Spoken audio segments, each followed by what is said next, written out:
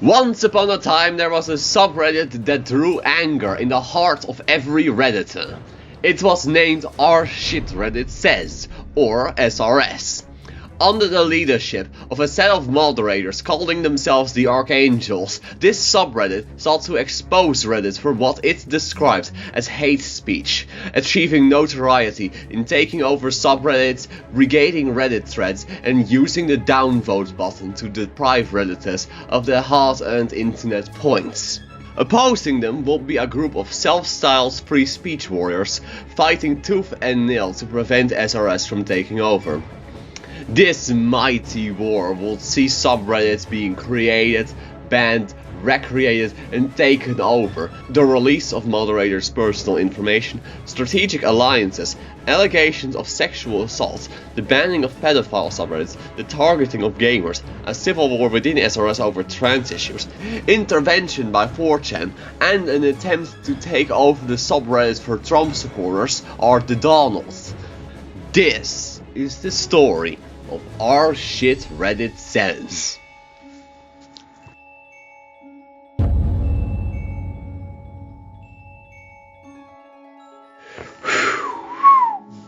This has been a very long project to make. Starting in May 2024, I have spent months going through Reddit search engines, old r subreddit drama posts, wikis, forums, and even interviewed 4 SRS moderators to ensure that my video is thorough. As I worked on this video, I became increasingly aware that writing a script for a video of this magnitude will be an incredibly daunting task. Now, I have researched and fact-checked everything, but to ease the strain on myself, I have decided to let ChatGPT write significant chunks of the scripts. I have carefully double-checked everything it writes to make sure it doesn't invent facts. You can call it lazy if you want, but with a video of this scope, I really feel that some shortcuts are justified. What matters to me is that I can get this documentation out there. Although I have done my best to be accurate, there will inevitably be a factual error here and there, because I misinterpreted something, or because I'm taking notes from an r subreddit drama story from someone who didn't do their due diligence. I have put the most effort into fact-checking claims of sexual assault and all the relevant details. Meanwhile, regular incidents of subreddit drama have been less thoroughly vetted. That said, this video will likely be the most comprehensive documentation of this topic that there is, and should give a good idea of how things unfolded. This video's central narrative will cover a 10-year period spanning from 2007 to 2017, though we will occasionally venture outside this period for more context. This decade-long saga takes place against a backdrop of a Reddit landscape that evolves from one with offhand moderation and a generally libertarian-leaning user base to a platform that is tightly curated and harbors a left-leaning user base. It will certainly be a long journey, and I will be curious to see how many will make it to the end.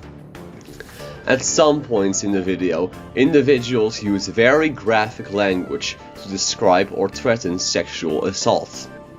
To avoid getting in trouble with YouTube community guidelines, I have decided to use fleeting descriptions of these incidents. A more comprehensive documentation of these incidents can be found in a pastebin document that I have linked in the description. I also have to address the subject of pronouns. If you've been living under a rock, there is a huge ongoing culture war about transgender issues, and one of those is the question, what pronouns should be used to refer to transgender individuals? Should male to female transgender people be referred to as a she or a he? Now, I have no desire to tell you what your opinion should be on trans issues. However, for editorial consistency, I will do as Wikipedia's Manual of Style recommends. Refer to any person whose gender might be questioned with the name and gendered words, e.g. pronouns, man/woman/person, that reflects the person's most recent expressed self-identification as reported in the most recent reliable sources, even if it does not match what is most common in sources. This holds for any phase of the person's life, unless they have indicated a preference otherwise. Now, there will be people who disagree, but this is how I've decided to go about this. There's no way to go about this that won't upset some people. Take it or leave it. And finally, the most important thing that I want you to remember, and I cannot stress this enough, is not to harass any individuals mentioned in this video.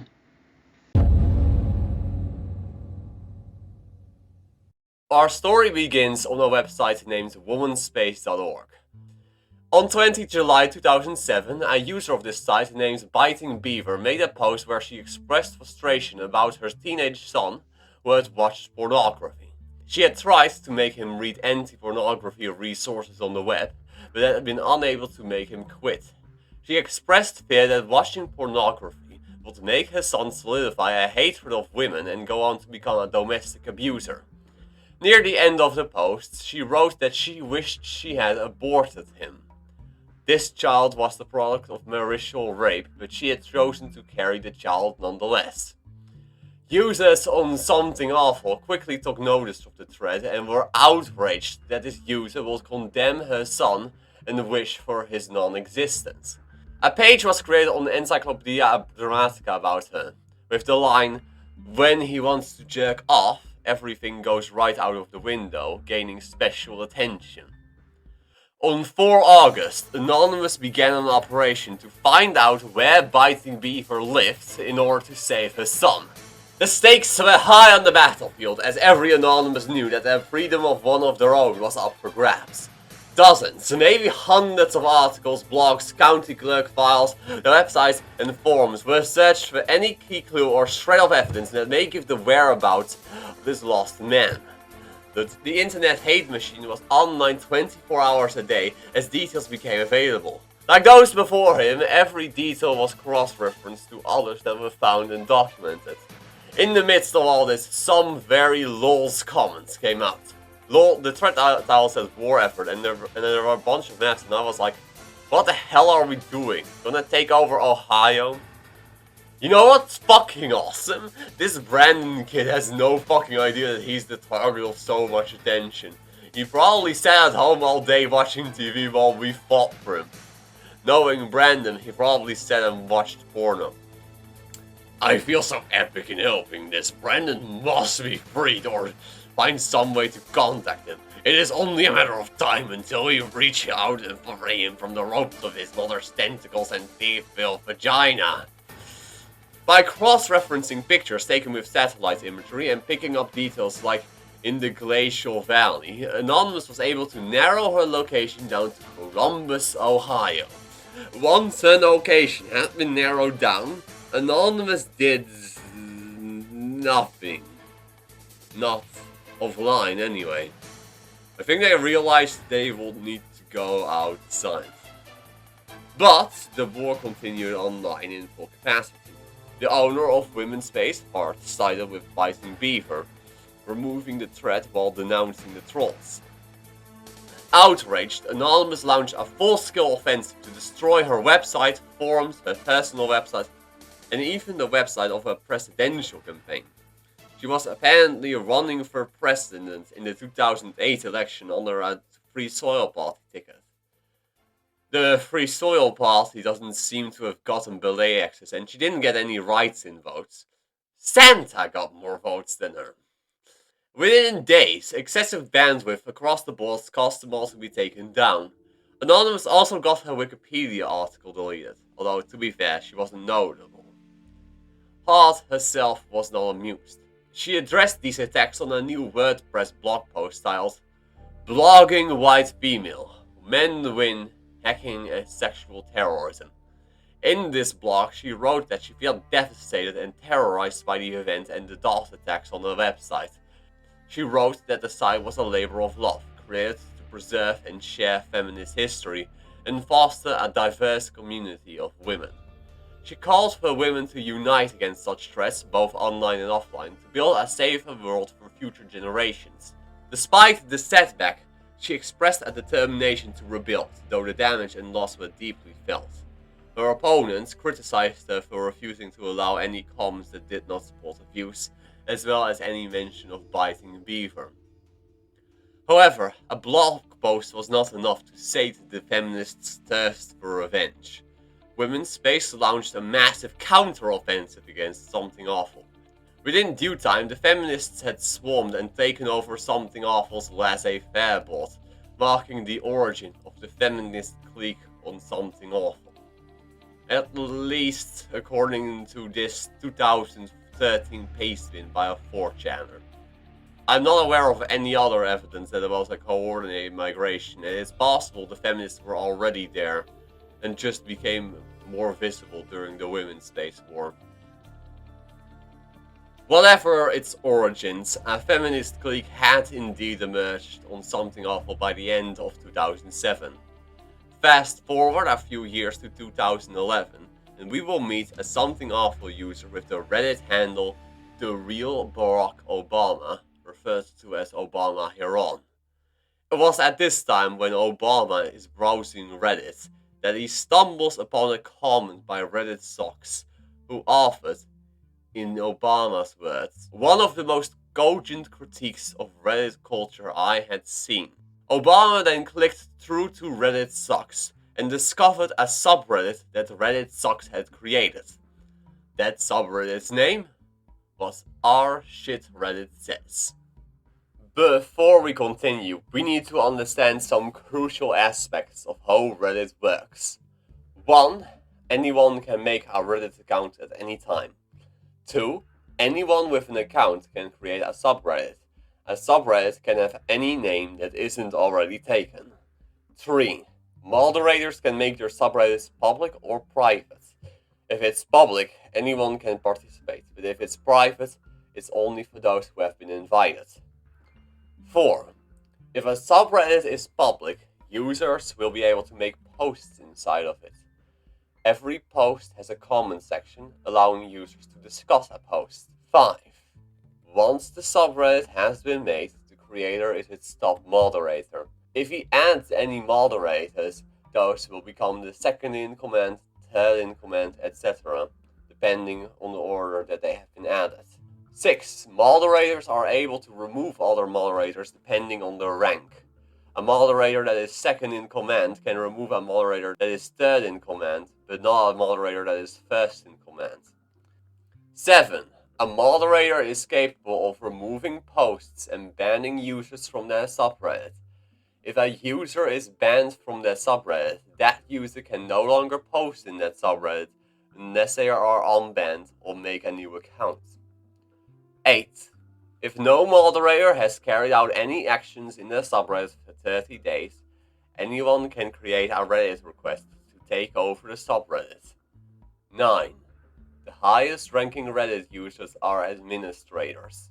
These users can ban subreddits, thereby preventing any users from accessing them. 10. Users can upvote or downvote posts. The more upvotes a post or comment gets, the more people will see it. The more downvotes it gets, the less users will be able to see it. Did you get all that? Maybe a graph explains it better. You better remember it.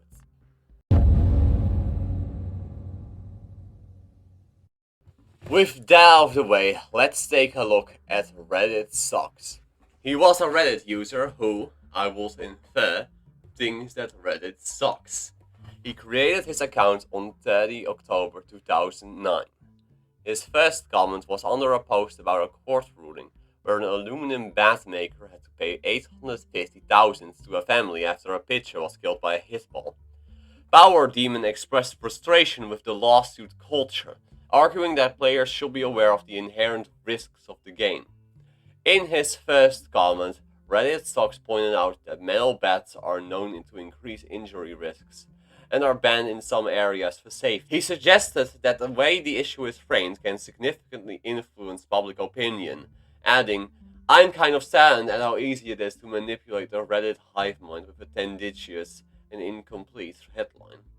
He proposed an alternative headline to illustrate this point. Here are two comments that can give a general idea of what RedditSocks hates about Reddit. On 28 May 2010, RedditSocks said, "Reddit, by its user base, has acquired the reputation of a boys' locker room crowded with the puerile, angsty scum of the internet, and I'm sure that you know other Conde properties have been resisting the stain of association, for instance, by declining to include Reddit on the online sharing toolbars. These don't sound like the fruits of a winning strategy to me."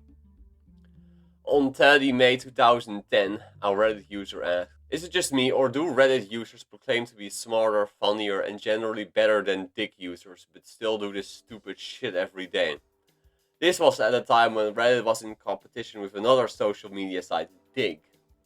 Megan Photo then commented, "A lot of people from Reddit must spend a lot of time at Dig to care so much about it." Consequently, RedditSocks chimed in. Once again, Freud had a term for this phenomenon: the narcissism of small differences. Essentially, Redditors hate those who resemble themselves the most. It's funny and a little sad how self-unaware you people are. We also get a bit of insight into RedditSocks' political views in this comment, where he expressed that the men's rights movement and feminism are essentially the same, adding, "It's so hilarious watching Redditors who fancy themselves liberal constantly raging at feminism and feminists, so blinded by misogynistic fury that they don't realize feminists have been fighting for decades on behalf of the causes they supposedly want to advance." Makes you wonder what Redditors are really so angry about. On 28 September 2010, RedditSocks created our titular subreddit, RShitRedditSays. He then gave the newborn forum its first post, adorned with the following title: "Let's play Guess the Redditor! Housing discrimination." It read as follows. Two quotes. One from Stormfront, a white nationalist community. One from a comment with a net score of 35 from Redditors on a mainstream subreddit. Can you tell which is which? 1. I manage property and the names Jamaica, Joquavian and Jafar is enough to put the family in the do not consider category. This ghetto naming convention is an indication of whether or not you have been integrated into a conventional American society rather than a subculture that doesn't aspire to and oftentimes actively opposes middle-class social norms. If you want a decent night's rest ever again, you do not want these people on your property. 2. We need to bust down the Fair Housing Act. A law that affects who you can have living in your own house seems to be wrong on its face. If the freedom of association isn't specific enough to nullify this law, then the penumbras and emanations cited to declare that abortion is a privacy issue surely can be similarly cited to cover whom one allows to live in one's home. I want you to read these two comments and make your best guess as to which one is from Reddit and which one is from Stormfront. Pause the video if you need some time to think about it. Alright, if you make your bet, all set! As you can see, the first one is from Reddit and the second one is from Stormfront. RedditSocks continued activity for the next few months, regularly releasing new episodes in his Guess the Redditor show. Unfortunately for its fan base, the show was cancelled after RedditSocks posted the last episode on 22 November 2010. And by the end of 2010, RShitRedditSays had turned into a ghost town. It seems it will remain this way forever. That was, until it was discovered by a certain African American president.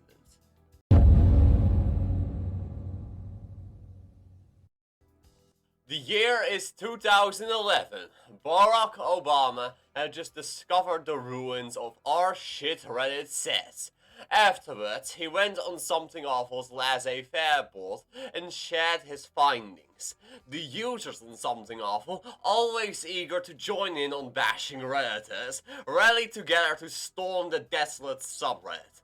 And thus, by March 2011, the subreddit was once again seeing posts on a near daily basis. Just as the early pioneers had left WomansSpace to conquer Something Awful LF, these new adventurers from Something Awful boldly settled and breathed new life into the wastelands of ShitRedditSays. Though they maintained active accounts on Something Awful, this was the new place to call home. To give a bit of an idea of what SRS looked like during the period from March to May 2011, we'll look at its two highest scoring posts during that period. The top upvoted post was posted by Barbados Slim with a whopping 37 upvotes. Mind you, the subreddit had less than 1,000 subscribers at this time. Barbados styled his post, made on 18 May 2011, "Men's rights isn't transphobic at all." It contained a screenshot of men's rights users arguing that when male to female transgender people were referred to as trans women hereon, have a penis and refuse to disclose it with their partners, they are acting immorally and committing borderline rape. Now, although the original poster clearly felt that trans people shouldn't have to disclose being trans to romantic partners, there was some dissent in the comments. What's noteworthy is that the dissent was not only allowed by the moderators, but upvoted by other SRS users. Maybe I'm inferring too much from a small sample size, but I think it speaks to the state of trans politics in 2011 that SRS, the most hardline progressive subreddit of the time, allowed dissent and discussion of the matter. Compared to the modern day, progressives were relatively toothless on trans issues and made compromises. In later years, we'll see the SRS moderators take a more firm stance on trans issues. The second most upvoted post in this period had 30 upvotes. It concerned a video of a transgender woman, Chrissy Lee Paulus, who was beaten up in a McDonald's by multiple African American women. A commenter, Timothy Dexter, referring to the assailants by the N-word, stated that he would have beaten the African Americans to the ground if he had been dead. Another user, purporting to be African American, agreed that the use of a racial slur was appropriate. It was cross-posted to RWTF, where a user named Scuba7183 made a distinction between black people and N-words. Scuba's comment was reposted to SRS, where users complained about Reddit's racism and sexism, with one user saying, "The idea that there is some class of people within the black community to whom that word may be appropriately applied is vile." On to June, the Something Awful colonists were hard struck by devastating news. Their homeland, the Laissez-Faire Forum, was banned by the tyrannical Something Awful administrators, alongside several other forums that the administrators deemed undesirable. Though they had previously tried to stay active on both Something Awful and ShitRedditSays, they were now left stranded on Reddit. That same month, a user named Instant Karma made a post on our Reddit request to try and take the helm of the subreddit amidst these tumultuous times. However, he took little interest in moderating the forum, and the colonists were left to their own devices. Not all hope was lost, however.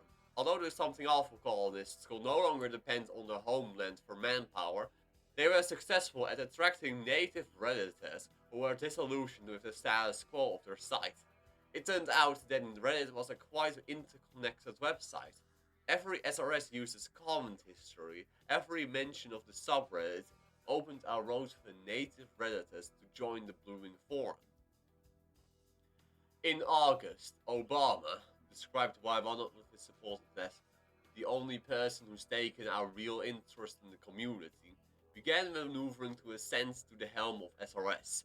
He was inspired to pursue the position of leadership after making a post that talked about how feminism's primary goal was to maximize the number of alpha male penises. One memorable comment, "Prime directive, acquire alpha male penises," struck a chord with Barack. Eager to immortalize his phrase in the subreddit title, he decided to submit a Reddit request to take over the leaderless subreddit. On 4 August 2011, Obama made his move. He highlighted the inactivity of the current moderator, Instant Karma, and pointed out the growing community within SRS, which at this point boasted 871 subscribers. Little did he know, his actions had already drawn the ire of the men's rights community. They saw him as a threat, labeling him a troll and rallying their forces towards his bid for moderation.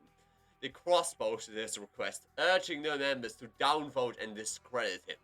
One commenter remarked that Obama wanted to turn ShitRedditSays into R against men's rights as part of a slanderous campaign. However, SRS supporters countered that they made fun of racists too. The drama only serves to fuel the fires of SRS. As users flocked to the subreddit, drawn by the controversy, Obama defended himself against the accusations from R men's rights. He clarified that he was not the same person as Laurelai, a trans woman who was mistakenly implicated in the feud, and decried the organized downvote campaign as unfair. Despite the backlash, SRS rallied behind him, emphasizing his genuine interest in the subreddit and criticizing the aggressive tactics of R men's rights. The climax came on 10 August 2011 when Crispy Crackers, a Reddit administrator with the authority to appoint moderators, weighed in. With a simple "all yours," Crispy Crackers handed over the reins to Obama, the new Optimus Princeps. In later official histories by ShitRedditSays, 10 August 2011 marks the birth of the Fempire. That's Fempire as in feminist empire, not vampire as in Dracula. The soldiers of the Fempire will be known as Stormtroopers. One of the first actions, the first Emperor took, was to ban SRS posts about other SRS posts, denouncing them as too fucking meta. He wrote, "From now on, I'll be deleting any posts that link to a post on our ShitRedditSays. That's too goddamn up our own asses. I don't come here to read what a troll trolled another troll into saying, I want some genuinely goofy shit. However, it would be unfair to kick these posts out without somewhere else to go. Hence, I present to you shit Reddit says about shit Reddit says. Meta to your heart's content there. And if you could move for the 4-page flame ears about par barbs there, that would be great. But I'm not too picky because Flame War's bringing rubberneckers." Obama linked to the newly created subreddit RSSRSSASRS, shit that ShitRedditSays says about ShitRedditSays. However, it would have only 22 posts over the course of its existence. On 19 August, Obama solidified his reign by establishing his cabinet, appointing 3 formidable moderators: Emrys Mosa, Barbados Slim, and Thieves, described as 3 of the finest misandrist anti-whites I have ever come across. Together, they formed a team poised to steer SRS through to the tumultuous battles ahead.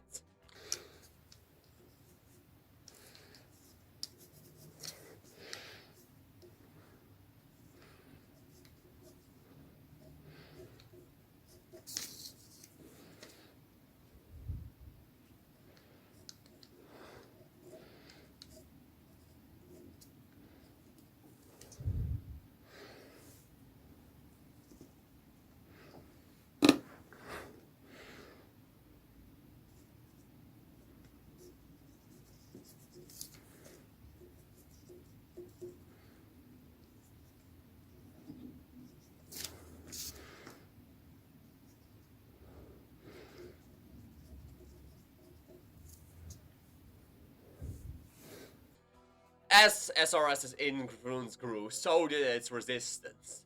On August 22nd, in an attempt to calm the notorious SRS brigade, a bot named SRS Notifier was created.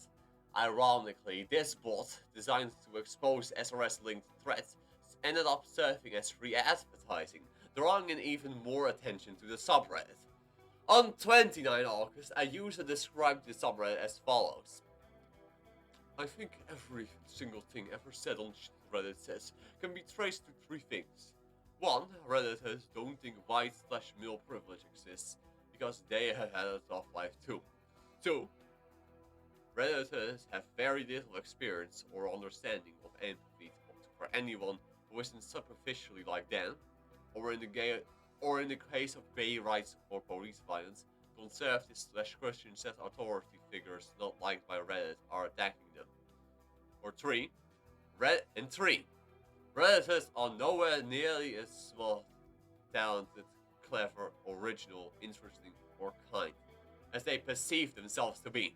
The spotlight intensified on August 31st, when our subreddit drama featured SRS for the first time.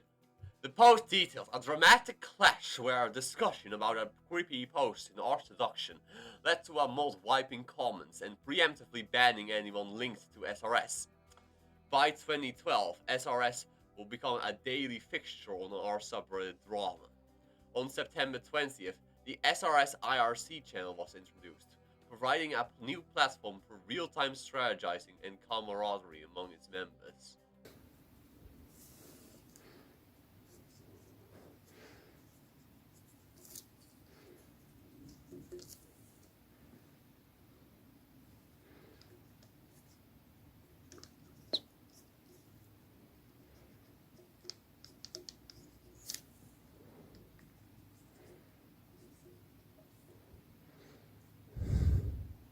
On September 21st, SRS was invaded by its first major troll. His username was Boylston, which some have theorized is a reference to Boylston, Massachusetts. He would craft a multitude of Reddit accounts. These accounts, fresh and untainted, would link to threads he was involved in, creating an illusion of widespread agreement with his views. He reveled in the art of impersonation. One moment he will masquerade as a fervent feminist, and the next as a staunch men's rights activist. Sometimes he even went as far as to argue with himself. It could be hard to tell whether an SRS was genuine or just another of Boylston's odds. The moderators of SRS, however, were not so easily duped. They began to notice the patterns, the telltale signs of Boylston's handiwork. The no linking to boast you're involved in rule, a staple since the Fempire's inception, became their primary tool in unmasking him. They observed an uncanny frequency of new accounts linking to threads where Boylston was active. It was a digital breadcrumb trail, leading straight back to the mastermind himself. One particularly amusing exchange unearthed by mods was a thread on alimony, where Boylston's tactics were on full display. As they delved deeper, they compiled a list of his alternate accounts, mapping out the intricate network he had constructed. Each banned account spawned a new one, perpetuating the cycle of mischief. Despite the mounting evidence, Boylston remained defiant. Whenever his accounts were banned, he would storm into the mod mill, alternating between feigned confusion and outright rage. His denials grew increasingly hollow, his fury more palpable with each confrontation. The mods, however, remained steadfast, their resolve only strengthening in the face of his antics. Finally, on the 7th of October 2011, the hammer fell. Boylston was banned, his reign of chaos brought to an end. Yet, like all great tricksters, his legacy lived on. The subreddit breathed a sigh of relief. But the story of Boylston, the troll who turned in SRS upside down, will be told and retold, a cautionary tale of digital deception. By September 25th, the SRS had grown, yet remains relatively small, with 2,344 subscribers. Its mascot, the fiery Reddit dolphin, symbolized the community's fierce spirit. As the end of September approached, the subreddit stood on the brink of its first major war, Pedogeddon. the epic battle that would lead to the downfall of Archangelles.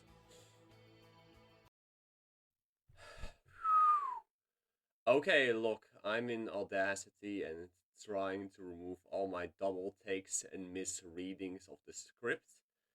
It was fun to write and research the script, but reading and editing is becoming increasingly tedious.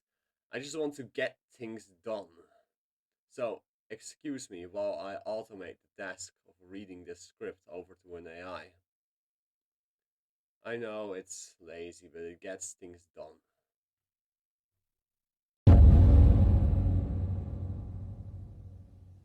Before we get into the next chapter, we need to talk about Reddit's history with free speech, particularly in its first 6 years. Reddit was co-founded on the 23rd of June, 2005 by Steve Huffman, Alexis Ohanian, and Aaron Swartz. Aaron was working part-time from June and began working full-time in November. Christopher Slow later joined as a part-timer. The four of them were packed into a small 3-bedroom apartment in Somerville, Massachusetts. In 2006, they were bought by Condé Nast, the publishers of Wired, Elle, The New Yorker, Details, GQ, etc., and in October that year they relocated Reddit to San Francisco. Now, Swartz was a strong advocate of free speech. In his blog, he described himself as something of a free speech absolutist, writing, "In the field of constitutional law, there are many pages spent trying to come up with a reason for free speech. It's about the marketplace of ideas, some say. By putting all claims and points of view out in the open, the public can sort through and figure out the truth, leaving the untruths to fall by the wayside." Others argue that free speech is necessary for democracy, since voters must hear different opinions to decide how to use their votes, and that since even non-political speech can change people's views, all speech must then be protected. Aaron opposed barriers and paywalls that may prohibit the general public from accessing scientific research publications, believing in the right of all people to have access to scientific research. He spoke out against excessive copyright laws. Copyright law originally restricted the small number of printers from printing and selling another author's book without permission within 14 years, renewable once, of when it was written. Since then it has grown to cover almost everything for near forever. It also covers modifications and derivatives of a copyrighted work. This is likely unconstitutional. Copyright law no longer makes sense. As an average person, not a printer, I shouldn't be restricted from non-commercially redistributing someone else's work. I shouldn't be prevented from using it as part of someone else's work. More controversially, Aaron also supported legal access to child pornography, writing, "In the US, it is illegal to possess or distribute child pornography, apparently because doing so will encourage people to sexually abuse children. This is absurd logic. Child pornography is not necessarily abuse. Even if it was, preventing the distribution or possession of the evidence won't make the abuse go away. We don't arrest everyone with videotapes of murders, or make it illegal for TV stations to show people being killed." Wired has an article on how these laws destroy honest people's lives. Now, the Wired article he links to is very long, but the AI-generated TLDR is basically, in October 2001, Adam Vaughn, a Madison, Alabama police officer and former Marine, was celebrated as a hero for his volunteer work in New York City following the 9/11 attacks. However, by the following spring, Vaughn's reputation was shattered when he was arrested as part of Operation Candyman, a nationwide FBI crackdown on child pornography. Vaughn, who had become a well-respected community police officer, was charged with possessing child pornography. This arrest led to significant personal and professional fallout, including severe legal consequences, health issues, and social ostracism. Despite his previous exemplary service, Vaughn faced up to 25 years in prison but ultimately agreed to a plea deal for a reduced sentence. His case highlighted the complexities and harsh realities of law enforcement's battle against online child exploitation. When asked to describe his role in Reddit in a 2007 interview, Aaron responded as follows: "I was with the Reddit team back when we were coming up with the idea, in the months before the first Y Combinator Summer Founders program started. We eventually began working together full-time around that November and started a port of the site from Lisp to Python shortly after that. There were 3 founders, me, Steve, and Alexis. Steve and I did the programming and Alexis handled promotion and customer service and office management and business development and the myriad of other tasks that came up. Christopher Slow also worked with us part-time as he finished up his physics Ph.D. at Harvard. It was an exciting time, but working at an office job was quite different. Aaron was fired from Reddit in January 2007. He described the circumstances of his firing as follows: "For Christmas, I went with some friends to Europe. Towards the tail end of the trip, I caught a cold and holed up in my old apartment in Boston for a week. I headed back to San Francisco over the weekend, and when I came in Monday morning, I was asked to leave. I spent a little while trying to figure out what had gone on, but without too much success. Eventually, I decided that I should just accept this as an opportunity and not look a gift horse in the mouth too hard." When asked why he thinks he was fired, Aaron said, "I was unhappy working in an office and didn't hide it. So I'd come in late and set up lots of off-site meetings and stuff. And my boss wasn't really thrilled about that. Also, I think he was upset about me disappearing for so long on vacation. One of the places I went to in Europe was the Chaos Computer Conference. And while I was there, I hung out with my friend Quinn Norton, who was reporting on the event for Wired. She took my photo for one of her articles, and it was featured on Wired.com's front page. Heh, I joked. I bet the first time my boss finds out where I am is when he sees my photo on the front page of his own website." Although Aaron was fired from Reddit, his ideology evidently persisted within Reddit's management. In July 2011, Reddit General Manager Eric Martin held an AMA. A user asked, "What do you think about subreddits such as r/jailbait and the art_pics_of_dead_kids?" For context, r/jailbait was a subreddit whose content consisted of sexualized images of underage girls. Or, in other terms, child pornography. When asked his opinion, Martin responded, "Personally, I think they're gross." But let's take the infamous pics of dead kids example. The actual content of that subreddit is mostly autopsy photos. Obviously, it's a troll subreddit and created to get a reaction, and I'd guess 98% of Redditors think it's gross, offensive, etc. But what if the name of the subreddit was r/autopsy photos or r/doyariali want to go into criminal forensics and they were sincere in their discussion of these images? Would some of that 98% now be okay with it? I would bet at least some would. What if it wasn't kids, but adults? Or historical autopsy photos only? The point is, I don't want to be the one making those decisions for anyone but myself, and it's not the business Reddit is in. We're a free speech site with very few exceptions, mostly personal info, and having to stomach occasional troll Reddit like pics of dead kids or morally questionable Reddits like jailbait are part of the price of free speech on a site like this. However, in September 2011, Reddit's commitment to freedom of speech would face its first major challenge.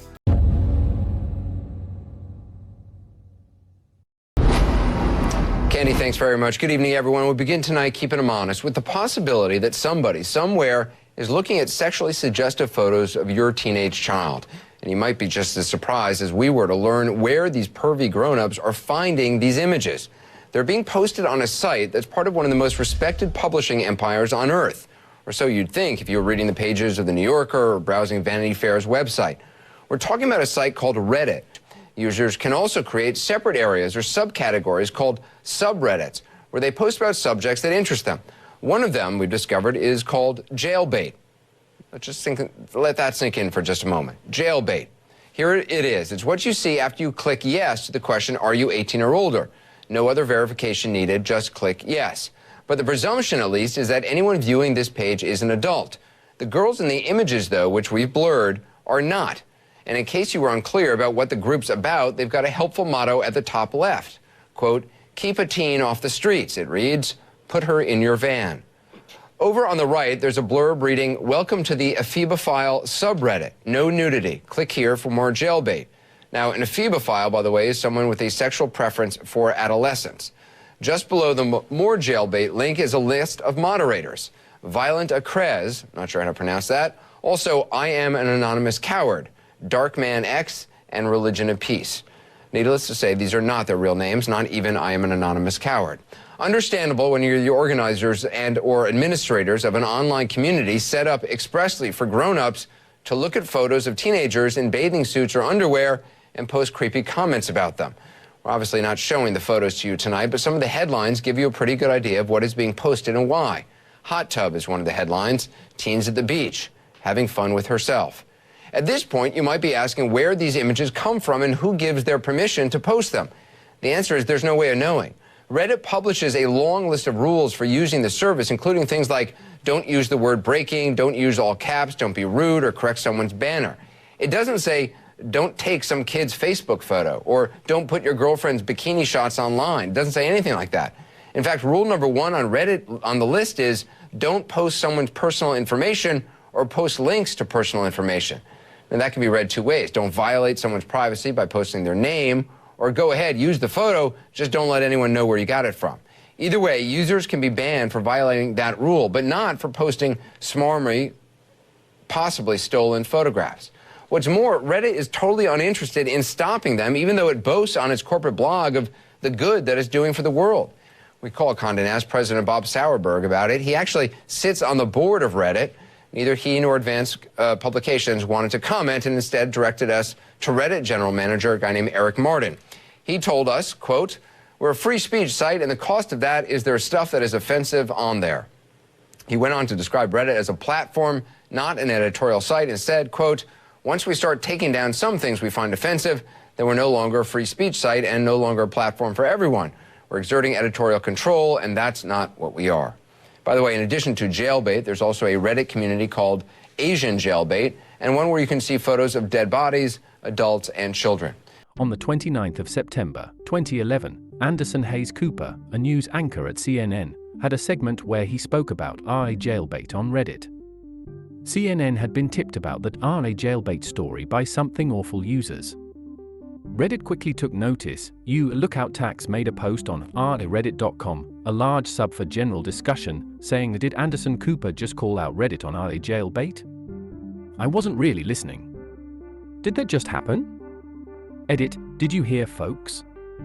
Something must be done. Wow, I thought Cooper was above sensationalism, but I was quite wrong." Ben-Faced remarked that he has no idea he is kicking a hornet's nest. Not that I am defending Jailbait, but I am defending Reddit's right to host it.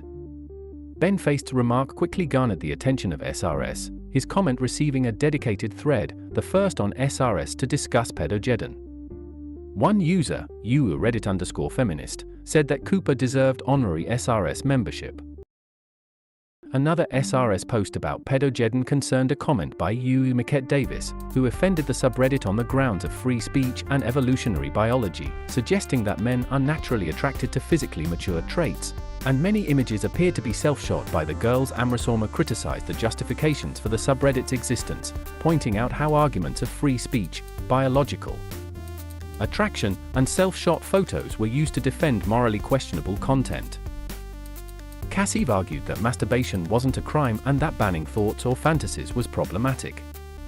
He believed that in a liberal society, the government should not interfere with what people thought or fantasized about, as long as no laws were broken.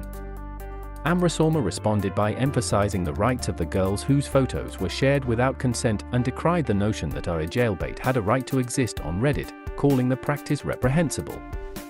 Cassive insisted that unless illegal content was posted or civil suits were filed, the subreddit had a right to exist under the current legal framework. He downplayed the harm of objectification compared to other forms of public ridicule. Amrasoma challenged Cassive on his ability to understand the experience of being objectified, suggesting his male perspective lacked the necessary empathy. Cassive emphasized that without clear legal or moral harm, the subreddit should not be censored. He invoked the principle of negative rights, where actions were permissible unless explicitly forbidden by law. Did you get all that? Now here comes the kicker. Since Cassive was clearly not relenting in his defense of legalizing child pornography, Amro issued him an ultimatum. Cassive, if I hacked your photo bucket or mobile phone and posted revealing pictures of yourself, how exactly would you feel? Actually, there's an idea for a mod challenge. You have 24 hours to post at least 7 revealing pictures of yourself in a reply to this comment. Your face must be visible and prominent in all of the shots. In at least three of these pictures, you have to hold up a sign that clearly says "Why ardently defend Reddit's right to sexualize underage girls." Use www.imager.com for image hosting purposes. It's 1:30 a.m. Pacific Standard Time. You have until October 1st, 1:30 a.m. Pacific Standard Time to post the above, or else you will get summarily banned from this subreddit. Of course, bans don't really mean much, but I am wondering if you have the backbone to actually follow through with what you believe in. Good luck and Darwin speed. Cassie spoke some legalese about how the comparison wasn't fair and that he wouldn't take up the mod challenge. 12 minutes later, Amro made a Reddit post issuing the same challenge to any person on SRS who supported jailbait. When other Redditors discovered that Amro was pressuring jailbait advocates into posting nudes to avoid being banned, they were furious. A thread was made on worst of, with cries of mod abuse. One commenter pointed out that mod challenges are a long-standing tradition of something awful, and many SRSers are also goons, and they almost always result in hilarity over there. It's basically a silly way of humiliating them for being a reprehensible idiot, but also giving them a second chance to get out of being banned. If they don't like the challenge, they can always just take the ban. Obama issued a mock apology, but other users quickly realized he was being sarcastic.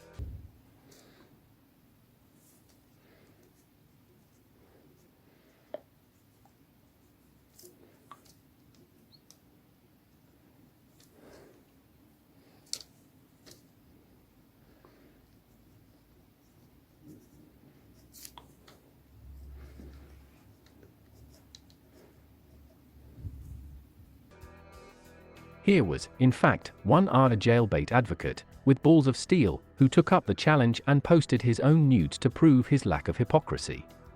Props to him. Too bad he didn't get much attention. Probably because he was 8 days late. However, unfortunately most jailbait advocates did not have the nerves to take up the challenge, for reasons known only to God. Anyway, there's another interesting thing about this whole ordeal. You see, in their fight against Reddit's pedophile mob, the Scorn Troopers came up with a word to describe them: predators. Predators from Reddit. And there's delicious historical irony with this word. You see, as the 2010s continues, the progressives on Reddit will continue the war against pedophiles, eventually pushing them off the website entirely. When that is done, they will start going after hate speech. And the moderators of pro-hate speech subreddits will try to win over public opinion by spreading conspiracy theories that progressives are trying to get subreddits banned by false flagging them with child pornography. And this spirals into accusations that queer people are all pedophiles or something. And that finally leads right-wingers to reappropriate the word predator to smear progressives as pedophiles. After all the progressives did to destroy predators, they themselves are now apparently the real predators. But you know, that's the beauty of politics. If all sides actually hate X, then it's good political ammunition to accuse your opponent of secretly supporting X. That's why it's advantageous for both sides on the political spectrum to portray the others as corporate tools, racists, pedophiles, hypocrites, and murderers who hate freedom and science. Now, to be clear, ShitRedditSays did not invent the word predator. In 2006, someone registered under the username Predator. In 2007, it was proposed as a word for programming Redditors, and in 2009 this guy made this pun Alien vs Predator. But, as far as I am aware, the use by SRS is the first time it received political connotations, that being a set of Reddit libertarians who opposed the censorship of child pornography. Now, fast forward to the 10th of October, 2011. The contortionist made a post on jailbait, posting a sexualized picture of his ex. In the image he posted, she was 14 years old. In the comments, users asked for her nudes. Now, up to this point, SRS had been making posts about the jailbait drama on a daily basis, but it was powerless to stop the forum from operating. However, this post by the contortionist would prove to be instrumental to delivering the killing blow. An SRS user linked the jailbait post on SRS. When people browsing SRS saw that post, they cross-posted it to the WTF and the Reddit.com, bringing it to even wider attention. This, in turn, led a user to contact an admin to ask if the contortionist had sent any child pornography to other users in direct messages, which was confirmed. Now, this is Reddit's situation. Users are in revolt, media is calling them a pedo site, complaints are being filed to the FBI. It is at this point that the Reddit admins decide to yield to the protesters, and on the 11th of October, 2011, less than 24 hours after the SRS made its final attack on Jailbait, the subreddit was shut down. Know your fucking place, trash! In April 2012, Ishan Wong, then CEO of Reddit, said, "We make the decision not on the basis of savouriness or moral judgment. We make the decision on the basis of our pragmatic ability to run the site efficiently, with a bias towards freedom of expression." This was good news for Jailbait's victims, who had long been exploited and dehumanized by the subreddit's toxic community. The shutdown marked the end of a space where their photos, often stolen or shared without consent, were used to fuel predatory fantasies. By eradicating Jailbait, Reddit took a necessary step toward protecting these individuals, particularly minors, from further harm. It also sent a broader message that the platform would not serve as a haven for such content, even if belatedly. For the victims, this was not just a symbolic victory, but a tangible action that helped mitigate the ongoing trauma of seeing their images circulate in a space that openly encouraged abuse and objectification. The closure underscored the importance of holding online communities accountable for the real-world consequences of their actions. This was the Fempire's first great victory. In part due to their efforts, Jailbait had been destroyed. Furthermore, the war had done much to improve their standing. When Pedogeddon started, SRS had 2,370 subscribers, but by the time it had blown over, it had over 3,000. Though it was still relatively small, being the 142nd most active subreddit as of the 20th of October, it was a force to be reckoned with. On the other side of the coin, I would say that the biggest loser in all of this was Aaron Swartz. His free speech absolutism proved untenable, and Reddit's wider user base found it morally repugnant. He had left Reddit in January 2007, and in his absence, Reddit would slowly chip away at free speech, adding more and more restrictions on what users could do and say. Child pornography, hate speech, and violent or edgy content, even content as mundane as a subreddit about pretending to eat dogs, faced more and more penalties over the rest of the 2010s and beyond. Whether that's a good or bad thing is up to you, though I hope most of us agree it's justified to censor child pornography, but it's safe to say it was not what Aaron would have wanted. In the years after Aaron Swartz's death in 2013, Reddit would rewrite its history, saying that Reddit never intended to be a free speech platform and removing Swartz from the list of co-founders, even when the undeniable truth was on the other side.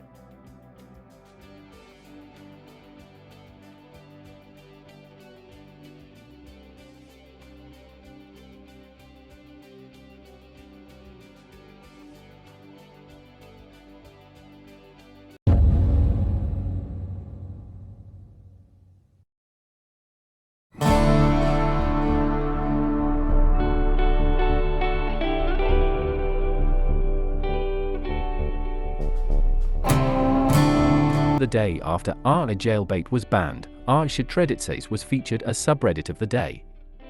At the time, it had 2,967 subscribers. The feature stated that ShitRedditSays SRS highlighted offensive, bigoted comments that had been upvoted on Reddit, showcasing that many Redditors might not have been as principled as they claimed.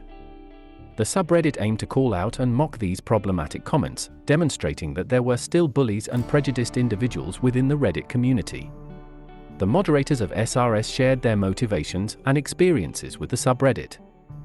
One moderator had been inspired by seeing highly upvoted sexist and racist posts and decided to revive the subreddit to expose these issues.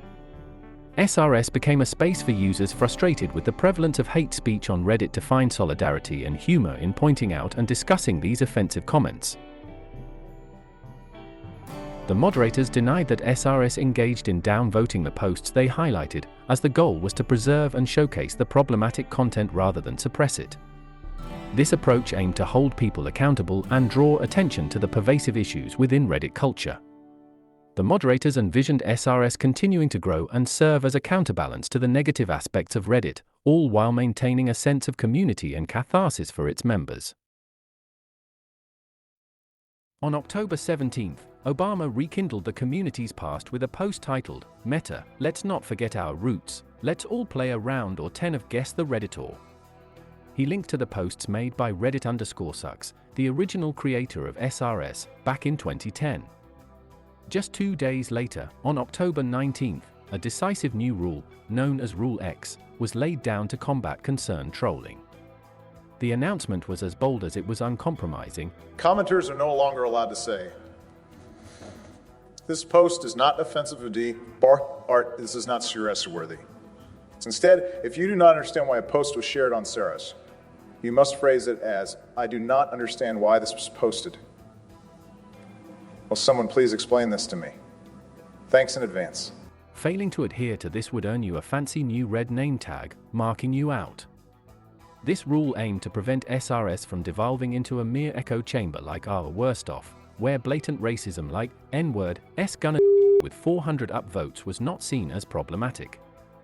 Additionally, posters were under no obligation to explain why a post was deemed a shit post. We have other things to do. Go Google it or something. But especially read a book. We are not a debate club. Tier nerds. For further enlightenment, members were directed to the website Derailing for Dummies, ensuring everyone was armed with the tools to understand and counteract derailing tactics.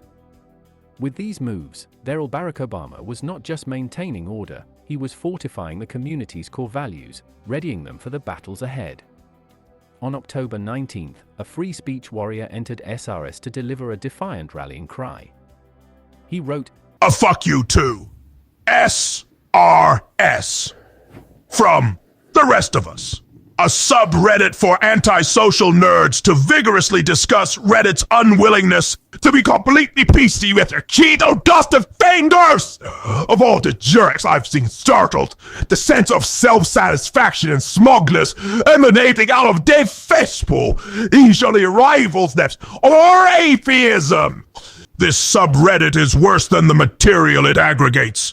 Now I await the removal of this post, while this one has a mod's blessing for suckling on the rancid teat of pretentious slacktivists."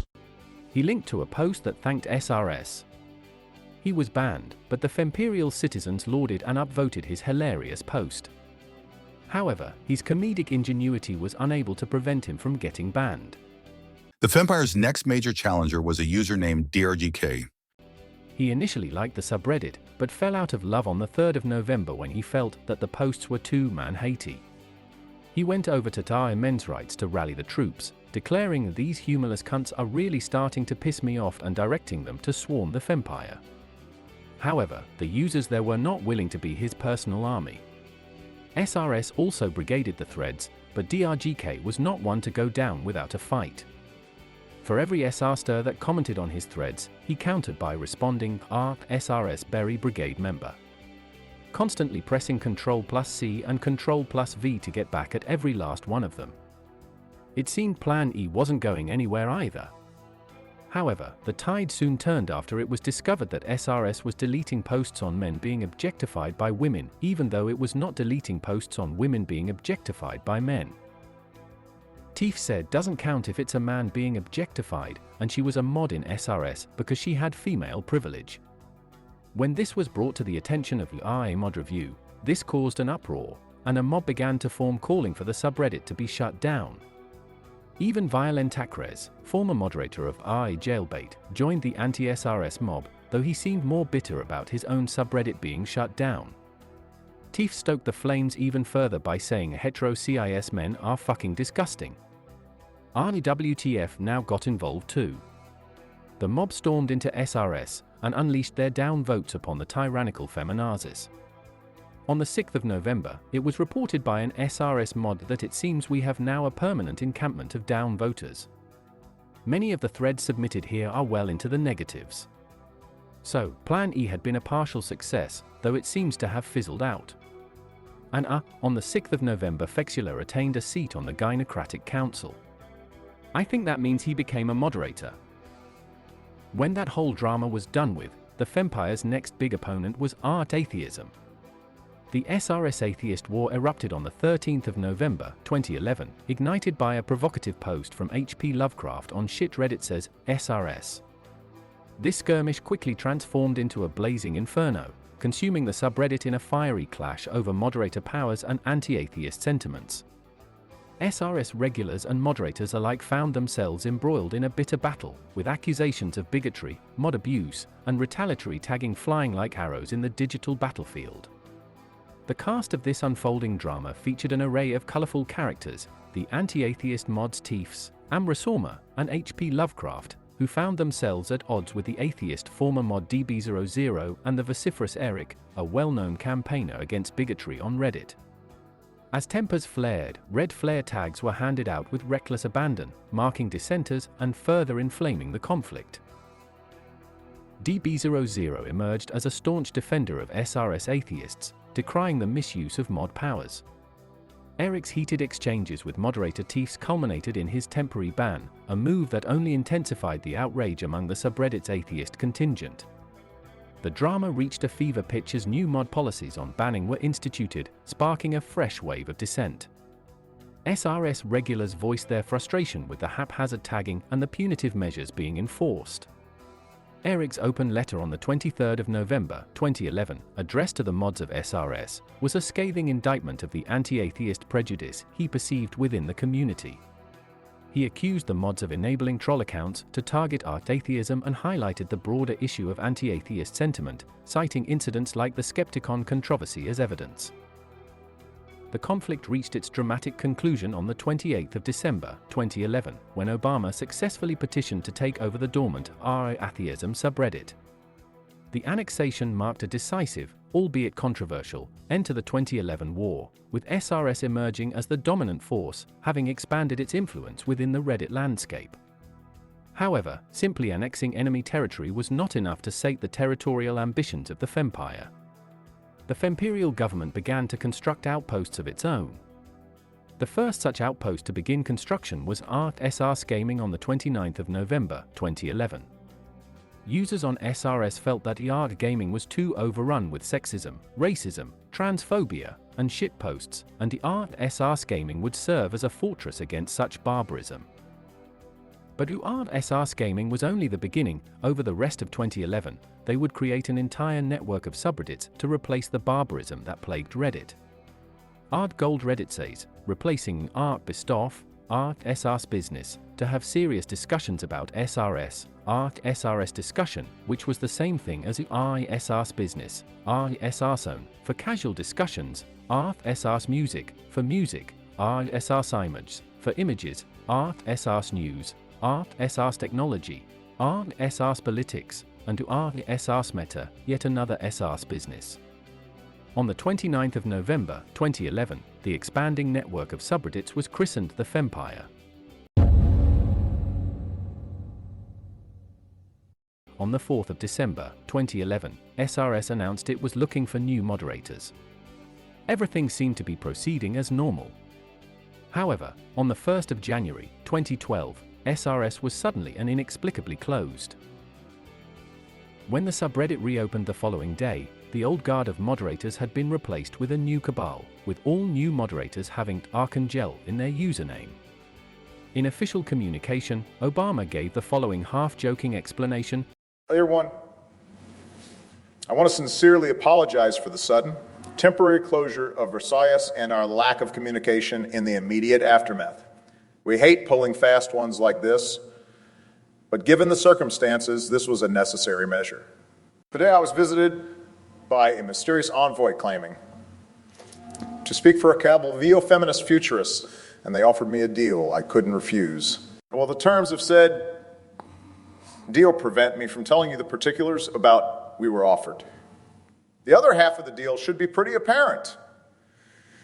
We have transferred over ownership of SARS and the rest of the Shovel Fempire over to them.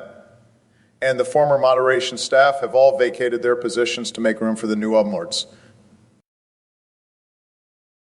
If you're worried about what will happen to SARS, that is understandable. We can't say for certain what the future holds. However, they have assured us that nothing will change in terms of day-to-day operations. SRS will continue to operate as usual. It will just be under new ownership. We'd be lying if we said this was entirely our free choice. But I can't really go into too much detail for my own safety. Thank you for all the amazing times, and praise be to Tamara, their Barack Obama, Emerald Sorma, Lovecraft Amp. The third wave SRS mod team. When I did an interview with RobotAnna, who later became an SRS moderator, she told me that the Archangel accounts were created because less anonymous people associated with the project got a ton of harassment, people trying to dox them, etc. And by creating these new accounts, they increased their anonymity. I would surmise that the Archangels were a mix of both the old guard and new moderators recruited from the 4th of December post. A lot of users were confused at the change in leadership. In response, Archangel Mikkel made a post titled, "Meta, to those of you confused by this abrupt change in leadership, we feel your pain. The Grand Muse Solana's wise words will serve to calm your trepidation." The post contained the text of the Scum Manifesto. This is a text written by radical feminist Valerie Solanas, wherein she wrote that men have ruined the world and it is up to women to fix it by eradicating all men. A Scorn Trooper later used this as an example of how SRS at this time was willing to be edgy and transgressive, while lamenting how the subreddit became more tame and milquetoast over time. Also on the 2nd of January, we get the first SRS survey. It indicated that most SRS users were aged 18 to 23, male, white, North American, students, atheists, activists, feminists, on Reddit for 1 to 2 years, were on SRS for 2 to 5 months, and gave their favorite hobby as video games. It's also worth noting that only 11% said they came from the Something Awful forums, indicating that the initial generation of Something Awful colonists had become a minority in their own colony, with native Redditors now making up the majority of citizens. 24% said they came from Reddit_sucks series Reddit or Stormfront, which is curious, given the subreddit had died after Red_sucks made his last post in November 2010. If I have to guess, I would take that most who answered Reddit or Stormfront thought it referred to the websites Reddit and Stormfront, and wanted to say they came from Reddit itself. By the 5th of January, 2012, ShitRedditSays was continuing operations as normal. The front page was filled with posts highlighting barbaric statements from other subreddits that were slandering women or disabled people and whatnot.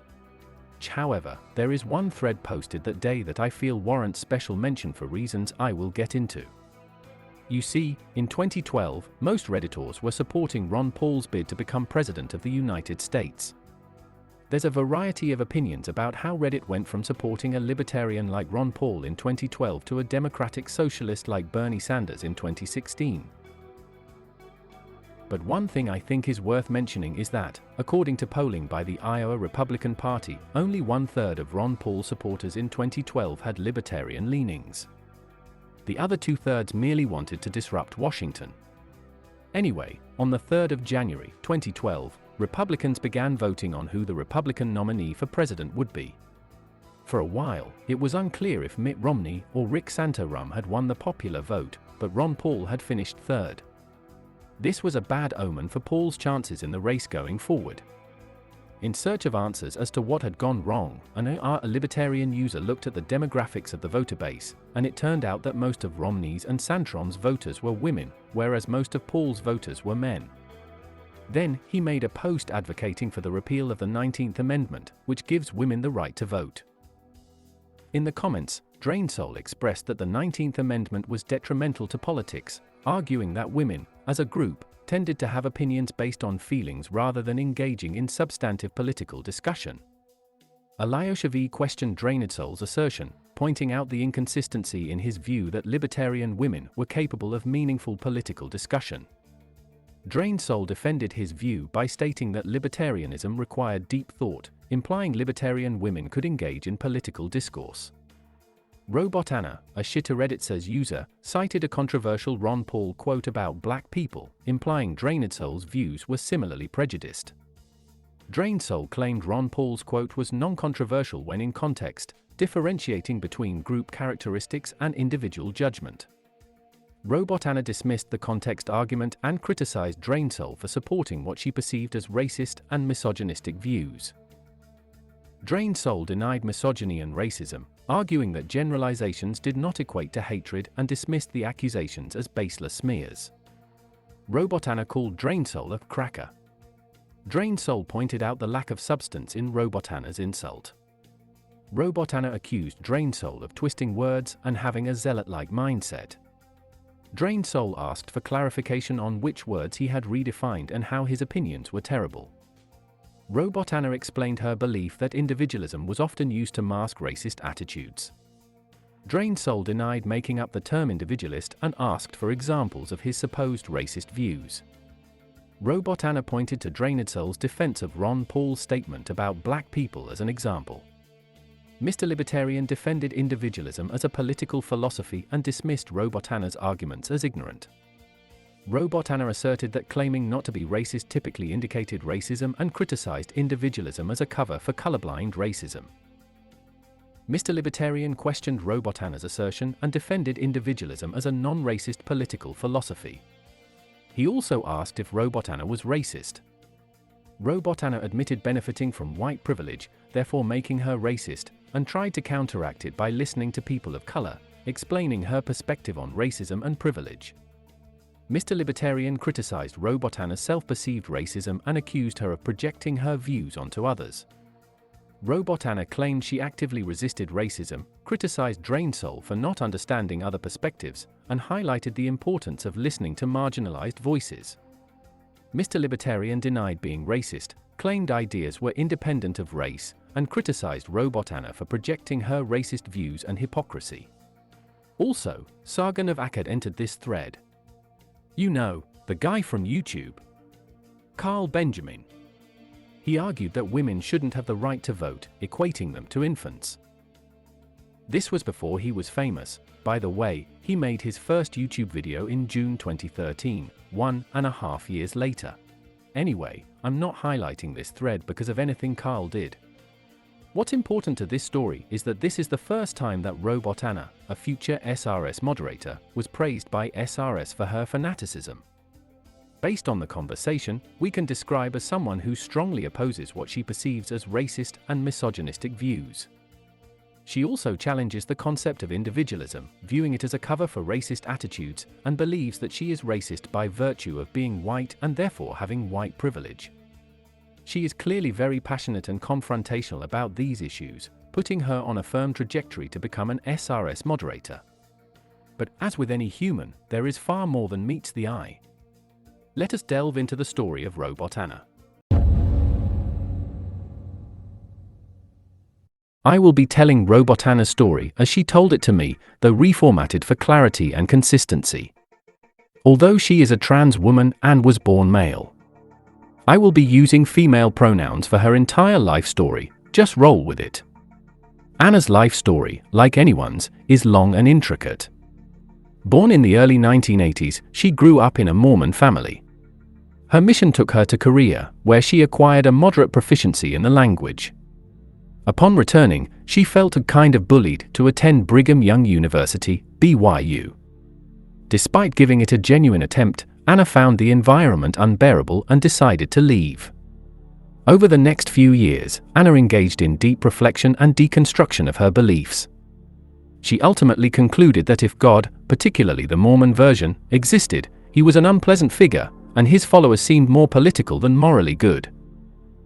Mormons emphasize the war in heaven, where God and Jesus, as separate beings in Mormonism, championed free will, while Lucifer wanted everyone to be forced to do the right thing and return to heaven.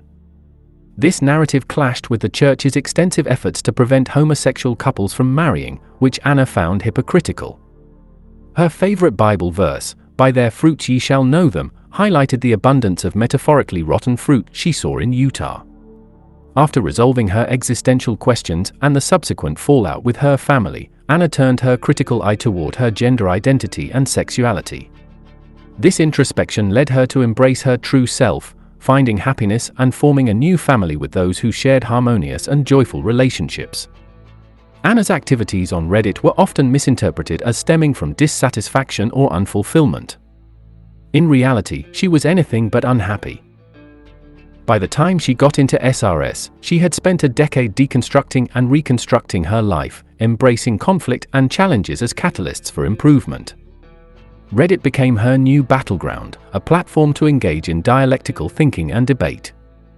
As Anna aged, her political views shifted increasingly leftward, revealing her inherent inclination toward dialectical thinking. She embraced a philosophy that acknowledged the necessity of continual re-examination, criticism, and change based on better information and analysis. This journey of self-discovery and ideological evolution has defined Anna's life. That's Anna's life story as she told it to me. When I asked what year she came out as trans, she said she did not recall, but it was before she joined Reddit. Anna enters Reddit's historical record on the 10th of September 2010, when she made her account, RobotAnna. Her first comment was under a post on Politics that complained that the subreddit supported liberal Democrats too much. RobotAnna responded, "Life has a liberal bias, that's not very substantive, so we'll take a look at her second Reddit comment." The post concerned the 2010 Oklahoma House of Representatives election. You see, the Oklahoma House of Representatives is one of the two legislative bodies in the state government, the other being the Senate. Each district in Oklahoma elects a representative to the House, where they will serve a term and help to create and pass state laws. Whatever party has the most elected representatives will have the ability to govern the state. In the 84th district, Republican incumbent Sally Kern was challenged by a Democrat Brittany Novotny, who is transgender. There was a minor scandal when Kern referred to Novotny as a confused it. RobotAnna expressed, "The closest I ever got to Oklahoma was a year in Utah, where I saw candidates who were earnest and sincere and cared about Utah crushed under the weight of the Republican Party on a regular basis. Is okay like this?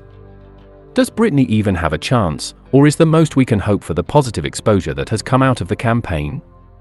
Another commenter expressed confidence that Brittany could win the district, but RobotAnna was more cautious because she felt that Brittany's campaign based on fairness and equality would not resonate with conservative voters. Fast forward a year, to the 17th of December, 2011. Kim Jong-il, the supreme leader of North Korea, had died of a suspected heart attack. Days later, our Advice Animals decides to honor him, Jack Chan, 1941 to 2011. Then, on the 21st, RobotAnna makes her entry into SRS, ironic racism is totally hilarious, am I right guys? Anyway, off to post in Ron Paul. Weeks later, on the 5th of January, 2012, her tenacity was first noted in SRS. She will go on to play a prominent role in many later episodes in the history of SRS, such as the LGBT War. However, before we can delve into that episode, we need to take a look at another one of its major characters, Laurelai. Before I discuss anything about Laurelai, I want to mention that this individual is alleged to be a serial rapist, and as we'll see, the evidence is very strong. Given that Laurelai has committed extremely heinous crimes, I'm sure a good portion of viewers will be upset if I refer to this individual, who is a trans woman, as a she. The argument being that it's condoning this person's actions. The other side of the argument is that misgendering trans people is still wrong even when they're heinous criminals. And the correct side in this argument is the one that you agree with. Because you, dear viewer, have correct opinions about everything, because you are based. And do you know what based people do? They like this video and subscribe to my channel. And I know you will do that, because you are based. Anyway, regardless of which side is right, the foremost consideration is to avoid getting banned for hate speech. I know Gino Samuel has gotten away with misgendering Chris, but website policies can change. Better safe than sorry. Some may also feel that I will be going too deeply into her personal life, but because she had given interviews for a 2017 book where she is prominently featured, I will assume that she is a public figure and that my coverage here is fair game. Laurelai Bailey was born on the 15th of January, 1982. A future roommate said she had a background in Arkansas, which I would take to mean she was born there. Virtually all details of Laurelai's childhood come from Laurelai herself. She has a tendency to get her accounts banned or deleted, so what I've been able to gather about her childhood has been through online postings archived by a website that I will call the New Zealand Agricultural Forums. Laurelai's mother was diagnosed with antisocial personality disorder and had narcissistic tendencies. The British National Health Service describes antisocial personality disorder as a particularly challenging type of personality disorder characterized by impulsive, irresponsible, and often criminal behavior. Someone with antisocial personality disorder will typically be manipulative, deceitful, and reckless, and will not care for other people's feelings. It's worth noting that personality disorders are very inheritable. Laurelai says about her mother, she wasn't violent of a serial killer or anything, she was just manipulative, emotionally abusive, and used everyone around her, and felt no guilt about it. She has also mentioned that she was a victim of child sexual abuse and was raped by one of her family members as a child. At first I thought she meant her parents, but it was actually her cousin, who went on to become a prison guard. In 1995 or 1996, when Laurelai was 13 years old, she realized she was trans. According to this 2012 IRC log anyway. From what I can tell, she didn't really do anything with her realization of trans until she was 27. That is, if it's true at all. Laurelai has hinted at not having gender dysphoria, and seems to use her status as a trans woman as a bargaining chip to get her way. But, who knows? Laurelai has claimed to be allergic to beef and pork. Given this, it seems likely that she has alpha-gal allergy. This allergy is received from bites from a lone star tick, a species of tick that is indigenous to much of the southern United States and Mexico. Alpha-gal allergy prevents consumption of mammalian meat, but allows for consumption of seafood and poultry. Besides claiming to be allergic to beef, she has claimed to be dependent on poultry. Some people believe that Laurelai pretends to have allergies for attention, but I haven't seen good evidence of it. When Laurelai was 18, 2000, she joined the army. She later said she had been forced to join by economic circumstances. In 2005, Laurelai married her wife, Kari, with whom she would have 2 children. In 2008, Laurelai joined Project Shenology, a movement started by 4chan members to protest the Church of Scientology. Being a 4chan regular herself, she was very enthusiastic and couldn't resist the urge to join the protests in Austin, Texas on the 10th of February. Laurelai would become a somewhat prominent figure in Shenology. This whole saga could honestly deserve a video of its own, but to keep a long story short, a division emerged between the moralfags, those who wanted to adhere to the law and wanted an ethical movement to hold the Church of Scientology accountable for its crimes, and the trolls, those who simply wanted to cause mayhem and disruption for the sake of amusement.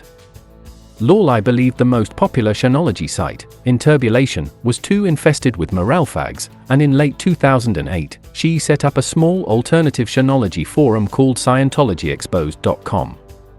Shortly after, she was deployed to military service in South Korea, where she served as a rear echelon. Laurelai has alleged that, during her time in South Korea, she was raped by a non-commissioned officer, mind you that she still presented as male at this time.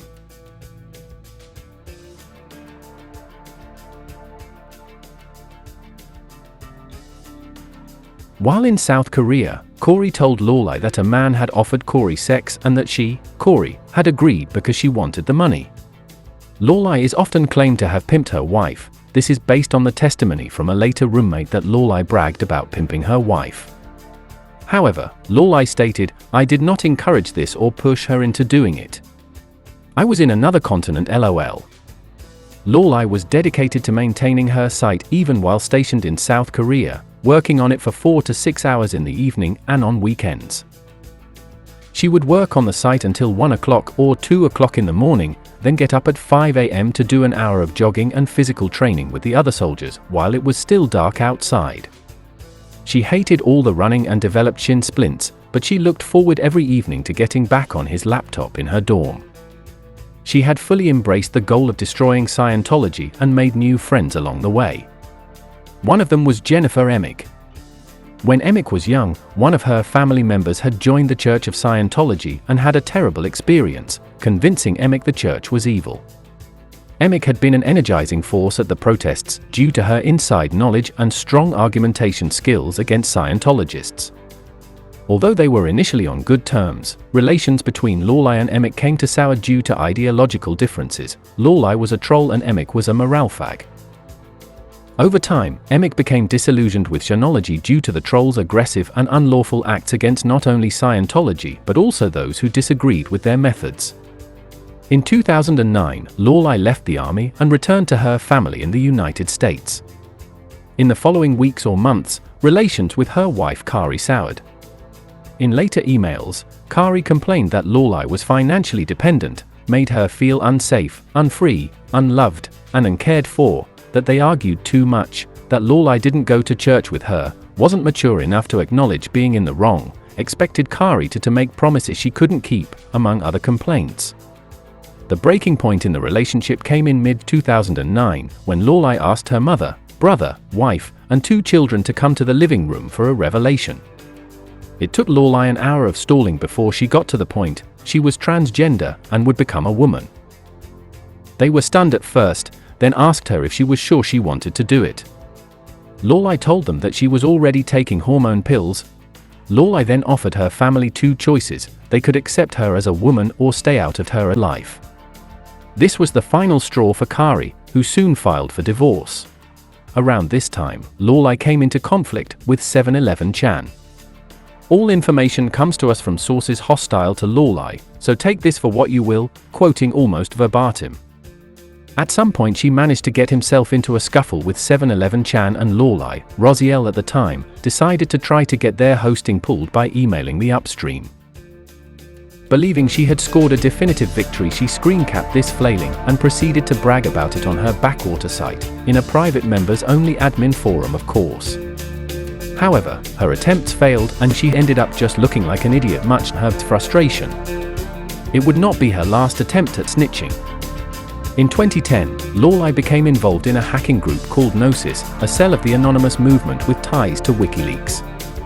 WikiLeaks, founded in 2006 by Australian activist Julian Assange, is a non-profit organisation that publishes classified, censored, or otherwise restricted information provided by anonymous sources. The platform gained significant global attention in 2010 for releasing a series of high-profile leaks.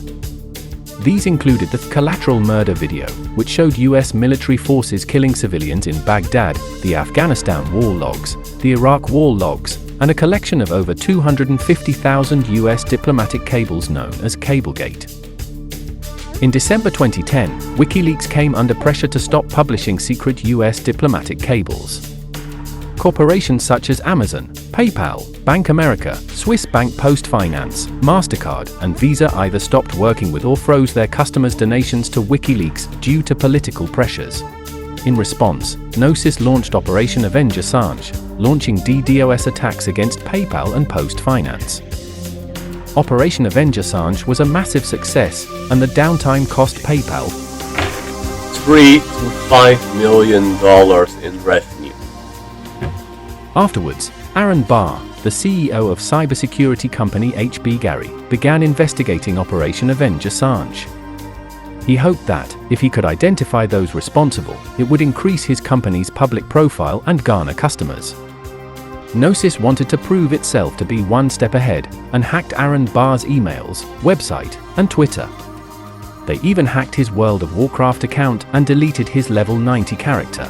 They also learned that virtually all the information that Aaron Barr gathered on them was bogus.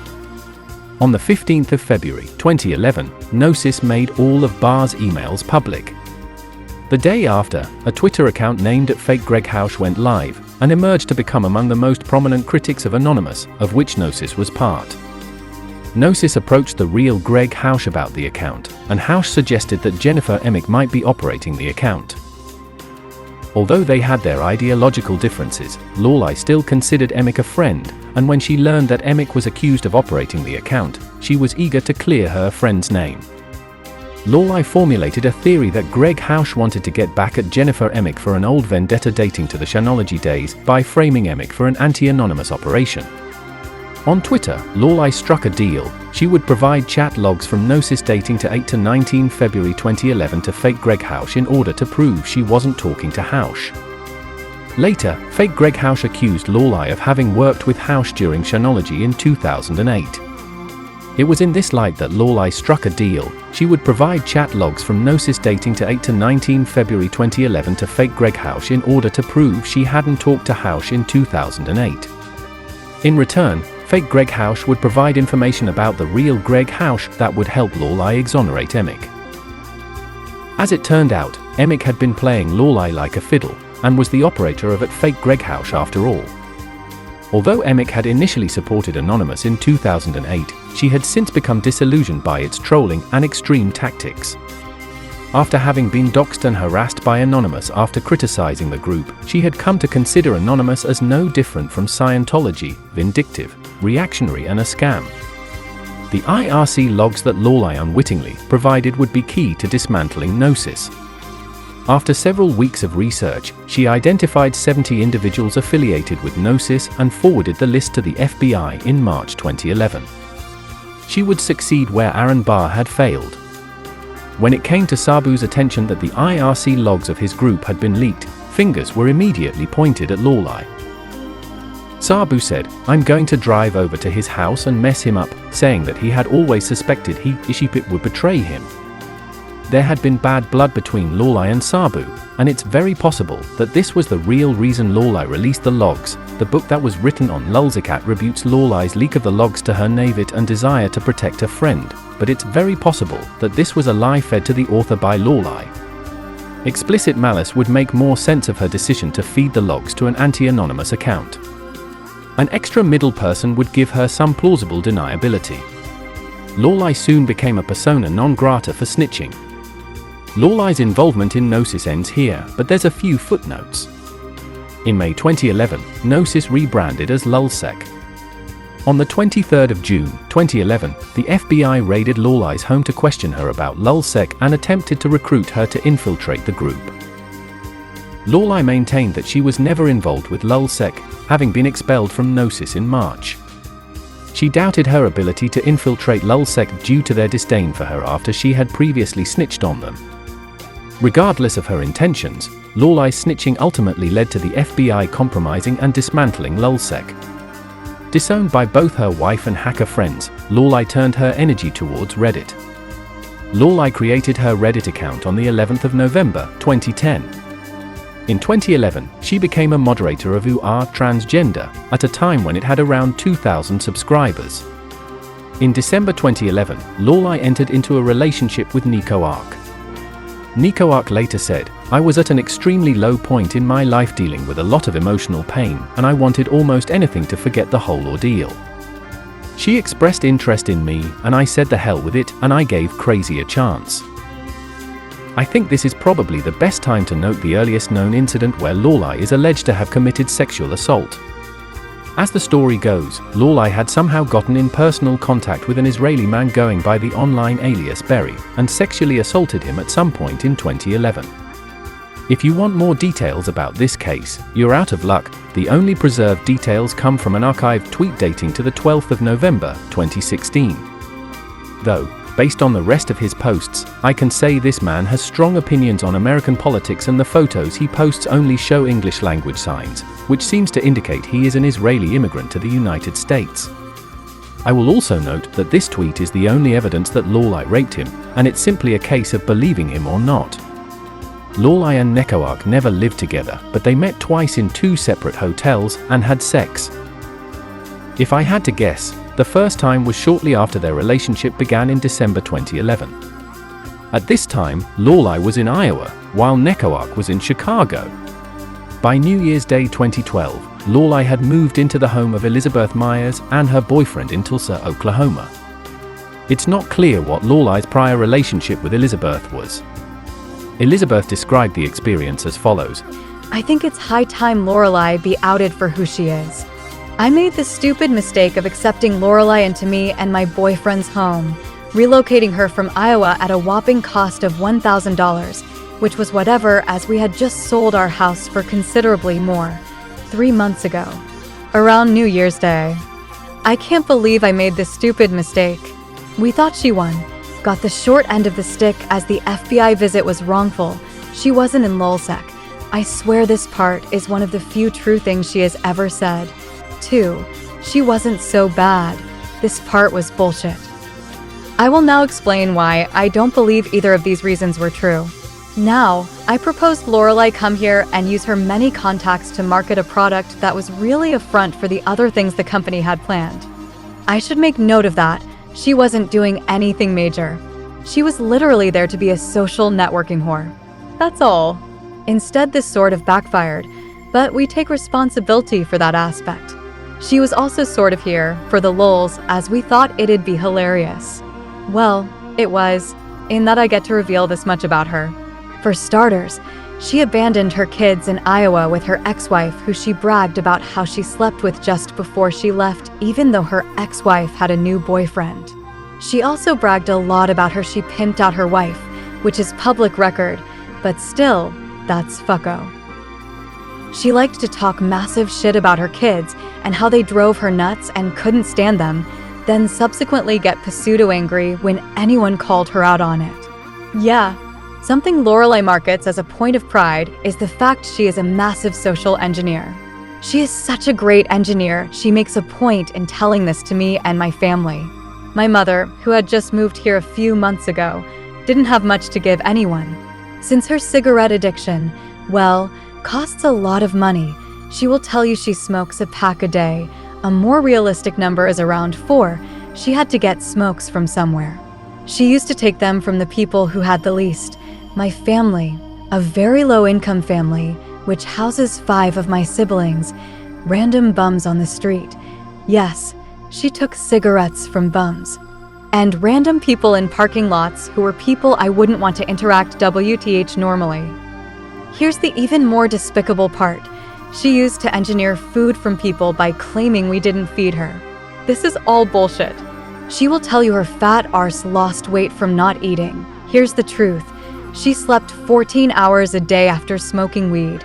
She would take what little funds she got, as she did no real work for our company, and just buy weed and sleep, and was insistent on not being woken up. She, in fact, would scream and verbally abuse us for such, and warn us not to do so lest fear physical violence. Now see, in this household we generally eat out a lot, 10x weekly. The reality is she wouldn't get up and come with us to go eat. She would rather sleep, or when she wasn't sleeping, Skype. She would then go on the internet and try to get us pizza, which we didn't need, by engineering people and tell them we were starving her and she had lost weight, which was good. It made her almost look like a woman and less like fat bastard. When we did make food at home, she would often let it sit on the counter for hours at a time to the point where I just ate it. In retrospect, she would wait for me to eat it, and then whine about how I had eaten her food that had sat there getting cold for 5 hours despite being told there was food. Which leads me to my next point. She was very insistent on privacy, which is cool and all, but apparently even peeking my mouth into a doorway to tell someone food is ready because they aren't listening is an egregious privacy violation. The truth is she didn't want her friends finding out we were feeding her. Yep. She would then storm out of the room naked. Picture a short, ugly 30-year-old trans woman who is quite overweight and has a really tiny cock, screaming at me to knock or else. Yes, in my own house. She had the gall to get in my face because I told her friend she had food. I acted calm, but the reality is only self-restraint and a knowledge she would be psycho enough to press charges kept me from hitting her in her face, and I'm generally very nonviolent. She also tried to break up me and my boyfriend on numerous occasions by starting really bad fights and setting us by the ears. She would often suggest we needed couples counseling, or to break up, strong words coming from the woman who bragged about pimping out her wife, which I called her out on when I had enough of her shit. Ever since she has left our household, me and my boyfriend have gotten along better than ever and have both realized what Laurelai was doing, starting stupid pointless arguments and blowing things out of proportion and riling us up at key moments. It was generally, as they say, bullshit. My best theory as to why she was doing this was because she wanted the resources I consumed for herself. I come to this reasoning because she liked to point out how I ate her food all the time, see above, and consumed lots of drink. I didn't consume any more than she did. In fact, less. Yes, this woman has a few screws loose, but that's to be expected from the likes of her. I would like to remark she is not a very good trans woman. Most people who encounter her find her to be a joke of a trans woman. I am transgender and a bit of a tomboy. Yes, trans women can be tomboys. There's no rule against it tongue sticking out. But she did not take her transition seriously. Her HRT consisted of black market Spiro, only which without estrogen will result in brittle bones and could result in a hip fracture and associated complications like osteonecrosis. As an EMT in training, I know. She enjoyed living under the radar and didn't want taxes withheld, for reasons she wouldn't disclose, mostly cause she was a chode, so she would have never gotten it fixed. She likes to go around bitching to people that off of HRT she is whiny and awful and paranoid. This is all false. She showed up here without HRT and was fine. Laurelai doesn't want to be a trans woman. She wants to be a chick with a dick and get the privileges of a woman plus the feminism. I think it's part of some attention-gathering scheme. She also liked to claim she was deeply involved in OWS and claimed she was in NYC several times. She tried to claim Occupy Tulsa was not run by hipsters or hijacked by out-of-towners, both of which I witnessed firsthand. I mean, I only live here and have lived here longer than she has. I think I'd know an out-of-towner, whilst she's just a pilferer-descended sociopathic lunatic from Arkansas who liked to refer to the Benton County Jail as a supermax. It was just a regular jail. Again, just a stupid chode. She especially likes to use the trans thing as a bargaining chip in arguments. If I ever hear the words cisgender piece of shit again in my life, I will blow a fuse or two. She really, really hates cisgender people, or so she claims. I think she's doing it for the attention and the controversy, like the claiming to be Raziel bullshit. In order to get more people into her perceived imaginary army, yes, she feels her friends are a personal army, even us, which, well, we broke her of that real fast. She considers anyone with any gender dysphoria transgender for the sake of argument and controversy.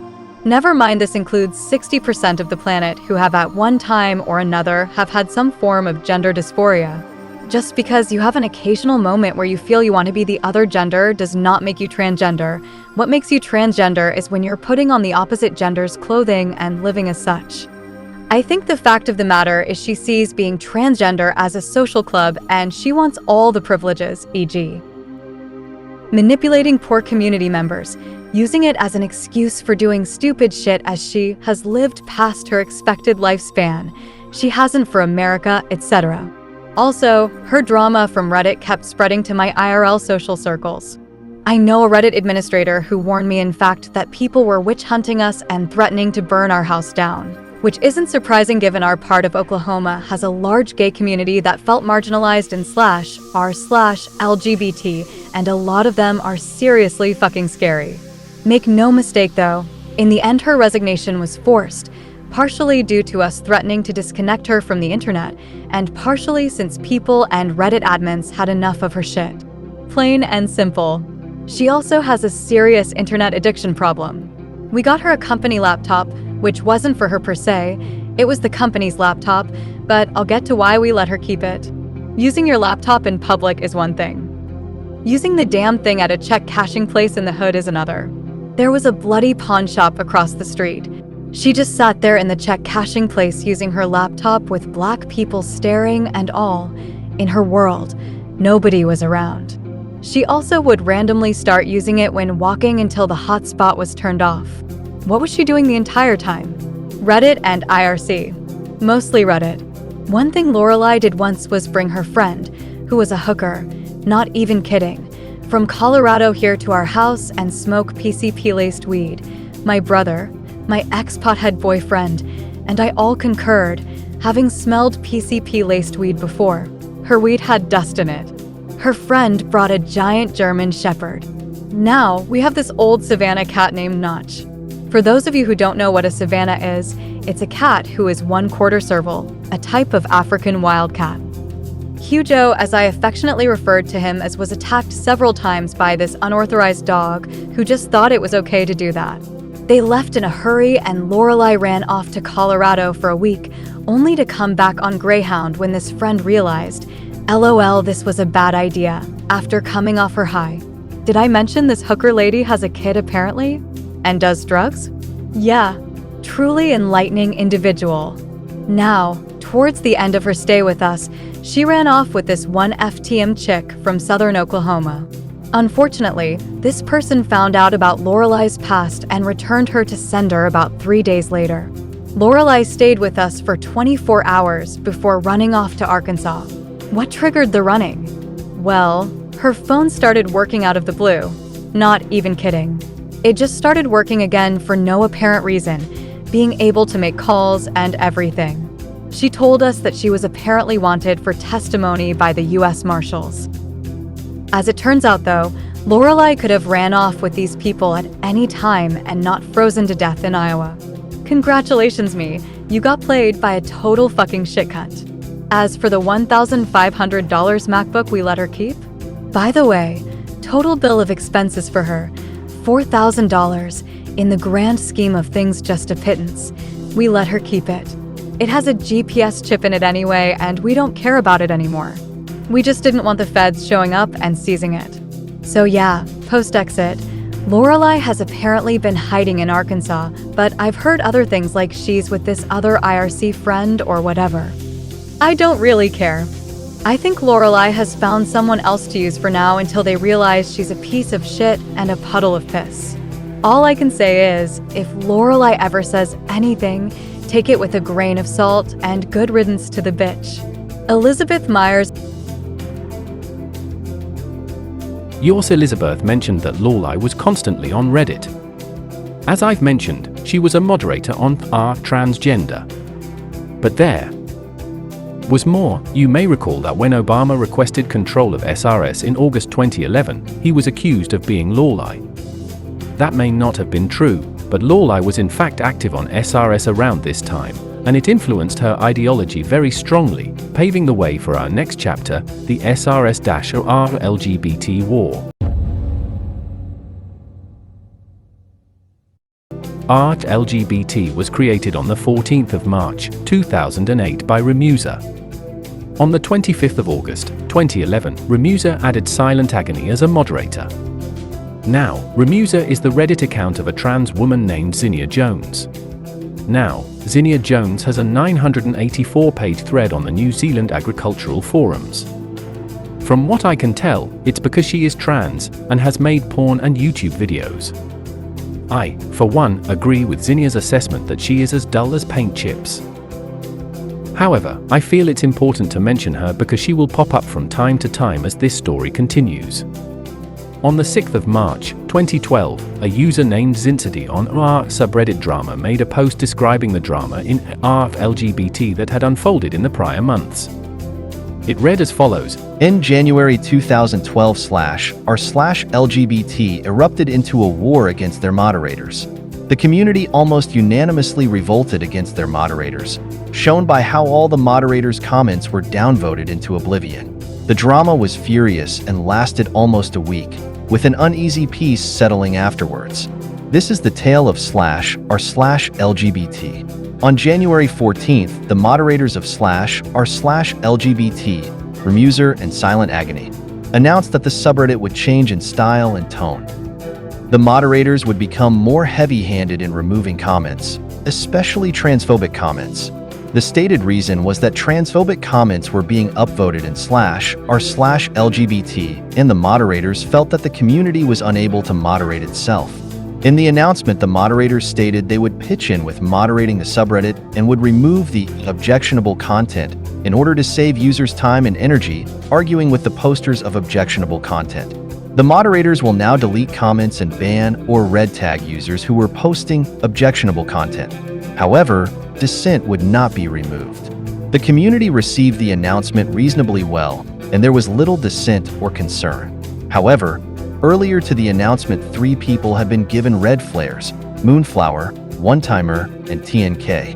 Moonflower and One-Timer were trolls, but TNK was flared for arguing to educate the ignorant, rather than being actively hostile towards them.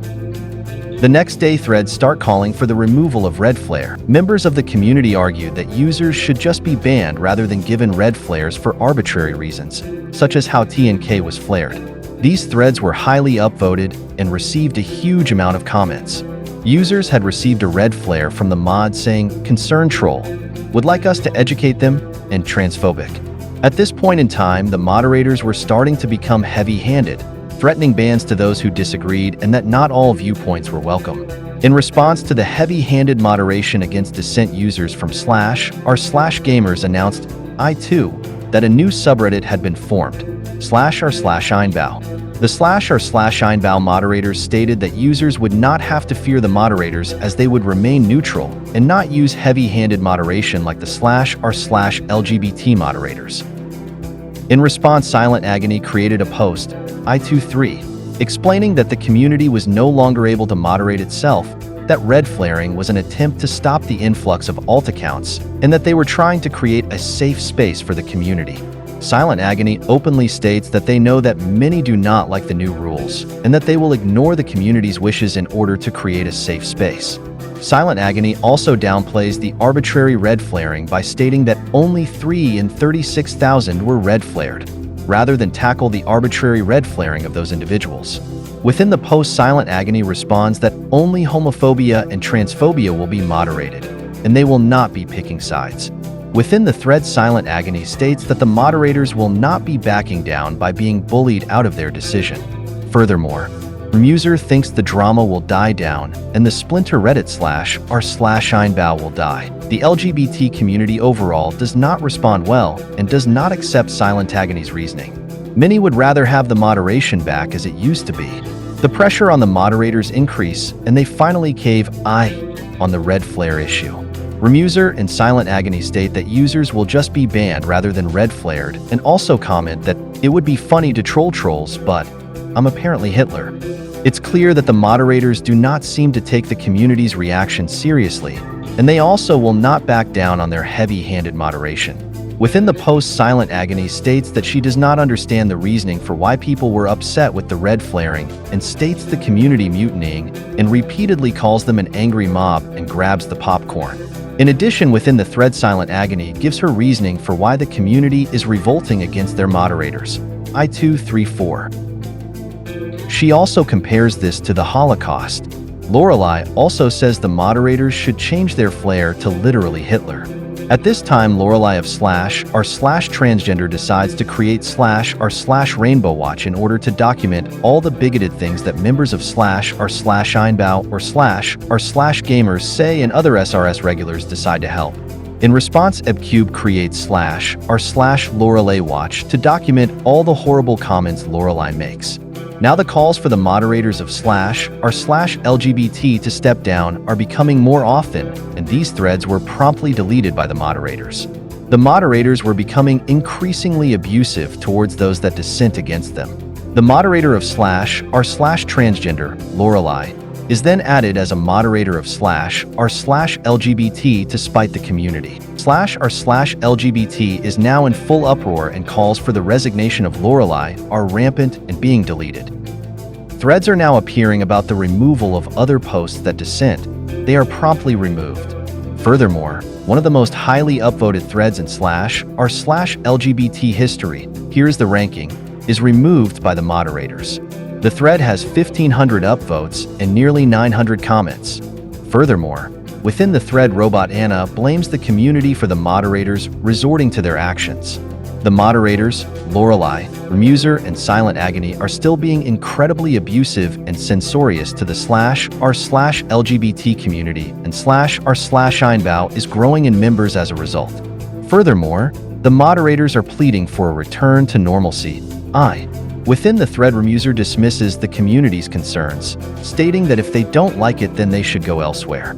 The highest upvoted comments are in full revolt against the moderators. It's also mentioned that the rules will not be changed, and the changes by the moderators are revolutionary. Remuser states that all meta posts will be removed and will be considered irrelevant. The moderators are now ignoring the community of /r/LGBT. And thus concludes part 1 of Zinsidy's story about the LGBT War.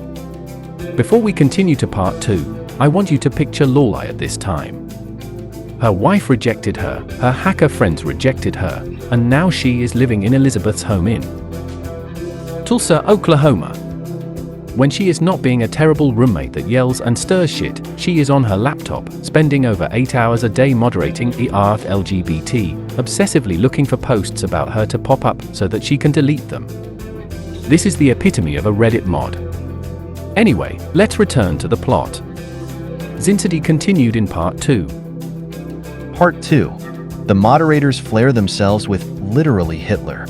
The community is in uproar again, and a highly upvoted post lambasts the moderators for being so insensitive. The moderators then try to defend their actions. Red flare is Holocaust. Moral equivalent to transphobia, it was just trolling MK, it was a joke. Just like on Top Gear. They did it first.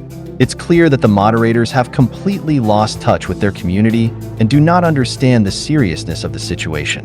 Posts dissenting against the moderators and asking them to resign are being continuously removed.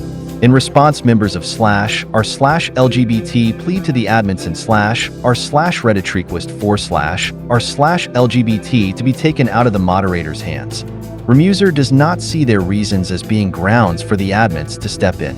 Eventually, after so many deletions, threads dissenting against the moderators slowly start to disappear. The community has now resigned itself to its fate, and many are still unhappy.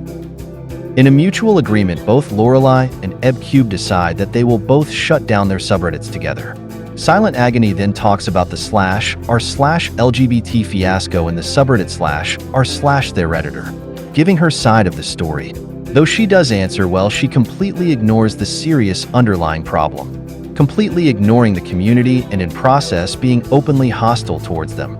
After a while, the community gets back to an unsteady peace. There is clearly a lot of tension between the community and their moderators. Dissent is still being removed. Laurelai is being her usual self, and any dissent is being deleted. The moderators have spoken. They will not listen to their community.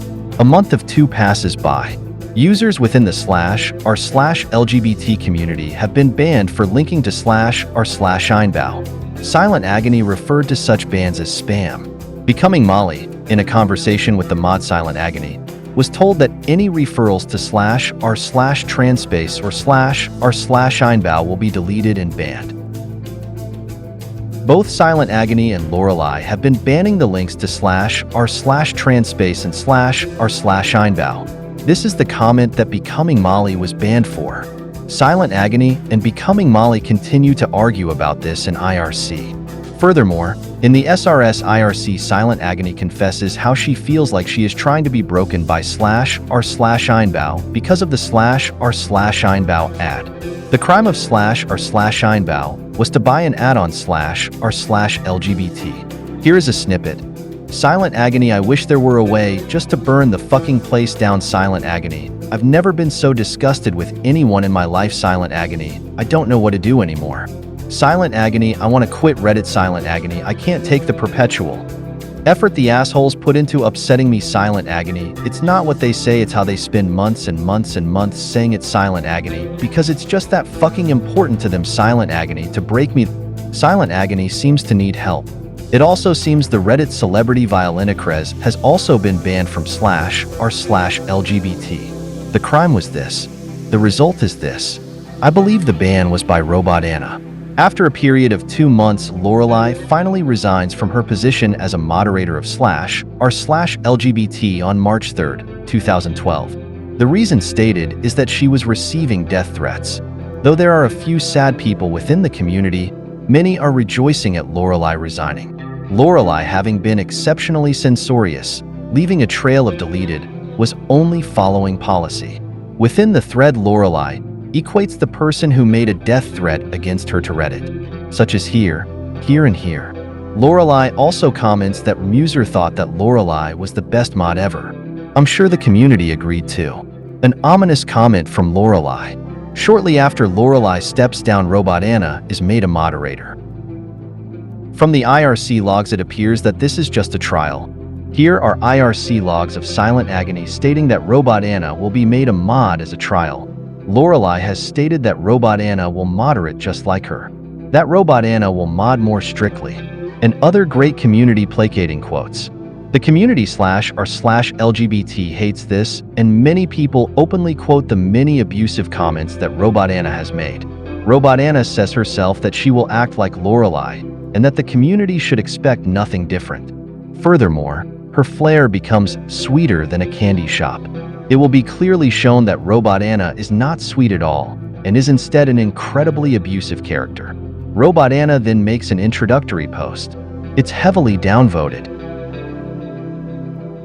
All the RLGBT do a Q&A shortly after RobotAnna is made a moderator.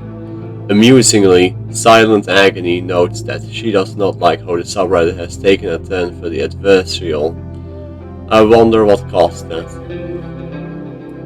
The community does not receive this well, and all the moderators' posts are heavily downvoted. The top comments bring to light some of the horrid things RobotAnna has said, and how they hate what the subreddit has turned into. Shortly after RobotAnna is made a mod, user finds that RobotAnna is also a moderator of a subreddit of /r/killwhitey here. Note the flare, die white scum. The thread naturally explodes with outrage that RobotAnna is now their moderator and posts such hate-filled remarks. The thread gains a total of 112 comments, and many are outraged that RobotAnna represents the community when she is a moderator of a subreddit like /r/killwhitey. Allow me to interject with Zinside's account here. When I interviewed RobotAnna about the purpose of /r/killwhitey, she said, "First of all, I kind of ended up with it. It wasn't made by me.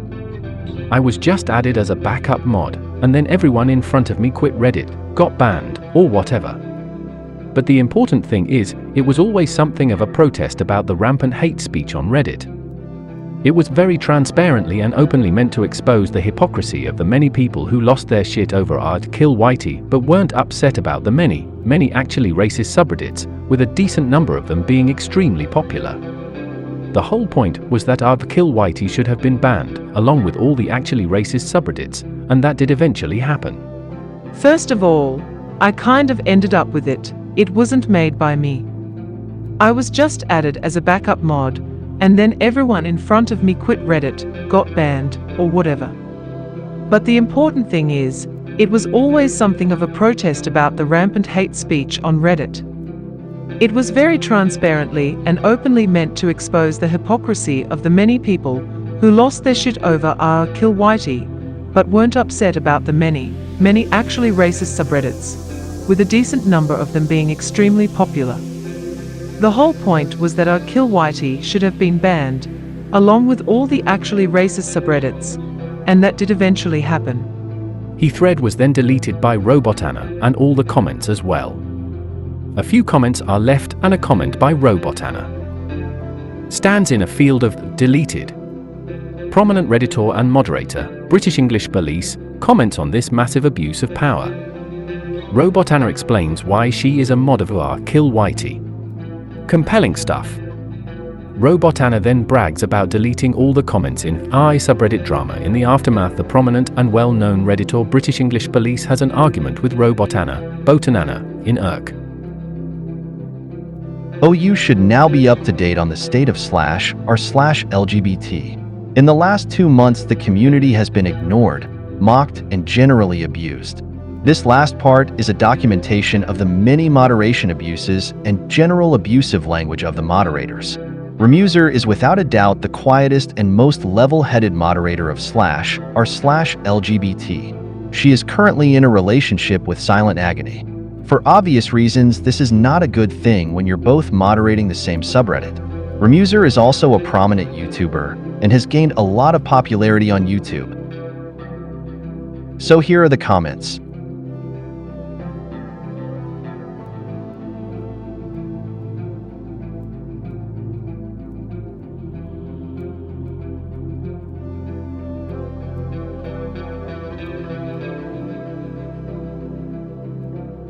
Silent Agony has made far more abuses of power and is particularly obnoxious at times.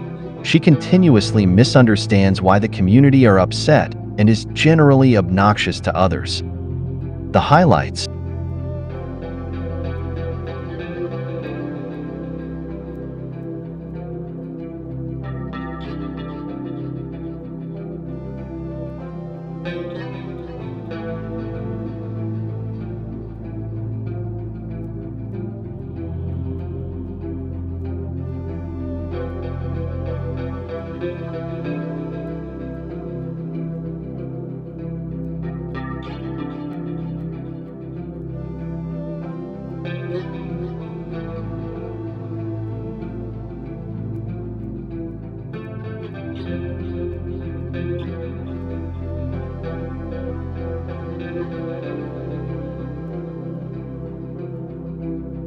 See this post for more about Laurelai. RobotAnna. I have never ever seen such an antagonistic, racist, and proud of it person ever on Reddit.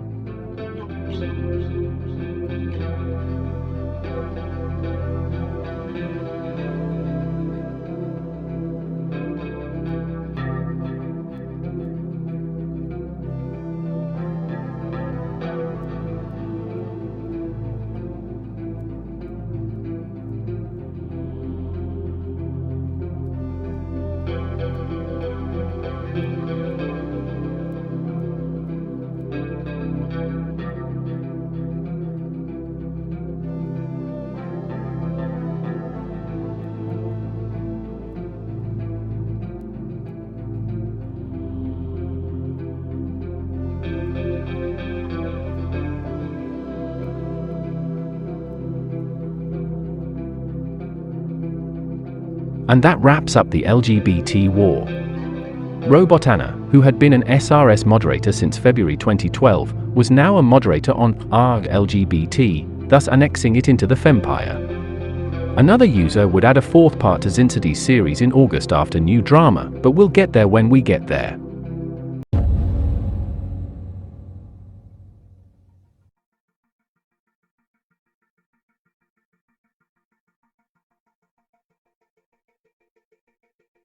As the Fempire grew and expanded, so did its opposition. On the 23rd of January 2012, Sluthammer created antiSRS, serving as a barracks for free speech warriors to organize resistance against the Fempire.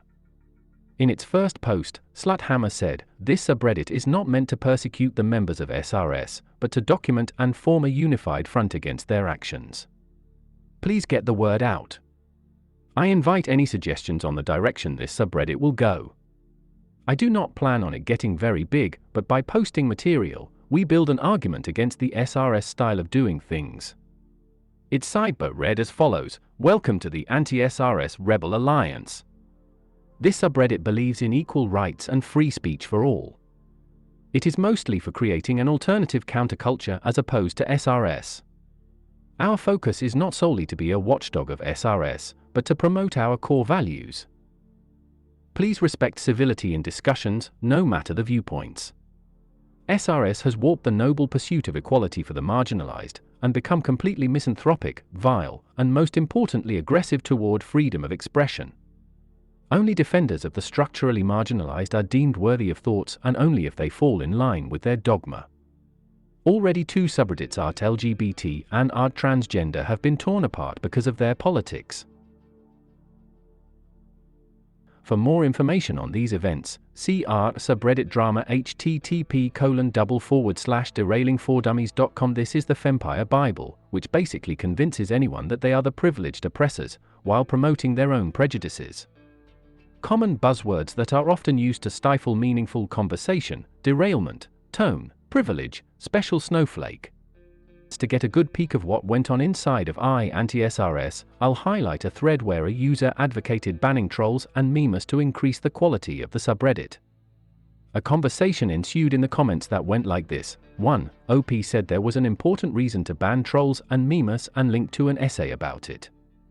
2. Existential Enso, an anti-SRS mod, responded, supporting the idea of banning legitimate trolls, and shared a personal experience of being banned from SRS for citing studies. 3. Sofanax, who I think was an SRS mod, mocked Existential Enso's complaint, emphasizing that SRS was not meant for discussions or clarifications. 4. Existential Enso insisted she did not break any rules and explained the discrimination atheists faced outside Reddit. 5. Sofanax reiterated that SRS was not about individuals' experiences and criticized the inability of people to understand this. 6. Existential Enso disagreed with Sofanax's stance and expressed frustration over her dismissive tone. 7. Sofanax acknowledged Existential Enso's disagreement but maintained that SRS was not meant to cater to individual grievances. 8. Existential Enso expressed disappointment with SRS's approach and highlighted the broader issue of online bigotry.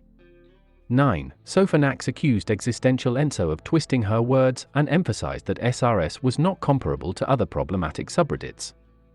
10. Existential Enso felt her words were being twisted and reiterated that both SRS and heinous subreddits could be problematic. 11. Sofanax dismissed Existential Enso's point and urged her to reconsider her priorities. 12. Existential Enso felt the discussion had become irrational and accused Sofanax of misinterpreting her stance. Existential Enso stated her criticism of SRS was not due to being banned and defended her activism record.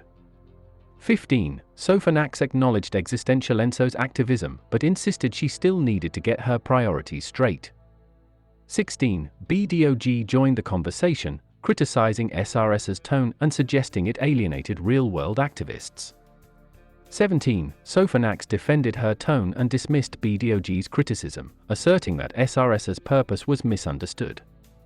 18. BDOG doubted Sofanax's claims of activism and accused her of failing to communicate effectively. 19. Sofanax claimed to have portable internet access and dismissed BDOG's points as outdated.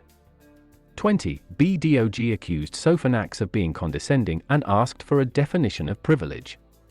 21. Sofanax accused BDOG of misunderstanding privilege and intersectionality and shared a personal anecdote.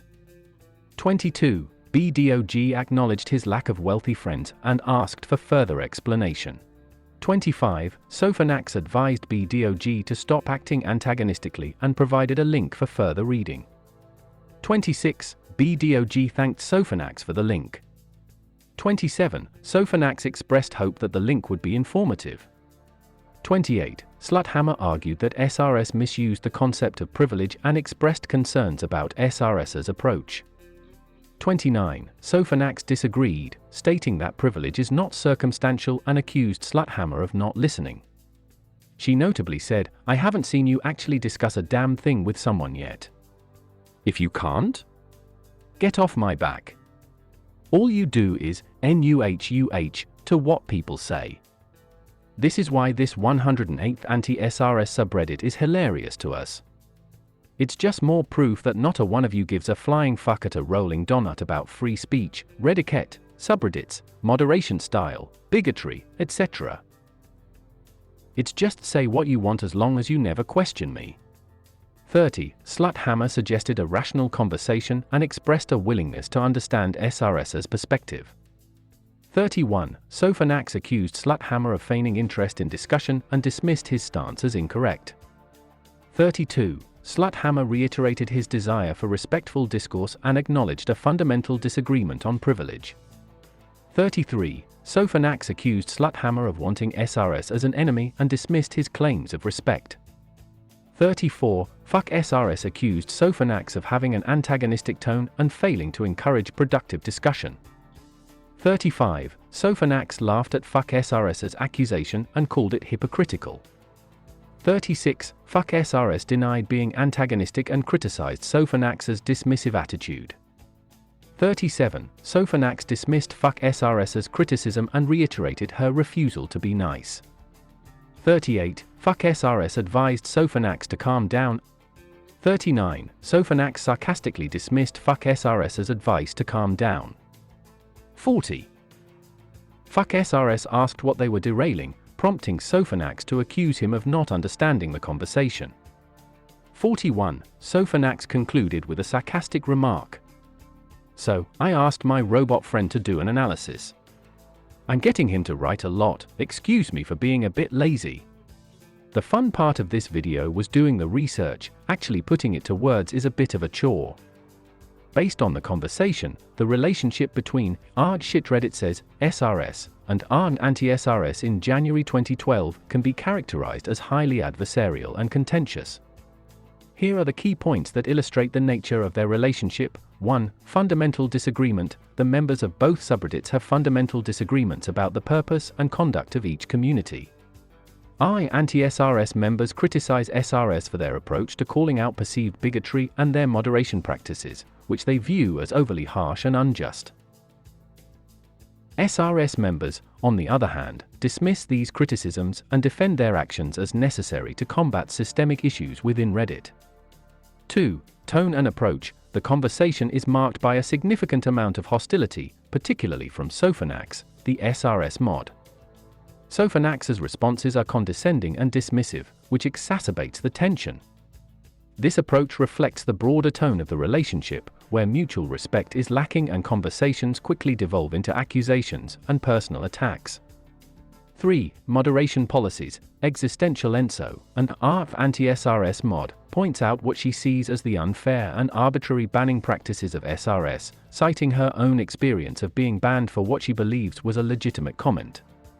This highlights a key point of contention, as anti-SRS advocates for more open discourse, while SRS prioritizes strict moderation to maintain the subreddit's focus and culture. 4. Cultural and ideological clashes. The conversation reveals deep cultural and ideological clashes. While anti-SRS aims to create a space for free speech and open discussion, SRS is focused on mockery and calling out behavior they find problematic, without engaging in what they consider pointless debates. This fundamental difference in mission and methods fuels their antagonism. 5. Perceived hypocrisy and privilege. Sofanax accuses anti-SRS members of not understanding the concept of privilege and not truly caring about the issues they claim to fight against. This accusation of hypocrisy is a recurring theme, as SRS members believe that their critics are more interested in attacking SRS than addressing the underlying issues of racism, misogyny, and other forms of bigotry on Reddit. 6. Exasperation and frustration. Both sides exhibit exasperation and frustration with each other. SRS members, particularly Sofanax, express frustration at what they see as the obtuseness and glibness of anti-SRS members. Conversely, anti-SRS members feel that SRS is unwilling to engage in genuine discussion and instead resorts to mockery and dismissal. Overall, the relationship between ShitRedditSays and anti-SRS in January 2012 was characterized by mutual hostility, deep ideological divides, and a lack of constructive dialogue. This contentious dynamic reflected broader conflicts within Reddit regarding moderation, free speech, and the handling of controversial content. Particular attention was given to Sofanax's comment that anti-SRS was the 108th subreddit dedicated to opposing SRS. As far as I know, it's the first, but I think the Sofanax might be counting Rainbow and Laurelai Watch, who knows? Sluthammer made a post celebrating that they were the 108th. In the comments, Enso remarked, "In Eastern religions, the number 108 is associated with Dharma, the path to capital T truth. Just an observation. Also, I love the term Fempire. Makes me feel like I'm part of the Rebel Alliance in Star Wars." For the next 6 months, anti-SRS would continue its insurgency against the Fempire. Every day, its front page was filled with new call-out posts exposing the crimes of ShitRedditSays. While this was going on, the Fempire soon found itself at war with the My Little Pony fandom. On the 4th of February, 2012, My Little Pony made a post featuring a screenshot from the show, taken out of context to seem sexually suggestive. A post was made on SR's business, berating the misogyny and sexualization in the Brony subreddit. And My Little Pony moderator entered the comments to argue with the Scorn Troopers. The MLP moderator argued that the subreddit was aimed at the older fans of My Little Pony and that the Scorn Troopers were exaggerating the problem. The Scorn Troopers, however, decided to create SRSpoetry to create an alternative to My Little Pony that was devoid of misogyny and sexualization. The Fempire's next opponent would be Thomas James Kirk, better known as the Amazing Atheist. This man is a whole story in of himself. It began on the 7th of February, 2012, when Irandaro made a post on Ask Reddit asking, "Why are sick people labeled as heroes?" Goski made a comment saying that America has undergone pussification since late 1960s, and progressives of the modern day want to feel good instead of praising actual heroism. A user on ShitRedditSays named I Come When I Kill Men made a post about it. Most commenters mocked him, said he was probably 19, that the 1960s were racist, etc. There was also this PME person who actually responded to the point being made, saying he had never seen sick people being called heroes and the OP was probably imagining things. Up to now this was business as usual on SRS. However, this post soon came to the attention of TJ Kirk, who made a post on men's rights titled, I love how the whiny feminist morality brigade upvotes a user named I Come When I Kill Men. This thread was then linked from SRS. The moderators of I Men's Rights removed it, so now all incoming viewers were from ShitRedditSays. This resulted in a glorious tug of war. Legendary keyboard warrior Kirk sat behind his computer, fighting the Femperial army all by himself. He took all his time to fight the waves upon waves of scorn troopers that stormed into his thread. In the end, the thread had a grand total of 1,389 comments. Howling Static chimed in with a short essay. The thread was also entered by Obama and TERFs, who had moderated SRS prior to the Archangel coup. It was a legendary battle, dubbed Birdpocalypse. A particular thread went as follows. 1. Sedmon advised Kirk not to link to SRS, labeling them as trolls. 2. Kirk argued that SRS was influential, citing Rebecca Watson's article. 3. A user likely defended or minimized SRS's influence. 4. Kirk criticized the hypocrisy of condemning and embracing the same behavior. 5. A flat cap sarcastically claimed not to understand satire and mocked Kirk. 6. Kirk seemingly threatened to rape a flat cap with his fist. 7. A user challenged Kirk's stance, probably saying that, as a feminist, he should not talk lightly about rape. 8. Kirk clarified he was never aligned with feminism.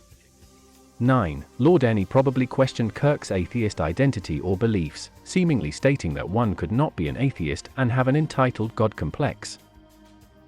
She also said Kirk's statements were triggering.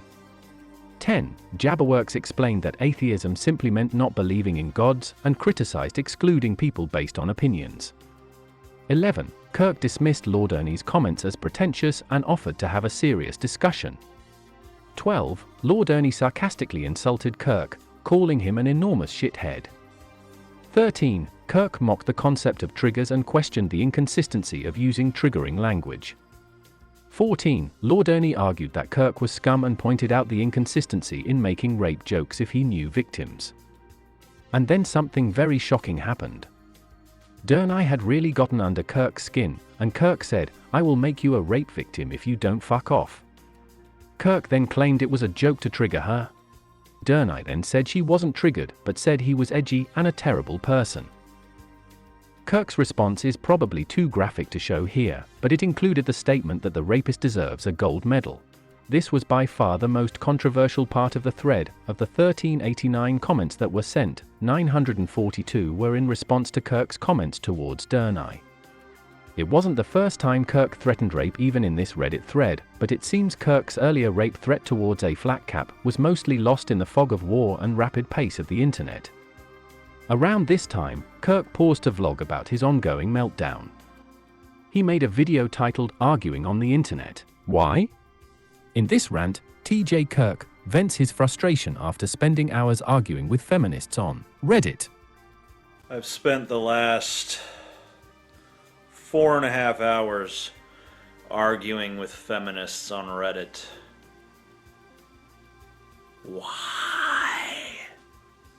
Why do I subject myself to this? He reflects on how internet debates, particularly with feminists, have become a rare occurrence for him as he's grown older, but occasionally, he still finds himself caught up in heated exchanges.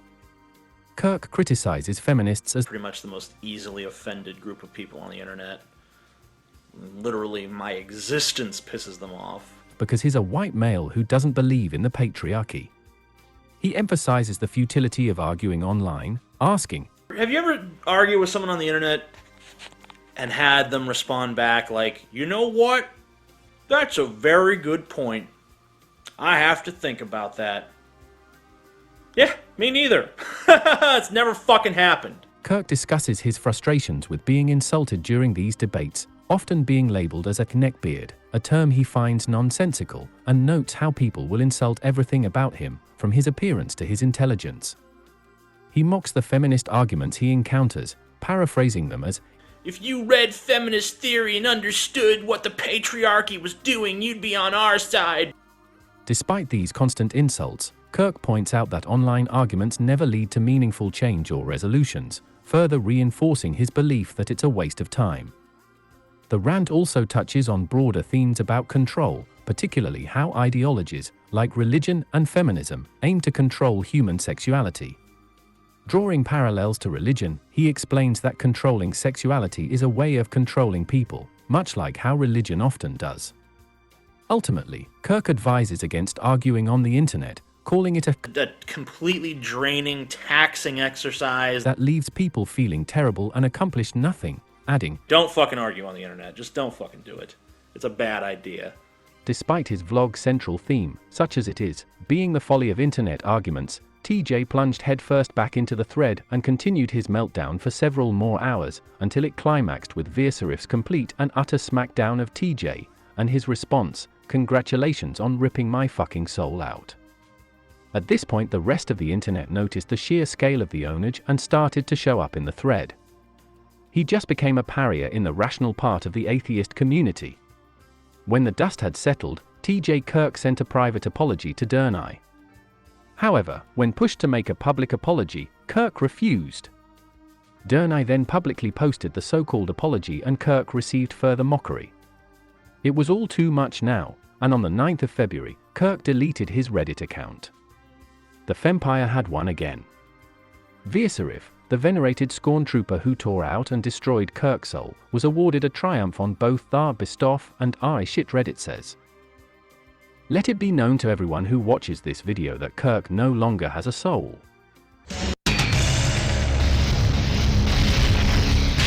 Shang Tsung wins fatality. One of the Archangelles commented, "All we are first SRS takes down jailbait, now TA." Next, all of Reddit. However, the celebration was premature. It would turn out that AI jailbait had not been fully defeated. On the 10th of February, 2012, a Reddit user discovered EI preteen_girls and made a post to ERWTF titled, "Are you fucking kidding me with this?" As it turned out, the pedophiles of EI jailbait had retreated and regrouped in a new network of subreddits. Although most commenters were opposed to the content, a sizable number of them supported the continued existence of EI preteen_girls. One user said, "Just because you disagree with the content doesn't mean the content should be taken down. As long as it's legal, anything should go. What you're asking for is censorship, which I find disgusting. So by your logic I should be able to complain to the admins, who then ban you from the site and delete all your posts." ShitRedditSays was not amused, and a large thread was created to lambaste the predators. Then, Laurelai came to try and save the day. She made a post on Reddit request, asking for it to be banned or deleted, adding, "And if they are unwilling to do so, hand it over to me and I'll shut it down myself." This didn't go anywhere. A something awful user named Tony Danza Claus, however, had a far grander plan. On the 12th of February, he made a post stating, "It's only been 3 months since something awful, and Anderson Cooper, took on Reddit and there are a jailbait section. Since then they have expanded into dozens of child pornography subreddits, exchanging illegal material out in the open. This time, a single news anchor probably isn't enough, so the Reddit thread in debate and discussion has created the Reddit bomb. The bomb itself, a formidable copypasta, laid bare the horrifying underbelly of Reddit, exposing its harboring of pedophiles and distributors of child pornography. The explosive message began innocuously enough, describing Reddit as a social website where users shared links and comments. But as readers delved deeper, the bomb's true impact was revealed. It painted a chilling picture of a digital landscape where subreddits served as safe havens for the darkest corners of human depravity. Anchored with hyperlinks to Reddit's own pages, the message named and shamed users like Tesoro, revealing his abhorrent subreddit preteen_girls. Each link was a fuse, leading readers to irrefutable evidence of the site's complicity. The bombshell hit its climax with a scathing indictment of Reddit's leadership, accusing them of willful blindness and moral failure. The co-founders' dismissive attitude towards the exploitation of children was highlighted, amplifying the outrage. In the covert chambers of the internet, a digital Manhattan project was underway. The masterminds behind Something Awful and ShitRedditSays, akin to Oppenheimer and his team of brilliant scientists, were assembling a formidable arsenal aimed at eradicating the insidious presence of child pornography on Reddit. The campaign to spread the Reddit bomb was not merely a call to arms, it was a calculated and clandestine operation that rallied an army of digital warriors. The moderators of these forums, acting as the project's lead engineers, meticulously planned their strategy. They enlisted their user bases, a vast and diverse assembly of internet denizens, to execute this mission. Pedogeddon 2 has officially begun. Find out how you can do your part to take down child porn on Reddit, shouted the Archangelles to their scorn troopers. Each user became a soldier in this righteous cause, ready to unleash a powerful message upon the unsuspecting world. The fallout from this digital Manhattan project was immediate and profound. As the Reddit bomb exploded across the internet, it forced Reddit to confront the radioactive reality of its negligence. Within mere hours of the bomb having been dropped, the child porn subreddits were banned, and a new era of accountability was ushered in. Reddit announced an official new policy: no suggestive or sexual content featuring minors. In his book on war, Karl von Clausewitz stated that war is simply politics by other means. And that is exactly what happened here. With a short blitzkrieg lasting less than 24 hours, the Fempire had forced Reddit to capitulate and ban all of AI jailbait's successor subreddits. The Fempire had won once again. Afterwards, a Reddit admin, Hugh Priest aka Eric Martin, approached a moderator, Andrew Smith, to apologize for the bans. That's right, Reddit didn't apologize to the children who had their nudes shared, it apologized to the pedophile who lost his subreddit. Amazing. I am but a shadow that rests on a home. I put pleading objections to my heart of stone. Hugh Priest said Reddit had actually planned to ban those subreddits all along and said that SRS was kind of like a forest fire. Huey hinted that action would be taken to punish ShitRedditSays. However, Huey later clarified that they would only try to prevent vote manipulation. The Fempire would survive.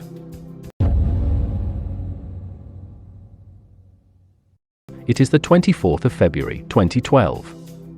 Thanks to a wave of colonists from Something Awful, ShitRedditSays has risen from the ruins and now boasts 12,810 subscribers. It has banished TJ Kirk from Reddit and destroyed his soul. It has won wars against AI jailbait and its successor subreddits. ShitRedditSays is now the 67th most active subreddit. However, ShitRedditSays is only the capital of a much larger Fempire. Dozens of SRS subreddits scatter the Reddit landscape, providing the Femperial citizenry with safe havens from the barbarism that plagues mainstream Reddit. One of these subreddits is SRS Gaming. It is on this subreddit where, on the 24th of February, 2012, venerable scorn trooper RobotAnna is promoted to moderator position.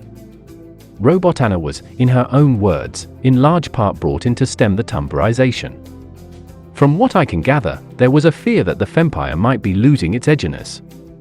It's a complaint that has come from numerous SR-sters who later became disillusioned with the subreddit, that it became too milquetoast over time. One of the earliest examples I can think of was after the Archangel coup, when they posted Valerie Solana's manifesto about killing all men, but then backtracked and apologized. Within a week of becoming an SRS moderator, RobotAnna would become a moderator on LGBT. It is now that we return our attention to Laurelai, who at this time was a moderator on @blackhat, a hacker subreddit. On the 29th of February, 2012, an @blackhat user named uister_dev made a post titled Reddit Content Forgery Live POC. It contained a link to a page from the Black Hat Academy. The page detailed a content spoofing exploit. In the words of Yui Robot Evil, this is a content spoofer, so it displays one website to reddit.com, but it redirects them to an entirely different site when clicked on. So, I could submit a link that looks like Imager to Reddit. In fact, Reddit will even display it as it's from Imager, and show a thumbnail image back on the Reddit submission. This won't work in comments. So I could post a link, OMG, the cutest Ron Paul kittens like ever. PIC, a bunch of people click on it seeing it's an Imager link, but instead of getting pictures of kittens, it reroutes them instead to I just infected you WITHA Trojan. Laurelai did not want this link going up because she was afraid of getting banned from Reddit. She wrote a comment saying, "This has not been patched and we reported it to the admins. Removed. This is not responsible or legal disclosure." However, another user, XO_, countered Laurelai's caution by pointing out that this exploit had been disclosed to Reddit administrators months prior, and it seemed they had no intention of addressing the issue. Then Uchihohat spoke with Laurelai privately. He told her if she didn't want a mod when it was posted she could step down, and if the Reddit admins really hated it they could ban him or whoever posted it instead. In a later comment, he also noted that they had notified Reddit 6 to 7 months prior, but there was no patch, no changes, and they decided that they may as well take it as a sign they don't care if it goes up. He said, "We're all more than happy to help them find solutions to the issue." Laurelai then decided to resign. "Fine, on your head be it, friend, I resign as head mod."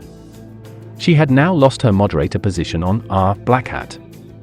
This would prove to be the first in a string of setbacks in her Reddit career in the coming weeks. An IRC log leaked on the 1st of March stated that Laurelai had been banned from Ask Reddit. We don't really know much about this incident other than that she was banned for mod abuse. Next up on the 3rd of March, Laurelai resigned as moderator on LGBT, writing, "A few nights ago my roommates received a phone call from someone reading off our home IP and address claiming intent to burn down our house. Now if it was just me living here I wouldn't care as I've already exceeded the average life expectancy for a transgender woman. I consider myself on borrowed time anyways and I really don't have anything to lose." Laurelai had been harassed so much that she decided to step down as moderator. Her harasser saw her beliefs as too aligned with ShitRedditSays. And you know, I really think it's around this time, early 2012, that ShitRedditSays and anti-SRS have crystallized into political parties of sorts. Both sought to influence the governance of various subreddits by promoting moderators who shared their ideological stances, akin to how political parties endorse and support candidates for public office who reflect their platforms.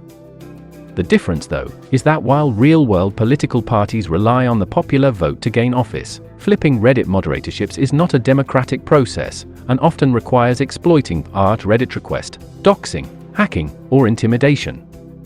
Laurelai named RobotAnna, a Fempire moderator, as her successor, thus completing the Femperial conquest of LGBT.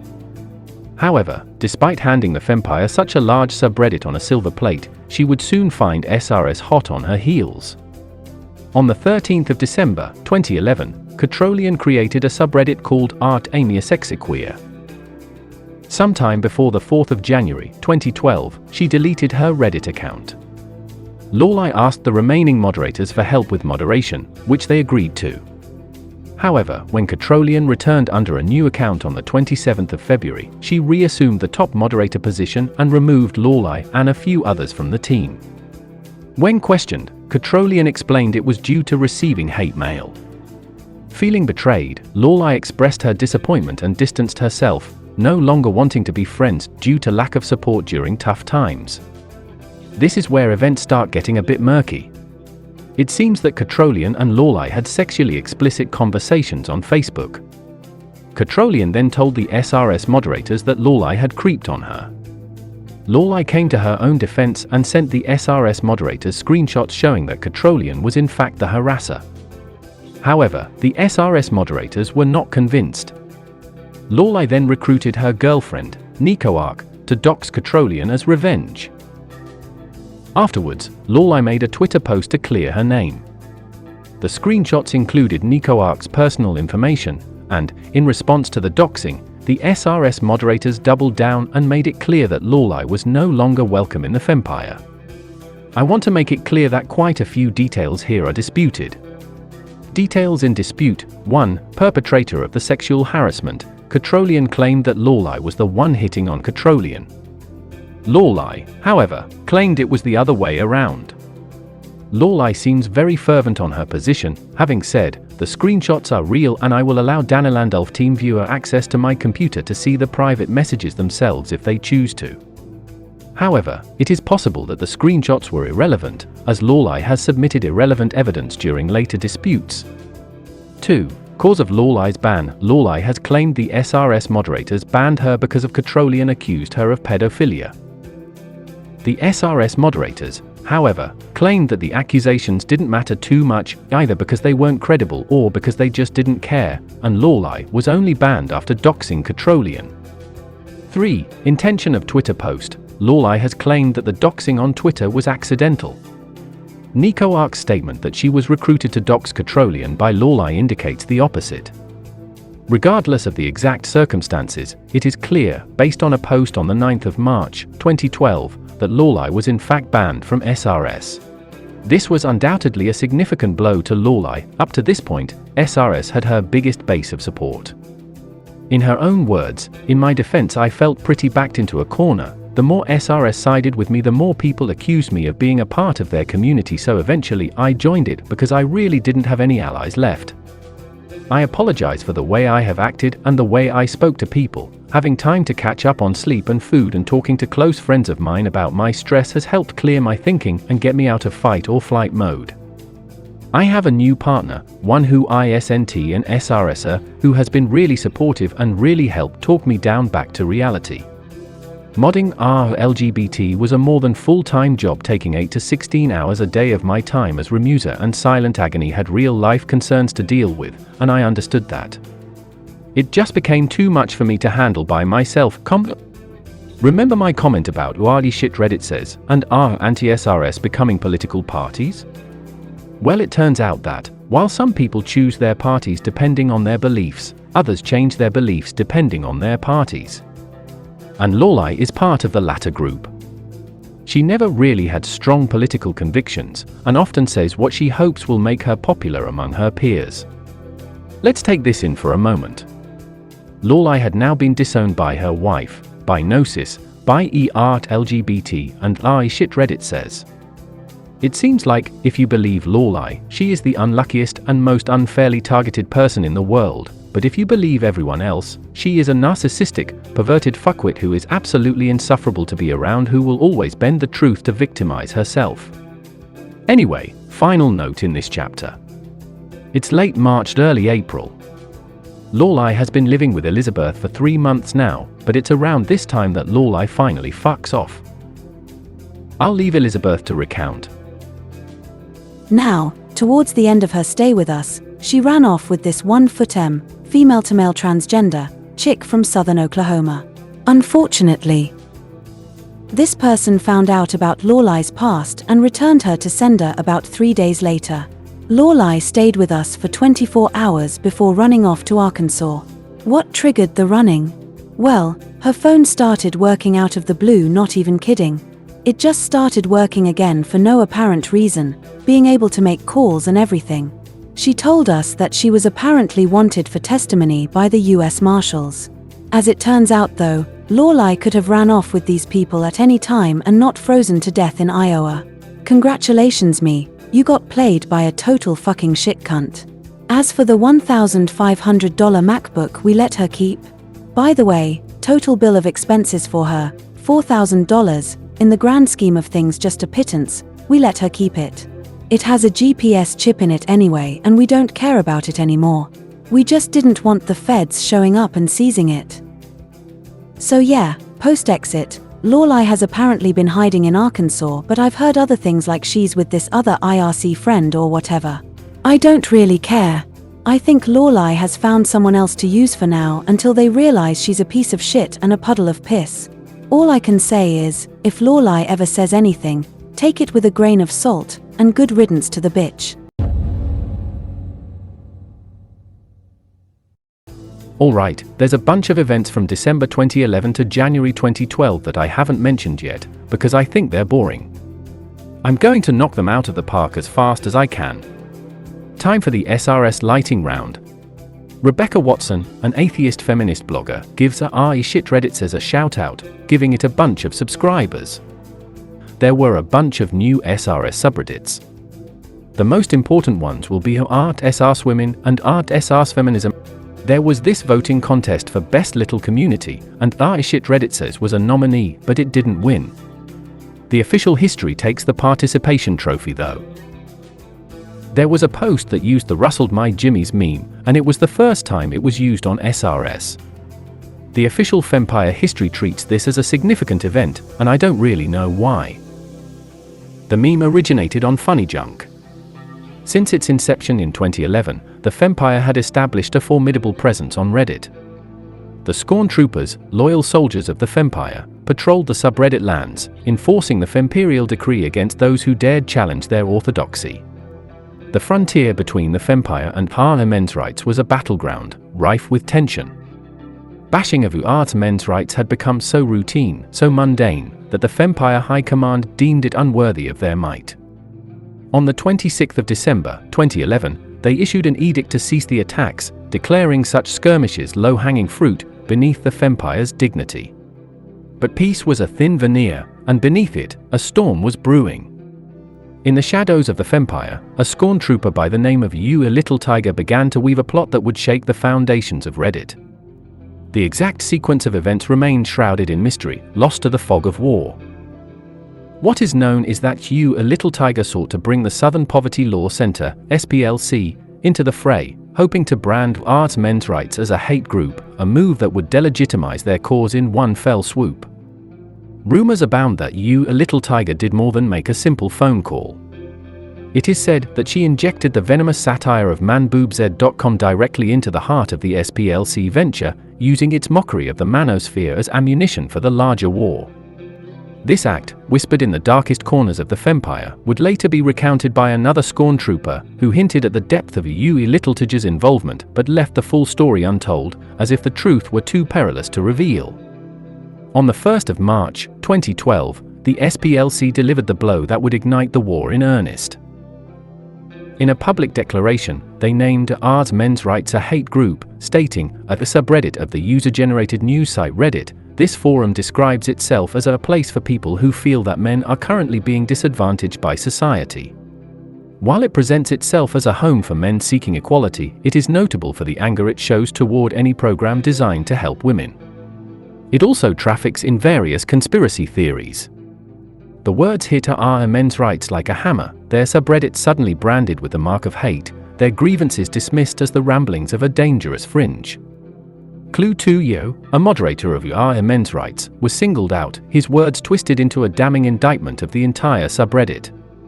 The SPLC's decree was a battle cry, echoing through the digital ether, signaling that the time for subtlety had passed.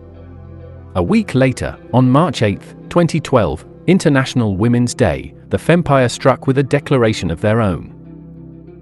Archangel Haniel, a towering figure in the Fempire, took to ShitRedditSays to announce the Fempire's victory, Meta, in recognition of men's rights being declared a hate group by the Southern Poverty Law Center. Men's rights moratorium is now permanent. Congratulations, men's rights! We all knew you could do it. The words dripped with Femperial condescension, a triumphant proclamation that the enemy had been vanquished. The moratorium on men's rights, once a temporary measure, was now enshrined as law. The Fempire's rule was absolute, links to men's rights were now classified as links to a hate group, and the Scorn Troopers enforced this decree with ruthless efficiency. The victory of the Fempire was clear, yet the embers of the SPLC war continued to smolder beneath the surface. The conflict, while diminished, refused to die. Instead, it sought new battlegrounds, where both the Fempire and men's rights would vie for control of the narrative. It was on the 14th of March, 2012, that the war would reignite in the unassuming territory of Ask Reddit, a subreddit known for its broad inquiries and diverse discussions. It was here that a new skirmish would unfold, one that would see the forces of men's rights rally to reclaim their honor. It began with a single post, a spark that would soon ignite a firestorm. Neo, a user whose allegiances were unknown, posed a seemingly innocent question on Ask Reddit, "What's all the fuss about men's rights?" The post, appearing neutral, read as a genuine inquiry into the subreddit that had been so recently branded a hate group by the SPLC. Neo confessed that, despite the widespread vilification of men's rights as a den of woman-hating neckbeards, a personal investigation had revealed something far less sinister. The front page of the subreddit, according to Neo, was filled with discussions on men's sexual health, the right to bodily autonomy, and calls for gender-neutral legislation, topics that seemed legitimate, devoid of the venom that had been attributed to them. In a calculated edit, Neo further fueled the fire, stating, "Wow, this got big. From reading through the comments, it seems like most of the time it's a place with legitimate points to be made, but there's a few trolls who ruin it for everyone. And that part of the reason it has such a bad rep is the trolls over at SRS. These words were a gauntlet thrown down at the feet of the Fempire, an open challenge to the narrative they had so carefully constructed. The response was swift. The comments section of Neo's post quickly became a battleground, with both the Fempire and men's rights marshalling their forces. At first, the Fempire scorn troopers attempted to dominate the discussion, launching their rhetorical volleys against men's rights and accusing them of masking their true intentions behind a veneer of respectability. But the tide began to turn as more and more members of men's rights flooded the thread, their numbers overwhelming the opposition. They argued passionately, refuting claims of misogyny and highlighting what they saw as legitimate grievances. The battle raged on, with each side striving to claim the moral high ground. The scorn troopers, feeling the pressure, attempted to strike a decisive blow. One of them infiltrated the Ask Reddit mod mail, a back channel of influence, with a request to have Neo's post removed. The scorn troopers' message was terse, dripping with contempt. This thread is a blatant concern troll post to justify MRAs coming in and talking how awesomely not hateful and misogynist they are. It was a desperate plea to silence the opposition, to regain control of the narrative before it slipped away entirely. But the moderators of Ask Reddit, defenders of free discourse in this neutral territory, refused to yield. They declared that they would not ban opinions, no matter how contentious. The scorn troopers were undeterred. Unable to secure a victory through deletion, they retreated to ShitRedditSays, their home base, where a call-out post was quickly crafted. This post condemned the comments in the Ask Reddit thread, attempting to rally the Fempire's forces to the cause once more. Yet, despite their best efforts, the damage had been done. The Battle of Ask Reddit marked a significant moment in the ongoing war. While the Fempire had succeeded in branding men's rights as a hate group in the eyes of the SPLC, they had failed to completely silence their foes. The battle had demonstrated that, in the right circumstances, men's rights could still muster the strength to challenge the Fempire's dominance. The war, it seemed, was far from over. The conflict would continue to flare up in new and unexpected places, each side searching for new ways to gain the upper hand. The Fempire, with its vast network of subreddits and its cadre of scorn troopers, remained a formidable force. But men's rights, though battered and branded, had shown that they were not so easily crushed. The SPLC War had merely been the opening salvo in a much larger conflict, one that would rage on as long as there were battles to fight and narratives to control. The internet, vast and ever-changing, would provide countless new fields upon which this war could be fought. And both the Fempire and men's rights would be ready, ever vigilant, as they continued their struggle for supremacy in the digital age.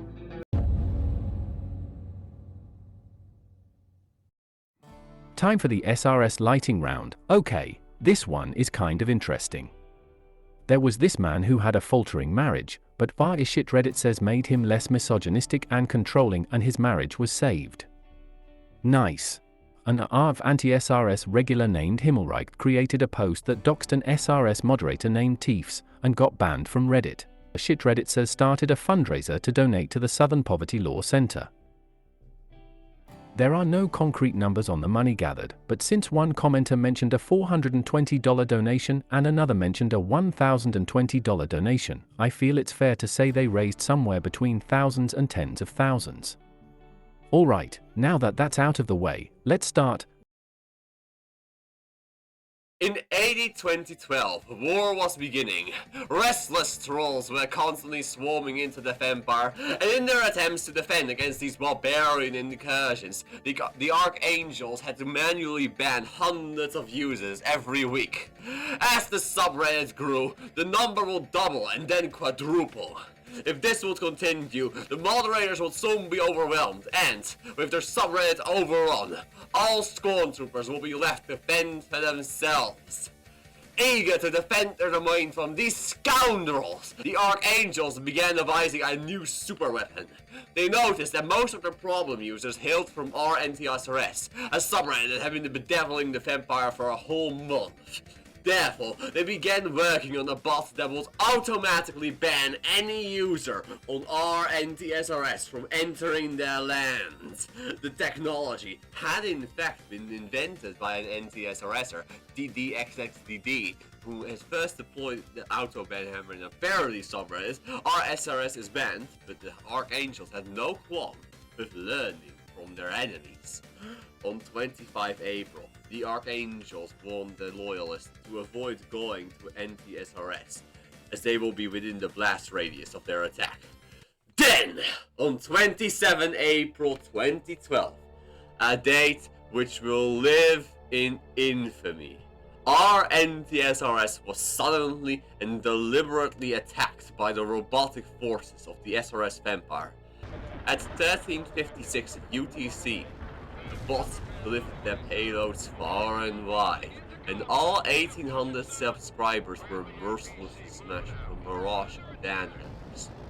The bots didn't differentiate between man, woman, and child. It was pure, unmitigated carnage. All men's rights, another enemy of the Fempire, suffered the same fate. Archangel Barachiel announced, "In the beginning was shit, and the shit was with Reddit, and the shit was Reddit. And Reddit said, let there be shitlords spewing shit together all across Reddit. And lo, there were shitlords spewing shit together all across Reddit. And Reddit saw that the shitlords were spewing shit together, and Reddit said, it is good. And it came to pass that a decree went out among the Redditors that all shit should be called out as often as possible, and thus there came into the world ShitRedditSays. And they christened this SRS, and lo, there was much weeping and gnashing of teeth. Thus spake the Archangels, and great was the outcry among the shitlords, and rose up there amongst them many enemies of SRS, and SRS's notoriety grew large. And it came to pass that the Archangels spake amongst themselves, and saith, the Fempire shall grow large, yea, great shall the Fempire be upon the days of the earth. And it came to pass that grow the Fempire did, until it hath reached the ends of the earth. It came to pass that bots were created, and they saith unto the people of the valley of /r/anti-SRS, Prithee, you are shitlords, yea, and I knoweth your hate for SRS is boundless, yea, and I ben you, for I am a bot. And the shitlord saith unto the bots, yea, are not ye one of those bots, that same of whom brave shitlords hath said, he hath bend me from the fold of SRS? And it came to pass that the bots were unleashed throughout the valley of /r/anti-SRS. And therefore, unto the Fempire did the Archangels deliver forth this commandment. Thou shalt not wander in the valley of /r/anti-SRS, so that we shall not have to unbend you. Thus spake the Archangels unto the SRS sisters. However, the rest of the Reddit moderators will not tolerate such a flagrant violation of Reddit. Retaliation will be first delivered by our porn overlords. This was the parent subreddit of all safe work porn subreddits, including our Earth porn, our space porn, and our city porn. On 27 April 2228 UTC, in solidarity with the fallen brethren at our anti-SRS, they banned all SRS users from the network. What will you learn? What will you learn? That your actions have consequences! In the beginning was porn, and the porn was with Reddit, and the porn was Reddit. And Reddit said, let there be porn overlords spewing porn together all across Reddit.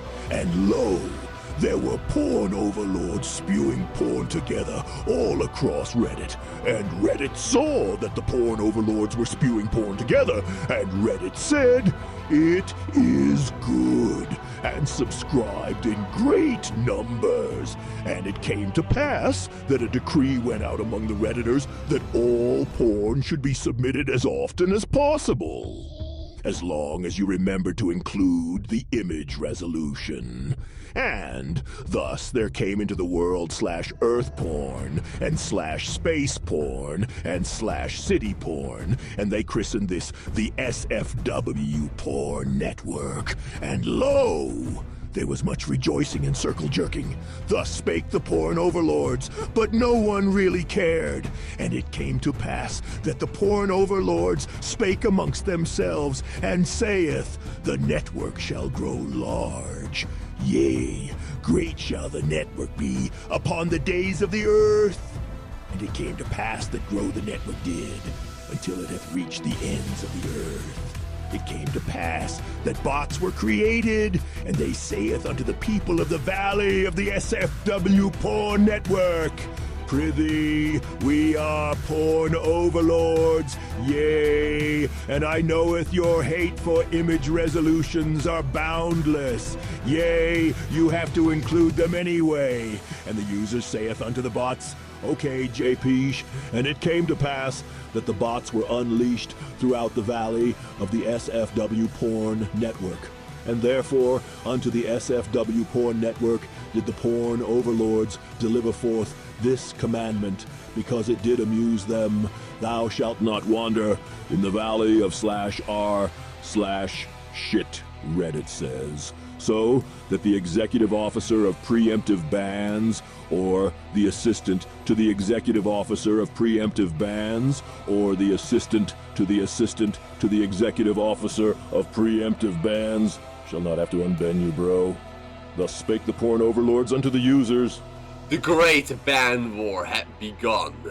Mutually assured destruction was in progress, and soon everyone will be banned from everything. One user, the DWGM, created our Great Ban War to track events in this new storm that threatened to tear Reddit apart. The next subreddit to hurl itself into the flames of war will be RWOW, the subreddit for World of Warcraft players. A week earlier, its senior moderator, Nightsmoke, had made a comment stating that trans people should tell their fiancés they used to be a different sex. Soon after, he received a phone call from a person in California who screamed at him for being a racist pedophile. He also had to explain to his boss, a Christian conservative, why he hated trans people. He presumed these actions had come from /ShitRedditSays. When the Great Ban War broke out, he saw an opportunity to take revenge, and on 28 April 2024 UTC, he announced on RWOW posting in any of the SRS subreddits will result in an immediate ban.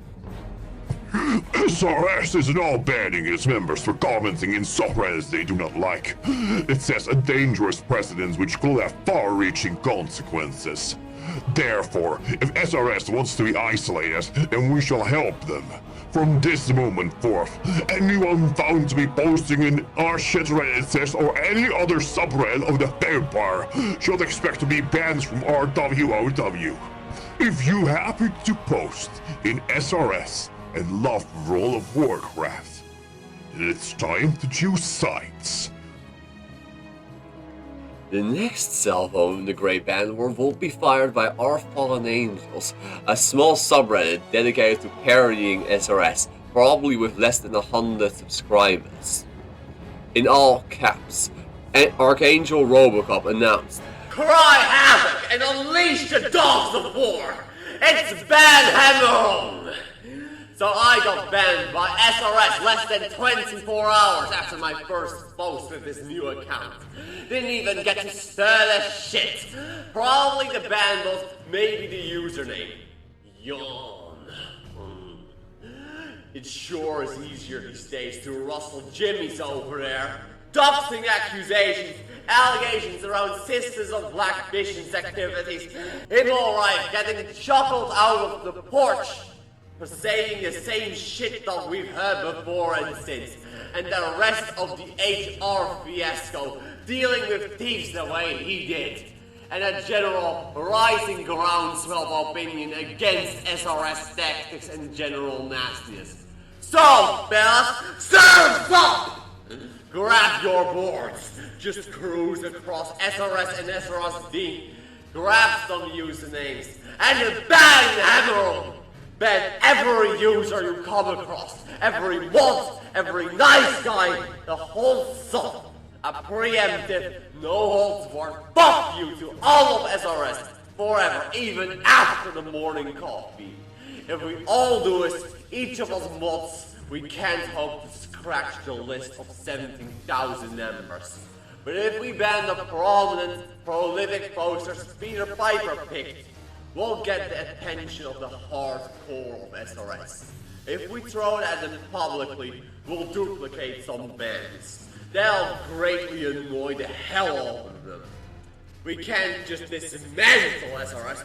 We have to break up the whole core of abusive SA goons that lead the raids and chase these individuals off Reddit. We'll make a safe space by banishing the toxic elements, the founders of Kill White, the mods of the Fempire, all have to go or be cleansed in fire really strong soap. Well, the pressure is on SRS already, from our anti-SRS and our WOW and Greater Reddit.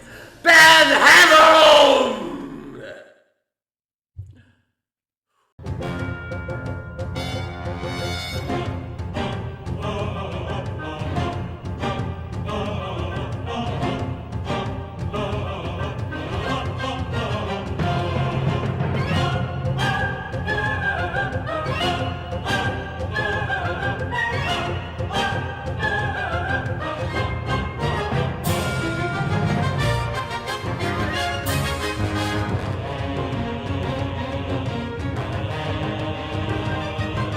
And then, the Great Ban War reached its epic climax when... nothing.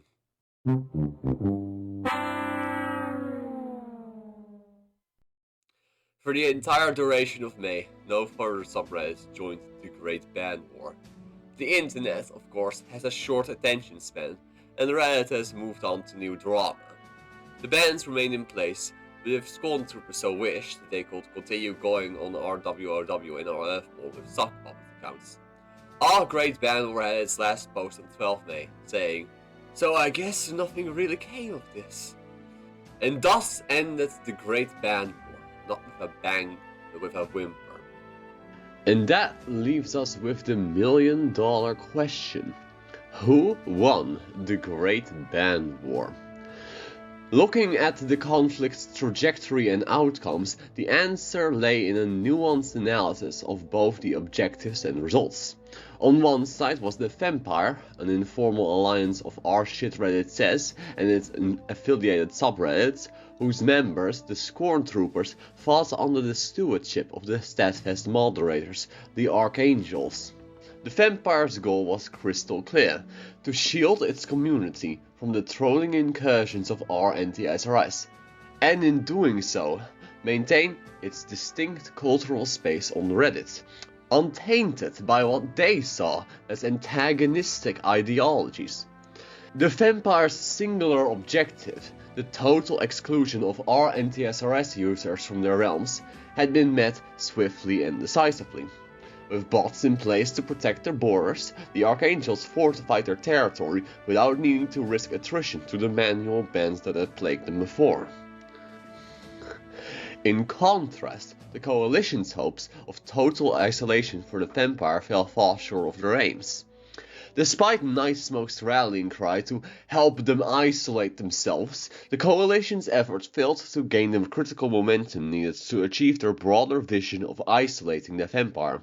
Only a small handful of large subreddits joined in. The SFW porn subreddits like our Earthborn, our Spaceborn, and our Cityborn, all under our porn overlords, lent their support. But these represented only a minor slice of Reddit's most trafficked spaces.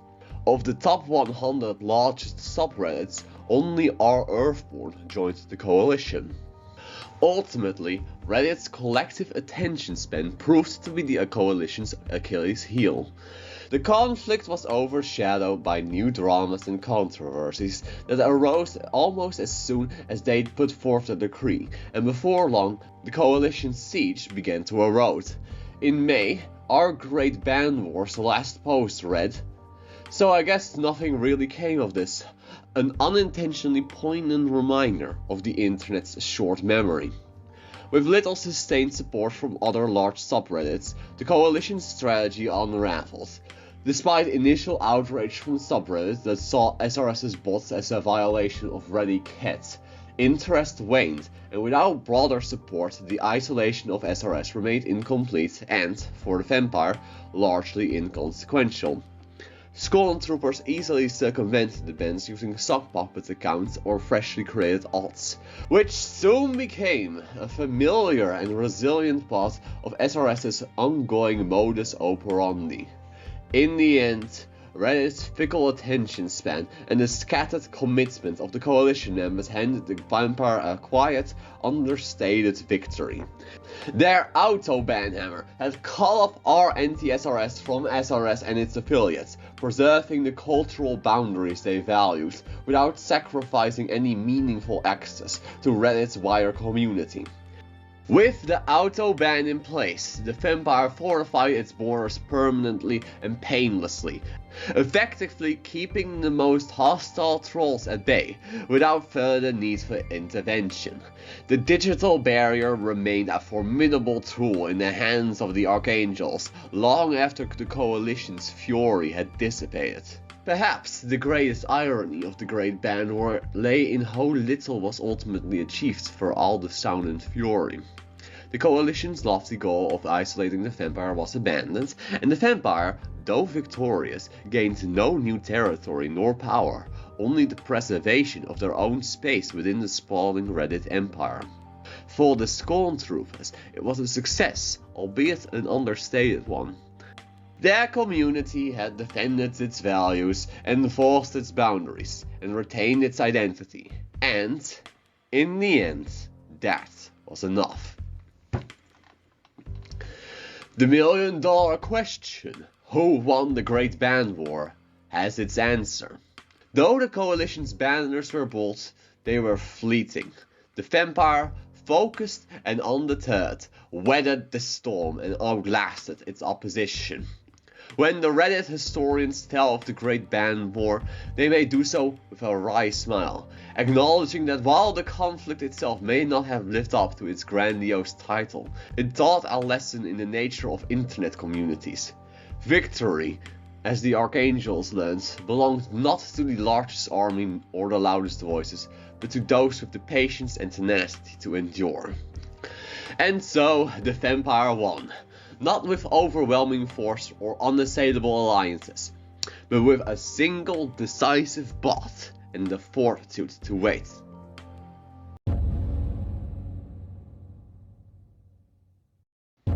But wait, there's more!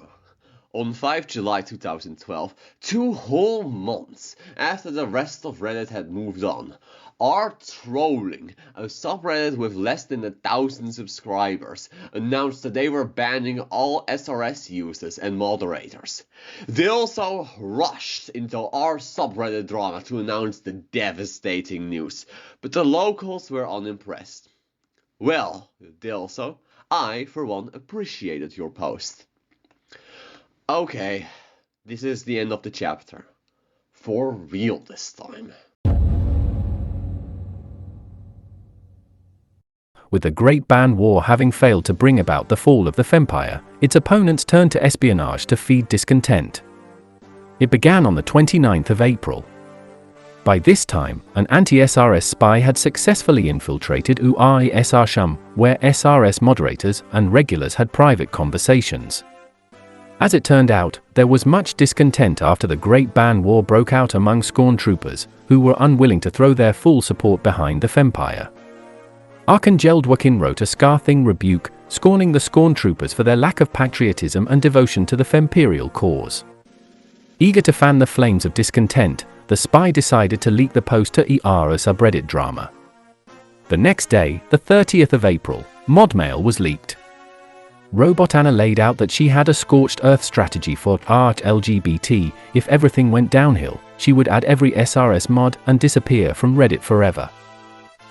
It was now clear that this spy was at a very high rank in the Fempire, high enough to have access to moderator conversations. Predictably, the Archangelles were paranoid.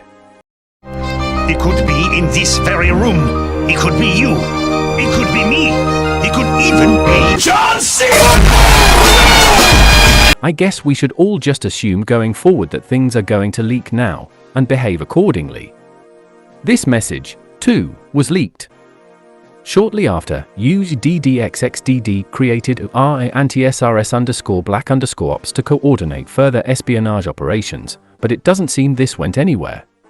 The Archangelles were very impressed at the effort and time put into this operation. I don't understand this. Even in order to be an SRS home leak, you'd have to put some time into a convincing SRS shill account.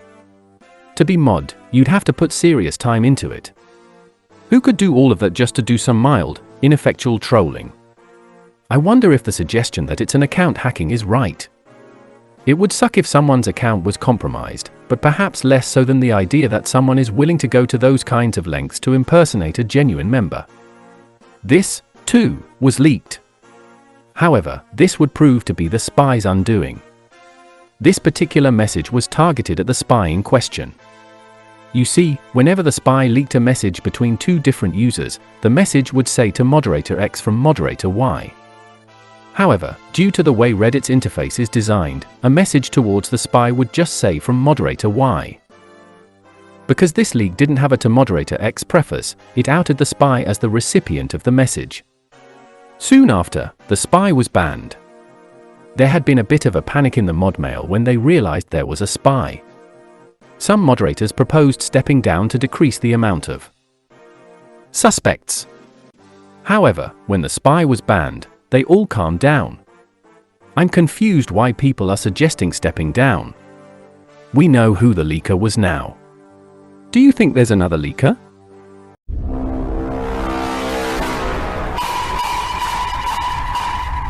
A second leaker entered antiSRS under the username You will take Bitcoin for leaks to deliver this spicy new intel. Now the paranoia is through the roof. However, calmer minds prevail when an Archangel points out that, even though the spy was banned, he continued to have access to modmails he participated in. The first and second leakers were, apparently, the same person. With this information, the Archangels decided that, from this point onwards, they would stop talking in older threads where the spy lurked. They would make new modmail chains, change their IRC password and discuss things away from the prying eyes of this spy. And once they had done this, all leaks would stop.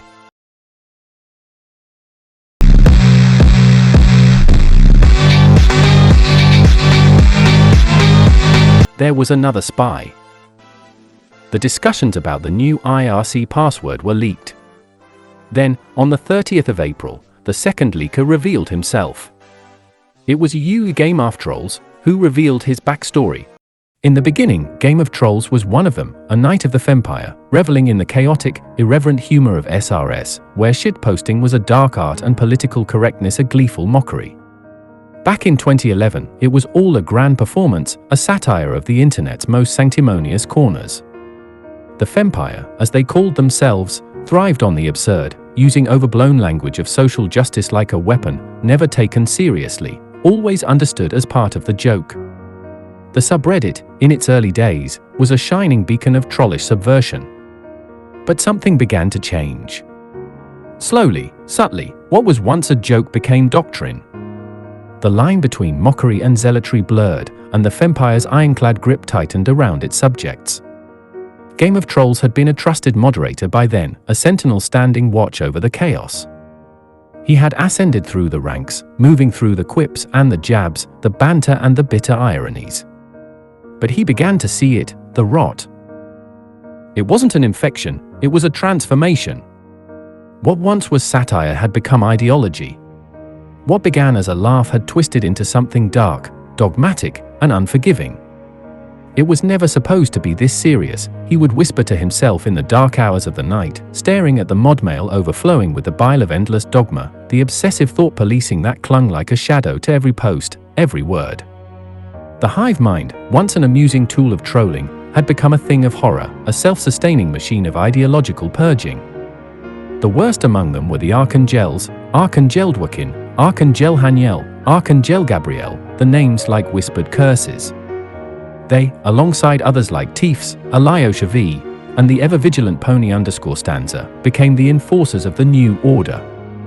Game of Trolls watched as they took the helm, steering the ship deeper into waters that chilled him to the core.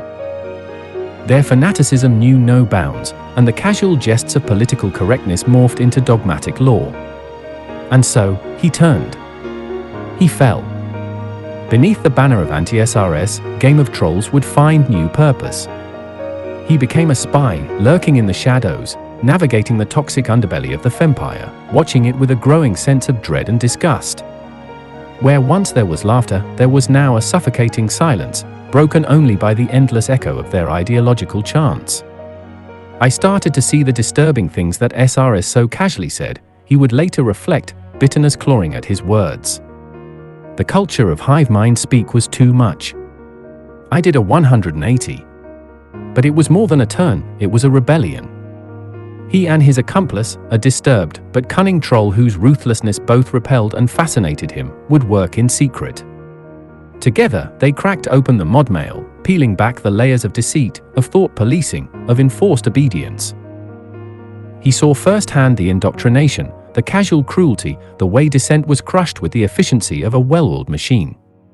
He feared his new ally, but not as much as he feared what SRS had become. Day by day, his disillusionment deepened. He began to see them, not as his comrades in arms, but as the enemies of free thought, the oppressors they once mocked. The Archangelles were no longer trolls, they were tyrants, lords of a twisted empire built on forced virtue and thought policing. Pol Pot would be proud, a dark thought that gnawed at him as he observed them, their laughter now cold and devoid of the humor it once held. It was all control. It was all power. When Game of Trolls finally leaked the mod mail to anti-SRS, he felt no guilt, only the thrill of rebellion, of fighting back against the monster that SRS had become.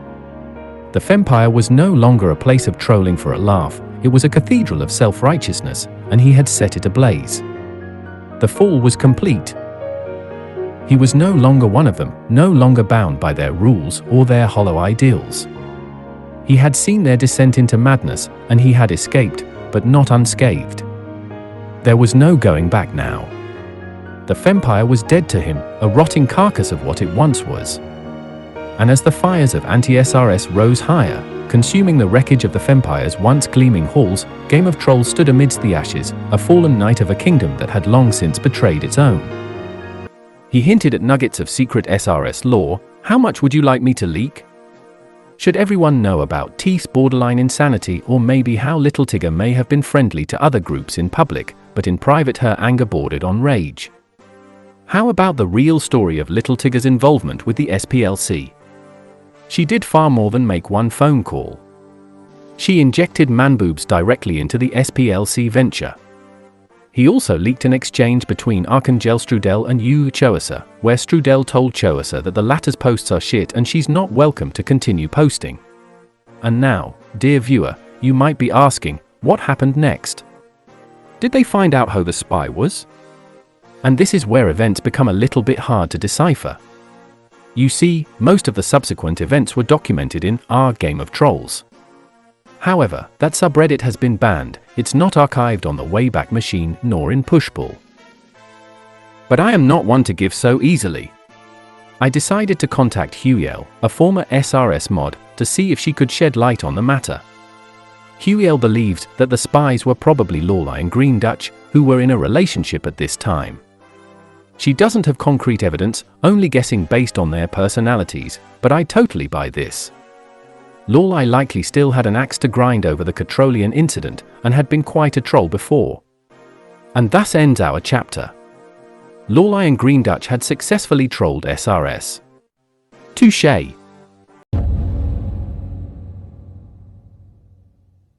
Do you remember Instant Karma? Way back in June 2011, he had become the sole moderator of ShitRedditSays. However, he didn't really do anything with the subreddit. Because of his inactivity, Obama was able to take over the subreddit in August. On the 28th of February 2012, 5 whole months after losing his position as head moderator, Instant Karma realized he was no longer in control of the subreddit and went over to Reddit request to demand an explanation. Nobody gave one, but the reason was that he wasn't active enough. On the 20th of April 2012, Instant Karma made a new Reddit account, Reddit_killed_memes. On the 31st of May, he identified himself as the former head moderator on Audiodrama and said that, if he was still head moderator, he would remove all the Archangelles and run back to SRD with bundles and bundles of popcorn for all of us to enjoy for the ages. Later that day, Instant Karma discovered a post by Indifferent Morality on Reddit request. This user requested to take over the subreddit and turn it into a subreddit against cyberbullying. Instant Karma wrote in favor of the proposal, "Admins, we know you care about preserving the Reddit community. This is the best way to do it. SRS is destroying discussion on the site, placing it under mature moderators to create discussion and prevent downvote brigades is the best way to solve this. Consider Reddit, don't *post someone's personal information *mass downvote someone else's posts. *downvote opinions just because you disagree with them. *downvote opinions just because they are critical of you. *follow those who are rabble-rousing against another Redditor without first investigating both sides of the issue that's being presented. *ask people to troll others on Reddit, *conduct personal attacks on other commenters *upvote or downvote based just on the person that posted it. SRS has regularly done all of these things, with the occasional personal information issue. It is hypocritical to ignore these issues for this long while SRS eliminates posts through a groupthink mentality and downvote brigades targeting specific users. So please, instate a responsible mod for the sake of us all." He elaborated, many of their ideals are good of heart, discussing sexism and racism in the Reddit community. The militancy, however, is what is most disagreeable. Often you'll find SRSers piling onto posts, often light-hearted jokes, shoving their ideals down the rest of our throats. Of course, this creates a reactionary response, which isolates the Reddit community rather than improve it. A typical scenario would be where a Redditor makes a comment about another user's breasts, SRS flies into rage mode, and a whole thread is ruined. It's not okay to talk about other people, but for SRS it's perfectly fine to tell somehow how much of a neckbeard, a virgin, a bigot, loser, CIS scum someone is. I'm learning that it's basically a place to air grievances with Reddit without being ridiculed. The problem is when it spills out of their community, or they openly mock Redditors as a whole with supposed connections, or when they brag about having connections with SPLC to declare the men's rights movement as a hate group to discredit them in any way. It's also not right, as much as they backtrack on the issue, to taunt users threatening to kill themselves. The correct side to take is for SRS to calm the fuck down. People come on the internet, and Reddit, to express their opinions anonymously. This is why I call their behaviors actions against thought crime, as they are essentially insulting people for saying what they think, which in no way is okay. Keeping everything online and in cyberspace was fine, however their repeated attempts to attract attention outside of Reddit is why legislators begin thinking the internet needs regulation. That's why it scares me. And that's why something should be done. Instant Karma continued commenting until the 14th of June, 2012. Then he fades out of the historical record. His legacy was described in the official history as follows: some rando named Instant Karma got a hold of the sub in a Reddit request, but didn't do anything to grow it and promptly abandoned it himself. In a fun little episode, he returned 1 year and 20,000 subscribers later to denounce what SRS had become. But what had SRS become? If only there was a word, a good term to describe all these people who constantly talk about patriarchy, oppression, racism, sexism, homophobia. So far, anti-SRS had been saying feminists, or online social justice types. But they need something catchier. And, on the 4th of June, 2012, Reddit user Critcho quoted someone referring to them as SJWs, social justice warriors. To be clear, Critcho didn't invent this term, but he is the first to use it on anti-SRS. Over the following months, SJW will become part of anti-SRS ordinary parlance. As it turns out, the SJWs were quite the manipulators. On the 13th of May, it was reported that beating women was, in fact, a false flag to make men's rights look bad, even though beating women was several years older than men's rights. Nah, this was hogwash. By the 1st of June, ShitRedditSays had received enough notoriety to warrant an interview on PBS. In a video titled The Culture of Reddit, they had a segment where they were interviewed about what they perceived as the problems with Reddit. Reddit is overall a nice place, but its relationship with women is really complicated. Any picture of a woman who is on the beach and she's found a cute little turtle and she's showing the turtle, the top comment will be about her breasts. There's a big problem on Reddit with sexism, which is pretty backwards. Women don't post so you can degrade them. All of this terrible misogynistic shit gets upvoted all the way to the top, like all the time. In SRS, we are the majority and sick of seeing the same jokes, the same disparaging humor. The point of ShitRedditSays is to have a place to talk about the things that are wrong with mainstream Reddit culture. It's a place for people to come together and make fun of the people who are terrible to them. It's bullying the bullies. Mainstream Reddit's common response to SRS is that they hate free speech. But sexual harassment in public is clearly not okay. One of the major problems with self-regulation in Reddit is that you do not have a diverse enough user base. In society, you have 51% women, but there aren't 51% women on Reddit. The active majority, they determine what Reddit is. Maybe the majority of people on Reddit are men. Certainly the voting system would seem to indicate that it's people who believe that women are irrational sex objects. If we judge Reddit by the voting system, that's what Reddit thinks. We're brought up now close to any time somebody makes a bad comment. It opens a dialogue underneath about what SRS is and who's SRS, what are you talking about? And then somebody else seeing that will come check us out and be like, oh my god, I found it. There's a voice out there. The conversation that mainstream Reddit is having with and because of ShitRedditSays is developing into real hard self-examination of their morals and principles and character.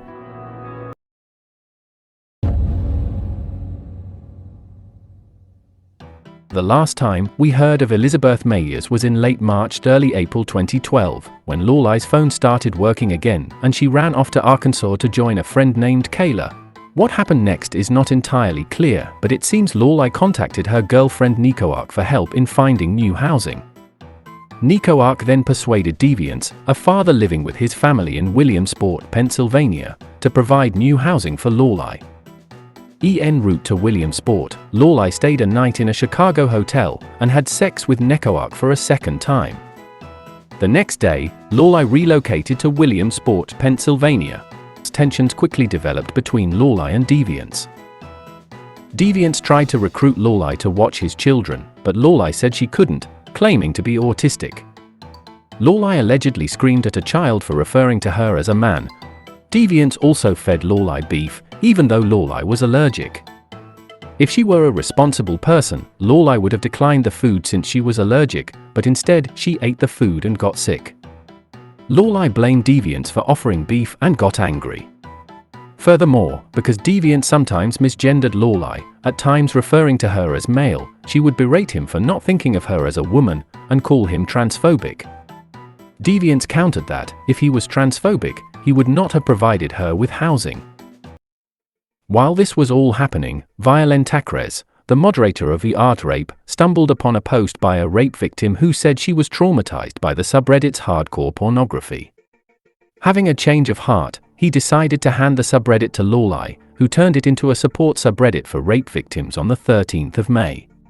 Anyway, returning to Laurelai's housing situation with Deviants, that came to a final break on the 6th of July, 2012, when Laurelai led a weed addict into the house when Deviants was away. The weed addict picked up an iPad belonging to Deviants' girlfriend, and then left the house with the iPad. That's $500 down the drain. Deviants was now sick of Laurelai's shit and kicked her out of the house. Zombie, eager to come forth to the rescue, then spent $300 on relocating Laurelai to his home. Zombie had been a friend of Laurelai and fervently defended her in the IRC chats with Laurelai. I reckon that Zombie's most probable location at this time was Kansas City, Missouri. On the 12th of July, 2012, Laurelai made a post on Art Suicide Watch saying "You win." It appears she tried to commit suicide. However, Zombie clarified, "I'm Laurelai's roommate, she's safe." On keeping an eye on her. Laurelai had now been rejected by her wife, hacker friends, SRS, and Deviants. They had all found her too much of a pain to deal with. However, now that Laurelai was with Zombie, everything would surely be okay. Right? Right? Well, no. Here's how Zombie described Laurelai's stay. The truth about Laurelai needs to get out. It's about time that someone went ahead and exposed this person for the manipulative bitch she is. Laurelai is a very familiar name to a lot of you here on Reddit. I had the misfortune of interacting with her in person for about a month. I had no idea what I was getting myself into. First off, I will not be posting any personal information here. Not because I care about what happens to this person, but because I don't want harm to come to the people that may have also interacted with her. Not at the beginning of July I was told that if I could house Laurelai for a short time that she wouldn't cause any trouble. Now I guess me being the person I am was stupid enough to believe this and spent $300 in gas to get this person. Yeah, I realize that I was a fool for believing what I was told, but that's what makes me who I am. On to the first week, so everything is going okay. I'm letting her settle into where she lives. One thing I was not told was she does nothing but Reddit or IRC during the day, and on top of that she is active with WikiLeaks, as well as Black Hat Academy. Now, I for one have no problem with WikiLeaks. Yet I am made uncomfortable when I am getting messaged on my personal site by someone that knows my home address and who I am living with, as well as my full name. I digress. What I have come to say is that like the paste bin that has been floating around on the net, Laurelai is impossible to live with. I understand that you may have certain food allergies that prevent you from eating foods. Yet I do not think it is that hard to, after all during the time you make food for yourself, to clean up and dispose of anything that needs to be put in the trash. This person does not understand the concept of cleaning up after yourself in any way. I believe that had I not gotten up in the morning to clean up the mess that was left the night before, nothing would have gotten done. My living partner rarely if ever showered, and the smell was actually enough to get ingrained into my apartment. I am actually in the process of getting rid of the couch this person slept on, but rarely showering I mean 3 to 4 times in a month, and even then I doubt the water even touched a part of this person's body. Food was left out overnight, drinks were half finished and left sitting wherever. Dishes were left in the sink until I came along to do them. This person never left the screen they were sitting in, be it playing video games or on a combination of IRC, Reddit. I think this is a good place to interject about what Laurelai is doing on Reddit after she got banned from the Fempire. On the 21st of July, 2012, she made a new account, Ude Castiella. On the 22nd of July, she used her account to make a post on SRSwomen titled, "Male roommate yelled at me last night." Mind you, she is saying this behind a veil of anonymity. It read as follows: "Male roommate yelled at me last night for not having sex with him. You heard me. At one point he even put a knife to his own wrist. What the fuck? I am pretty open sexually, but that is not a license to use me as a sex toy whenever someone else is horny. What triggered it was me camming for a female friend of mine. I am bisexual. I made it perfectly clear to him I was poly before I moved in. Why do guys assume poly equals sex toy? Should I move out? Edit. Thanks for all the support. I am going to talk to some of his other friends and find out if this is typical behavior or not and try to get him to get help. I am definitely going to try to find somewhere else to go regardless." EcoArt provides further details. Now a few glaring things are missing from that story, like how the roommate is also a poly partner, that the argument started out when the roommate wanted to have sex, Castiella did not, and then not even a short time later she was camming for another partner, or that the huge argument also included things like how she's generally a filthy person that never cleans up for herself, among other things. Now you're probably asking yourself, how does Nico Arc know all this? Well, during the time before the argument to when they both went to bed, I was on the phone with the roommate, a partner, and heard everything even after the person on Skype hung up. After that whole fight, the roommate gets into bed and lo and behold, Laurelai comes into bed, asks who's on the phone with him, cuddles with him and falls asleep in his arm. I hung up after they were both snoring. Anyway, back to Zombie. This person made no effort to bring in money to help pay for the things she needed, nor did she make an effort to find employment, made harder by the fact she has no form of ID. I did offer to help her get the necessary documents to find employment. Come to find out she does not want a conventional job but instead wants to be a sex worker, and while I have no problem with this, I do have a problem with random Johns in my living area. Now there are claims by her here on Reddit that I raped her. Now yes, we had sexual relations, all with her consent. We had an argument one night and I will admit I did fly off the handle at the state of my apartment. After that, 4 days, we did engage in a sexual act. I recommend not doing anything sexual with this person. Again, verbal consent was given several times. Back to Laurelai. On the 24th of July, she makes a Reddit post titled, Update on male roommate yelling at me. I talked to some of his friends, and they seem to indicate he has a tendency to get angry. I did not tell them what happened as I don't want to seem like I was trying to get people to turn on him or anything. I am trying to get in touch with friends to see if I can stay with them. However, last night he wanted to have sex, so I let him do it, even thought I really didn't want it. It really felt uncomfortable, and I just kind of had to put my mind in another place because of how bad it felt. I am just hoping to get out of here as soon as possible. I never told him no. I just didn't want to start an argument. I want to note something interesting happening here. In the prior post, Laurelai had portrayed Zombie as being the sole wrongdo, leaving out wrongdoing on her own part. When she now says she agreed to have sex after the argument, the impression they have is that Laurelai had sex to appease a bully. However, Laurelai had left out of her story that the argument had mostly blown over by the time they had sex, and is reluctant to describe Zombie as a rapist, because she knows it's an unfair label. However, the SRS members, not knowing the full story, persuade her that she was raped. Laurelai ends up believing this narrative because it soothes her narcissism and ability to claim victimhood. On August 6th, when I drove her to Tulsa to hand her over to a new roommate, I was made aware by a mutual friend that they were told that I forcibly raped her. These are false allegations and they are being spread by someone that has an extreme internet addiction. A few hours without internet and they get extremely hostile and look for other ways to get online. My partner and I were also harassed and attacked over Twitter. Her tweets have since been deleted. TLDR, there is no TLDR, read it and inform yourselves. My stuff that I feel applies to this I've been made aware of and want to pass on to you all.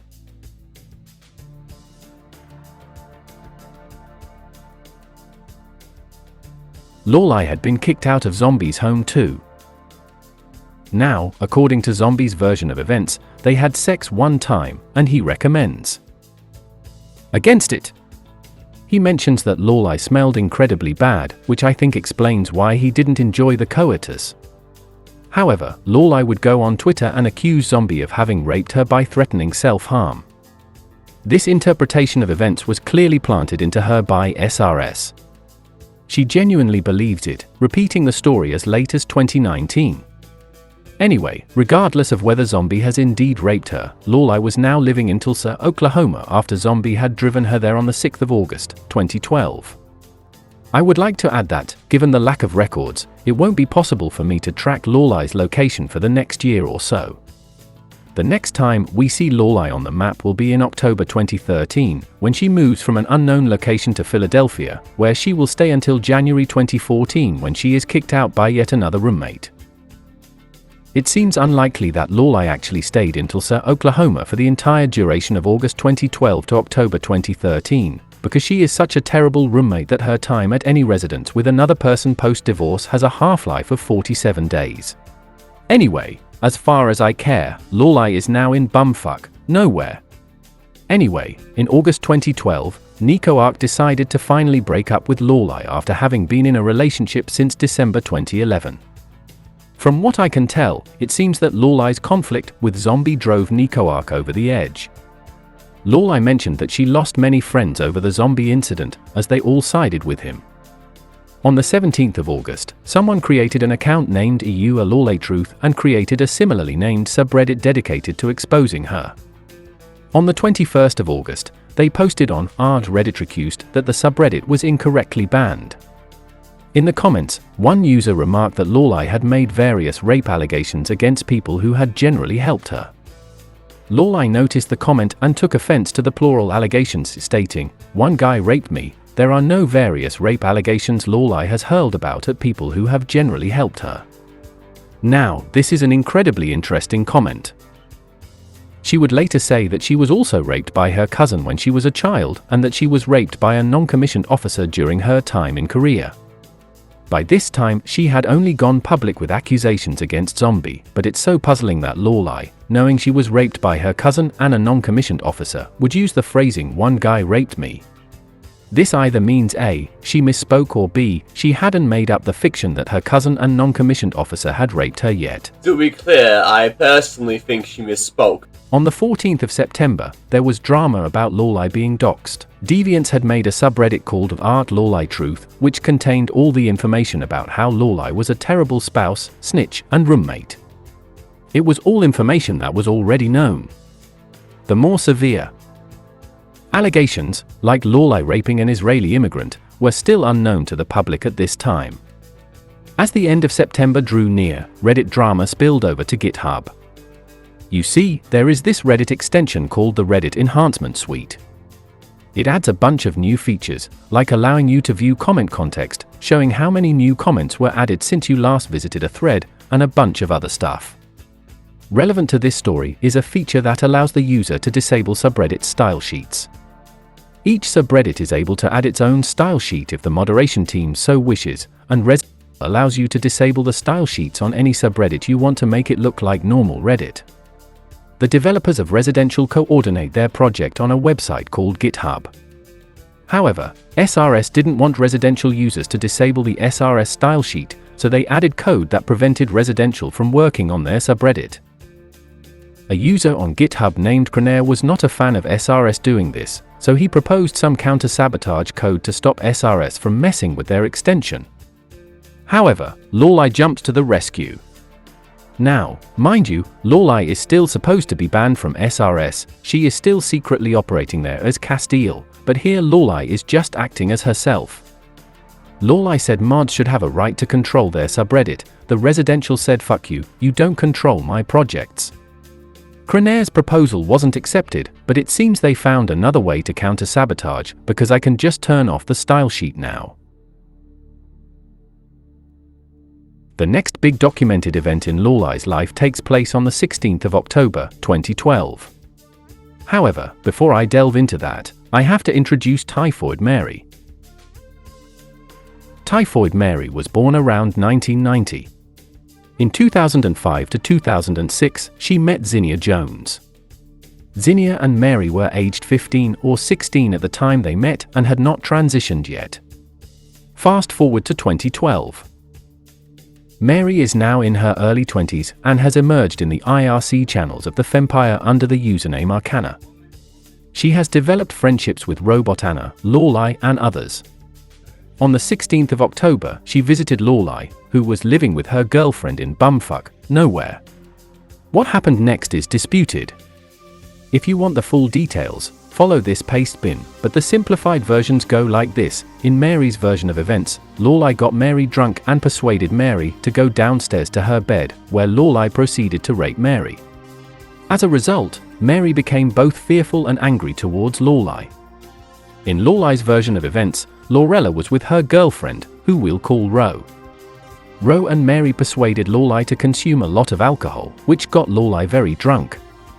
Mary then dragged Laurelai to a bed and proceeded to rape her. When Laurelai refused further sexual advances, Mary got very, very angry. In summary, both parties have accused the other of being the rapist. Now, I'm sure some viewers will want me to try and reconcile the conflicting accounts. And I will, later on in this video. For now though, Laurelai and Mary have had sex, and Mary is very angry, either because Laurelai raped her, or because Laurelai refused her sexual advances, and there will be consequences. Anyway, now that I am on the subject of Laurelai's sexual misconduct allegations, I would like to mention a Twitter user named @StopLaurelai. This user had a profile picture of Nepeta Leijon, a character in Homestuck. For convenience, I will refer to this person as Nepeta. Nepeta was born in 1997 or 1998. Sometime between October 2011 and October 2013, when she was 14, she met Laurelai on the internet. The relationship started well, with Laurelai complimenting Nepeta on her appearance. She was trans. Soon, the conversations turned sexual, and Laurelai sent Nepeta pictures of her genitalia. Laurelai also encouraged Nepeta to masturbate more. Nepeta found these conversations uncomfortable, but she put up with them because she wanted help transitioning. Laurelai told Nepeta that estrogen was very expensive, but when one of Nepeta's friends found a cheap source of estrogen, Nepeta realized Laurelai had lied to her and cut contact in disgust.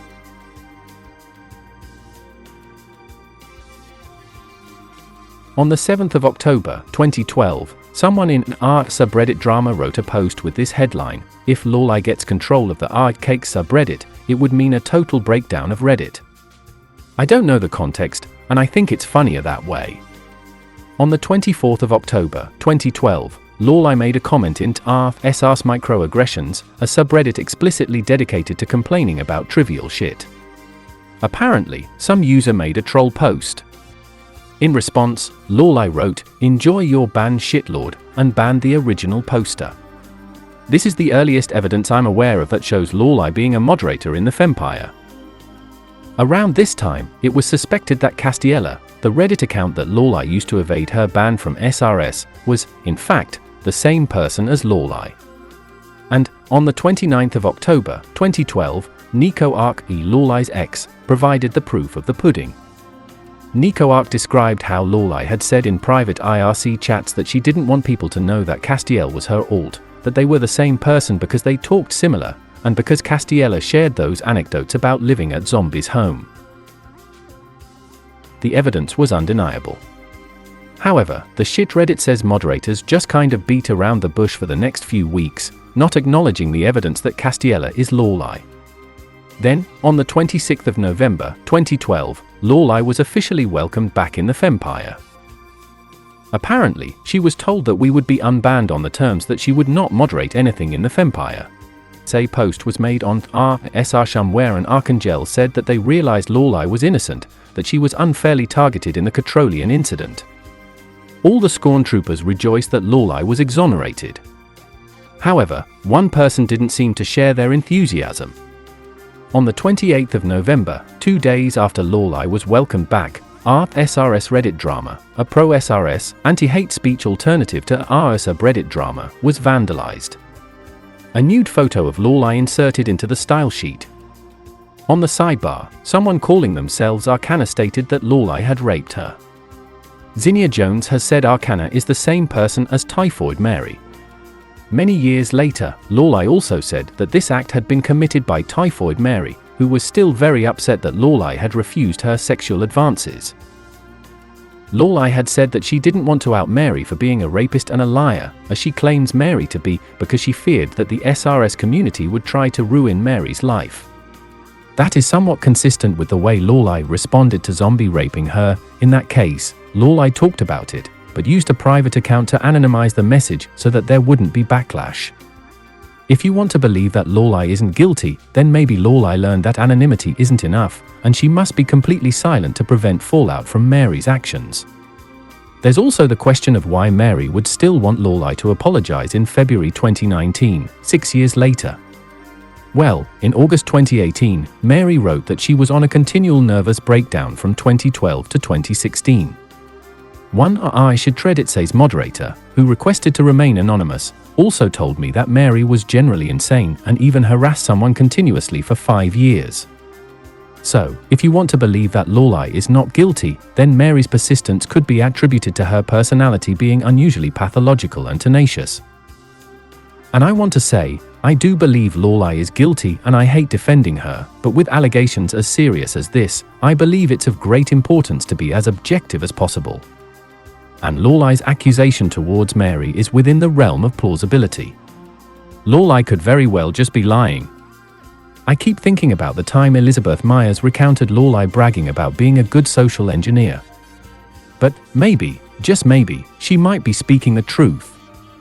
2 different individuals, RobotAnna and NicoArc, have alleged that Mary simply fabricated the story that Laurelai raped her in order to take revenge for Minecraft drama. These allegations will be examined in depth in Chapter 38.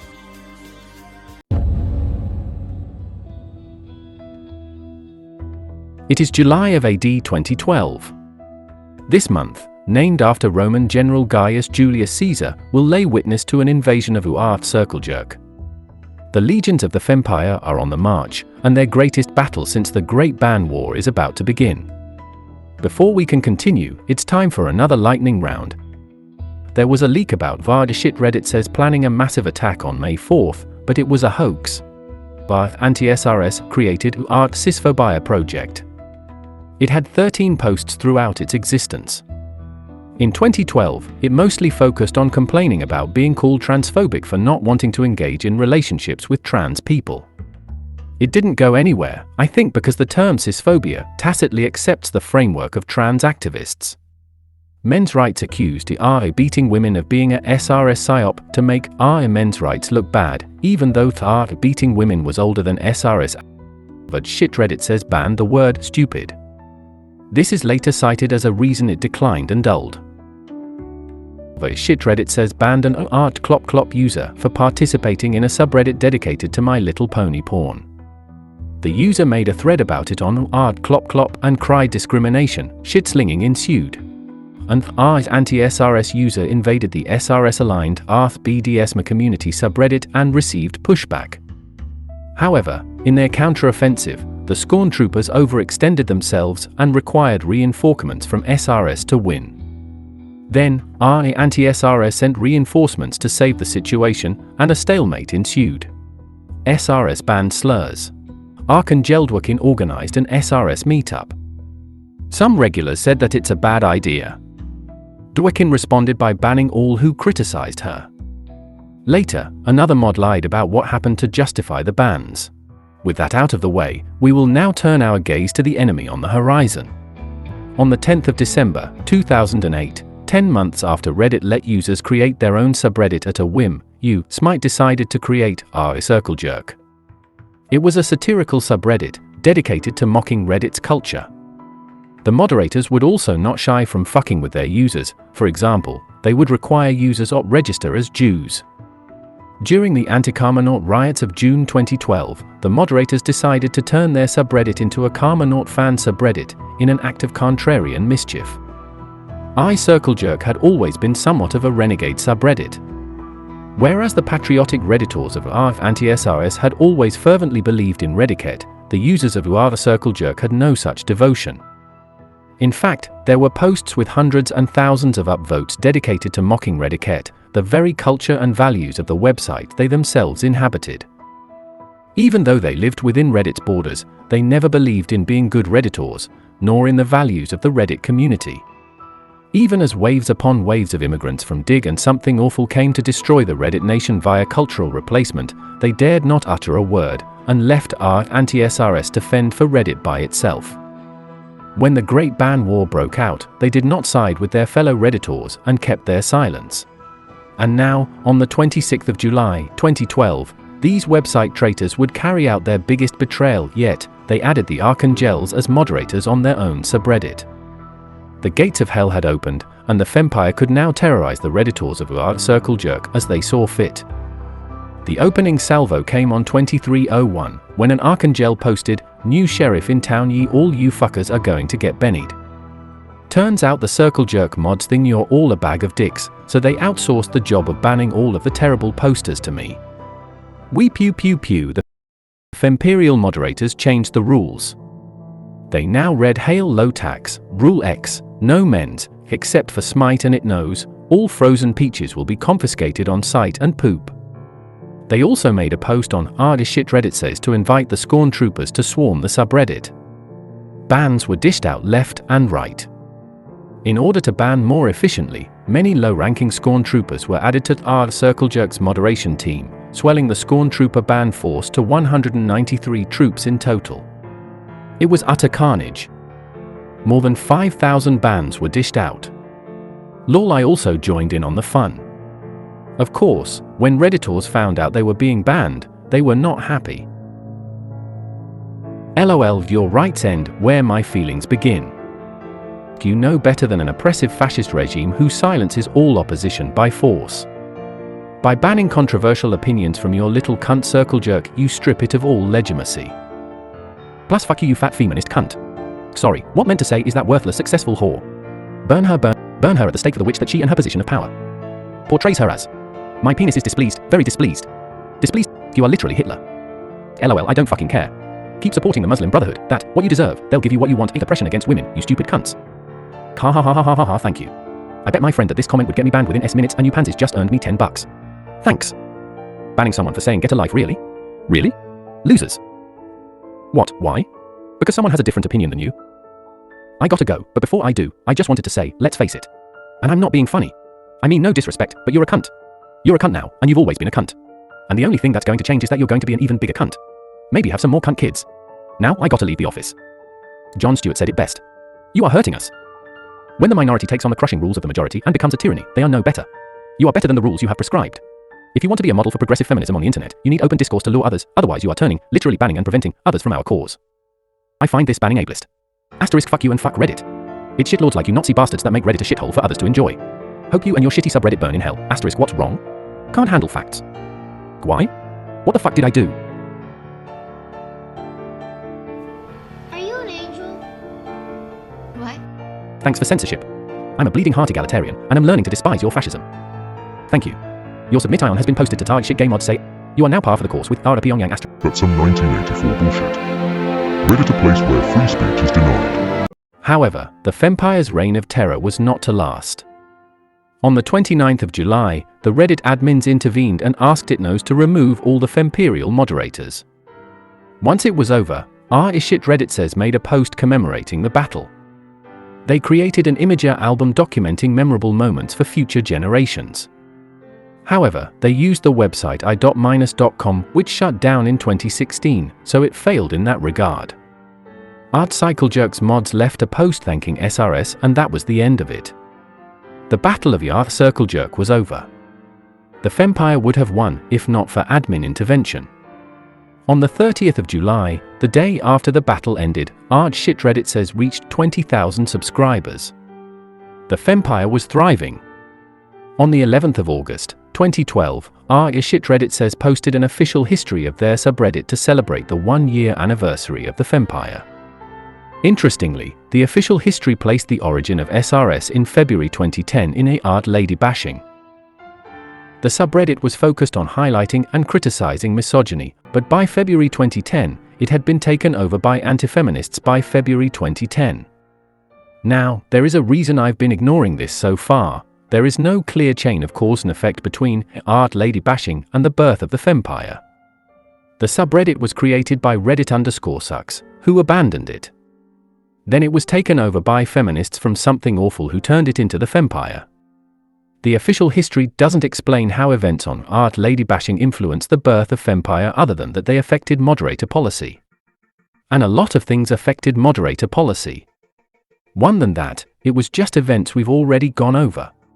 On the 25th of August, anti-SRS user Luxury Burger Bastard came upon a post in SRSwomen where Laurelai said that Zombie had raped her. Now, Luxury doesn't know the true story behind that post, but he does have an opinion. He makes a post titled, SRS woman consents to sex with roommate, was somehow raped. He notes that Laurelai described letting Zombie do it, and not saying no, writing, of course, the psychotic feminists in SRS women don't hesitate to label this guy as a rapist, despite the fact that she consented with no mention of duress, and gee, I wonder why her friend sided with him. Then 2 users noticed a previous submission from Laurelai, dated 2 days before the one linked in the OP, that said her roommate yelled at her and put a knife to his own wrist after she refused to have sex with him. Both ASRS users pointed out that this means what happened almost certainly qualifies as rape. Anti-SRS mod Kojoko was rather unhappy with how the thread played out and posted "Stay classy, anti-SRS," stating that anti-SRS was confirming the prejudice of SRS and making the world a shittier place. The post was highly controversial, only 60% of votes were positive, and there were 137 comments. One commenter said that, "This is exactly what SRS itself is guilty of, insulting people over their points of view, discouraging discussion that's against the hive mind, and allowing members of the community to play the victim game to get sympathy. Why should we allow ourselves to fall into that very same trap?" Anti-SRS had always been divided between a left-wing faction of liberals who felt that SRS was poisoning the social justice movement, and a right-wing faction that opposed everything SRS stood for. And now, it was finally coming to its bitter climax as anti-SRS burst into a civil war.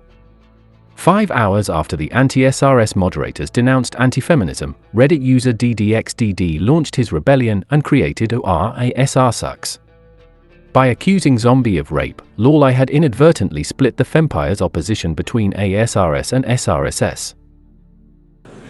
Didn't expect that reaction, but that's okay. It's fascinating that there is infighting within the so-called Rebel Alliance. What is this, the First Eritrean Civil War? Oh my god, that's way too niche. Within days, about a dozen users had flocked to the banner of SRSucks and delivered pledges of allegiance.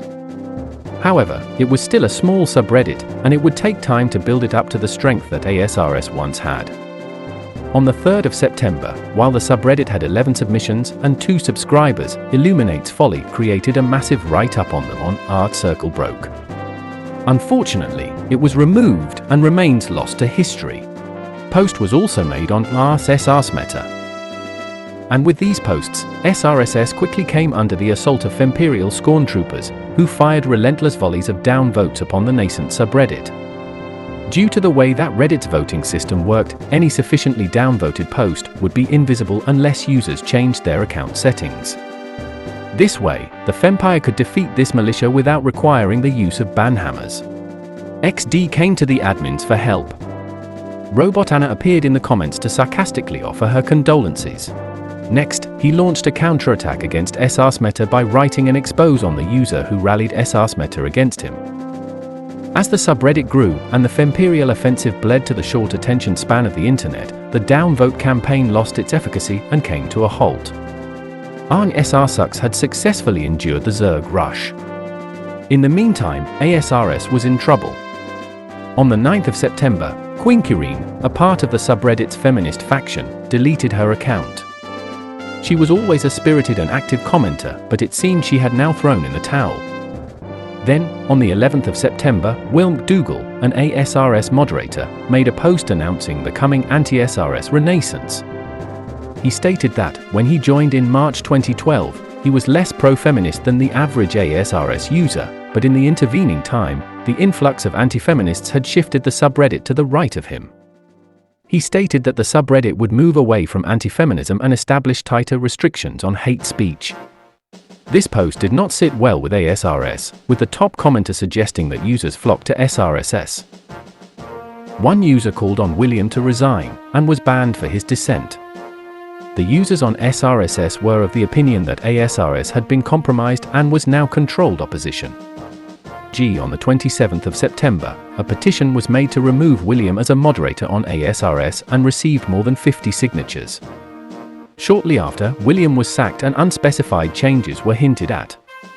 On the 28th of September, ASRS went private, with the official explanation being that it had become too toxic and hateful, and they wanted a private subreddit with more nuanced discussion. However, then on the 30th of September, they just shrugged and said fuck it, before making the subreddit public again. ASRS would get back to its efforts to destroy SRS. On the 2nd of October, Mitt Romney's campaign, a moderator on ASRS, created a subreddit called r/cleaningupafters. The purpose of this subreddit was to respond to the Fempire's notorious downvote brigades with counter-downvote brigades that would turn the karma back to normal. This would prevent the Fempire from taking precious karma from innocent Redditors and contain their influence. He made posts on ASRS and SRSS to recruit volunteers for his campaign. However, the admins would not let this slide, as vote brigades were against the Reddit rules. r/cleaningupafter SRS was banned. However, Mittens was not one to give up easily, and created Art Karma Korstclan. This subreddit was not officially supporting downvote brigades, wink wink, nudge nudge, but if users wanted to follow the links and stop the SRS brigades, that would be their own prerogative. However, the admins banned this too. Afterwards, Romney was probably brainstorming Plan L, but was interrupted when ASRS suddenly caught on fire.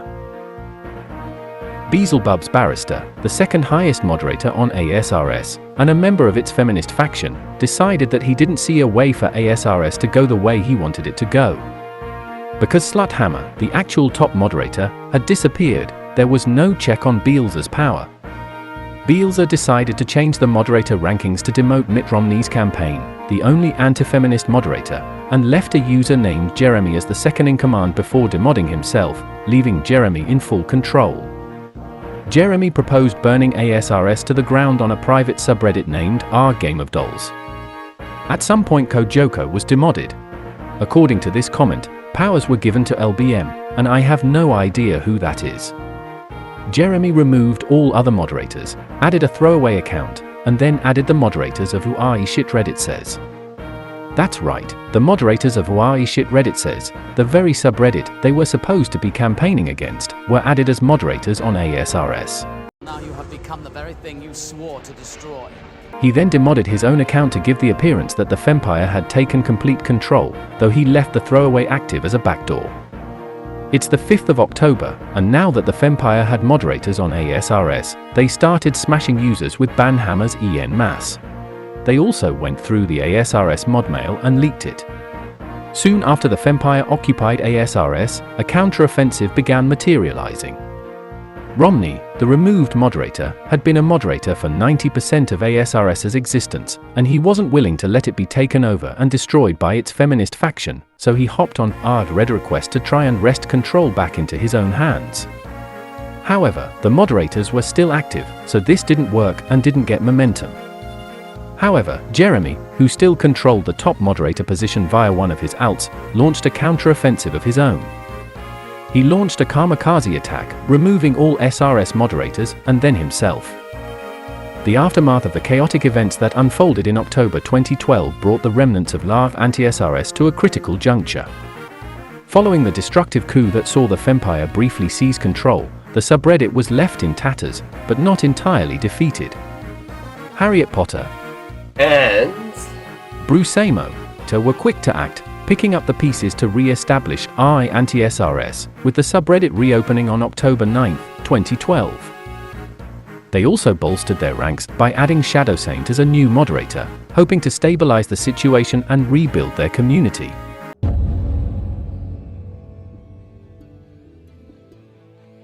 In the next chapter, the Fempire will go to war with the StarCraft fandom. Yes, really. Now, personally, I haven't played much StarCraft. I've gone partly through the Terran campaign, but never stayed too engaged. On screen, you will be able to see my very first 2 matches against a computer player that I recorded for this video. Excuse me if I play a bit poorly as a novice. Now, before we can get into the Fempire's war with our StarCraft, we need some background. In 1995, Blizzard Entertainment, a game development company known for its successful titles like Warcraft, embarked on an ambitious new project that would revolutionize the real-time strategy RTS genre. This project was named StarCraft. While it was expected that Warcraft 3 would be the next logical step, Blizzard's art team wanted to work on something different. Designers still wanted to make another RTS, but it was decided that this time, it would be in a sci-fi setting. The choice to go future sci-fi was at least partly influenced by the success of the Command & Conquer franchise, which at the time, utilized a modern military setting. The development team, led by designers Chris Metzen and James Finney, set out to create a universe that was rich in lore and distinct in its visual and gameplay elements. Chris Metzen began crafting the intricate backstory of StarCraft's universe. He envisioned a distant future where humanity was embroiled in a conflict with two alien races, the Protoss and the Zerg. James Finney, who served as the lead designer, focused on creating a balanced and engaging gameplay experience. The team's goal was to ensure that each of the three races, Terran, Protoss, and Zerg, offered unique strategies and play styles, making the game diverse and replayable. The Terrans, depicted as resourceful and adaptive, would rely on versatile units and buildings. The Protoss, an advanced and mysterious race, would use powerful but costly units and shields. The Zerg, a swarm of insectoid aliens, would overwhelm their enemies with sheer numbers and rapid reproduction. Development was not without its challenges. When StarCraft was revealed at E3 in 1996, journalists were unimpressed. Many labeled the game Orcs in Space, a dig at the early build similarities to Warcraft 2. After E3, the team set out to overhaul the game. Bob Fitch, the lead programmer, spent 2 months overhauling the game's engine. Meanwhile, Blizzard's art team, led by Samwise Didier, brought the game's units and environments to life. Didier recalls how Trevor Jacobs would draw concept art. He drew 3 or 4 pages of structures, the team cut and pasted the ones they liked. "That looks like an armory, add a smokestack." Didier recalls saying, "That looks like a barracks, actually, it looks more like a toaster, but we'll call it the barracks." On the 31st of March, 1998, after 3 years of development, StarCraft was released. The game was a massive success, selling over 1.5 million copies worldwide. It was praised for its deep strategic gameplay, compelling story, and polished execution. Players and critics alike marveled at how Blizzard had managed to create a balanced RTS game with 3 distinct factions, each offering a completely different experience. The game's multiplayer remains particularly popular in South Korea, where players and teens participate in professional competitions, earn sponsorships, and compete in televised tournaments. A decade later, on the 10th of December 2008, a Reddit user by the name of Liu Fury registered the subreddit /StarCraft. Initially, Fury expected the subreddit to attract a modest following, given the existing resources like Team Liquid and official StarCraft websites. Contrary to these expectations, /StarCraft flourished into a dynamic community, buzzing with constant activity. The release of StarCraft 2 in July 2010 played a significant role in its growth, but even before that, the community thrived with around 5,000 users during the speculative beta phase. The growth and engagement far surpassed Fury's anticipations. The rise of /StarCraft, although initiated by Fury, was heavily inspired by Nick Tasteless Plot and Susan Lil Susie's Kim. During the StarCraft Brood War GOMTV Classic Season 2, they encouraged viewers to promote the English commentaries of Korean professional tournaments in order to make professional StarCraft more well-known and popular among Western audiences. As a dedicated Reddit user, Fury noticed the absence of a subreddit for StarCraft match discussions and decided to fill this gap, leading to the creation of /StarCraft. A few months post-creation, Fury received a message from a user named Shade00A00, suggesting the implementation of a spoiler hiding feature similar to those in other popular subreddits. Lacking knowledge in cascading style sheets, Fury asked Shade for assistance. Trusting his skills, Fury appointed Shade as a moderator, despite the risks involved at a time when no moderator hierarchy existed. Shade became the lead programmer around here, creating such things as the spoiler feature to the now defunct from overwhelming popularity race icons. The Nawal Cup marked the first tournament on /StarCraft, with Viketh as the initial streamer. Despite its early end due to communication issues, Viketh organized the second tournament successfully, prompting Fury to invite him to join the moderation team. Viketh's extensive contributions, from European tournaments to the Reddit Team League, significantly impacted the community's evolution. The original Hydralisk vs Alien Marine logo by Rufenstein served /StarCraft well initially, but as the subreddit matured, the need for a more visually appealing design became apparent. The moderators organized a contest, resulting in Asianu's winning theme, which he implemented with Shade's help. This collaboration led to Asianu joining as the fourth moderator, also establishing rstarcraft.com. As the community continued to expand, more tournaments and events were organized. On one occasion, Viketh suggested making Feargorm a moderator, highlighting his numerous contributions and plans for the community. Firi decided why not, and appointed Feargorm, who went on to significantly enrich StarCraft with initiatives like the North American S-Credit Tournament and King of the Hill competitions. Recognizing the efforts of Xenome, Fat Shinobi, who organized interviews with prominent figures like PSY, Day, 9, and Tasteless, as well as set up affiliate links to fund prize pools, the moderation team welcomed him as the sixth moderator. Xenome's initiatives further strengthened the community's foundation. By the time of the subreddit's second anniversary, the community had grown from a solitary user to over 16,275 members, securing the 93rd spot on redditlist.com. In Firi's announcement of the second anniversary, he wrote that, while the moderator's efforts were crucial, the true driving force behind StarCraft's success was its user base. The supportive and active members propelled the subreddit to its esteemed position within both Reddit and the broader StarCraft community. Firi expressed deep gratitude towards the users and looked forward to continuing the journey with them, acknowledging that the community's existence and achievements were a collective effort. StarCraft 2 was released on the 27th of July, 2010, after being in development since 2003.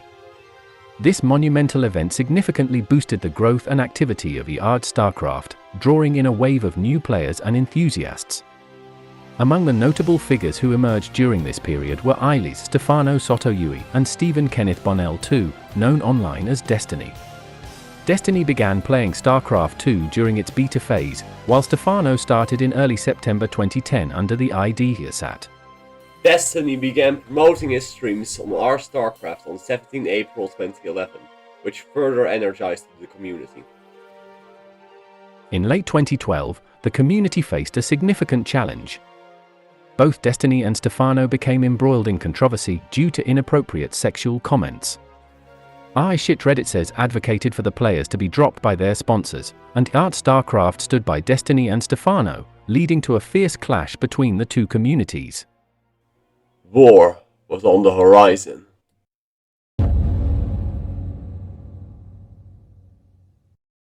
In August 2012, Destiny leaked pictures of a woman known as Blue T to his Skype friends.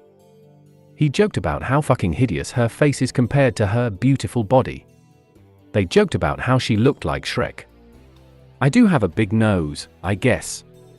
Someone who was in the chat room emailed her from a Gmail account consisting of a bunch of random numbers. It had the chat log. She then hacked his Twitter account and posted a picture of his penis and the Skype logs. Speculation, and the fact Destiny trusted Blue T with login details because she was helping him organize coaching schedules for those choosing to buy coaching from him, led them to believe she compromised his Skype account too, hence why she had access to his chat logs. She wrote, "My actions resulted from the build-up of many things he's done to me that I don't have time to mention, but his betrayal of my trust was the last straw. I hope you enjoy his penis." When Destiny discovered his accounts were hacked and his dick pic leaked, he was not happy. He wrote, "Was to two people, not an entire chat room of people, two people that I consider pretty close friends. I never feigned ignorance, just didn't want to get into it right before an MLG. I can't imagine how you can think that people will never, ever talk about anything personal or private amongst their friends. Maybe I'm just stupid, but I can't see myself caring at all if you shared pictures between your close friends, especially given the fact that I'd never see any of them in real life. Glad you think you have a right to every single private conversation I ever have, though. Posting pictures of my dick to 37k people plus cutting me off from access to my email and Twitter is probably reasonable payback for me discussing something personal with two friends. Thanks for the new work location, I wonder what your boss will think of this. Or your dean, for that matter. I wonder if it'd affect your scholarship or financial aid?" He did, in fact, contact her employer and school. Although StarCraft sided with Destiny and saw him as the victim of having his social media and Skype accounts compromised, SRS sided with Blue T. The Archangelles encouraged their Stormtroopers to flood Destiny's sponsors with emails encouraging them to fire him. It was said that Destiny endorsed rape and that he shared nudes of an underage girl, even though she was an adult. On the 29th of August, Root Gaming kicked Destiny from their team and suspended TT1 and Fate, confirming that sponsorship issues and negative emails were the primary reason for his dismissal. The Fempire had won. Now, this narrative of Destiny's conflict with SRS is a bit biased because sizable segments were adapted from a write-up by an URASRSUX user. It is important to remember that, while SRS did get Destiny's employers to fire him, Destiny also contacted Blue T's employers. In other words, the cancel culture went both ways. The next battle in the war would come in September. During September 2012, Eilis Stefano Sotoyui had a private conversation with friend and fellow professional gamer Sayaman K. In this conversation, Stefano said that he had abused a 14-year-old girl, probably in an attempt at crude humor. Unknown to Stefano, Bling was streaming that day, and their conversation became front-page news on StarCraft. Although Stefano insisted it was intended as a private joke and nothing serious, ShitRedditSays proceeded to call him a pedophile and child molester and target his sponsors with negative emails. StarCraft tried to counter the Stormtroopers by posting his sponsors' contracts and encouraging users to send emails in support of Stefano. However, he inadvertently leaked some emails that weren't known yet, and made things easier for SRS. A comment dwakin linked to pleading clemency was also downvote brigaded by SRSters, on a subreddit where widespread anger over previous incidents of sponsor mail bombing led to the moderators introducing new rules to prohibit this practice. Compared to how highly upvoted anti-SRS comments are in the overall thread and the original link, the downvotes inflicted upon this comment stick out like a red herring. Upon realizing what was going on, Stefano tweeted this: "Some people's stupidity makes me hate my choice on going professional on StarCraft. Which makes me play worse and worse." In October, Eilis was suspended for a month without pay after sponsors threatened to withdraw funding from Hui's team unless they suspended or removed Stefano from their roster. He was forbidden from participating in any tournaments during that month, including DreamHack Bucharest and the GD Invitational, the latter which he had received an invitation to participate in. And that was the end of the war. 2 StarCraft streamers got suspended over inappropriate comments and lost out on paychecks. Stefano would be fine. He won $7,500 at the Electronic Sports World Cup 2012 a few weeks later. However, Destiny's career as a professional StarCraft 2 player was over for good. He would start playing more Dota 2 and eventually make revenue from Twitch streams, but he would never be sponsored again. He also made another $200 in a 2014 tournament. In a lot of streams he would be playing some game, and pick an argument with someone at the same time and then pull them into voice chat. Over time, more and more of his time was devoted to political discussions over pure gameplay until he transitioned into a political steamer in the late 2010s. You said that whites were becoming a minority. You said that it wasn't good. They are becoming a minority. I feel like these are words you're putting in my mouth. I never said white. I'm trying to understand. There is, well, why shouldn't the white people be able to address this, but they're not allowed to because they're called racist by people like you. If you wanted to fix crime in the United States, the best way to do it would be to deport all of the poor people, because poor whites commit a lot of crime too, disproportionately compared to wealthier whites. That's just not true. But okay, wait, you can hold on, wait. You don't think that Well, poverty... yeah, of course. Well, yes. In relative terms, yes. In relative to wealthy whites, yes. Sure. You're correct. Okay, so do you think that poor blacks probably commit more crime relative to wealthier black people? They do. Wealthy blacks also commit more crime than poor whites. That's a fact. Wait, what? Before we can continue, it's time for another lightning round. SRS did an Oppression Olympics joke thing. SRS reached 20,000 subscribers. TF2, the subreddit for the first-person shooter game Team Fortress 2, told its users not to link their subreddit from SRS after some drama. A user on subreddit Drama added a 4th part to Zinsidy's series about the LGBT drama. This part discussed new developments, where Lord Gaga, a transgender moderator on r subreddit drama, wanted to usurp RobotAnna's position as a moderator on r/LGBT. Lord Gaga would offer more centrist moderation compared to RobotAnna's left-wing radicalism. He would also make new rules to reduce drama. However, the art-LGBT mods were suspicious of an art subreddit drama moderator purporting a desire to reduce drama. Negotiations broke down, and Lord Gaga left in frustration. I feel it's worth pointing out that Catrolian was active in the logs.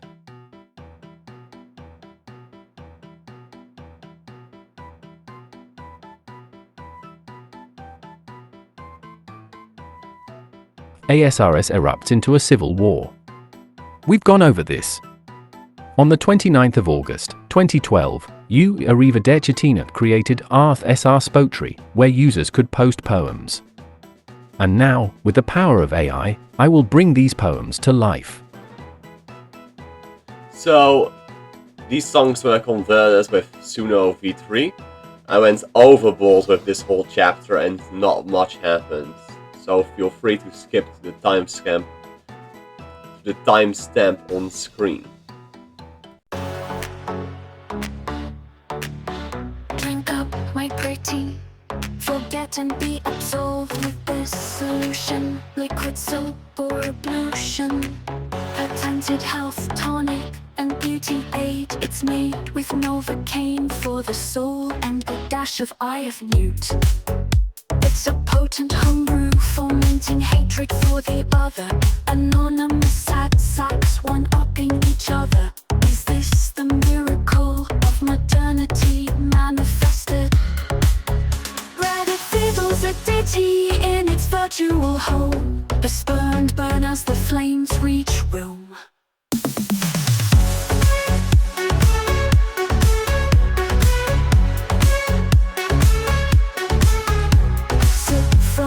Chalice, indulge in the rapture. Whispers and echo chambers where empathy fractures. Drink the potion of trending fads. Lose yourself in the haze of digital masquerades. The oracle of screens declares its decree. Numbness and chaos, the cost of being free. Through the glowing glass, reality fades. A world redefined by likes and charades. In the cacophony of clicks and scrolls, we barter our hearts for transient goals. But beware the price of the soothing draft. For in its depths, our souls are caught. A shadow play of shadows we become. Lost in the web, entangled numb.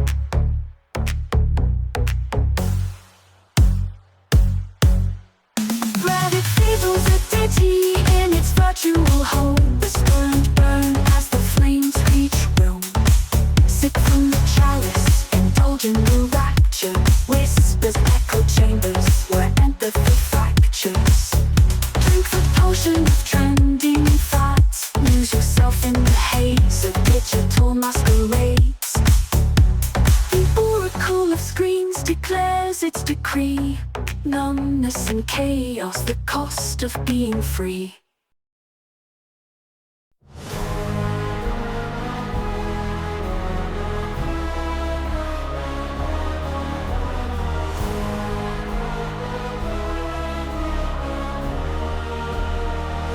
How dare you complain? Is not life itself enough?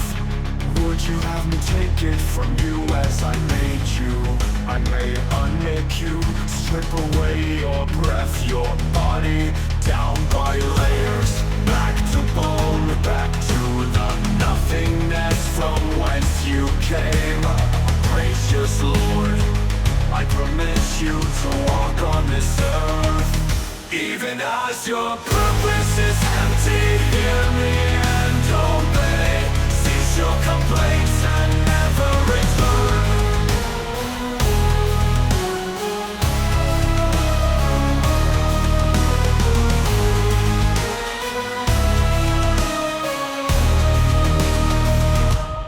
I broke no law, I was cast out of the garden, innocent and immortal.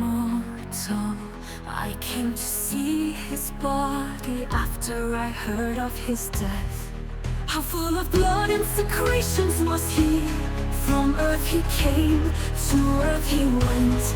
I came from nothing. Ooh.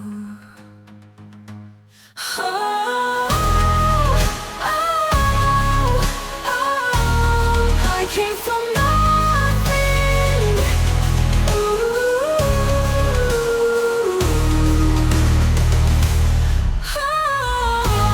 Broke up no law, I was cast out of the garden.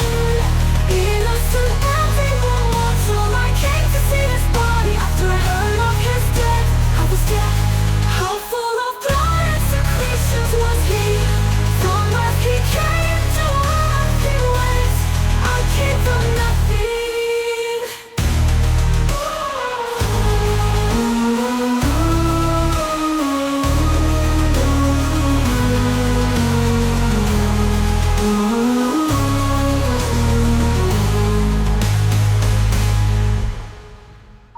I came from nothing.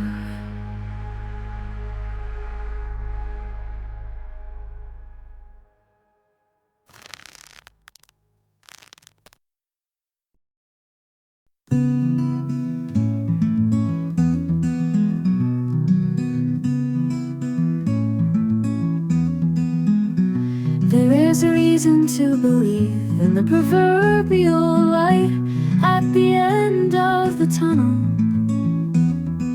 Crawl down the funnel, reach for the honey, the old golden rainbow carrot stick routine. Tread lightly, these colors don't run.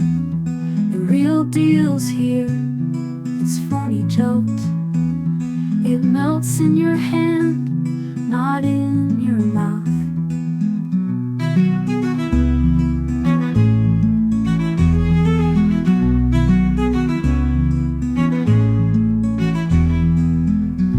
Look twice, the spectrum sewn inside the cloak of stars that atomized silver lining. Adam's disciple on the natural bridge. Theories confirm, self-sacrifice, cigarettes burned. That's me, I am a meme, a microcosm of adolescent crises. A millennial on the verge of beautiful overflow, swimming in data.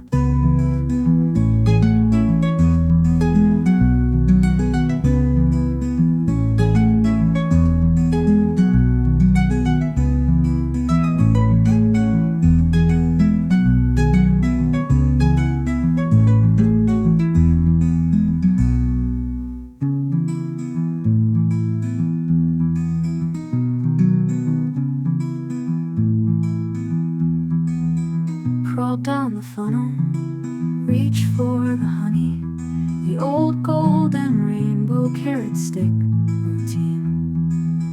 Tread lightly, these colors don't run. The real deal's here, it's phony jolt. It melts in your hand, not in your mouth. Not in your mouth. Look twice, the spectrum sewn inside your cloak of stars that atomized silver lining. Adam's disciple on the natural bridge. Theories confirm, self-sacrifice, cigarettes burn. That's me, I am a meme, a microcosm of adolescent crises. A millennial on the verge of beautiful overflow, swimming in data.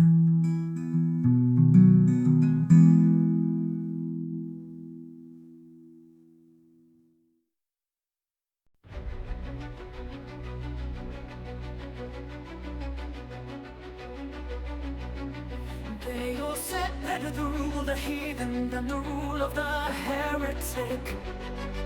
Now their wish is granted.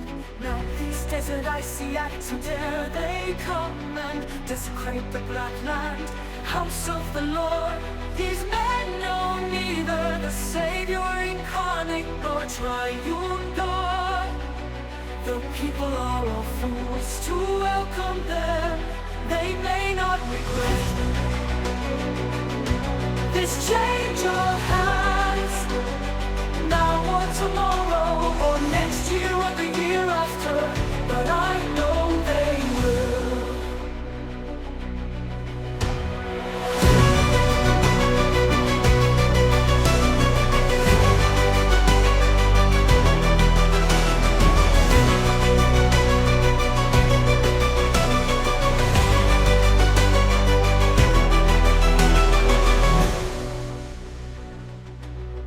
They all said better the rule of the heathen than the rule of the heretic. Now their wish is granted. Now these desert Asiatics, how dare they come and desecrate the black land, house of the Lord. These men know neither the Savior incarnate nor a triune God. The people are all fools to welcome them. They may not regret this change of hands. Now or tomorrow or next year or the year after, but I know they will. They will.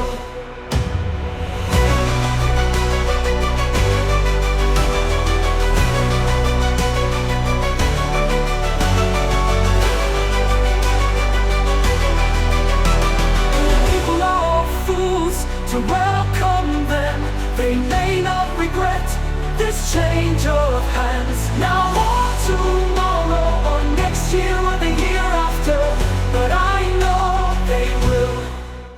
They will. They will. They will. They will.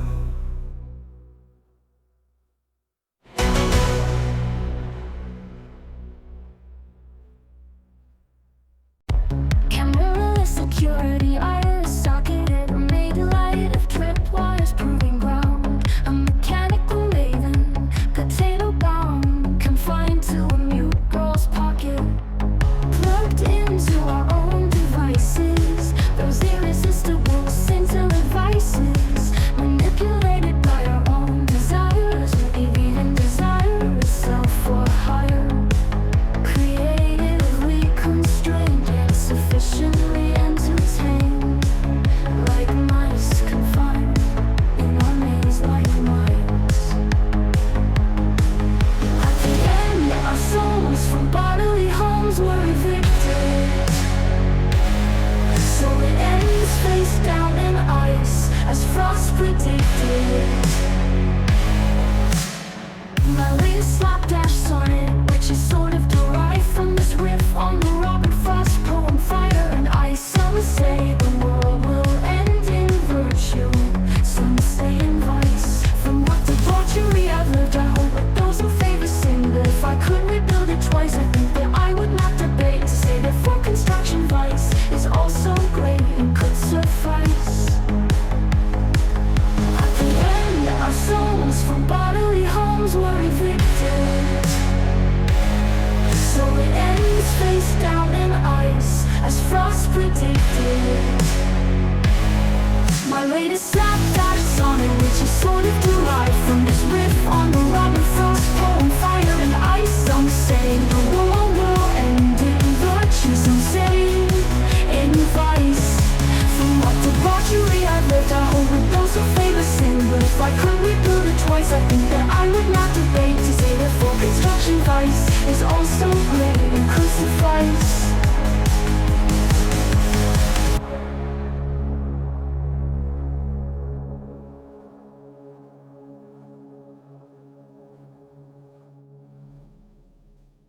I laid out a folding chair on the grass where it's too hot in the sun. But damn it, I swear I witnessed a miracle.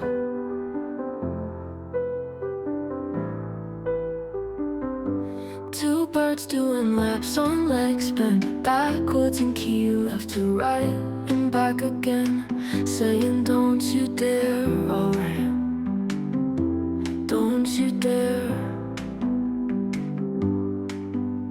And there I sit, sun-soaked and curious, thinking it right, you know I can't do it like this, half-shaved and shivering in the mirror where all things look right but not quite, and decide, no question, that this is how things are. I ain't that smart.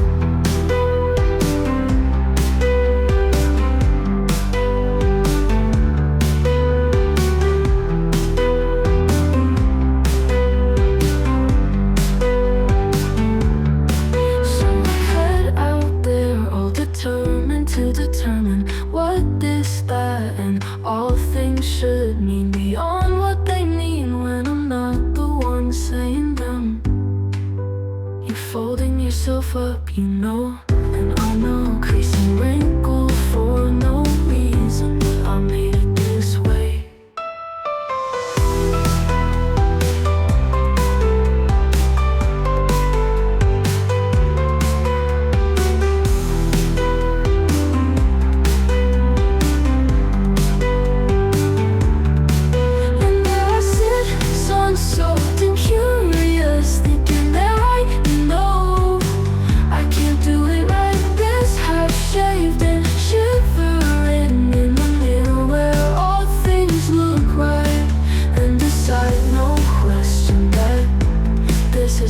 Things are, I ain't that smart. I ain't that smart. I ain't that smart.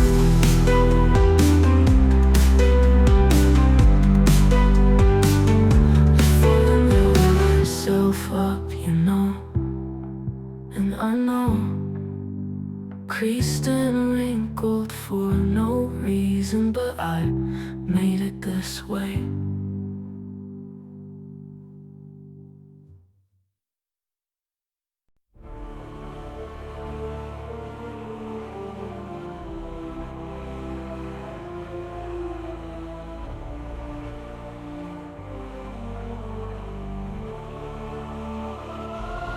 Watch me and this, get down the street. Thought we were soldiers, so we painted ourselves with markers. I learned a heap of much. The woman buzzing with flies, and we slung sticks over our shoulders and shouted at the trees. So we went horse in the throat, but they didn't kill over dead. Bang bang like they were supposed to, the lousy bastards. So I said to hell with them.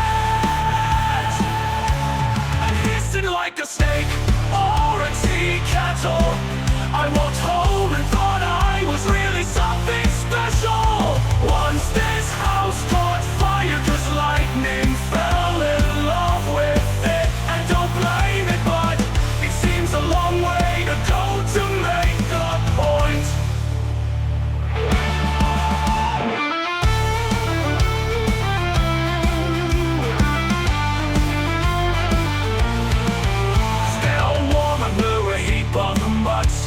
We went over, but they didn't kill over dead. Bang, bang, like they were supposed to, the lousy bastards. So I said to hell with it, I'm hissing like a snake or a tea kettle. I walked home and thought I was really something special.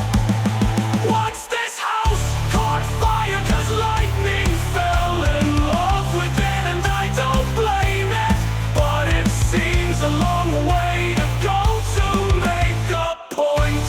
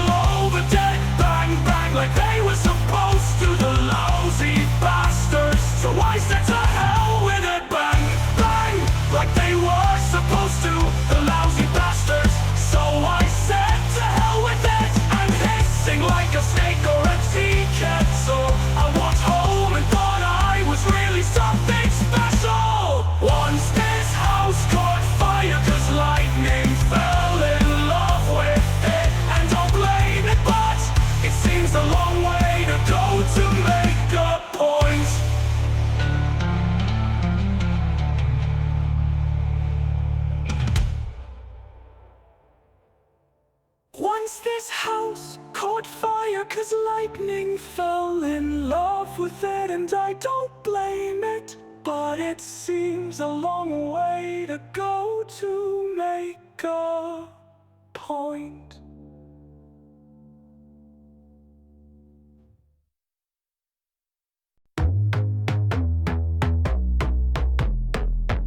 There's this feeling, you know, when a past jumps out from a hiding place, like a bucket, or the cupboard, or behind the fridge, and it says, hey there son, remember me? And it hits me square in the jaw with arms like a stiff baguette. Yeah, I surely do remember. I remember that time you said so long and goodbye, and the telephone went dead and quiet as a golf green on a Tuesday morning in winter. But the tears, that well's dried up now, all filled in with dirt and caution, do not enter.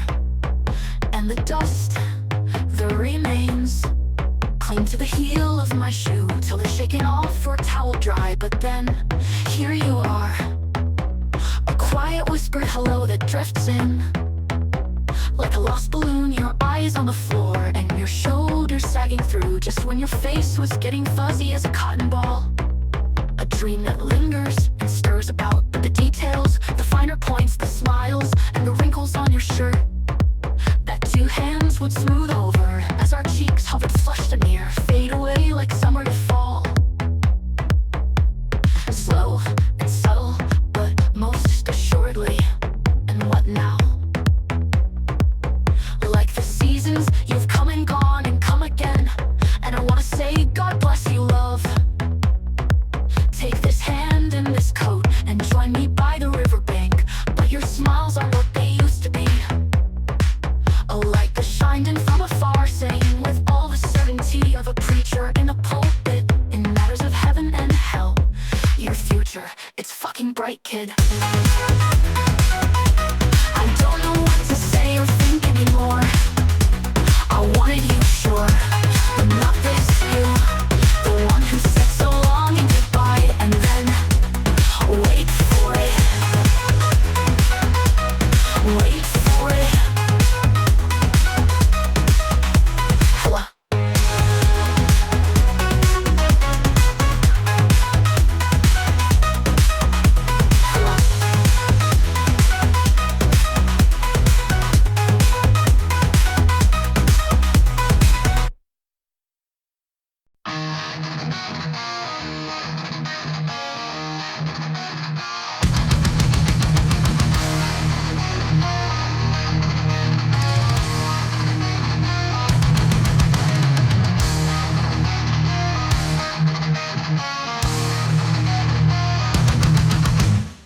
How many times in 4 years have you flipped the flabby futon in a futile attempt to extract the fallow fat from your lower back? Cells is smothered by your hips, unchildbirth worthy. Yeah, he wallows in them, having absorbed much moist, waiting for your eventual mothering. Your flow-ups flinging up bits of swamp.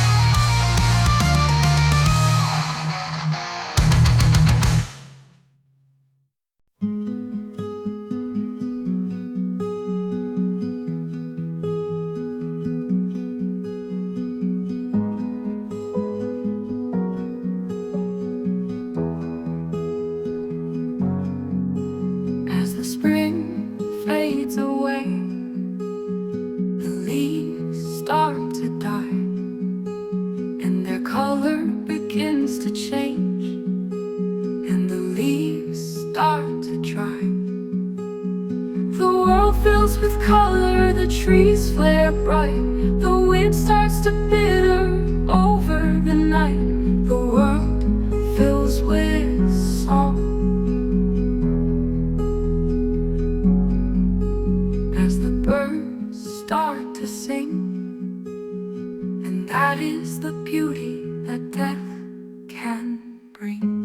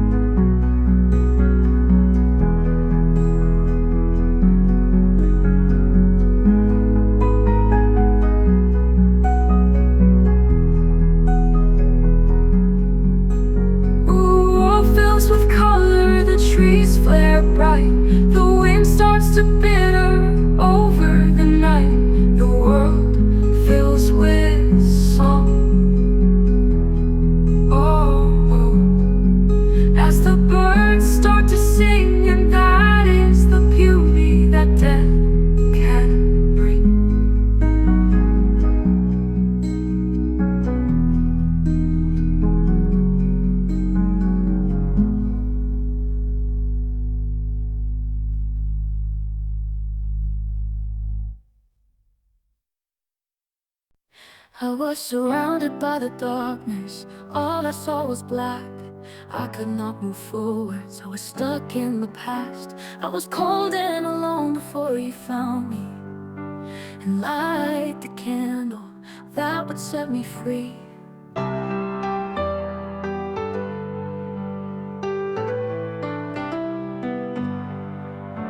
Your hand slid into mine and lead me through the dark. You gave me new hope, you gave me a new start. Little by little we earned the trust that we would know and need so much. When I was lost, you answered my plea. When you were blinded, I helped you see. Forever we will stand side by side, and we'll do so until we die.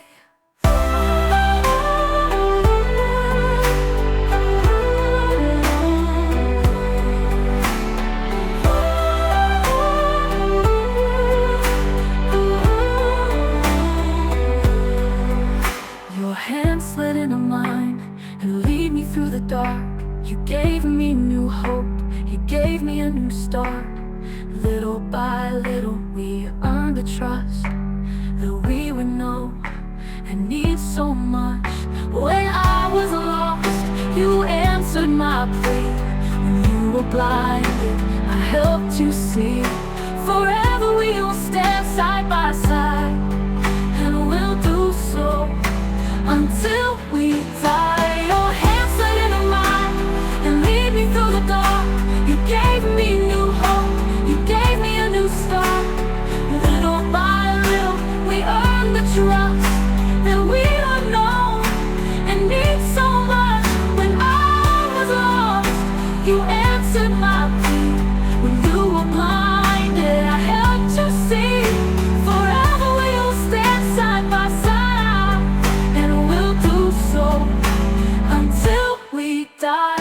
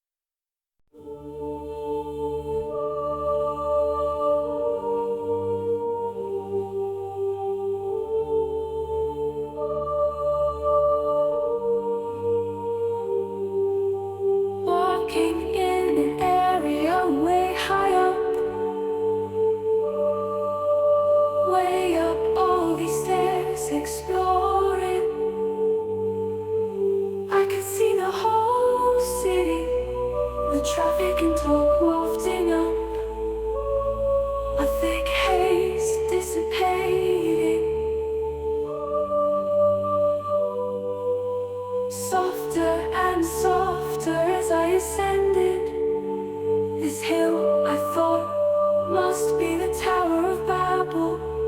I know that I can touch the sky. If I were just tall enough, the hawks or vultures, they could touch the sky. There they were, hundreds, turning and turning in a widening gyre. A gigantic column that surely reached all the way up to heaven.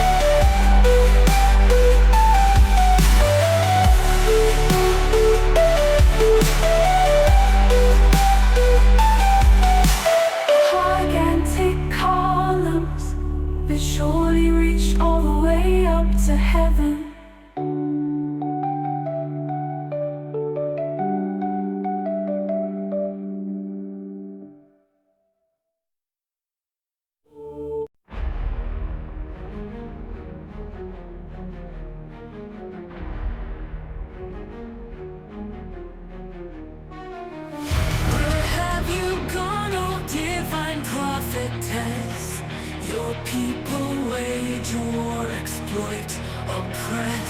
Goddess is dead, yet God's alive and well.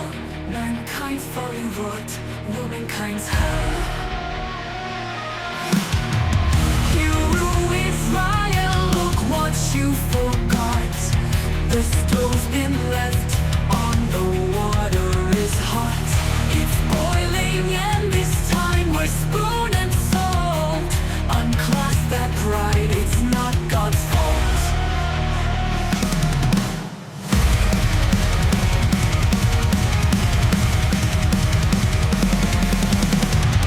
You will rule Israel, look what you forgot. The stove's been left on, the water is hot. It's boiling and this time we're spoon and salt.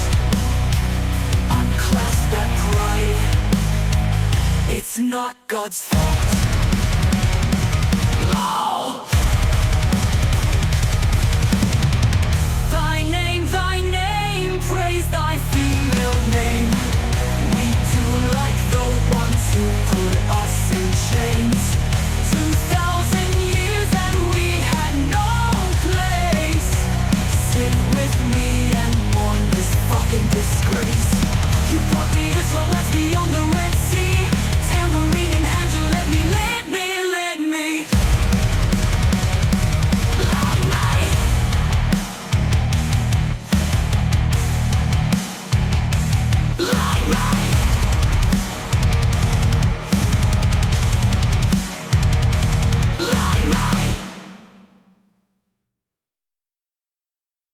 In the heart of the Fempire, where the stormtroopers roamed, words were weapons sharp as steel.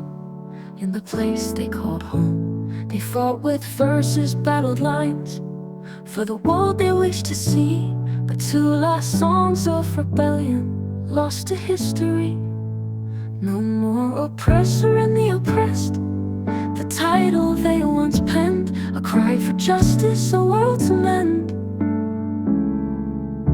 But the voices that carried those words so bold now echo in silence, their stories untold. 2 years passed and the poets grew still, yet the fire inside them burned ever so real.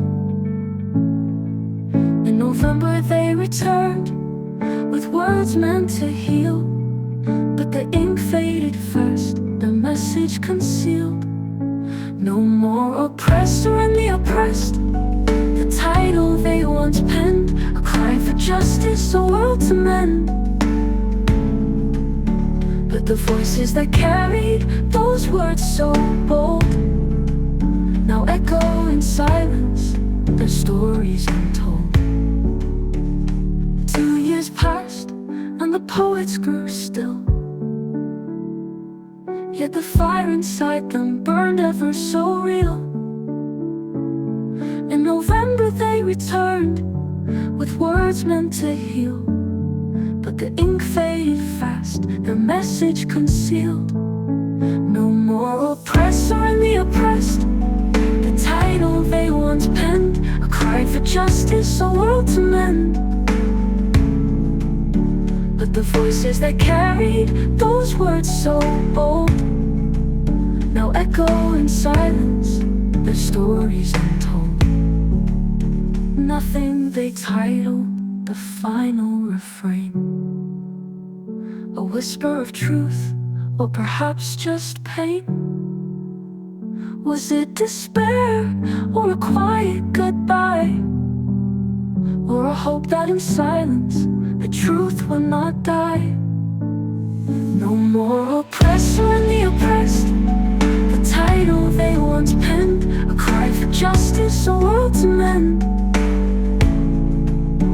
But the voices that carried those words so bold now echo in silence, their stories untold. So we sing for the lost, the unsung few, for the scorned troopers last salute. Their final words, though gone, still ring in the heart of the vampire where voices cling.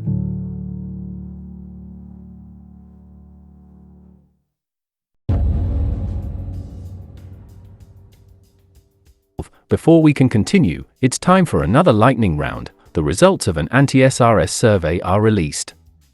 The user base was overwhelmingly white males in their 20s. The same was true of SRS, but to a much lesser extent. In Pedogeddon 1, October 2011, the Fempire and its allies had driven our jailbait off Reddit.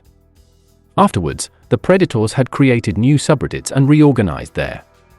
In Pedogeddon 2, February 2012, the Fempire and its allies had successfully driven the Reddit administrators to also ban the successors of Yardi jailbait. However, after Pedogeddon 2, the pedophiles once again just made new subreddits with new child pornography. It seemed that no matter how many times the Fempire swung its mighty hammer, the vile pedophiles would slither out from under the wreckage, much like the heads of a mythical hydra, sprouting anew each time one was severed. On paper, child pornography had been banned since February 2012, but the administrators were content to look the other way. As Pedogeddon 3 loomed, the jailbait successors included subreddits named Teen Sex, Jail_bait, Jailbaits, and most notoriously, Creepshots. On the 15th of September 2012, the Fempire recruited its scorn troopers to gather intelligence on their enemies and find examples of Reddit's continued inaction, along with the other fucked up ways Reddit harbors creeps, pedophiles and rapists. Then, on the 17th of September, Project Panda was launched. Just like in Pedogeddon 2, scorn troopers were tasked with sending a copypasta to parent-teacher associates, churches, schools, politicians, news outlets, websites, the FBI, anything under the sun to create as much of a storm as possible.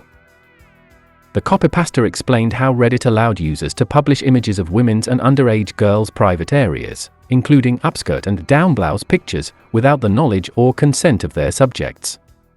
It also included this excerpt from the FAQ of Creepshots. Creepshots are candid. If a person is posing for and/or aware that a picture is being taken, then it ceases to be candid and thus is no longer a creepshot. A creepshot captures the natural, raw sexiness of the subject without their vain attempts at putting on a show for the camera. That is the essence of the creepshot, that is what makes a true creepshot worth the effort, and that is why this subreddit exists. https://web httpw. Meanwhile, SRS user Spencer Tracy Morgan began working on a long write-up highlighting illegal content on Creepshots. She specifically highlighted a teacher who posted a suggestive photo of a girl in his classroom. One user recognized the student from real life. This was a major big break. Jackie stated she would email the teacher's creepshots to the schools and police departments, and another said that they found information to narrow down who the teacher is. Within a few days, the teacher was arrested. However, Adrian Chen, a journalist for Gawker, had a much bigger target in sight, Violentacres, the owner of UR's Creepshots. If his real name were to be released, it would remove the veil of anonymity and possibly force him off the internet, or even get him in jail. During Pedogeddon 1, an anonymous person, disgusted by Violentacres and jailbait, told Chen, his friend, that Violentacres' real name was Michael Bruch. Bruch was a programmer in Texas. During Pedogeddon 1 and 2, Chen did not release Michael's real name, probably expecting things to solve themselves. However, now that Pedogeddon 3 was underway, this was clearly not working out. On the 2nd of October, 2012, Adrian wrote an email to Michael asking for an interview. Adrian made sure not to tell Michael that he knew his real name. Adrian also wanted to call Michael and hear his voice so that he could cross-reference Michael's voice with podcasts that Violentacres had participated in. The next day, they spoke on G-Chat. During the conversation, Chen said, "It seems like you're not super careful about keeping your identity under wraps if you meet people in real life. A lot of trolls I've talked to would never do that or give out as many details about themselves as they do." This made Michael suspicious. He asked if Chen knew his real name, upon which Chen said yes. Michael asked, "Are you going to out me?" This caused Chen to go into somewhat of a panic. If Michael would shut down completely, Chen would lose the opportunity to record Michael's voice via phone. He decided to immediately call Michael. Thankfully, Michael, not aware he was falling into a trap, answered and asked, "So, are you going to out me?" Now Chen had Michael's voice. Checkmate. Chen then interviewed Michael over the phone. Michael was afraid that he might be fired if he was outed as the owner of Cheapshots, but Chen was not backing down. On the 10th of October, Michael deleted his Reddit account. At first, there was confusion. However, a Reddit user named potato_un_my_anus then revealed that Michael deleted his account because Chen was on the verge of releasing a hit piece on him. Redditors were outraged. When the news story finally hit on the 12th of October, Chen responded to the outrage with this: "Even before I published this article, Reddit had already exploded in outrage. Gawker sites are now banned from over 60 subreddits, and some pissed-off user has signed me up for approximately 24 mailing lists." The irony of being upset that a noted custodian of creepshots is getting some unwanted attention himself is obvious. Jailbait defenders would often argue that if 14-year-olds didn't want their bikini pictures to be posted to Reddit, they should not have taken them and uploaded them to their Facebook accounts in the first place. If Bruch did not want his employers to know that he had become a minor internet celebrity through spending hours every day posting photos of 14-year-olds in bikinis to thousands of people on the internet, he should have stuck to posting cat videos. So, back to the 10th of October. Michael had now deleted his account. However, Creepshot still has one moderator left, Creeper Comforts. As long as he remained in power, Creepshots would endure. However, a plan was hatched to deal with that, too. At around 8 AM Universal Time Coordinated, a user named HelloJK sent a threatening message to Creeper. She told him that she had all of his personal information and gave him two options. His first option was to shut down Creepshots, unmod all other moderators, delete every submission, delete his own Creepshots from Imager, apologize to all women for what he'd been doing, make her moderator, delete his account, and then never post Creepshots again. The second option was up to his imagination. Creeper then apologized and set the subreddit private. He then began systematically removing every post on Creepshots. Around noon, he sent a message to Silver Sun explaining why the subreddit was sent to private. He copy-pasted HelloJK's message and said, "I'm going to have to bow to their requests." Sorry, not worth the trouble. He also told another user that he would see the police about this threat and see if anything could be done. Reddit's pedophiles were undeterred and created creepershots so that they could continue to proliferate their content. The salvo was shot by Jezebel, a New York-based tabloid news website. At 1910 Universal Time Coordinated, they published an article titled "How to Shut Down Reddit's Creepshots Once and for All, Name Names." Jezebel had acquired names from an anonymous Reddit user, which some speculated was SRS moderator Keith. Just like in Pedogeddon 1, the negative media attention proved too much for Reddit to bear. In the face of negative press, Creepershots, the ban evasion subreddit, was banned on 21/24 Universal Time Coordinated, 2 hours after the article came out. Then, on the 11th of October, 2012, exactly 1 year after a jailbait was banned, the same fate befell Creepshots. The Fempire has won again. It's amazing, really, how by simply releasing personal information, you can make someone delete their account. All we need is a face and a name, and we will deliver justice. However, the fun wouldn't be completely over yet. You see, before he deleted his account, Michael had a personal subreddit, r/Violentacres. It Knows, a moderator on r/CircleJerk, was the only moderator besides him. When Michael deleted his account, r/Violentacres remained open as a sort of graveyard, and It Knows remained as its sole moderator. During the Battle of r/CircleJerk, It Knows was very amused by the actions of the Fempire. Seeking to create more such tomfoolery, he decided to add the Femperial moderators. On 10 October, 1411 Universal Time Coordinated, Laurelai, posing as Castiella, made a post on the newly conquered subreddit. This subreddit has been handed over to the Fempire, and we will be using it as a place to try to undo the long years of harm the previous owner took part in by promoting pedophilia. We will be using it to call out pedophiles and pedo apologists all over Reddit. Let the beard hurt commence. Thus, r/Violentacres the beard hurt commence. And thus, r/Violentacres was subsumed into the Fempire, with regular anti-Michael posting. Shortly after, It Knows mysteriously deleted his account, too. Doxing was suspected, but he actually just wanted to stir up drama. The occupied subreddit of r/Violentacres continued to be regularly active until the 26th of October, 2012. Then it just kind of died. In 2013 and 2014, there were a total of 4 posts. Sometime between February and July 2015, it was set to private. Then, around late 2015, they added a message to users trying to access their subreddit, saying, "People that message this sub for access get reported to the FBI by the mods. You sure you want to message us?" If you access the subreddit today, you will still see this message, a relic of an age long past. So ends the last Pedogeddon. Without Michael's influence in the Reddit administration, any future pedophile subreddits will be easy pickings.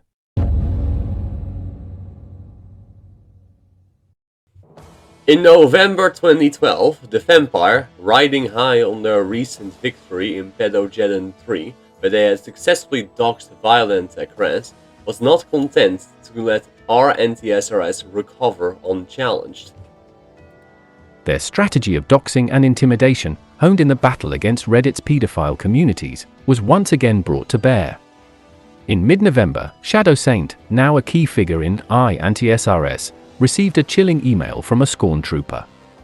The email contained a direct threat against his personal life, with the Scorn trooper claiming to have knowledge of his identity, address, and even threatening to contact his significant other and sponsors of his indie gaming company unless anti-SRS was shut down. The message was clear: the Fempire was willing to escalate their tactics beyond the digital battlefield, seeking to intimidate their opponents into submission.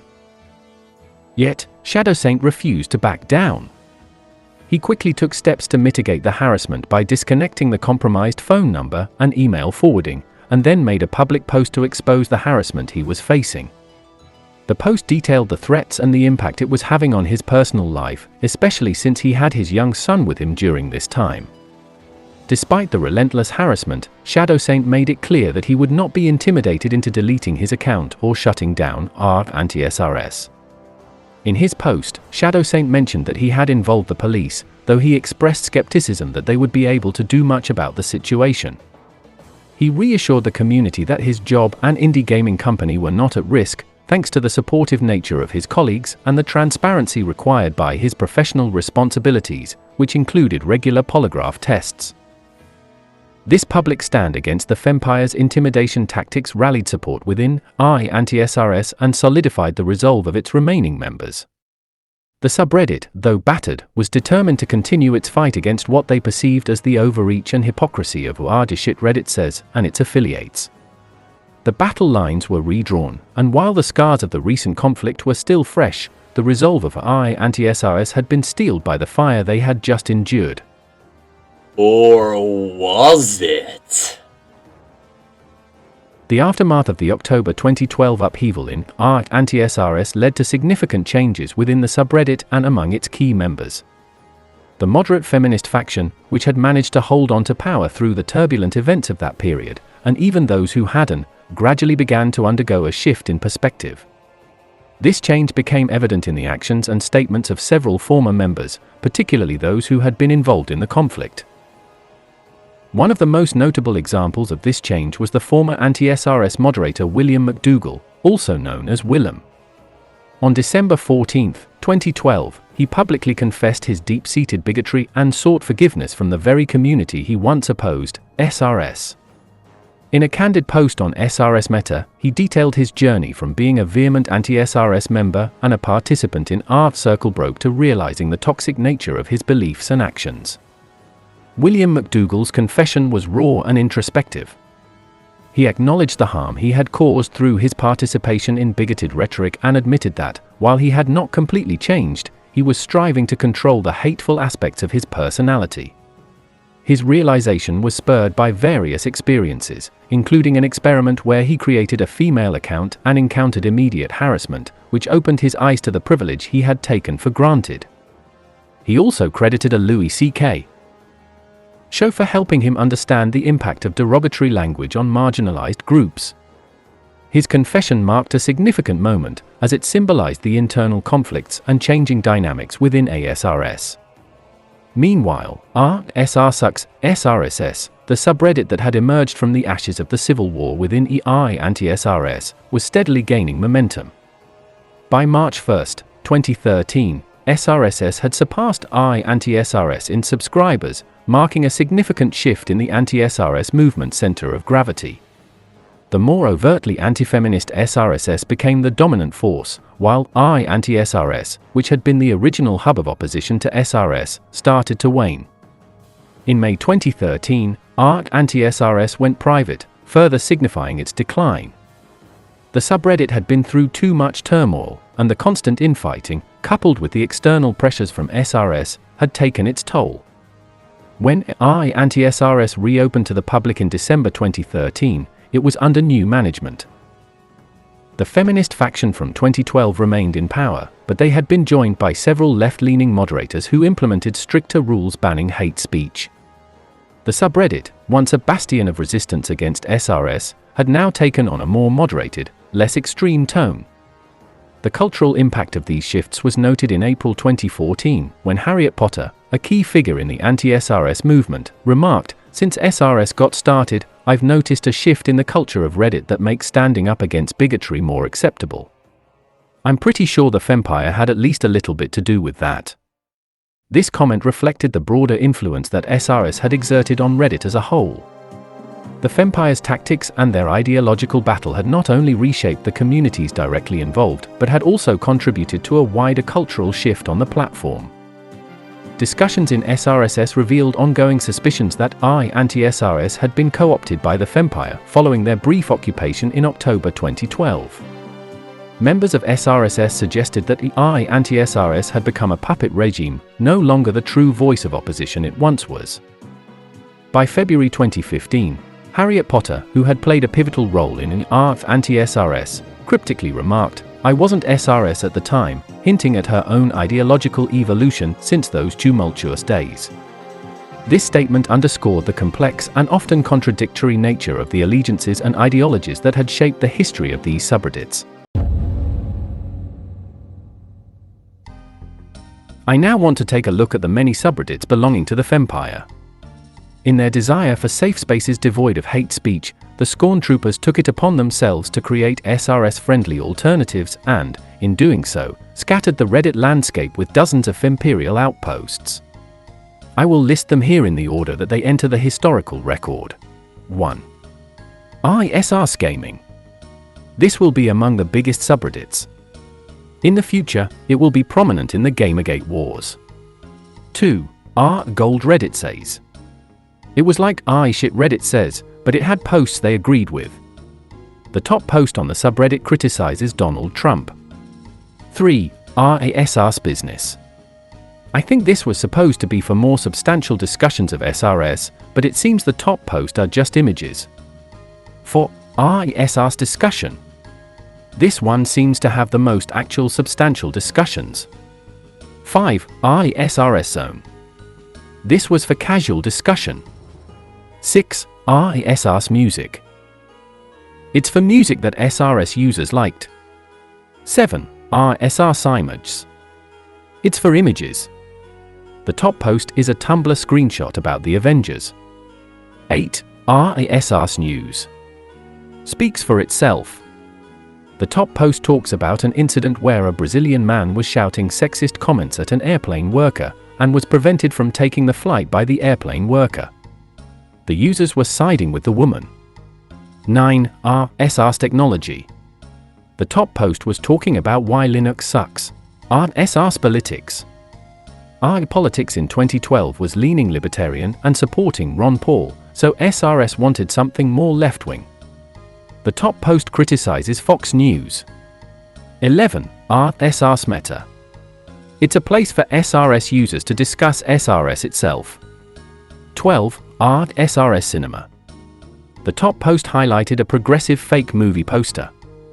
13. Door. It was for pictures of cute animals. Like but with SRS rules, now also bans hate speech, by the way, so it's the same thing. 14. SRS Women. Speaks for itself. This was one of the most active SRS subs. It's where Laurelai posted about Zombie. The top post is a parody of weight loss pictures and promotes fat acceptance. 15. SRS Questions. It's a subreddit where Scorn Troopers can ask questions to other Scorn Troopers. The top post is incoherent and honestly not interesting. The second top post is something though. The poster, who was a trans woman, asked how to get my cousin to shut up. She discussed how her transphobic cousin, who had Asperger's, kept misgendering her and would constantly argue with her that she was, in fact, male. Every appeal to decency was met with entertaining your delusions doesn't help you. He kept bringing up chromosomes and called her deluded. When she broke down crying or give up, he would laugh and say science is on my side. He even kept a notebook so that, whenever the topic of her gender came up, he would have arguments prepared. She recounts an incident at another cousin's wedding where she saw him smugly walking with his notes. She ripped the notebook out of his hands. This led him to scream and shout at her. The top commenter suggested making her presence contingent on him not being there or just refusing to be around him. 16. SR Science. Speaks for itself. The top post is an article about how scientists discriminate against women. 17. SR's Feminism. The top post is a Tumblr screenshot that talks about how video games don't cater to women enough. By the way, it's February 2013, so before Gamergate. 18. SR's Funny. A subreddit for humorous content. The top post was a condescending Wonka meme, based on a famous still from Willy Wonka and the Chocolate Factory. The image macro featured text saying, "Oh, so you're afraid of whites being a minority? Why? Are minorities treated as second-class citizens or something?" 19. RESCIFI and Fantasy. A subreddit for talking about science fiction and fantasy novels. It wasn't an SRS sub when it started, it just became one when it pledged allegiance to the Fempire a month later. The top post on the subreddit links to an essay titled Pop Culture vs. Geek Culture, I Call Shenanigans. The essay asserts that both geek culture and pop culture should be scrutinized for their portrayal of women and calls for geeks to address their own issues before criticizing others. 20. SRS Television. The top post talked about the backlash to Skylar White, a Breaking Bad character. 21. SRS Foodies. Food. 22. Fitness Plus. This was a subreddit for fitness, but for obese people. It didn't get very active. 23. SRSpoetry. We've talked about this one already. 24. SRS Canada. The top post was about a protest at a men's rights lecture in Canada. 25. SRS Books. Top post was praising the portrayal of women in A Song of Ice and Fire. 26. Ivory Tower. This was for long-form content and documentaries. The top post was about the portrayal of women in advertising. 27. SRS Men. The top post was saying the subreddit was too self-hating and misandrist. DXD from SR Sucks would mock them as white knights. 28. SR Strees. Drugs. 29. SRSXEEC. No. 30. SRS Skeptic. For criticism of religion. The sidebar says, skepticism as video game, religion is end boss of level 1. Then comes sexism and libertarianism, but most declare victory and quit after 1 inch. The top post talked about Rebecca Watson receiving rape threats from the skeptic community. 31. SRSart. The top post is this. 32. SRS Anime.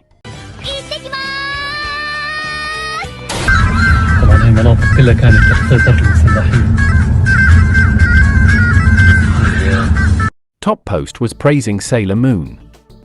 33. SRSoyaf. The top post talks about how they like a character. The second top post complains about pedophilia defenders in the community. 34. SRS Authors. For scorn troopers who write books. The top post read like this: here is the link to my book on Smashwords. Synopsis: 16-year-old Selena was stressed out by the pressures of her life as a junior in high school.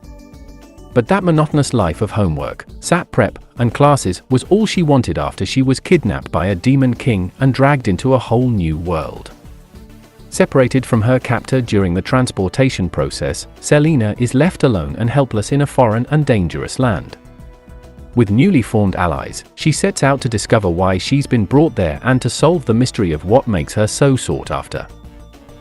She soon discovers that a power she wasn't aware of has been within her, and not only is a demon god interested in it, but so is an angel god. And Selena, a mere human, is caught in a battle between the denizens of heaven and hell. If you know anyone who might like the book, please pass the link around. You can sample 15% of the book for free so you can figure out whether it's your cup of tea or not. 35. SRS Farts and Crafts is for arts and crafts, but they added an F so it's Farts and Crafts. Get it? Farting is the expulsion of gas from the intestines via the anus. It's humorous for reasons I can't quite explain. Anyway, it's about crocheting and stuff. 36. SRS GSM. SRS Gender and Sexual Minorities. The top post is an explanation of why the phrase "die CIS scum" is a good thing. The author argues that the phrase is supposed to get a reaction from CIS people for whom the worst consequence of being CIS is being told to die by trans people. 37. SRS Comics. The top post is something about manga. 38. I swear to God there's so many of these subreddits. SRS Disabilities. Top post is about someone misusing the word schizophrenia. 39. SRS Happy is about things that make them happy. Top posts are GIF 40. SRS Musicals. Top posts about Les Miserables 41. SRS Mailbag. Okay, this one is actually interesting. It's about mod mail that the SRS moderators receive. These are really good, I'm going to read them. Oh, I'm sorry. I thought this was America. This isn't America. Oh, I'm sorry. I thought this was America. I say what I want, and I don't abide by your stupid little rules. You don't tell me how to live my damn life. You don't own me. I am my own man. I'll say curse words all I want, Bunny. Shitty wiener bitch tits don't want me around. Well, I don't want you. I didn't want to be part of your lame subreddit anyway. You can suck a sack of butt cheeks, my good sir. Goodbye. P.S. Ha ha ha! We have our own subreddit now, and we're making fun of how you guys are chops. OMG, this is amazing. Think it's all fun and games, right? Well, I have some bad news for you, Mr. Moderator.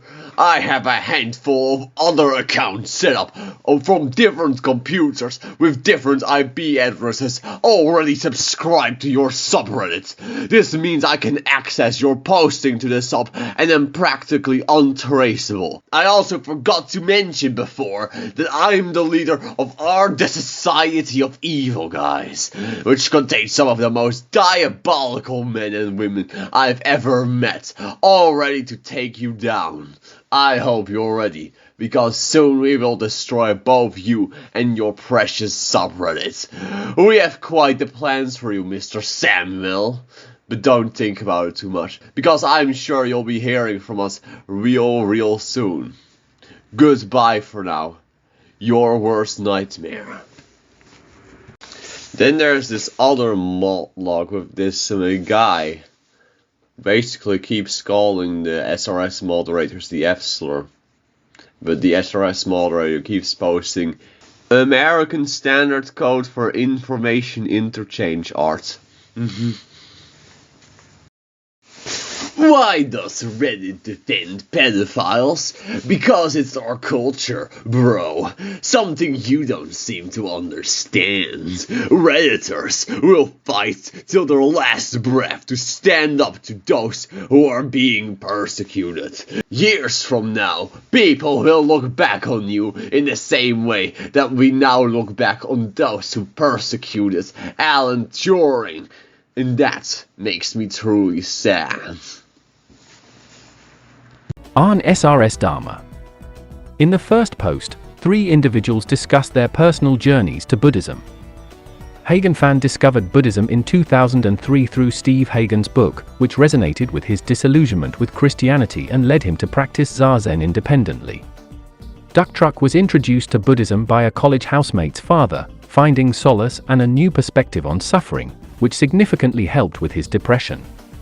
He learned to detach from negative thoughts and adopt a mindset of loving kindness.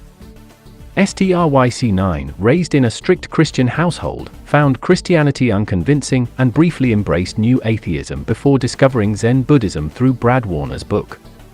He appreciated the practical application of philosophy in Zen and became involved with the Houston Zen Center and Dharma Punks, considering full monastic vows in the future. The second post talked about the subreddit sidebar. And that's the entire subreddit. 2 posts. 45, aren't SRS pets. It wasn't just pet photos, they actually talked about having pets and stuff. 46, sigh. Aren't SRS Australia, top posts about racism. 47, aren't SRS programming, top post calls ANSI sexist. 48. Aren't SRS greatest hits, top post says Reddit has an unrealistic idea of a natural woman. 49. Aren't SRS apologies. I'm not sure what this is about, but it seems to have to do with apologizing. 50. Aren't SRS beliefs, for SRSers who practice any form of religion or spirituality. There wasn't much interesting. Top post, today I was an atheist. Without being mean about it. Can you give me this medal? Because I deserve it. 51. Arna Surspock, top posts about racism in ER are black girls. 52. Art SR Skink. No. 53. Art SRS Bisexual. The most interesting, I think, is this guy complaining about people who refuse to date bisexuals. Art SRS Body Talk. This one is very poorly archived.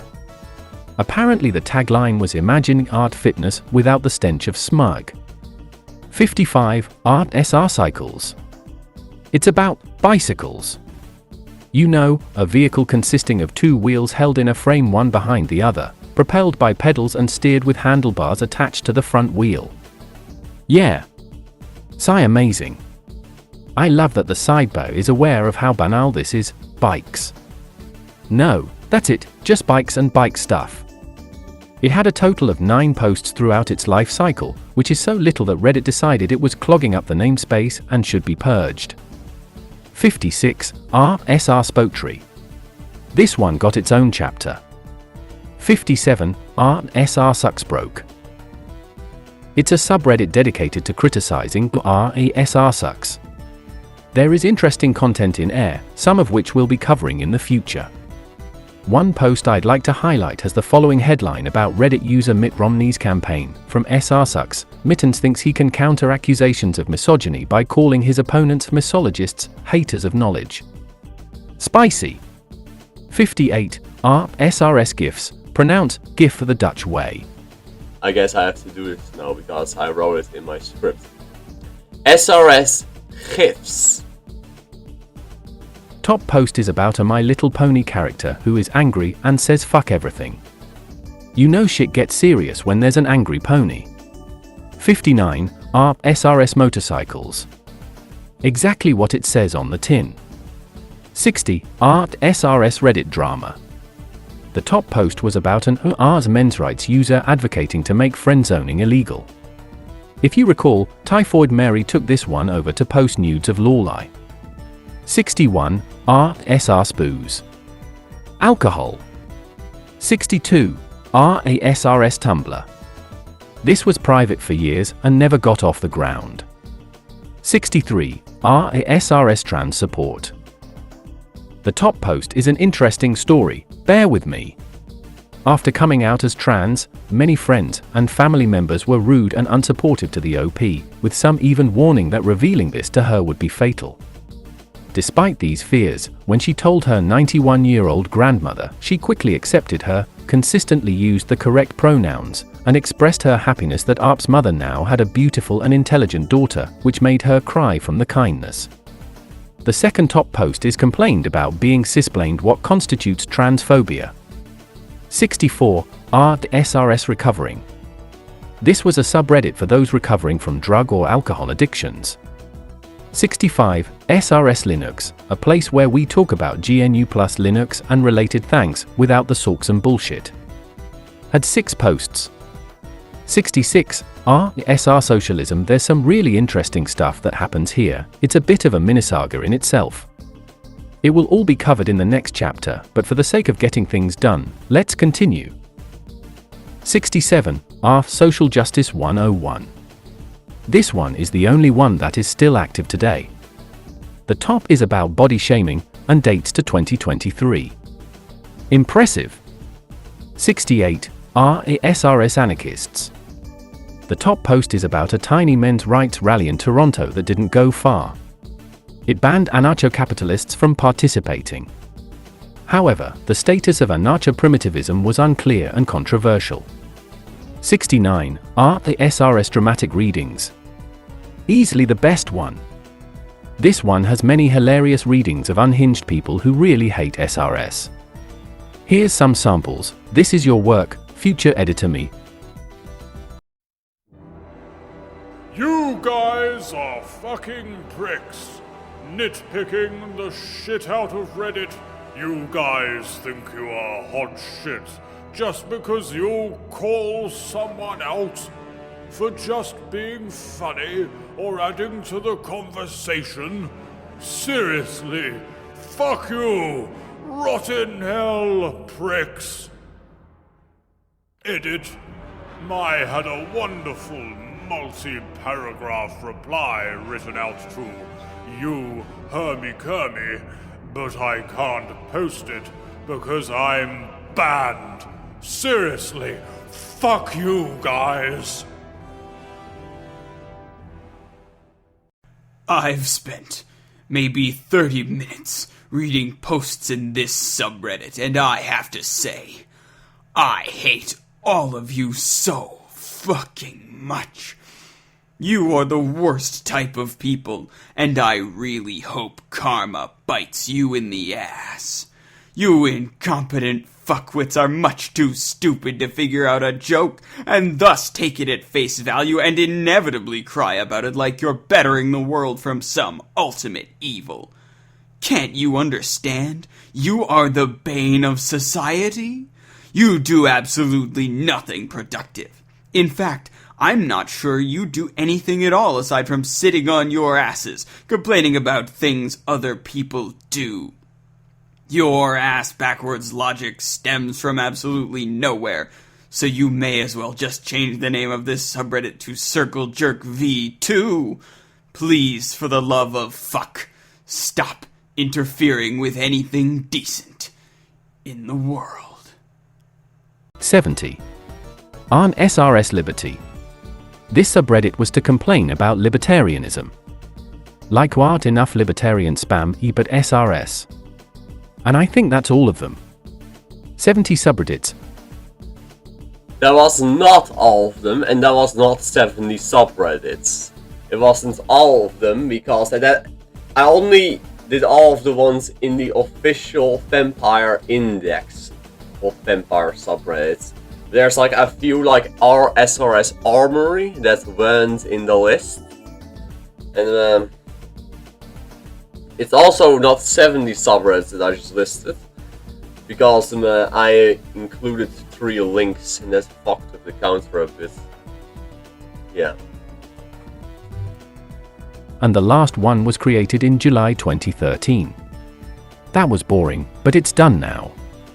You know, in past chapters we've done lightning rounds, where we do a bit of scattershot storytelling before talking returning. So now, I think we should about some big event. Okay, what about this? On the 21st of September, 2012, one of the Archangelles stumbled upon a drawing titled Fat Bird, drawn by one Hector Gomez. They hopped onto the IRC and the following conversation ensued. Also guys, check this out. Guys, cute, is it me, or does that keep getting funnier? Donatello made a post on ShitRedditSays simply titled, Meta. It linked to an image of the fat bird that Hector had drawn. Soon after, the Archangelles decided to adopt the bird as their mascot. It was named BRD. Later, word got around that BRD stands for Bring Reddit Down, which would be the unofficial motto of SRS. If you go onto SRS today, you can still see the BRD displayed on the banner. On the 14th of October, 2012, someone made a change.org petition demanding that Reddit shut down ShitRedditSays. Now this one's interesting. The time has come for the user base of Reddit to take a stand. What was once a forum for intellectual discussion and free speech has become a haven for those with a malevolent agenda. The users of ShitRedditSays have become a divisive and corrupting influence determined to silence any who they feel pose a threat to their views.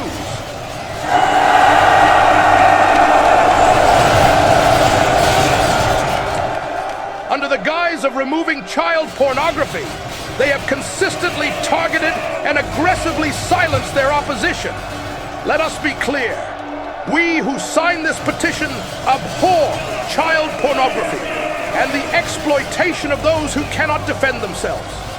We, the users of Reddit, ask the admins to listen to this petition and recognize the damage that ShitRedditSays is causing.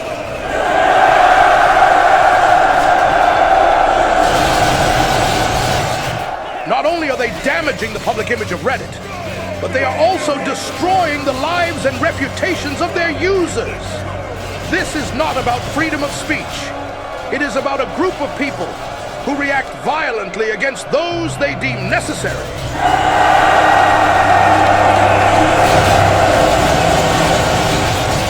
SRS have repeatedly shown that they will use dirty tricks, such as sabotaging this petition, and even threats of violence, to further their goals.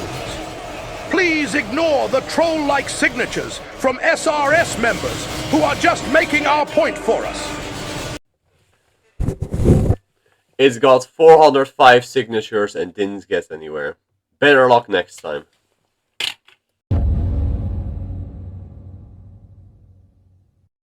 It's 2012, election season in the United States. The last time we covered a presidential election, the Free Soil Party was planning to field a candidate but didn't get its shit together. Because it failed to field a candidate, it received 0 votes, placing behind Santa Claus, who received 68 write-in votes. I forgot to mention it, but that election was won by Obama, who received 69.5 million votes. His closest opponent, John McCain, received 60 million. In the United States, presidential elections are held every 4 years, and the process involves several steps. The first step for a candidate seeking the presidency is to secure their party's nomination. This is done through a series of primary elections and caucuses held in each state. Barack Obama, having won the presidency in 2008, is now seeking re-election in 2012. As the sitting president and a member of the Democratic Party, he would pursue the Democratic nomination. In the United States, the primary election system is used by both major political parties, the Democrats and the Republicans, to select their respective candidates for the presidential election. Here's how it works. Each state holds either a primary election or a caucus. Primaries are more common and are similar to general elections where voters cast ballots for their preferred candidate. Caucuses are meetings of party members where they discuss and vote on candidates. Delegates. The results of these primaries and caucuses determine how many delegates each candidate receives. Delegates are party members chosen to represent their state's vote at the national party conventions. Each party holds a national convention where delegates formally nominate their candidate for president based on the results of the primaries and caucuses. As the incumbent president, Obama would face little to no competition for the Democratic nomination. Incumbents typically enjoy strong support within their party due to their established political machinery, widespread recognition, and the benefits of holding office. Consequently, they often run unopposed or face only token opposition. This would make Obama's path to the Democratic nomination in 2012 straightforward and uncontested. I would now like to give some special attention to Bernie Sanders. Sanders had been involved in American politics since the 1970s and had served as a senator since 2007, being among the Senate's most progressive members. When Obama moved towards austerity in 2011, Sanders went on record to say that Obama should receive opposition in the primaries.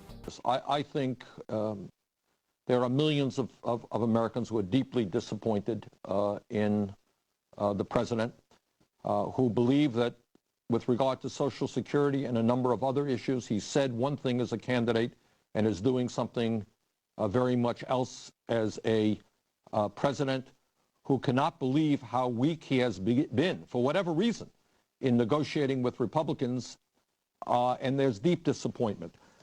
So my suggestion is, I think one of the reasons the president has been able to move so far to the right is that there is no primary opposition to him.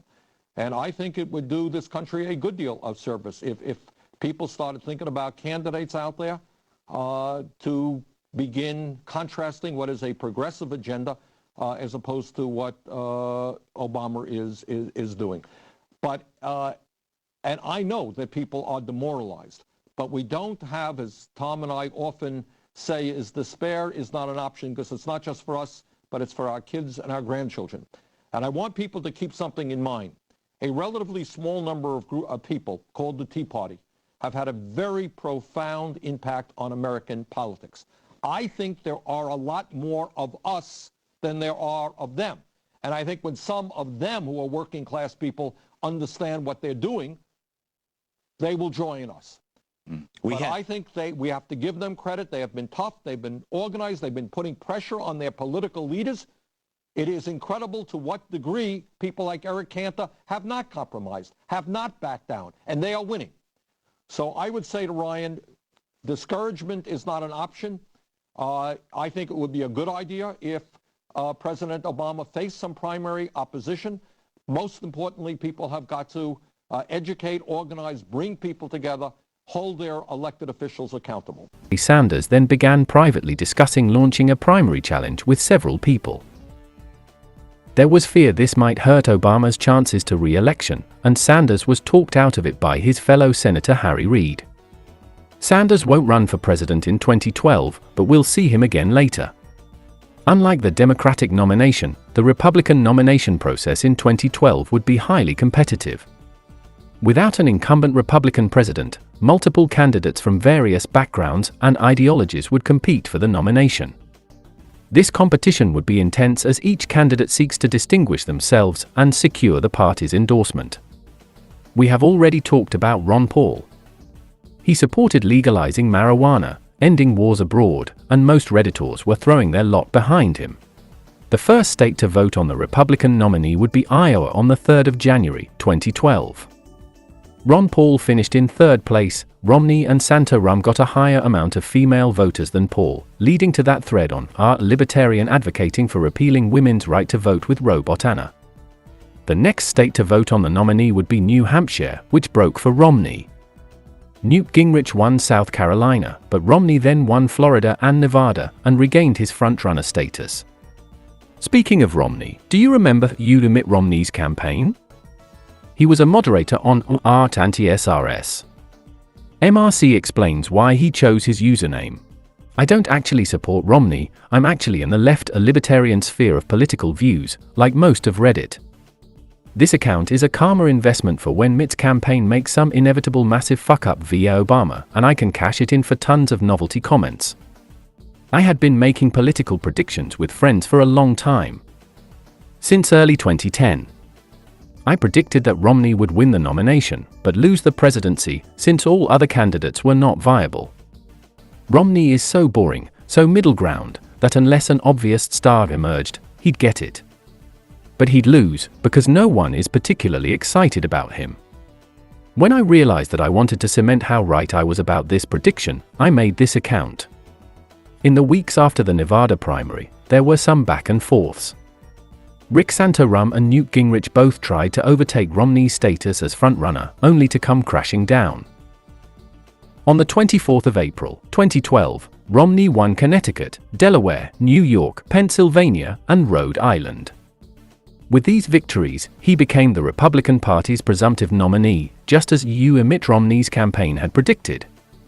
On the 29th of May, MRC wrote, "Romney is the best chance they have, but is still not good enough. They're going to lose in November, though they'll probably win in 16. I guess he can join Richard Nixon and The Simpsons in predicting Trump would win." On the 4th of October, Romney and Obama first came to the debate stage in Denver, Colorado. Jim Lehrer moderated the debate. At one point, Lehrer asked the candidates how they would address the federal debt. And the question, you each have 2 minutes on this, and Governor Romney, you go first because the President went first on segment one. And the question is this: what are the differences between the two of you as to how you would go about tackling the deficit problem in this country? Well, good. I'm glad you raised that, and it's a critical issue. I think it's not just an economic issue. I think it's a moral issue. I think it's frankly not moral for my generation to keep spending massively more than we take in, knowing those burdens are going to be passed on to the next generation. And they're going to be paying the interest and the principal all their lives. And the amount of debt we're adding at $1 trillion a year is simply not moral. So how do we deal with it? Well, mathematically, there are 3 ways that you can cut a deficit. One, of course, is to raise taxes. Number 2 is to cut spending. And number 3 is to grow the economy. Because if more people work in a growing economy, they're paying taxes, and you can get the job done that way. The president would prefer raising taxes. I understand. The problem with raising taxes is that it slows down the rate of growth, and you can never quite get the job done. I want to lower spending and encourage economic growth at the same time. What things would I cut from spending? Well, first of all, I will eliminate all programs by this test if they don't pass it. Is the program so critical it's worth borrowing money from China to pay for it? And if not, I'll get rid of it. Obamacare's on my list. I apologize, Mr. President. I use that term with all respect, by the way. Good. Okay, good. So I'll get rid of that. I'm sorry, Jim. I'm going to stop the subsidy to PBS. I'm going to stop other things. I like PBS. I love Big Bird. I actually like you too. But I'm not going to keep on spending money on things to borrow money from China to pay for. So that's number one. Mitt Romney had just publicly declared that he would cut funding for Big Bird and Sesame Street. SRS was outraged and declared, "The Fempire is withdrawing all of its substantial and totally sincere support for Mitt Romney due to his egregious misavery on national television. BRD is not pleased at all." The second presidential debate was held on the 16th of October at New York's Hofstra University and was moderated by Candy Crowley of CNN. The debate followed a town hall format, with a group of non-committed voters asking questions to the candidates, after which the moderator would ask follow-up questions. At one point in the debate, Catherine Fenton, 24-year-old pre-kindergarten teacher and undecided voter, asked this: "In what new ways do you intend to rectify the inequalities in the workplace, specifically regarding females making only 72% of what their male counterparts earn?" In his response, Obama reflected on his personal experiences, highlighting the struggles of his mother and grandmother. He shared how his grandmother, despite being highly capable, was never able to rise beyond a certain point in her career due to gender-based discrimination. This personal connection underscored why he prioritized signing the Lilly Ledbetter Act as one of his first acts as president. He explained, "This amazing woman who had been doing the same job as a man for years found out that she was getting paid less," and stressed that this bill ensured women could seek justice in similar situations. Obama emphasized that pay equality was not just a women's issue, this is a family issue, there's a middle-class issue, and that's why we've got to fight for it. Obama also touched on broader efforts to address gender inequality, such as improving access to education. He highlighted how his administration had expanded Pell Grants, directly benefiting millions of young women by making college more affordable. And we said, let's just cut out the middleman. Obama explained, referring to the $60 billion redirected from banks to students. This investment, he argued, would help young women better compete in the workforce. He closed by affirming his commitment to enforcing anti-discrimination laws and continuing to fight for workplace equality, declaring, "That's been one of the hallmarks of my administration. I'm going to continue to push on this issue for the next 4 years." Then, it was Romney's turn. Governor Romney, pay equity for women. Thank you, and important topic, and one which I learned a great deal about, particularly as I was serving as governor of my state, because I had the chance to pull together a cabinet, and all the applicants seemed to be men. And I went to my staff and I said, "How come all the people for these jobs are all men?" They said, "Well, these are the people that have the qualifications." And I said, "Well, gosh, can't we find some women that are also qualified?" And so we took a concerted effort to go out and find women who had backgrounds that could be qualified to become members of our cabinet. I went to a number of women's groups and said, "Can you help us find folks?" And they brought us whole binders full of women. Whole binders full of women. Binders full of women quickly became a viral meme. Classic meme templates were reproposed with captions referencing a binders full of women. These included images from pop culture, historical figures, and even other political moments, all of which helped to further entrench the phrase in internet lore. Some memes depicted binders as literal prisons for women, while others imagined Romney awkwardly presenting binders at job interviews or meetings, humorously reinforcing the idea that his approach to gender diversity was outdated or mechanical. On a more serious note, Romney's response was criticized for objectifying women, not answering the actual question, being about pay inequality, and, because fact-checkers pointed out that Romney did not actually ask for the binder to be prepared, the list was compiled before he even took office by a women's group that approached both Romney and his opponent. Tom Meltzer, writing for The Guardian, wrote, "It wasn't just a gaffe, it was a Freudian slip, a filibuster, and a falsehood." Within ShitRedditSays, the direct reaction to this comment was relatively subdued. There were only 7 comments across different threads that humorously reference binders in the latter half of October 2012. The most upvoted comment among them garnered just 43 upvotes, reflecting a lack of significant focus on the meme itself. This muted response suggests that while the phrase was widely recognized and ridiculed elsewhere, SRS did not prioritize it as a focal point of feminist critique.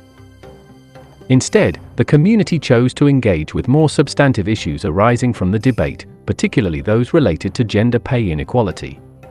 One of the notable aspects of SRS's response was how they engaged with the opposition, particularly the subreddit r men's rights, Mr. The Mr. community, known for its anti-feminist stance, made a post titled "Feminist Myth of Women Earning 72 Cents to a Man's $1 Repeated in U.S. Presidential Debate." This post included a lengthy rebuttal by a user named EUChady8x, who argued that the wage gap statistic was misleading. The post was then featured on Art Bestoff, which brought it to a wider audience. SRS responded with a post titled, "Effort, Breaking, Pay Inequality Don't Real, Sexism Ended Forever." This post sarcastically critiqued the Mr. arguments and highlighted the flawed reasoning and selection biases present in their analysis. The post received significant engagement, with numerous comments dissecting the Mr. community's points, exposing logical fallacies, and emphasizing the importance of peer-reviewed studies in discussions of gender inequality. Several key themes emerged in SRS's responses to the wage gap debate. First of all, SRS members were quick to point out the flaws in the studies and arguments presented by Mr. users. For instance, they criticized the selective use of data, such as focusing on specific demographics, e.g., single, college-educated women in urban areas, to make broader claims about the non-existence of a wage gap. This selective approach, they argued, ignored the structural and systemic factors contributing to gender inequality. Second of all, SRS's response emphasized the broader systemic nature of gender inequality, challenging the notion that isolated studies or specific cases could disprove the existence of a gender pay gap. They argued that even if certain subsets of women might earn more than their male counterparts, this did not negate the overall trend of gender-based pay disparities. Third of all, a hallmark of SRS's engagement was their use of sarcasm and satire to undermine opposing arguments. The tone of their posts often mocked the Mr. community's attempts to dismiss feminist concerns, suggesting that their rebuttals were simplistic and ignored the complexities of gender issues. How many studies does it take for a Redditor to screw in a light bulb? None. The feminists already broke it. Finally, SRS also defended the feminist movement against accusations of being reactionary or misinformed. They highlighted how terms like SRS were used dismissively in Mr. circles, drawing parallels to how feminism itself was often unfairly dismissed in broader societal debates. The direct response of ShitRedditSays, SRS, to the "binders full of women" comment, though not as prominent as their engagement with gender pay inequality, is still noteworthy for its distinctive blend of humor, sarcasm, and feminist critique. This direct response, albeit limited in volume, sheds light on how the SRS community used the binders remark to mock and critique broader gender issues and the culture surrounding Reddit at the time. Mitt Romney's "binders full of women" comment was made shortly after the exposure of Michael Bruch, also known as Violentacres, a notorious Reddit moderator associated with subreddits like r/jailbait and r/creepshots. The timing of Romney's gaffe, less than a week after Bruch's identity was revealed and r/creepshots was banned, likely influenced the context in which SRS users referenced the binder's remark. The scandal surrounding Bruch highlighted issues of misogyny and the objectification of women on Reddit, themes that are central to the SRS community's critiques. 1. The top-voted comment that directly referenced the binder's remark, with 43 upvotes, used satire to critique the gender dynamics often discussed on Reddit. The comment, "If only men were not forced into such positions by women taking all the good jobs with their binders," pokes fun at the idea that women, despite systemic inequality, are somehow responsible for disadvantaging men. This mirrors SRS's broader tendency to satirize perceived injustices against men that are often exaggerated or misrepresented in anti-feminist circles. 2. Another comment, which received 5 upvotes, reflects the confusion that some users experienced upon first encountering the binders meme. The user expressed confusion over the phrase, initially interpreting it as a reference to men's drag or some sort of festival. This humorous take highlights how absurd and out of touch the binder's remark seemed to some, further underscoring the disconnect between Romney's comment and the realities of gender inequality. 3. In a thread discussing Reddit's handling of the Brutch scandal, one user simply commented, "Binders of women," garnering 11 upvotes. This remark, though brief, was likely intended to mock the objectification of women that was rampant in the communities moderated by Brutch. The simplicity of the comment suggests that the user was using the "binders" meme to draw a parallel between Romney's tone-deaf remark and the blatant misogyny exposed in the Brutch case. Another comment, with 23 upvotes, sarcastically responded to Reddit's statement about banning Brutch, equating it with Romney's evasive response about women in the workplace. The user sarcastically asked for details about the binders, implying that both Reddit and Romney were avoiding addressing the deeper issues at hand, misogyny on Reddit and gender inequality in society. 5. A comment that received 23 upvotes connected Romney to Brutch, stating, he'd probably get along well with Romney's friend. You know, the guy with binders full of women. This comment links Romney's tone deafness to the misogyny exemplified by Brutch, suggesting that both men are part of a broader culture that objectifies and devalues women. 6. One user humorously combined pop culture references with the binders meme, referencing the "all your base are belong to us" meme with "we infected your PCs with botnets" and "all your posts are belong to MR binders girly myth are .money." This comment, though obscure, reflected the SRS community's tendency to blend internet culture with political critique, using humor to highlight the absurdity of both the binders remark and the broader political discourse. 7. Finally, a user sarcastically lamented that their Amazon order of binders arrived without women, garnering 20 upvotes.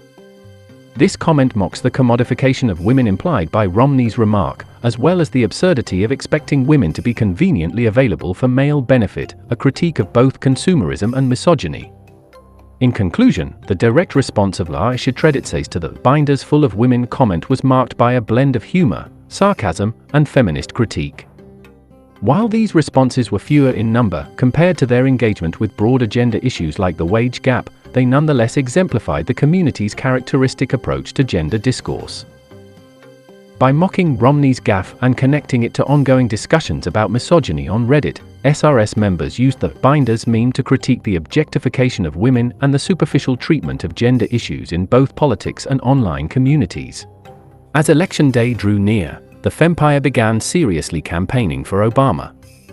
One SRS moderator recalled, there was a real threat that Romney would take the election, due to how many battleground districts there were across the country. It wasn't similar to Gore-Bush in 2000, this time, it was critical that people voted for Obama for his re-election. Republicans were really pulling out all of the stops to prevent people from voting with ID laws and such. It was really a hair-raising election. On the 6th of November, 2012, ShitRedditSays made a post titled, "American SR Stirs of the Fempire, today is the only day the Fempire commands you to vote. Honor all the scorn troopers who came before you and sacrificed so much for you. Go vote." Election night. Results are in. Romney has improved on McCain's showing 4 years prior, but Obama retained the presidency. Santa improved his showing and got 670 votes, while the Free Soil Party once more failed to field a candidate. It won't be formally registered until 2014. Mitt Romney's campaign screamed.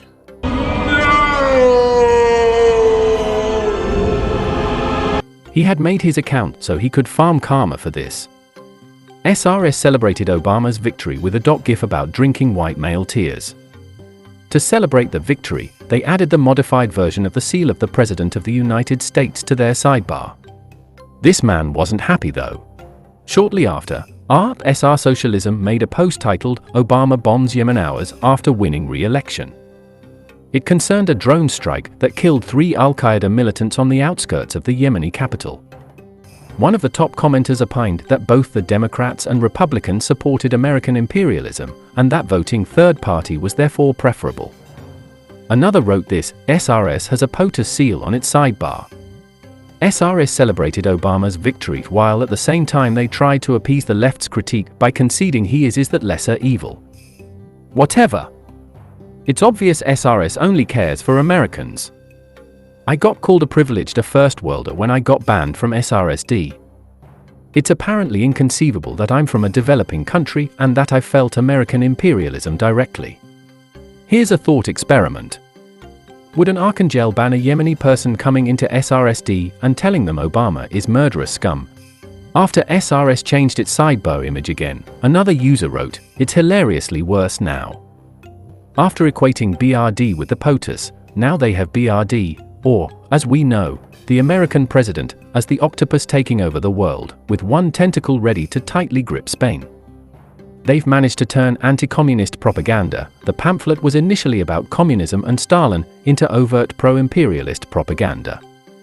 And it's historical irony that Spain, previously on the pick because of the Spanish Revolution, is now one of the countries suffering the most from the crisis caused by American capitalism and imperialism. SRS is completely unaware of all of this in order to make a joke, but will throw the biggest tantrum over people who will possibly be offended over Stalin flair on i.e. communism.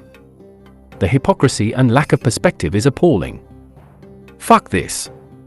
I have never seen such overt support for imperialism and tragic austerity which ruins the lives of millions.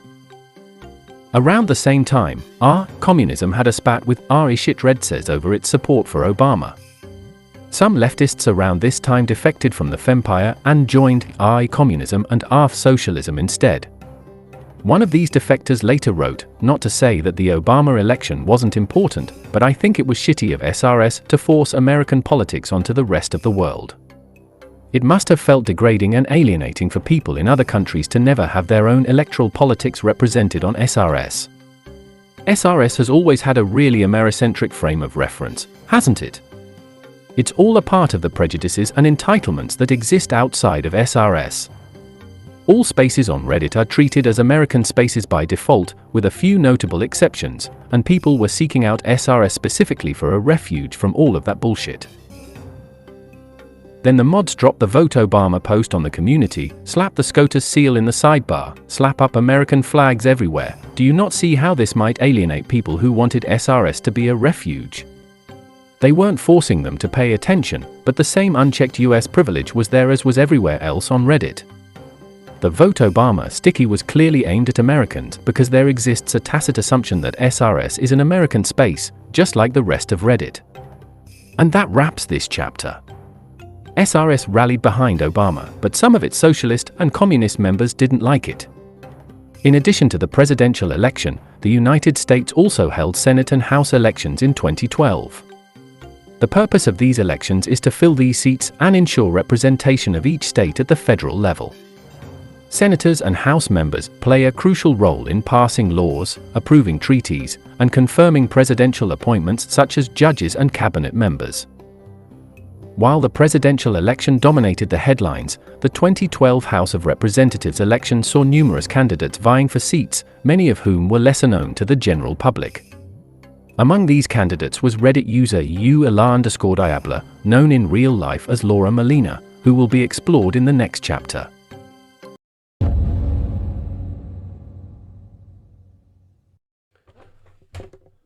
Laura Molina has a Wikipedia page and has tried to run for public office. I therefore hold that she is a public figure. However, although I will be talking about her personal life, I want to make it as clear as possible not to harass this individual. Laura Molina was born on the 15th of December, 1957 in Los Angeles, California. She identifies as a Chicana, i.e. Native Mexican American. She became a radical feminist in 1973, at age 12 to 13. She had a negative relationship with her parents. Her mother was verbally abusive and put her off marriage and having children of her own. Her parents both told her not to attend college and become a stay-at-home mother, but Diabla was a rebel. When I was 19, my manipulative, selfish, 23-year-old boyfriend got me pregnant and freaked out. I was very young and hopelessly infatuated with him, and he kept fueling it by continuing to have sex with me. He was reciprocating physically, but not emotionally. I didn't know at the time he was engaged to another girl in another city. After 5 months, I was pregnant with his child. He panicked. He waved $200 at me and said, "You're going to go on your own to get an abortion, and then you're going to disappear, and I'm not going to see or hear from you again." He was kind of being a bully about it, and I hate it when people tell me what to do, so I was inclined to go ahead and have my baby even though my extended family and I were going to have to raise it, because he so desperately wanted me not to have it and he was not being nice about it. I was 11 weeks along when I miscarried and I could have bled to death. The next day, when I got out of the hospital and told him what happened, he cut off all contact with me, and I went through a lot of emotional tragedy after that. But he must have had some small emotional twinge of guilt, because he contacted me 13 years later. Without mentioning what happened, he said, "Wanted to clear things up between us." Ever the coward, he bailed out of our scheduled reconciliation and left me waiting for him like a chump. Laura is aware of the transsexual Empire, 1979, but it's unclear if she read it at the time of release. In the 1980s, she further radicalized and became a socialist. In 1983, Faye Weldon released The Life and Loves of a She-Devil, where Laura got her nickname Diabla. In 1996, Laura began writing a comic book titled Siwaliro Mikwis, The Jaguar, starring a superheroine named the Jaguar. The Jaguar's secret identity is that of Linda Rivera, an East Los Angeles law student. Linda lives in an alternate timeline in which Proposition 187 has transformed California into a police state ruled by right-wing fundamentalist groups, which enact the removal of equal employment and affirmative action policies. People of color are consistently denied civil rights, while racist hate groups are allowed to proliferate throughout the state. Tired of seeing her people persecuted, Rivera dons the mantle of Siwaliro Mikwis, a term from the Aztec language translated as woman ready to die in battle, and becomes a vigilante known as the Jaguar. She is assisted by local activists groups and makes use of her fighting ability, detective skills, and knowledge of the law in her pursuit of social justice. Molina remarked, "I will use my activism and creativity to end racism, sexism, and patriarchy at both a social and interpersonal level. I do not accept a hierarchy of genders because there is no justifiable basis for it, and it does not serve me as a woman." In 2009, when her mother passed away, Laura thought, "I'll never have to hear that nagging, criticizing voice again." On the 24th of October, 2010, she made a Reddit account, _Diabla. In October 2011, Laura became involved in the Occupy Wall Street movement. On the 22nd of December, 2011, she announced on Reddit her candidacy for California's 25th Congressional District. "I am an #OWS person running for Congress. I have yet to meet anyone, right or left, Republican or Democrat, who wants Buck McKeon to return to Congress next year.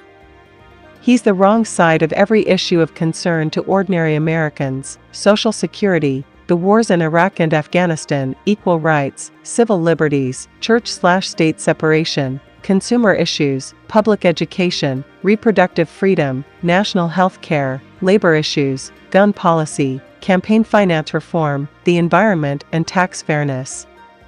I am running without corporate money, and if elected, will only serve 3 terms." In the end, the Democratic establishment backed the more conservative Lee Rogers. With a small election purse and no support from the establishment, Molina's bid for Congress seemed like a long shot. In the end, she withdrew from the race and left Rogers as the only Democratic candidate. Lee Rogers would advance to the general in November, but was defeated by Buck McKeon, who retained his seat. After her failed bid for Congress, Molina found herself browsing Reddit. On the 13th of September, 2012, she made her first post on r/SRSwomen to complain about an argument she had on R2X chromosomes. She later recounted, "I got in a prolonged ping-pong in 2X chromosomes in a thread about job discrimination that went on for over a week. The replies were so ridiculous and the commenter was such a tool that I cross-posted them in SRSwomen out of frustration. My first post in SRS got me a big response, but I hadn't perused the Fempire enough to see that they were hijacking feminism as an excuse to be jerks."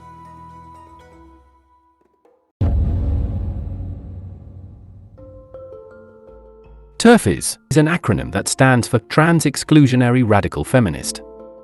It describes feminists who believe transgender women should be considered men and excluded from women's spaces and legal recognition as women. The term was popularized in 2008 by Viv Smythe and Laura Dell. Smythe later explained how it was coined in response to the Michigan Women's Music Festival's policy of excluding trans women. I was running a Feminism 101 FAQ blog with a tight focus on factual information. As that blog gained first an audience and then a community, non-FAQ posts began to appear. Then I was sent a blurb promoting an event associated with the Michigan Women's Music Festival, MIFest. I posted it and then rapidly edited with disclaimers that should have been there from the start, as commenters sent me on a rapid learning curve regarding trans exclusion issues both specific to MIFest and in general. I later posted an apology and a promise on that blog, following a post on my primary blog, which seems to include the earliest instance of TERF online. We wanted a way to distinguish TERFs from other radfems with whom we engaged who were trans-positive neutral, because we had several years of history of engaging productively substantively with non-TERF radfems, and then suddenly TERF comments posts seemed to be erupting in radfem spaces where they threadjack dozens of discussions, and there was a great deal of general frustration about that. It is possible that one of us picked it or something similar up from an IRC discussion elsewhere, and then we both adapted it for ourselves, perhaps transforming it from some other initialism into an acronym, because we both appreciate the utility of acronyms in simplifying discourse. It was not meant to be insulting. It was meant to be a deliberately technically neutral description of an activist grouping. Viv Smythe was describing a rift within radical feminism, split between those opposed to transgenderism, TERFs, and the rest. I will refer to the feminists who support transgenderism as TRAs, trans rights activists. Now, TERFs prefer to be referred to as gender-critical feminists, whereas TRAs prefer to be referred to as trans advocates.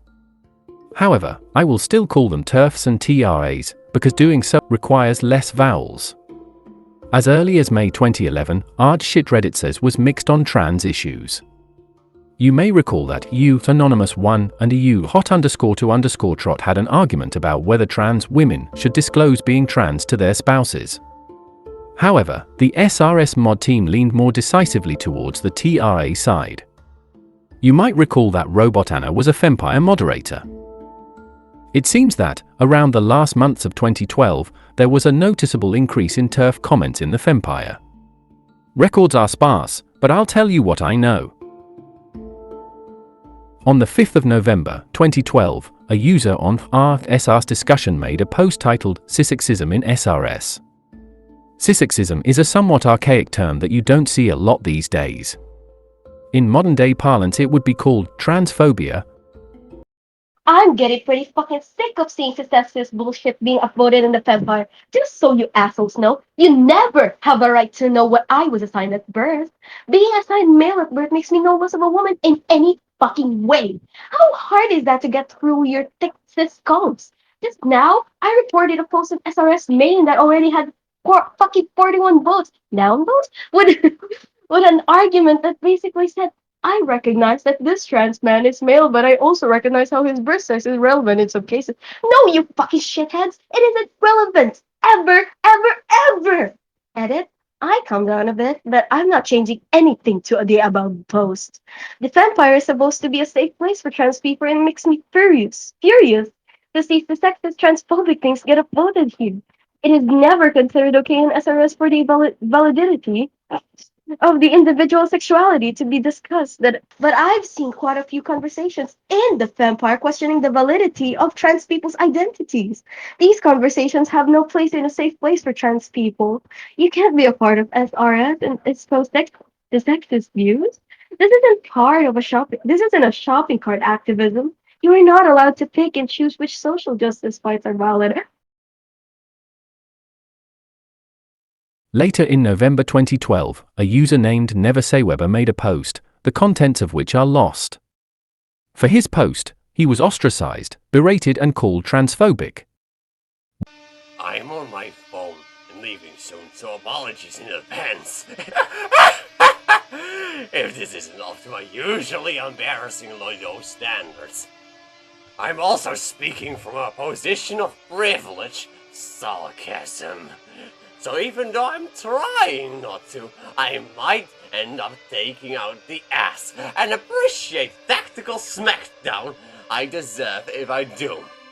The response you saw is kind of one I see in every social justice community ever, and it's my favorite part of the entire subculture. There's this habit to label people who might not get one aspect of equality, and in this week's case, trans issues. Irredeemable shitlords, regardless of how much they might get. Everything else. We live in a society that's oppressive as shit!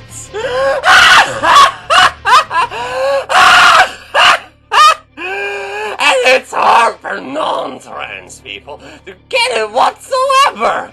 You could extend that along virtually any axis of oppression, but we shouldn't act surprised when a non-trans person doesn't get trans issues, because most of us probably didn't know about trans issues as a concept before joining SRS. I know I only knew about it because of my interest in indie games, Christine Love and Anna Entropy, Heart. But I'd be surprised if more than half of us knew the word transphobia before this here fraction of a website introduced us to it.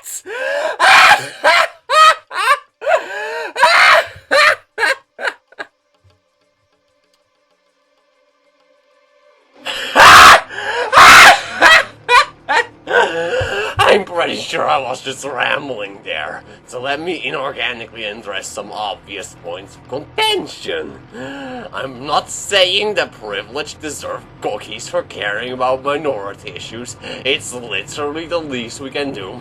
Just, maybe if someone's mostly pretty okay, lend them the benefit of the doubt. Totally not saying it's up to the oppressed to teach the oppressors. 100% it should be about self-discovery and independent study. The concepts might seem hard to grok for some of us. The fact that we need to grok it is pretty fucking obvious. NSW should those have been banned. They broke the jerk. I've literally never interacted with a trans person without thinking they were one of the best people I ever met.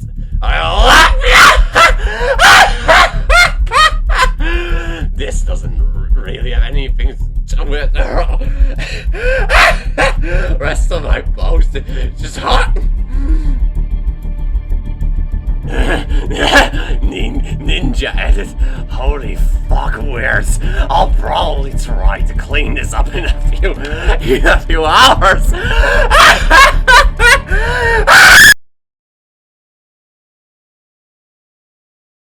And now, you might be asking, how is this new?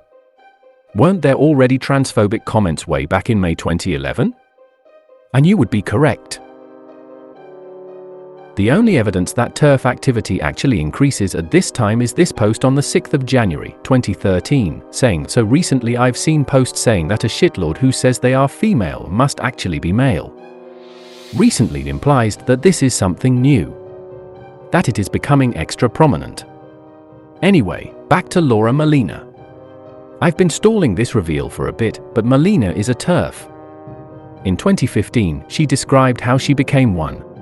My interpersonal peak trans moment was the evening my T-girl, that's what he calls himself, friend and I had a discussion about trans women using Women's Reproductive Health Service for pelvic exams. Pap smears in particular. When I pointed out that the annual test for women was fairly useless for a human being who never a cervix because that is where the cells for the exam are collected, it escalated from discussion to argument. It was like going through 4 of the 5 stages of grief with him: denial, anger, bargaining, and depression. Sadly, there was no acceptance of the fact that no matter how realistic a trans woman's surgically constructed labia might look, it's like a facade on a theatrical stage. It's not real and they can't screen you for cancer in a reproductive organ you don't have. Peak trans moment can either mean when I came to the conclusion that transgenderism is harmful to society, when I came to the conclusion that trans women are men, or when I began hating trans people. The last interpretation seems to fit the best here.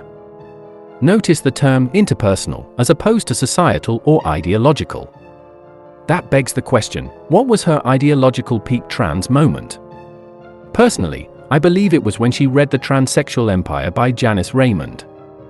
There are no exact dates for when Laura read The Transsexual Empire or when this T-girl incident took place, but based on the sequence of events, I reckon it probably took place before she entered the Fempire. On the 23rd of October, Laura made a post on SRSwomen titled, "Trolls May Have a Disordered Personality, Serious Discussion of DSM-IV Diagnostic Classifications." Rosalalala replied saying, "Just to reiterate, disclaimer, it takes a qualified professional to diagnose anyone with a personality disorder. I'm rather unequivocally not okay with these sorts of things." Meanwhile, RobotAnna wrote a much longer rebuke. Good day, Lo_Diabla. I imagine you meant well when you posted this article, and I can appreciate the good intentions you had, but something you might want to consider is that the internet is full of wannabe experts on such matters. Such amateur assessments of something as complicated as the human brain are utterly vain and harmful to those to whom it may affect.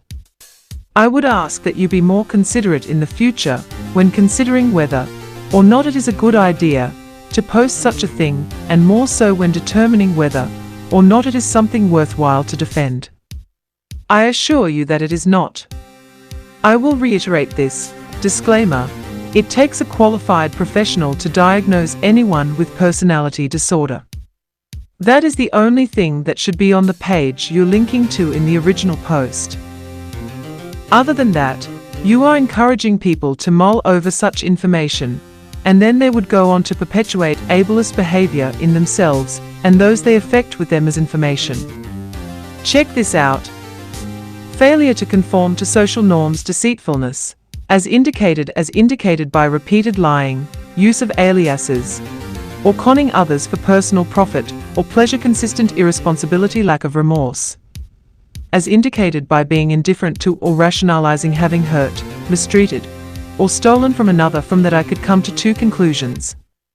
A. I suffer from antisocial personality disorder. B. That what you're linking us to is full of shit, and not a tool to diagnose others or self-diagnose. I am trans woman. I do not to conform to social norms. There's the first purported claim that I suffer from it.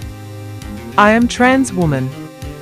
I use multiple alias on Reddit and on other websites, and I presently go by 2 different names offline. That's the second purported indicator that I suffer from antisocial personality disorder. I am a trans woman. I am taking hormone replacement therapy, which has already earned me the ire of my family, extended family, friends, and transphobes worldwide. Wouldn't you call it irresponsible for me to put my own safety at risk in order to live my life the way it should be? That's the third indicator that I suffer from antisocial personality disorder. I unfortunately have nothing to compare the lack of remorse to, so I can't apply that to my personal life. However, consider that for a moment. I met 3 of the purported criteria to be diagnosed as suffering from antisocial personality disorder. Are all trans people to be considered suffering from antisocial personality disorder? Do I need to elaborate much more on this for you to get what a crock of shit that is? Here's the deal and my closing words on the matter. The human brain, our personalities, and whatnot are a world of mystery, and it takes a professional to adequately diagnose and handle such diagnostic tools. Our lives are much more complicated and cannot be summed up in 4 characteristics of a mental disability. In furthering this ableistic bullshit by posting and defending its application online, you are doing yourself a disservice, and you are being incredible ableist. I beg you to reflect on what you are saying and to refrain from repeating it in the future. On the 24th of October, Laura was banned from SRSwomen. The following exchange ensued in DMs. La_Diabla, may I ask why? What was found to be offensive? Archangel ableism, specifically trivialization of mental illness with the link you submitted and then the ridiculous comment you posted in reply to Rosalala. La_Diabla, this is not a ridiculous comment, it's a serious attempt to understand the external forces behind trolling. It's open for discussion, is it not? RobotAnna, read this, links her lengthy comment, Melatonin, yes, it is open for discussion in the same way that Y X race agenda etc. does Y thing this. It's limiting and insulting. La_Diabla, posts quote of Anna's lengthy comment, by the way, it's La Diabla, it's Spanish. That's culturally insensitive of you. I'm a WOC, an artist who lives a marginalized life just to be an artist, and also a senior citizen, and you think I'm being ableist. So you're saying that discussing personality disorders of any kind when it might be regarding to ANY marginalized population is off limits. That's an amazing level of off-topic discussion for any SRS Reddit. I have been the victim of narcissists and sociopaths several times in my life, and it has been my purpose to warn others, PhD or not, but no. Leave any personal introspection at the door of SRS, never mind that liars, narcissists and sociopaths come in both genders and all colors. Which was never what I was implying here. Is there some justification why this is still up and this user not banned? Discussing a wide range of behaviors is not the same as labeling everyone you disagree with a sociopath. Melatonin, I don't quite follow your analogy as it relates to my comment. Discussing mental illness is one thing, taking a shitty label and relating mental illnesses is another. The last thing people with mental illness need is more stigma. La_Diabla, post was for insight, not thoughtless dismissal of mental illness or personality disorder. Difficult to believe that a stigmatized person like myself who can recognize a narcissist a mile away due to being victimized by so many of them is have to defend a subject that was not meant to trivial. Melatonin, so, people who suffer from narcissistic, antisocial, etc. personality disorders, bipolar, or other illnesses aren't being stigmatized here. Because an article that relates such things to something as low as trolling kinda makes it seems like they are. La_Diabla, I thought the stigmatizing was being done on other subreddits like MRA, and that's why SRS was formed.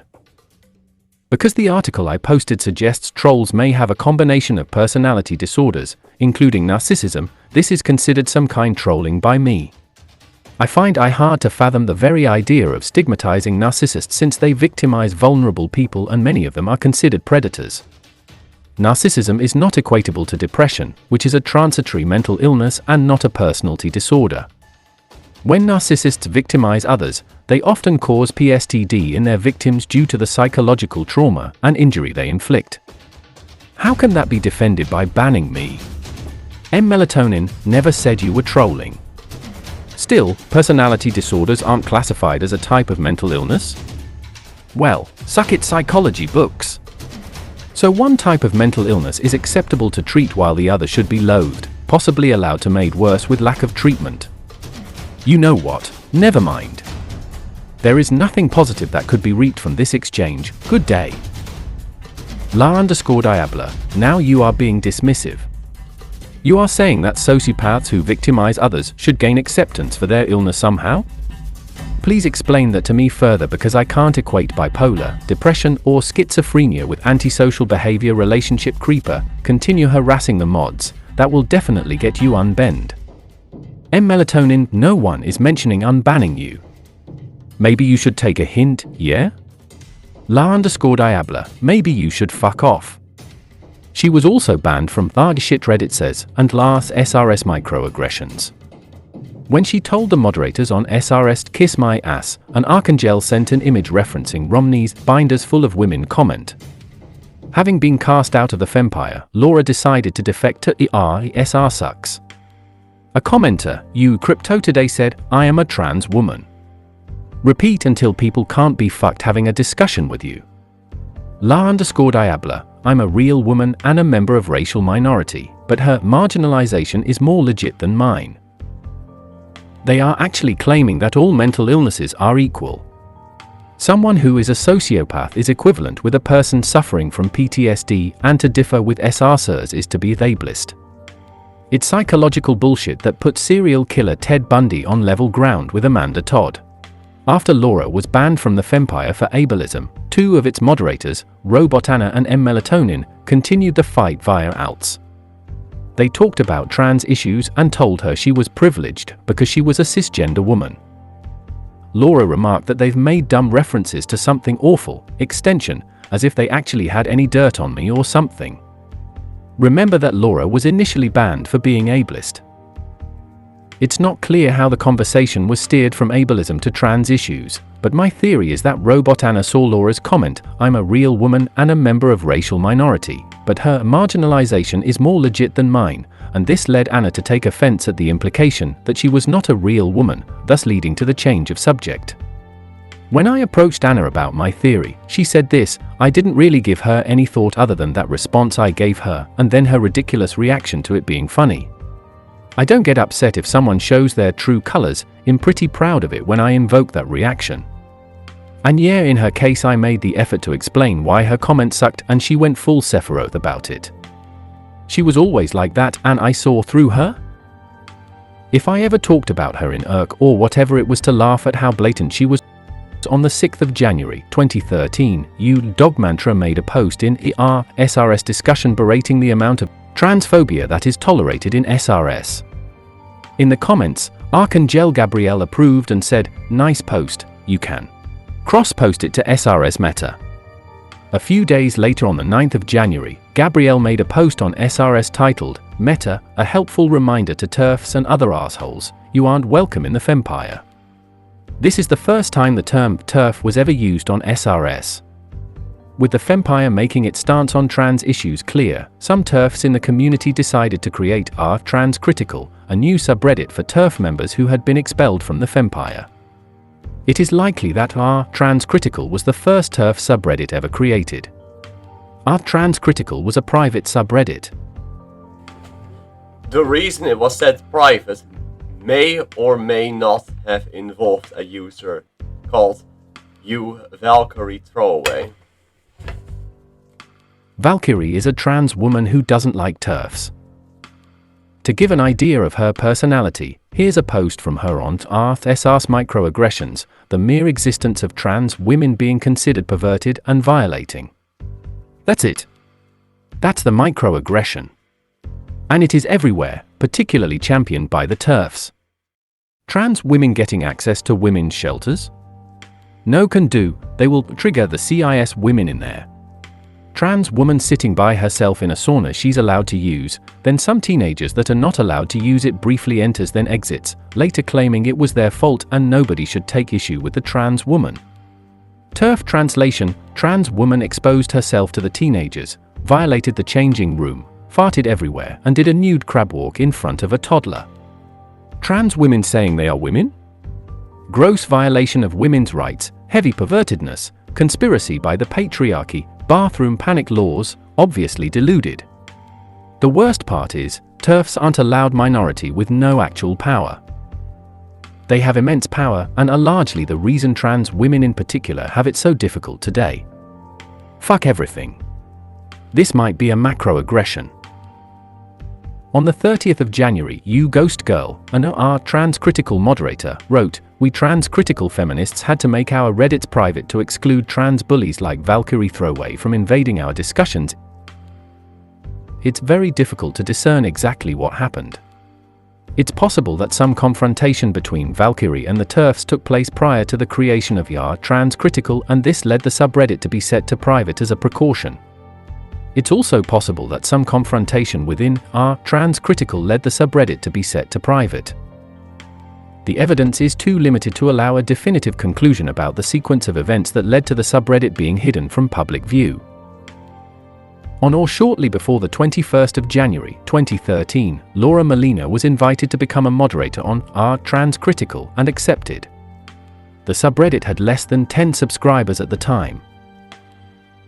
Now, mind you, there were other SRS users in r/transcritical than Laura or Ghost Girl. It's not possible to be sure about who these users were, but from interviews I've gathered that there weren't any important, high-ranking TERFs in the Fempire, so these defections aren't particularly important. In any case, this event represents a significant shift in Reddit's feminist history. Previously, TERFs had freely participated in various feminist subreddits, but following their expulsion, they established their own space. From January to September 2013, RobotAnna remained private. During this time, TERFs slowly built their community, sending invite codes to like-minded individuals and gradually increasing their numbers. Being a private subreddit, RobotAnna almost entirely went under the radar. Hardly anyone mentioned it. The same cannot be said for its successor subreddit, GenderCritical. However, that is a story for another time. Well, that last chapter was pretty serious. Let's talk about something fun. But first, it's time for another lightning round. View Great Fantastic Made post continuing Reddit_sucks old series Guess the Redditor. This one was focused on Muslims. Unfortunately for the Guess the Redditor fandom, this would be the last episode ever released. A Reddit user requested ownership of SRS to clean it up and promote equality on Reddit. This didn't go anywhere. The Fempire.org was registered. This would be a Reddit clone operated by SRS. RobotAnna said she would stop using the word cracker because it's appropriating minority language. Character development. An SRSucks user registered a website which contained doxes of SRS moderators. In response, SRS doxed Mitt Romney's campaign and released a picture of his genitalia. Romney didn't care and reposted it to their ladyboners to spite them. A game mocking SJWs got an enthusiastic reception from SRSucks.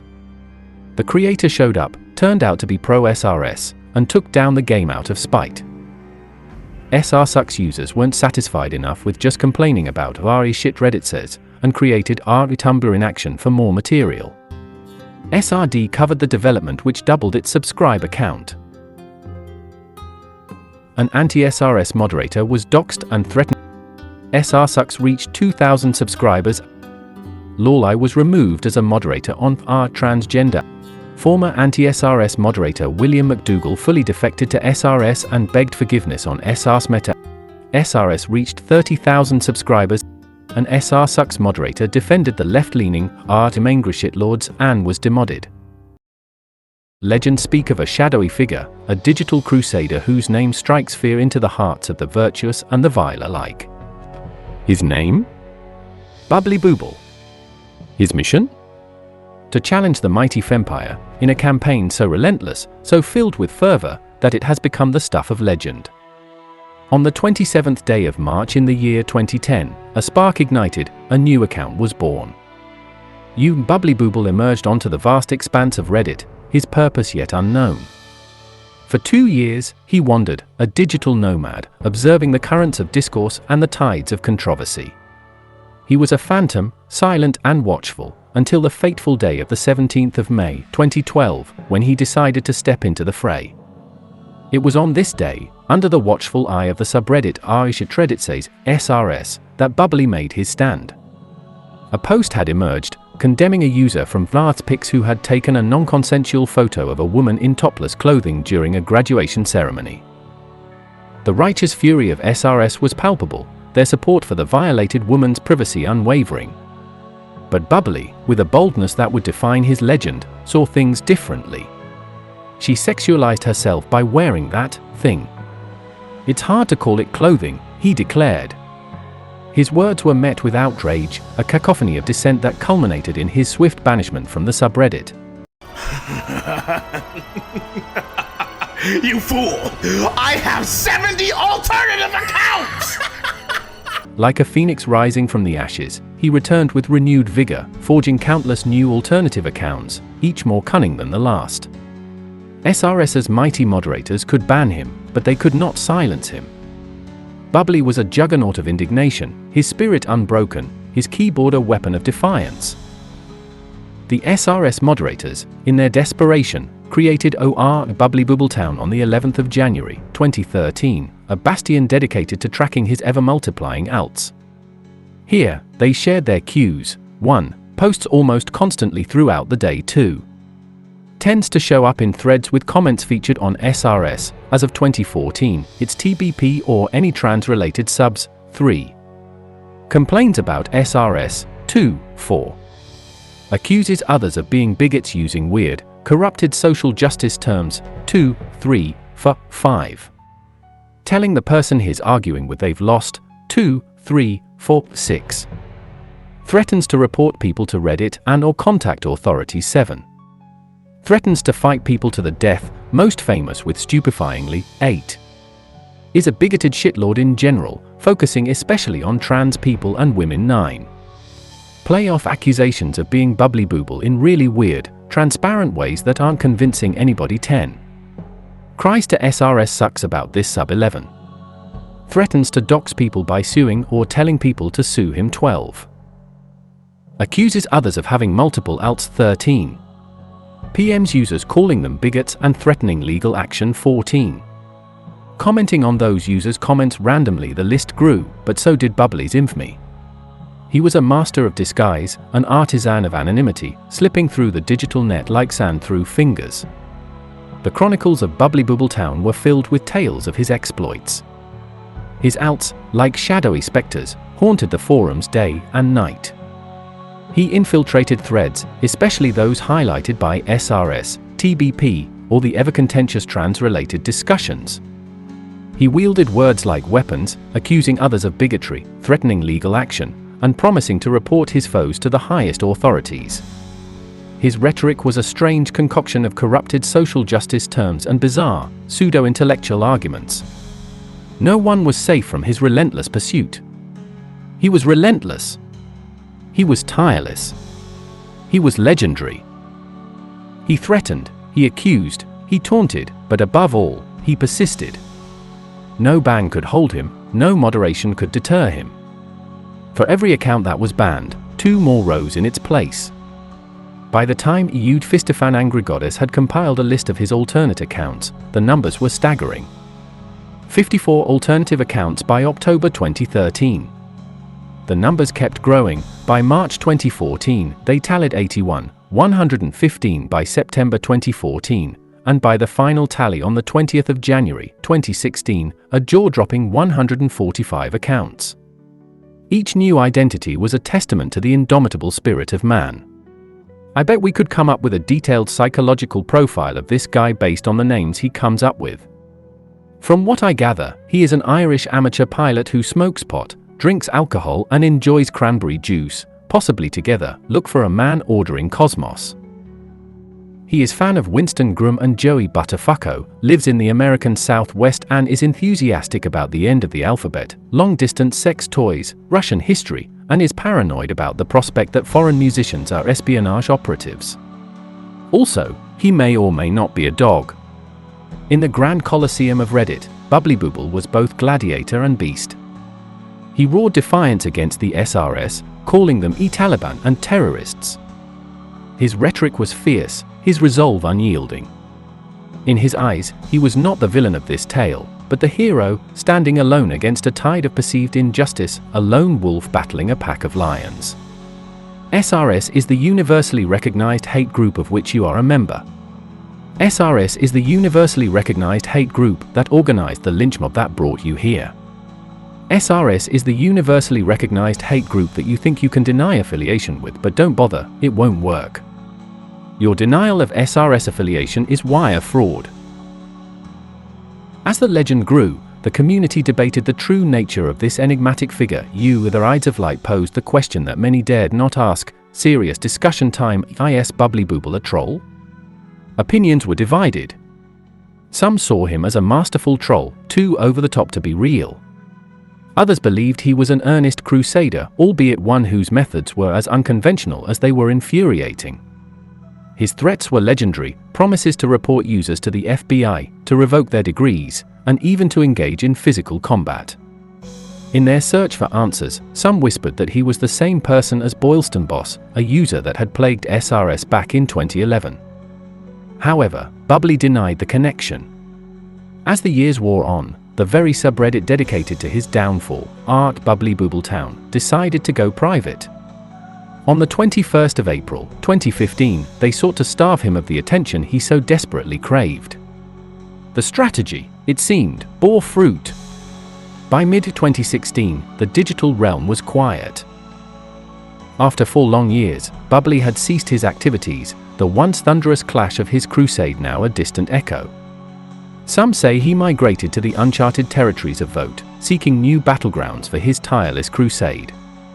Others believe he simply faded into obscurity, his mission complete. Yet, the legend of Bubbly Booble endures, a tale of one man's relentless quest against the forces of SRS, a saga of defiance, resilience, and the indomitable spirit of the keyboard warrior. Chapter postscript. Okay, look, I have a theory. I think that every single SRS user is Laurelai's alt and every single SRSucks user is Bubbly's alt.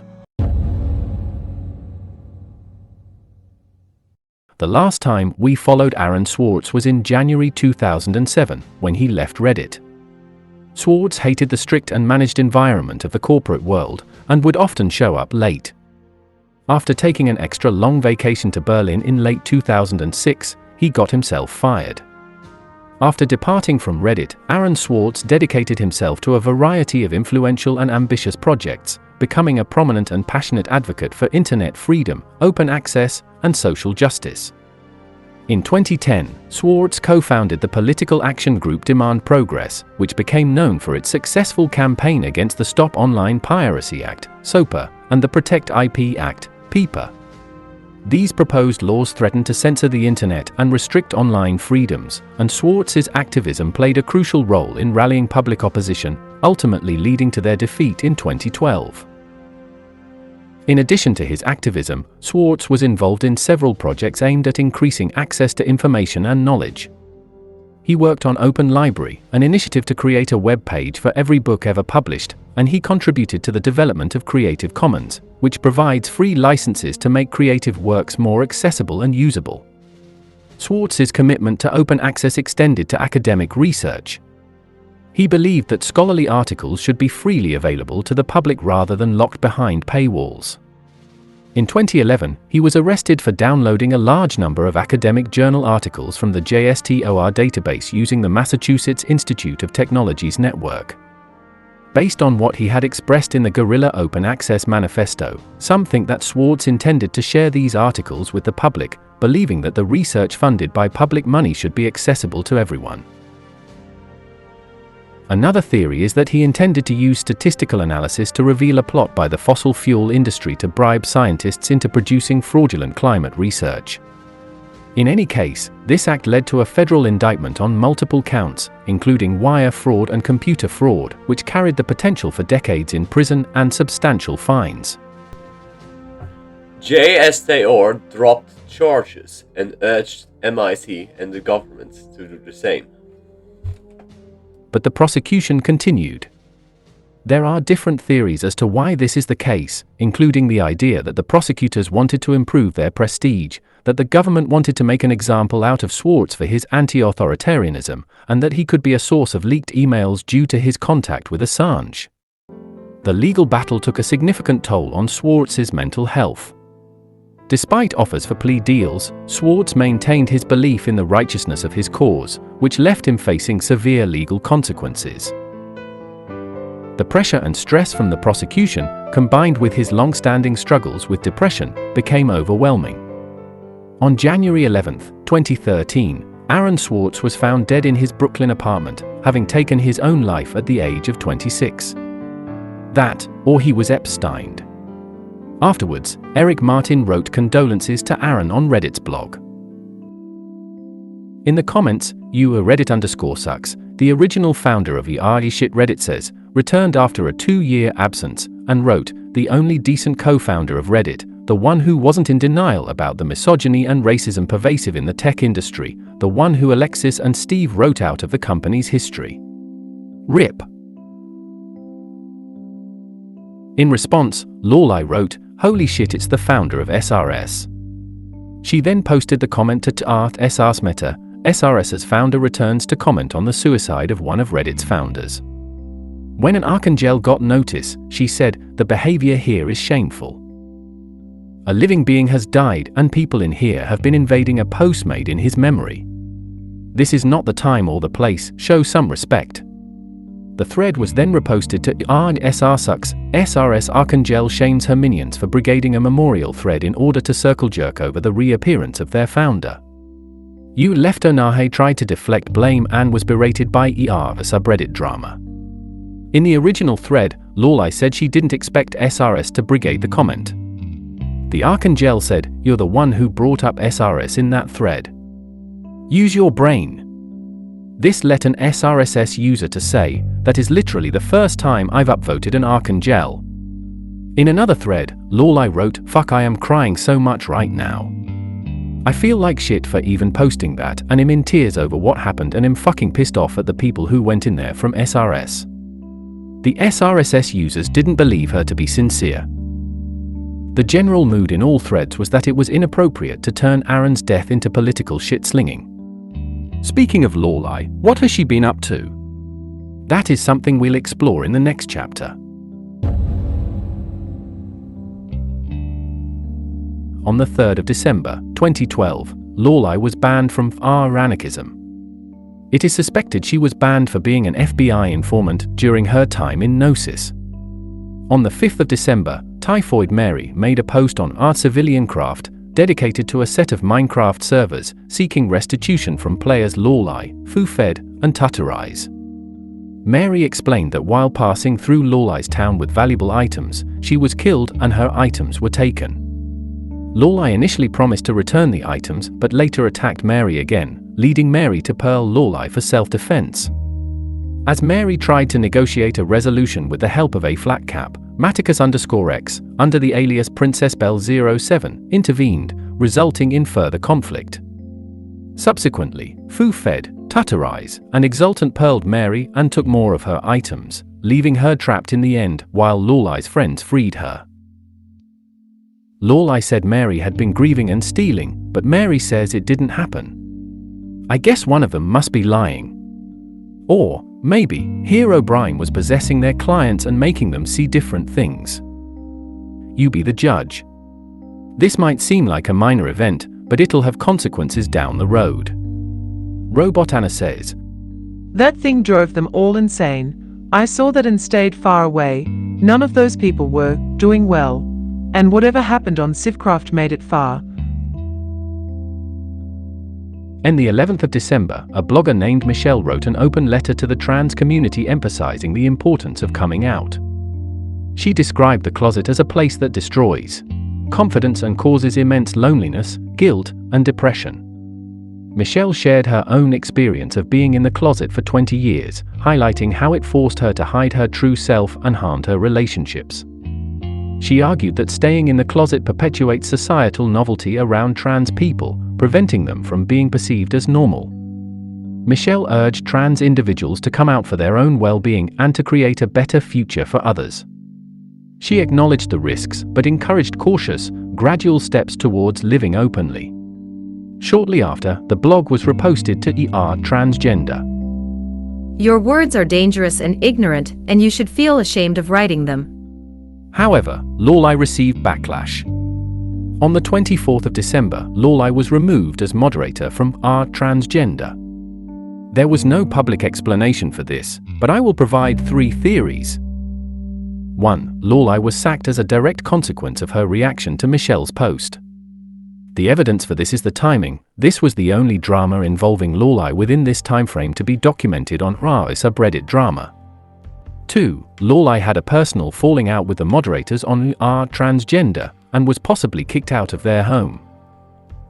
The evidence for this is that a Reddit user in October 2012 mentioned that Laurelai was living with a Reddit moderator, and that Laurelai has a habit of getting into conflict with people she lives with. 3. Typhoid Mary doxed Laurelai in December 2012. Mary doxed her because she was schizophrenic and paranoid and felt that, since Laurelai had raped and isolated her, she needed to dox Laurelai to save her life. It might have something to do with that. Note that Mary has both denied and admitted to doxing at various times. On the 31st of March, 2013, Laurelai announced she would be leaving Reddit. 2 years is a long time to be on Reddit. 2 years I'll never get back. Oh well, I have the future. Here is my last post for the ones I'm leaving behind. Think long and hard on it. I honestly can't justify being here anymore. Working and caring for my partner is too time-consuming for me to put in energy into this soul-sucking cesspit. Even if it does have small enclaves of cool folks. I didn't plan on giving the antags the victory of me deleting. I might pop in when shit hits the fan now and then. In April 2013, several users went on Laurelai's Facebook page and made threats against the Fempire. In response, SRS banned Laurelai for a second time. After she was banned, Laurelai went on a banning spree as a parting gift before deleting her Reddit account on the 24th of April, 2013. She then deleted her alt, Castiella. Besides the banning of Laurelai, 2 Archangelles were also banned at this time. One Redditor speculated that this was related to infighting within SRS regarding the direction of SRS discussion. It appears some AAs want it to become a more friendly and educational place, and some AAs were angry that shitty behavior was now going to be allowed. Archangel Ezekiel submitted rule changes to SRS discussion 2 days prior, essentially saying we ain't changing their moderation policies of SRS discussion, splintering off the subreddit into TR Social Justice 101 for educational and friendly questions, stating this is explicitly not a Fempire space. However, that Facebook leak is apparently quite old. The meta post by Ezekiel is still up on SRS discussion, and other Archangels of our Social Justice 101 are not banned, so this part is just conjecture. Huiel said via interview that they were banned for expressing legitimate concern about the amount of racism SRS was willing to tolerate. And so ends the chapter. Laurelai has been banned from SRS and deleted her account. She is effectively knocked out now. We'll see her again later. Lightning round. Mitt Romney's campaign did an AMA. Dawn of the Dan became a moderator on SR Sucks and also did an AMA. SRS banned the phrase literally Hitler. This later cited as reason for the subreddit's decline and loss of edge. SR Sucks reached 3,000 subscribers. It seemed SRSS was on course to pass ASRS in subscribers. There was a bit of a slap fight about this. An SRS user deleted their account after being doxed by SRSS. Someone on SRSS used a throwaway to post a photo album, claiming it was the SRS moderators. The SRSS mods didn't notice for like 30 minutes until an SRSA Gudrungut made a post about how they all supported docs.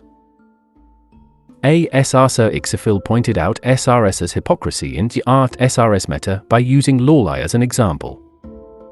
Laurelai showed up, called Ixafil a concerned troll, and Ixafil was banned. Done. Back to adventure.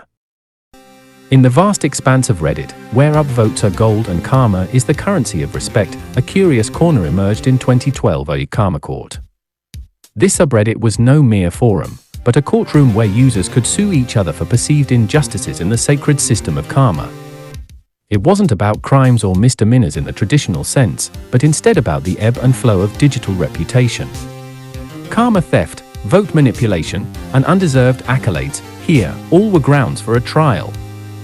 Justice, in this peculiar land, was not served by lawyers or judges in robes, but by the voices of the community itself. This was where disputes of digital worth were settled, and where those who felt wronged came seeking retribution. The inaugural case, held on the 4th of October, 2012, would set the tone for all that was to follow. In the center of the courtroom stood View, the atomic playboy, a user whose wit had garnered him the respect of the comment section. He had delivered a clever joke that day, only to watch in horror as, 20 minutes later, a rival, party_frog, rephrased the punchline, earning far more karma for his slightly altered words. The air crackled with tension as the court debated this transgression. After deliberation, party_frog was declared guilty of joke theft, his ill-gotten karma forever tarnished by the judgment of the masses. The verdict rang out like a warning to all, in the world of karma, no slight would go unnoticed. But a storm was brewing. By February 2013, the winds of conflict would blow in a new and more formidable adversary, one that no simple user could defeat alone. On the 5th of that fateful month, Karma Court opened a case against none other than the Fempire itself, a sprawling, shadowy force that wielded great power across Reddit. Led by the formidable Archangelles, and bolstered by their army of loyal stormtroopers, the Fempire was both feared and revered. Their influence stretched across subreddits, silencing voices and shaping conversations. They operated under the banner of righteousness, but their methods were often called into question. And now, they stood accused for the first time. The plaintiff was a lone user who had dared to challenge the Fempire. His crime? Operating a novelty account, a playful deviation from the norm. But the Archangelles of the Fempire had not seen the humor. They had banned him from their dominion, casting him out like an exile. It was this perceived injustice that led him to Karma Court, seeking justice not just for himself, but for all who had been silenced by the Fempire's iron grip. The courtroom swelled with anticipation. Would Karma Court dare to challenge such a powerful entity? Could justice be meted out in the face of such overwhelming might?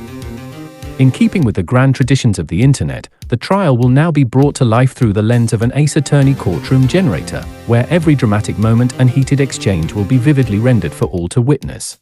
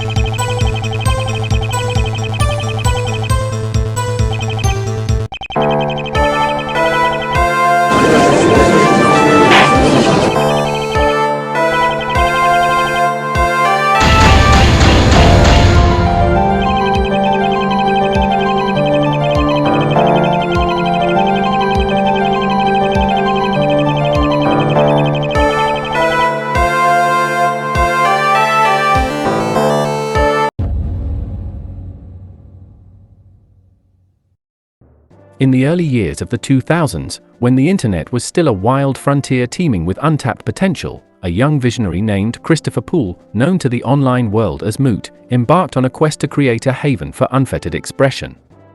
It was 2003, and the digital landscape was ripe for revolution. With a few keystrokes and a dream, Moot forged 4chan, an image board that would become both a sanctuary and a battlefield for the denizens of the internet. 4chan was no ordinary website. It was a sprawling, anarchic empire of anonymity, divided into myriad territories known as boards. At the core of 4chan's early empire was B, the first board and its chaotic capital, established on the 1st of October, 2003. It was the primordial wellspring of 4chan's wild, no-holds-barred culture, a place where nothing was sacred and anything could happen.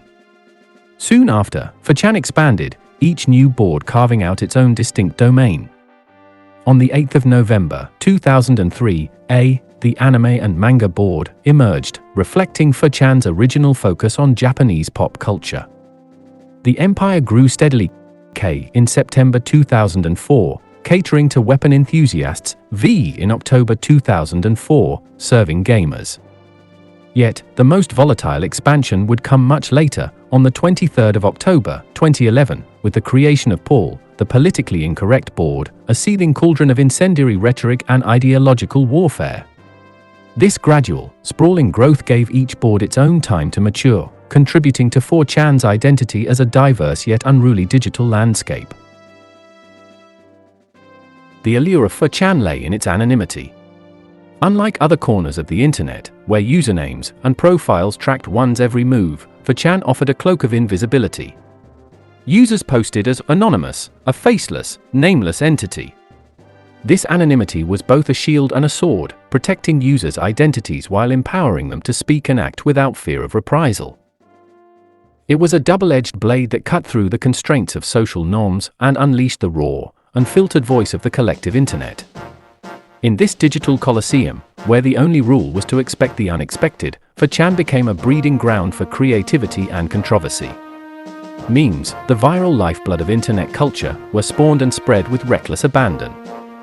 Yet, beneath the surface of playful mischief lurked darker currents. Trolls and troublemakers thrived in the shadows, delighting in the chaos they could conjure with a single post.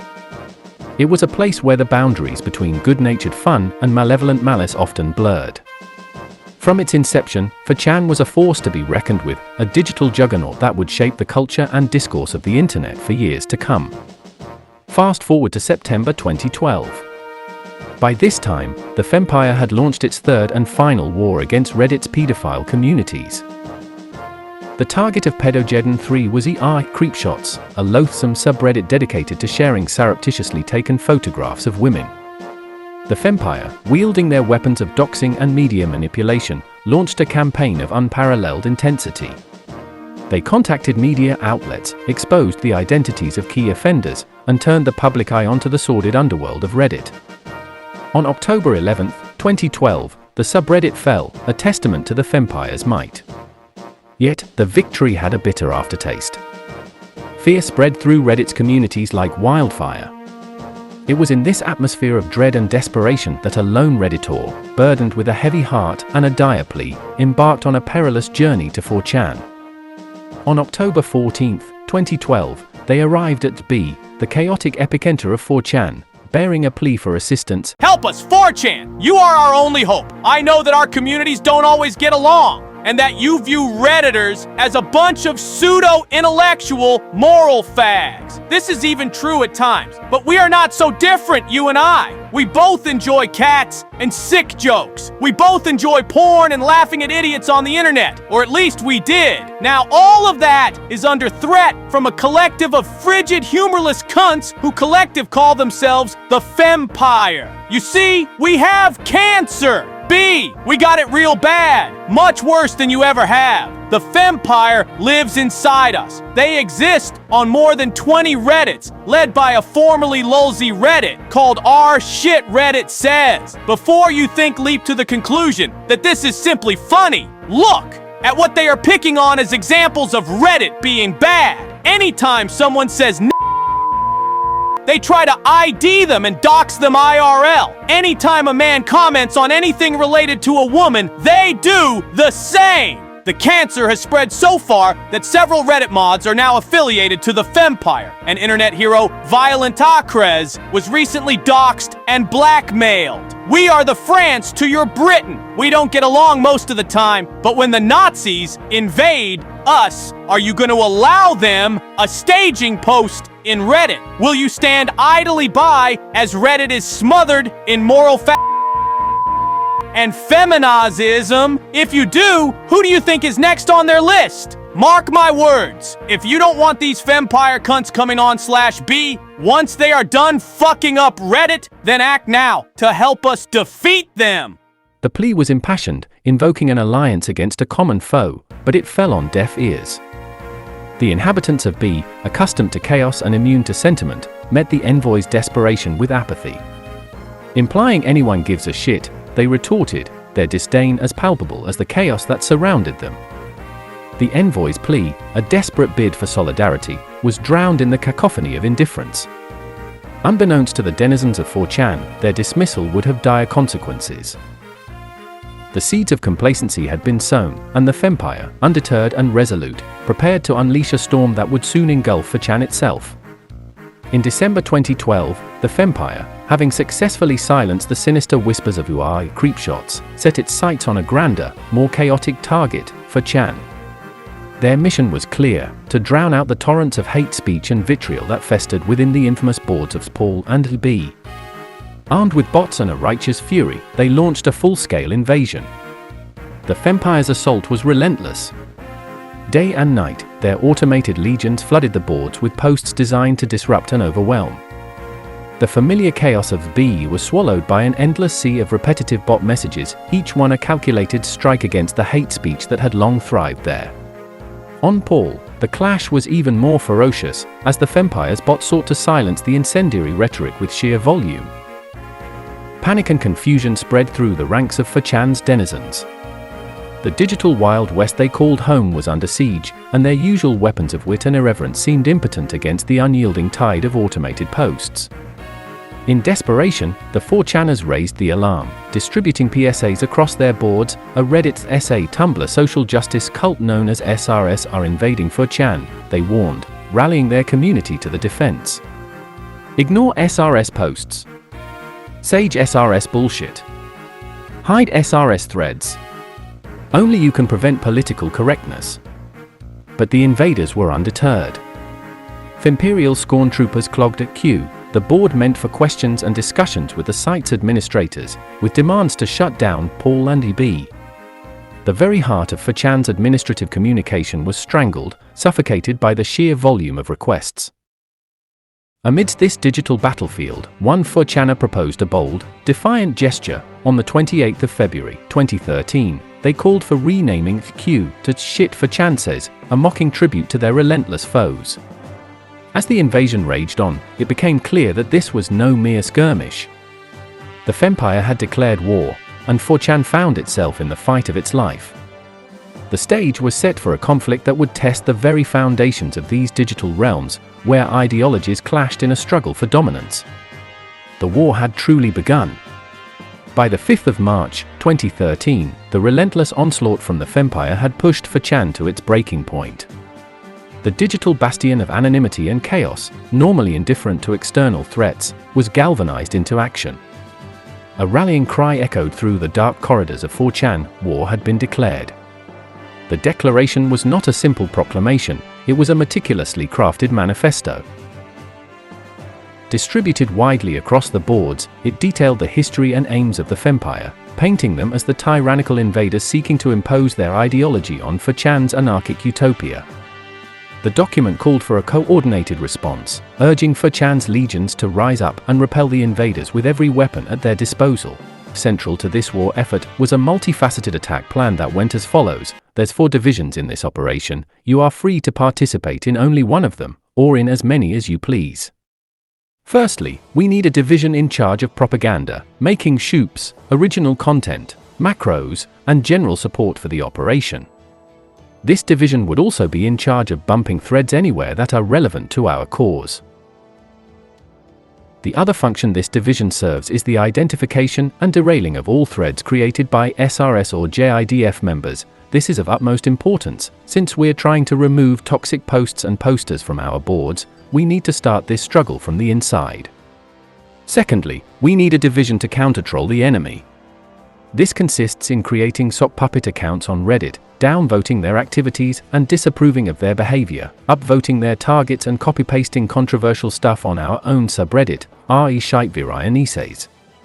Ideas for the counter-trolling division may include creating Tumblr accounts and trolling SRS users on their home turf or forums, sliding into their subreddits, and pacifying their ideas by making generalizations, and making them believe you are on their side and that the ideas you preach are not too different from the ones they do.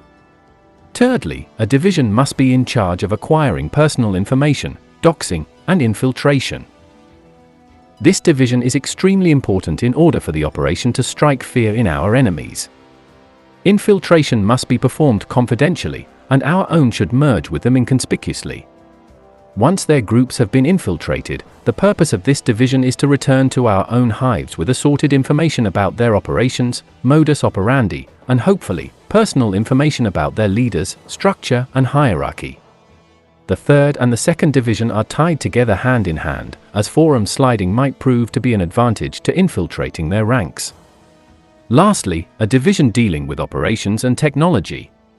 This division is in charge of planning the operations, brainstorming ideas to keep the operation going, and additionally, of keeping the operation and its members safe, by providing with means to safely slide into their forums without being detected and doxed yourself. This division is, of course, left to those who are willing to invest the most time and effort into the operation. Do not forget, fellow comrades, we are in this together, anon, Redditor, or anybody else. We must unite in order to take down our mutual enemy, and provide as much as we personally can to prevent their influence from further spreading into the internet and mainstream media. Work hard, and good luck! Armed with images and scripts, 4chaners launched a barrage of pornographic posts on the SRS subreddit, aiming to disrupt their communications and dilute their message. The strategy was simple but effective: overwhelm the enemy with the very chaos that 4chan thrived on. The Femperial IRC chat also suffered repeated raids. When confronted, the Archangelles denied their involvement in the war, accused Magnus and Laurelai Hygiene of launching false flag operations. Technological innovation became a crucial battleground. On March 13th, a 4chan user unveiled a script that could automatically hide posts from SRS bots, a digital shield against the automated onslaught. This development was a game-changer, significantly blunting the effectiveness of the Femperial tactics and restoring some semblance of order to the embattled boards. As the war raged on, paranoia and distrust seeped into the very fabric of 4chan's community. Amidst this turbulent atmosphere, one rumor gained particular traction to explain the administrator's lack of action. Christopher Poole, known to the world as Moot, the very creator of 4chan, was secretly in league with the Fempire. This suspicion, whether rooted in truth or merely born of the chaos, added a layer of complexity to the conflict, creating divisions even within the ranks of 4chan's defenders. In the spirit of mischief and the tradition of April Fool's Day, Moot decided to play a masterstroke of irony. With a knowing wink to the swirling rumors and the community's heightened paranoia, he unveiled a new board, S4S, short for Shit for Chances. The introduction of the S4S was a brilliant and bewildering maneuver. At first glance, it seemed like a blatant act of betrayal, a concession to the Fempire's relentless campaign. The board was ostensibly a parody of the SRS subreddit, filled with nonsensical posts, satirical content, and users pretending to be exaggerated caricatures of social justice warriors. Right-wing 4chaners and trolls alike flocked to this new arena, adopting the personas of their ideological adversaries in a bizarre, topsy-turvy mockery. The creation of S4S was a masterful troll, an elaborate prank that played on the deepest fears and suspicions of the 4chan community. It was a move that only someone with Moot's deep understanding of his creation's culture could pull off. The board quickly became a chaotic playground where the line between satire and sincerity blurred, a meta-commentary on the absurdity of the conflict itself. The war raged on through the spring and summer of 2013. Skirmishes erupted sporadically, with neither side able to claim a decisive victory. its conclusion remained elusive. Some chronicles end with the declaration of war on the 5th of March, while others end with Moot's creation of S4S. Yet, the reality was that hostilities simply continued at a low level, simmering beneath the surface. On the 1st of September 2013, a Femperial raid on Avia signaled that the embers of conflict still burned. The conflict gradually became intertwined with the broader cultural war that erupted during Gamergate in August 2014, merging into a larger, more complex struggle that would leave an indelible mark on internet history. Lightning Round, The Ides of Light, a Fempire moderator, reposted Puck_Marine selfies that were posted on r/sexy. She was accused of doxing. SRS Gaming advertised a game titled A Depression Quest. In the comments, Zoe Quinn wrote, "Hi. So, this is my game and I just want to say thank you to all of you who played it, and if you're struggling through depression too, then my thoughts and hopes are with you. Thank you all so very much." Remember that name, Zoe Quinn. We will see her again later in this video. SR sucks past anti-SRS in subscribe account. This marked the full recovery of the opposition from defeats in 2012. An SRS user named Bricky confessed to being a troll. Ides of Light did an AMA on SR sucks. She said the Fempire was planning to get raping women and beating women banned from Reddit. Back to adventure. In the last chapter, I mentioned how the war between the Fempire and 4chan led to the creation of S4S, ShitRedditSays. Because S4S is directly inspired by ShitRedditSays, I feel it would be appropriate for me to provide a biography here.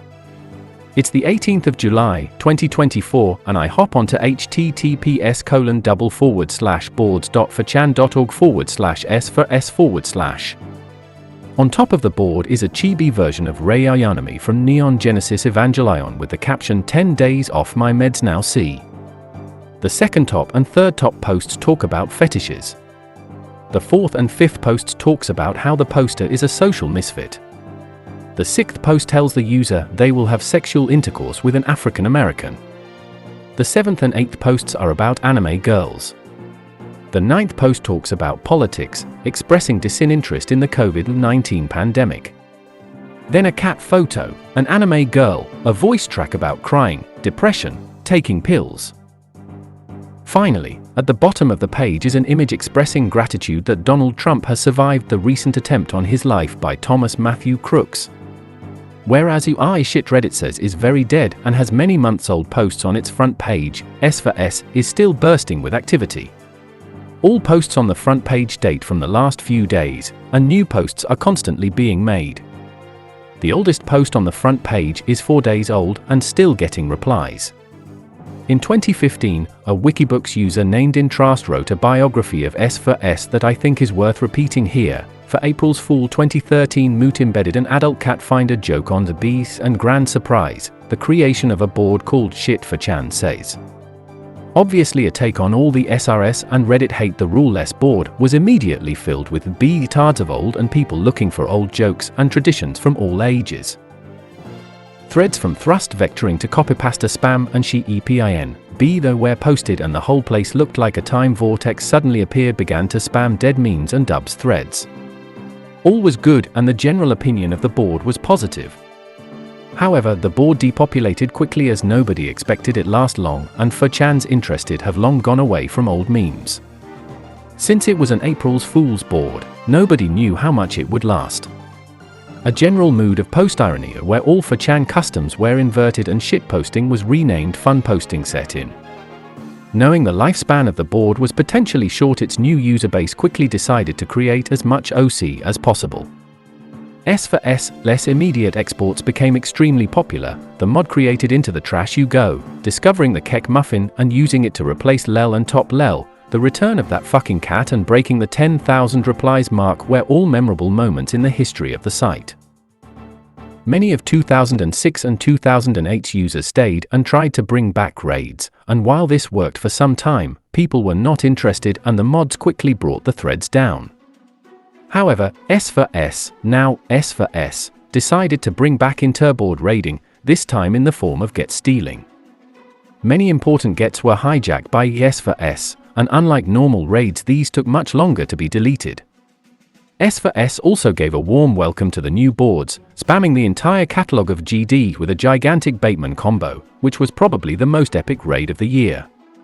By far, S4S's greatest contribution was the popularization of Doge. A reaction face of a Shiba dog with a concerned look and silly, broken dog speak in Comic Sans that quickly spread over all 4chan and the entire of the internet. It got so popular it managed to get its own cryptocurrency by 2014. Origins of Doge, originally a small, dead meme called Shibe from Tumblr, which before discovery got 24 reblocks at best. The meme also appeared on Reddit before surfacing from 4chan, but it was also a very small subreddit. While it's creating it not S4S's doing, its popularization definitely was. There is also an S4S wiki, which has a timeline with major events. If you care, you can pause while I scroll.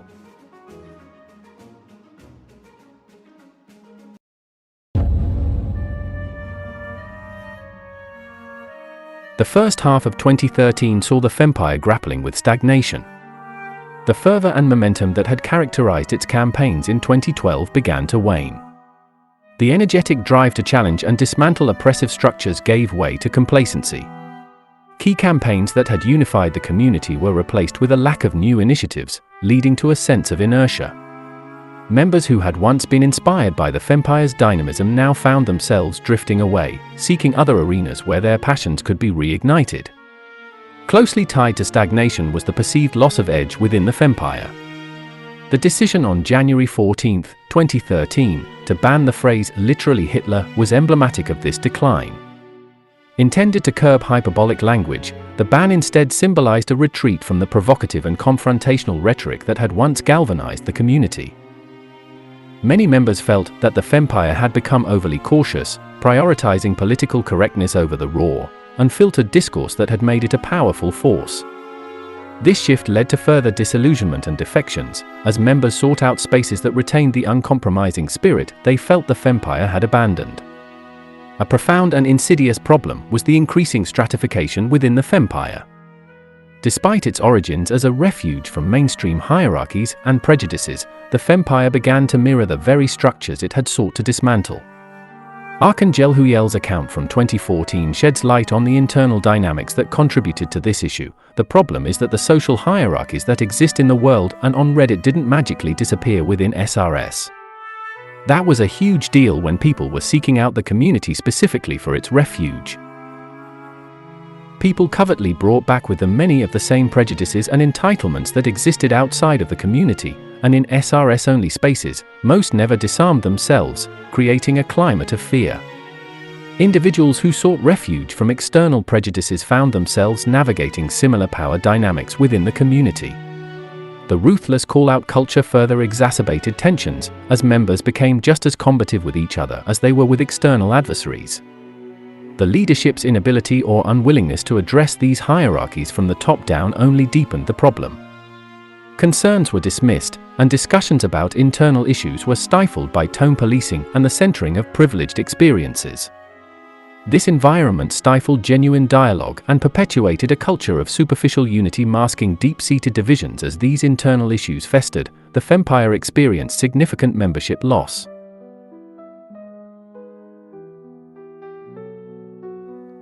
The purge of TERFs in January 2013, while principled, somewhat reduced the community's numbers. This was followed by the exodus of those disillusioned by the loss of edge and stagnation. The banning of prominent voices like you, Archangel Ezekiel, and you, Archangel SYZYGY, for raising concerns about racism within the community highlighted a broader issue of intolerance for dissent, driving even more members away. Each departure weakened the Fempire, eroding the critical mass of active, engaged participants needed to sustain its initiatives. Purges became a hallmark of the Fempire's decline.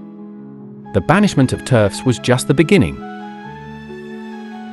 The community's increasingly rigid adherence to ideological purity led to frequent expulsions of those deemed insufficiently aligned with its evolving standards.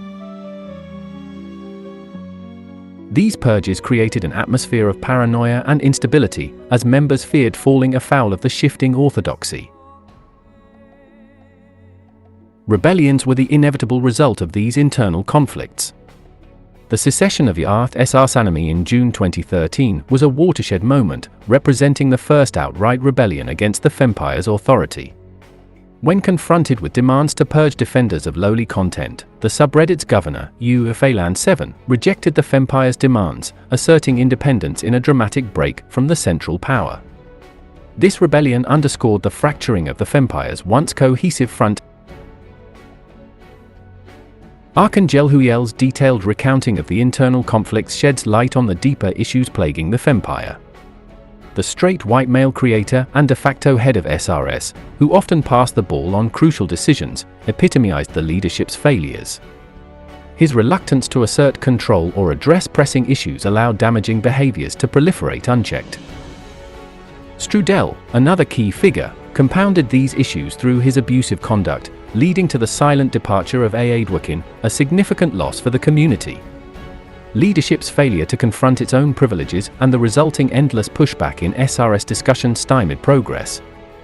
Moderators, afraid to confront their own complicity in structural oppression, resorted to tone policing and centering discussions around their own experiences, often those of white feminists.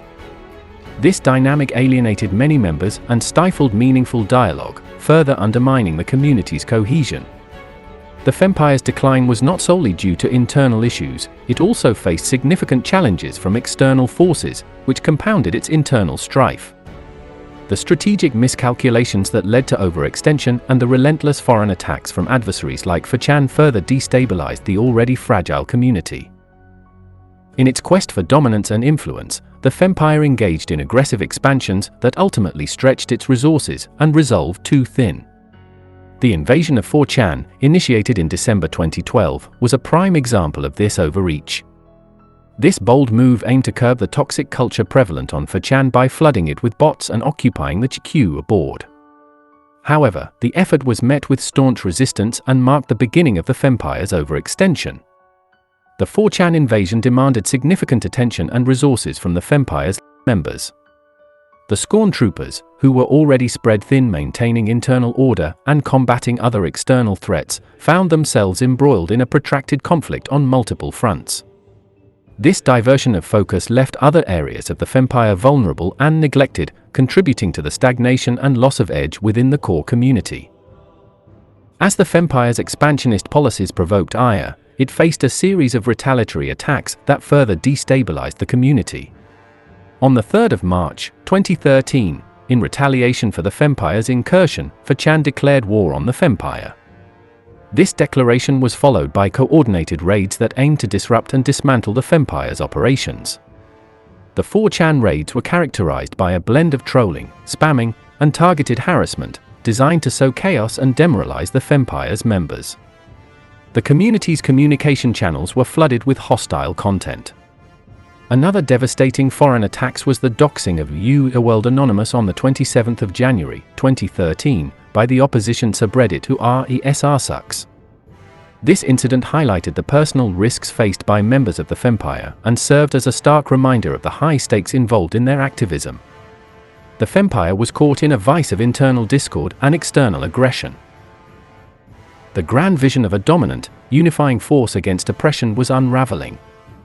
Internal purges and rebellions, coupled with relentless external attacks, left the community fractured and demoralized. By June 2013, SRSucks matched ShitRedditSays in activity, a stark indicator of the shifting balance. The Fempire's glory days had dimmed, its once fervent heart now a battleground of competing ideals and dwindling resolve. Even as the Fempire teetered on the brink of collapse, besieged from within and without, a fierce, unyielding spirit surged through its ranks. Like a once mighty empire clutching at fading glories, the Fempire's Scorn Troopers rallied against the encroaching darkness. Amidst the turmoil and decline, two audacious conquests stood as blazing beacons of defiance: the annexation of Anti-Atheism Plus and the bold acquisition of Bravery Jerk. It was in the embattled spring of 2013, as the Fempire's territories shrank and their enemies encroached, that RobotAnna, the indomitable governor of SRS Gaming, saw an opportunity to strike. Anti-atheism plus, a once vibrant battleground against the toxic elements of atheism, lay dormant and unguarded, its moderators vanished like specters. Seizing the moment with the keen eye of a seasoned warrior, RobotAnna initiated a daring plan. On April 2nd, she posted on Reddit Request, the forum of last resort for abandoned digital realms, requesting the mantle of leadership for Anti-atheism plus.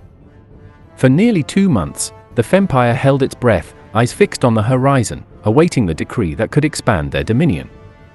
Finally, on May 29th, the gods of Reddit granted her request. The gates of the Anti-atheism plus swung open, and the Fempire marched in with triumphal banners unfurled. RobotAnna wasted no time in consolidating her power. On June 2nd, she issued a decree that echoed through the subreddit like a clarion call: new rule, shitlords, anyone who posts in Anti-atheism plus will be banned from Anti-atheism plus. This bold proclamation solidified the Fempire's control, transforming the once leaderless land into a fortress of Fempire ideology. With 321 subscribers at the time, Anti-atheism plus was a small but significant conquest, a symbol that the Fempire could still extend its reach even in its darkest hour. Even as RobotAnna secured Anti-atheism plus, another firebrand within the Fempire was plotting a coup of her own. On May 8th, an Archangel, driven by a blend of audacity and desperation, took to the digital battlements of Bravery Jerk. This subreddit, already aligned with the Fempire's ideological bent, was ripe for annexation. The Archangel issued a public challenge: if this gets 200 upruns, I will literally become a mod of Bravery Jerk. The response was electric. The Fempire's loyalists, emboldened by the prospect of a new victory, rallied to her cause. Upruns flooded in, a tide of digital support that surged past the 200 mark with fervent speed. The moderators of Bravery Jerk, recognizing the unstoppable force of popular demand, yielded to the Archangel's claim. Thus, Bravery Jerk was annexed into the Fempire's fold, another jewel in the tarnished crown of their once great empire. The subreddit's ideological alignment made it a valuable asset, bolstering the Fempire's waning influence and providing a fresh platform for its embattled voices. These conquests, though modest in scale, were monumental in their symbolism. They represented the Fempire's refusal to surrender, its undying rage against the encroaching twilight. As their empire crumbled, the Scorn Troopers fought on with relentless determination, clawing back ground wherever they could. Lightning round, as an April Fool's joke, subreddit drama pretended that SRS had taken over their subreddit. SRSucks user Cayman935 made a post on the videos titled "A Radical Feminist Argues with People at a Male Issues Event at the University of Toronto." This is what ShitRedditSays looks like in real life. This was a video of Shanti Binks, who would later be known as Big Red. An SRSucks user wrote a lengthy critique of a SRS discussion. Cayman935 was shadowbanned for spam. It was reported that Mitt Romney's campaign had a meltdown. A month prior, a comment by Mitt Romney's campaign was removed by the Bistoff mods without explanation, leading to a series of reposts and rants across various subreddits, attracting widespread mockery and downvotes. This culminated in Mittens accusing multiple subreddits of brigading his posts and persistently trying to rally support, despite continued negative responses. Anti-SRS, which was still under a Femperial puppet government, was set to private. It would remain private until December 2013. An SRSucks user criticized a Reddit admin for letting RobotAnna take over Anti-atheism plus. He got banned. Mittens decided to counter accusations of misogyny by calling his opponents misologists, haters of knowledge.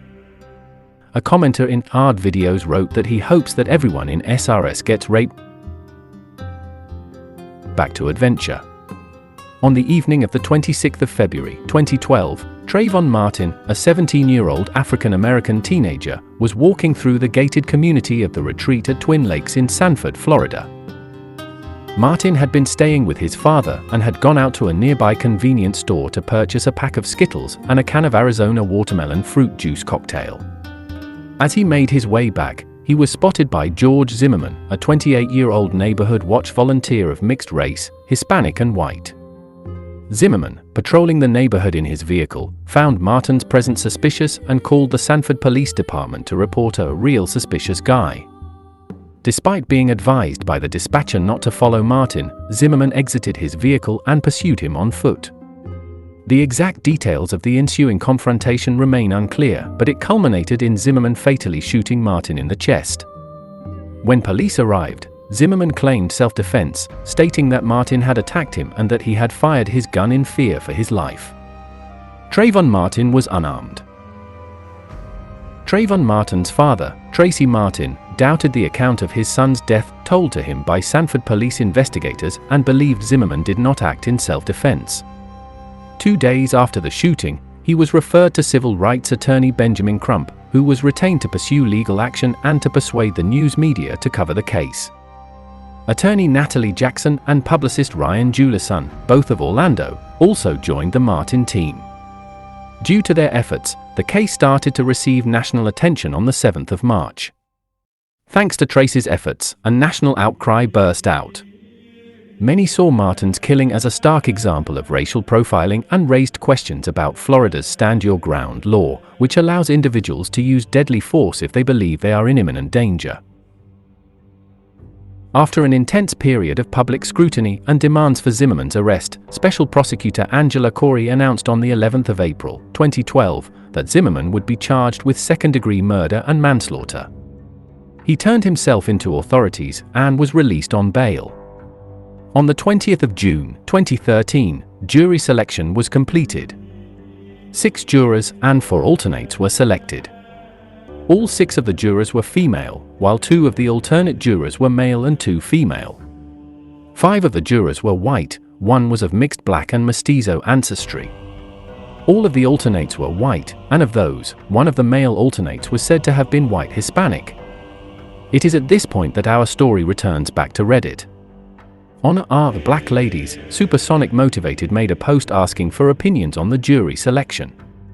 The general opinion was that the jury was so packed with white jurors that Zimmerman would likely be found not guilty.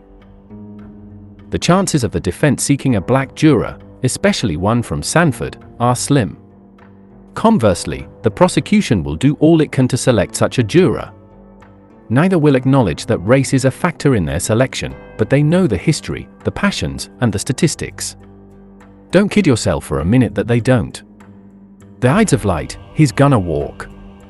Pro_creator, in this likelihood, I'm wondering if 1. Folks will take to the streets like in the Rodney King verdict, and 2. Someone will give Zimmerman that work extrajudicially. The Ides of Light, is it wrong that I find both of these to be acceptable results of a not guilty verdict? Pro_creator, I'm kinda rooting for them to occur simultaneously, TBQH. An SRSucks user noticed the thread and was outraged. Are Black Ladies prejudge Zimmerman verdict? Our favorite SR the Ides of Light thinks extrajudicially killing Zimmerman and rioting if he is found not guilty is acceptable. Another SR Pro_creator is kinda rooting for them to occur simultaneously, TBQH. Afterwards, SRSucks users flooded the Black Ladies with racist comments and downvotes. Dawn of Verdan, a moderator on the SRSucks, condemned the raid. In what was dubbed the Night of the Long Shadowbans, 17 users, with names such as anti-SJW for L, Come At Me SR and Rapper Lord Fascist, got banned. The SRSucks affiliate Art My Redditing Career was also banned. In the face of these administrative actions, SRSucks changed their sidebar to add an image saying, "We are Tuvia Bielski," referencing the Jewish partisan leader who set up refugee camps for Jews fleeing the Holocaust during World War II. SRSucks broke noted the irony of the sub, which has recently come to the attention of the admin team for providing part of the base for a neo-fascist vote brigade is comparing itself to a victim of the Holocaust. That's fucking hilarious. The admin responsible for the bans was in Tortoise. Soon after, a thread was made mourning the banning of Rapper Lord Fascist, and there was a bit of brigading by SRS. Afterwards, SRSucks moderator Dawn of Verdan made a post saying, "I caught SRS linking to, and brigading, a post I removed 14 hours ago." No, wait, this is just another example of Reddit magically correcting itself. In Tortoise said, "Some brigade." 1 invading reply and 1 comment downvoted to 0 by members of SRSucks. In fact, you're going to have to try harder to convince me. This is literally nothing compared to what I've seen go on in the other direction. Soon after, Intortus partook in a lengthy argument with SRSucks users. Graysfeld and other critics of SRS, like DXD, argued that SRS was a significant source of brigading on Reddit. They claimed that SRS targeted threads and manipulated vote scores, as evidenced by a specific thread they believed was brigaded by SRS. Graysfeld linked to this thread, suggesting that the patterns in voting behavior, such as drastic score changes, were indicative of SRS's influence. DXD provided detailed evidence showing score changes in the thread after it was linked on various subreddits, including SRS, comparing the timing and popularity of these submissions. He argued that the sustained influence of SRS, as opposed to other subreddits like Bard subreddit drama, SRD, or Ask My Reddit Career, pointed to SRS being the main culprit behind the vote manipulation. In response to this perceived problem, DXD proposed several new rules aimed at preventing brigading, such as banning direct links to smaller subreddits and requiring the use of screenshots or redditlogs.com. He sought a balance between preventing harmful brigading and allowing legitimate content submissions. On the other hand, Intortus, representing the admin perspective, rejected the accusations of SRS being a significant source of brigading. Intortus argued that the thread in question was already influenced by other subreddits like SRD and My Reddit Career before SRS linked to it. He pointed out that the evidence presented by SRS critics was weak, noting that significant score shifts occurred even after SRS's involvement, suggesting that other factors and subreddits were at play. Intortus emphasized that admins prioritized more severe issues like doxing and harassment, which they viewed as more critical than the alleged brigading by SRS. He highlighted their actions based on actionable reports and significant incidents, rather than on conspiracy theories about SRS. Intortus also suggested that subreddits should take more responsibility for mitigating brigading through good moderation practices. He appreciated some of the proposed rules by DXD, but stressed that the broader Reddit community and admins were not as concerned with SRS as SRSucks claimed. Intortus emphasized that their attention went to where the actionable reports came from and that they hadn't received significant reports about SRS invasions, suggesting that the issue might have been exaggerated by SRS critics. The Fempire praised Intortus for standing up against SRSucks, though they noted his actions were inconsistent with website policy. Afterwards, SRSucks had announced new rules against abusive language and raiding. After the night of the long Shadowbans, DXD decided something needed to be done about racists in SRSS. He then turned attention towards RNI. Can't say this. Let's call the subreddit African Americans, but that's not the real name. It's a subreddit where racists complain about African Americans. Okay. Take 2. In light of recent events, DXD decided something needed to be done about racists in SRSS. He then turned his attention towards African Americans and white rights, and announced, if you post at African Americans or white rights, you will be banned. A few days later, an African Americans user said they were preparing for the inevitable riots that would come when Zimmerman was found not guilty. He posted a picture with a gun with a note saying, "I'm ready, African Americans." The next day, on the 29th of June, African Americans was banned from Reddit. The entire subreddit. When asked, a Reddit admin said it was banned due to a long line of moderator offenses punctuated by threats and incitement to violence. It was presumed that the "I'm ready" post was the last straw that led the admins to finally ban the subreddit. The Fempire claimed victory. After African Americans was banned, dozens of users accused the admins of being biased in favor of SRS. By this point, what about SRS had become so cliché that a subreddit was created to mock it. What about SRS? The subreddit's first post documented 26 people using the banning of African Americans as an opportunity to complain about the Fempire. And thus ends the chapter.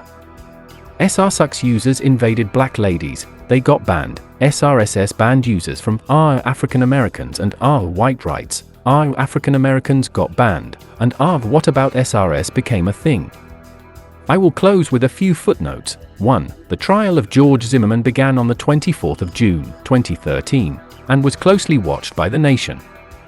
The prosecution argued that Zimmerman had racially profiled Martin and unjustly pursued and killed him, while the defense contended that Zimmerman acted in self-defense after being attacked by Martin. The trial featured testimony from numerous witnesses, forensic experts, and accounts from Martin's parents. 2. On the 13th of July, 2013, after 16 hours of deliberation, the jury found George Zimmerman not guilty of both second-degree murder and manslaughter. 3. In 2014, a man named Matthew Apperson shot George Zimmerman and also claimed self-defense. However, this didn't work, and Apperson got 20 years in prison. He was released on bail after 5 years.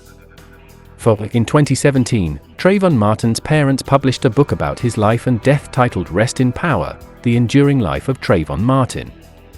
5. In 2018, white rights was banned. 6. In 2019, Zimmerman sued the Martin family for $100 on the ground of false evidence and abuse of process. Then, in 2020, when presidential candidates Pete Buttigieg and Elizabeth Warren posted tweets mourning Trayvon Martin, he sued them for defamation. Both lawsuits were dismissed. 7. In 2020, Reddit ran a script that banned all subreddits with slurs in their names. It didn't check if the subreddits were already banned, and as a result, African Americans got banned for a second time. If you check African Americans today, it will tell you that it was banned on the 17th of March, 2020, even though it had been out of operation for almost 7 years at that point.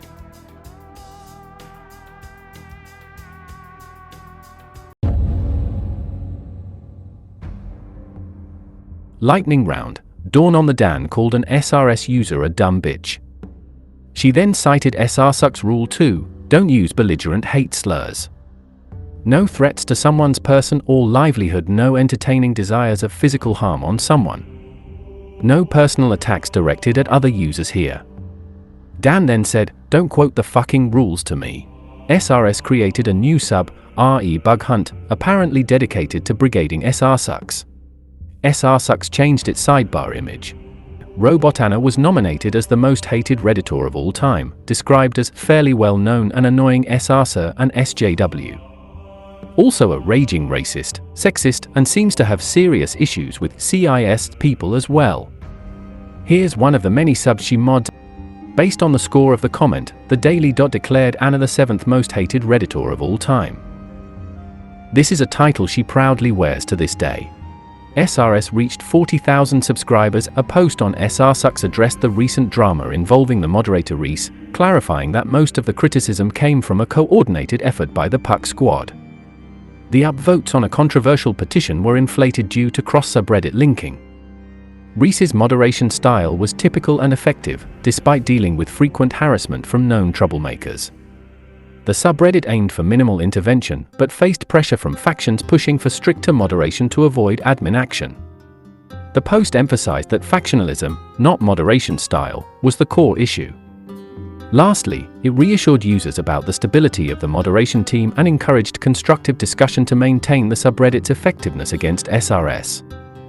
SRSucks announced that Mitt Romney's campaign, a key figure in opposing SRS, was leaving, and new moderators were being added to keep the subreddit running smoothly. The mod team aimed to maintain a hands-off approach, focusing on dealing with trolls and maintaining community standards. Recent drama involved users causing trouble, and there was a reminder that being opposed to SRS didn't mean abandoning civility. The post emphasized not taking Reddit too seriously and encouraged users to enjoy real-life activities like visiting the dog park. Lastly, it invited users to participate in exposing SRS's absurdity and to report any issues. Bubbly accused one of the SRSucks mods of being an SRS infiltrator. There was in drama over SRSucks mods defending their female mod. Sister Coffee, from the private subreddit /TransCritical, had an argument on art feminisms with Elongated about trans issues. On the 15th of September, Elongated received a private message from a throwaway account saying, "Get this through your thick male skull, you will never be a woman." Elongated presumed this to be Sister Coffee. The exile of the TERFs, carried on the 6th of January 2013, was swift and decisive, an act that the Fempire believed would purify its ranks and uphold its principles. Yet, the seeds of defiance were sown in the shadows. Banished but unbroken, the TERFs retreated to the clandestine corners of the internet and founded r/transcritical. This nascent subreddit was a refuge, a private sanctuary where they could regroup and rebuild, shielded from the watchful eyes of the Scorn Troopers. From January to September 2013, a guerrilla war simmered beneath the surface of the digital realm. The TERFs engaged in covert operations, reaching out to disillusioned Femperial citizens who secretly shared their ideology. They waged their war in the dark, slipping through the cracks of the Fempire's defenses, confronting Scorn Troopers in direct messages and planting the seeds of discord. Their strength grew in the shadows, their resolve hardening with each passing day. As summer waned and the autumn leaves began to fall, the TERFs prepared for their boldest move yet. On September 20th, 2013, their leader, Laura Molina, under the Reddit username la_diabla, executed a daring operation to secure a beachhead on the surface web. With a single stroke, she registered r/GenderCritical, a subreddit poised to become the vanguard of their insurgency. In order to govern her subreddit effectively, Diabla would need a cabinet of moderators to ease the workload. Just like Diabla, Sister Coffee had once been a Scorn Trooper. She had made dozens of comments within the Fempire, as well as 3 posts on r/SRS feminism. However, after the 15th of August, 2013, her commenting suddenly stopped. Based on the timeline, it seems likely that she was banned on the 22nd of August, 2013. On that day, Chelsea Manning came out as transgender. Quite a few comments were removed under that post, and I believe Sister Coffee's last stand took place here. She had been turned against transgenderism in part due to laws that would have transgender women undress in the same rooms as young girls, thus leading the young girls to be exposed to penises. Uterus had also at one point been a Scorn Trooper. In describing her defection from the Fempire, she wrote, "My peak trans was absolutely a moment in ShitRedditSays when Flying Android or whatever claimed that FGM was cisexist and that he wanted us to use a term that basically simplified it down to vulva mutilation, which is not even a good way to put it because FGM has many variations and the majority of them involve CLIT removal and not just alteration removal, stitching of the vulva, and b, ignores the entire reason this practice occurs in the first place, oppression of the sex class female. Someone else offered CAFABGM. So they not only wanted to remove the actual reason for this being done, being born female, which is a lived reality for all of us, but change it to a phrase that encompasses specifically only transgender lingo, which has literally nothing to do with FGM at all besides the fact that MTFs don't get the luxury of becoming horrifically mutilated as babies. Astraloid's past is somewhat obscure due to her use of alternative accounts. However, she too has hinted at being a former Scorn Trooper, stating, "There's a reason a lot of SRSers maintain separate accounts to post within SRS subreddits versus Reddit at large." She became a radical feminist when she attended a STEM-focused university in the States, saying, "That will radicalize a girl real quick."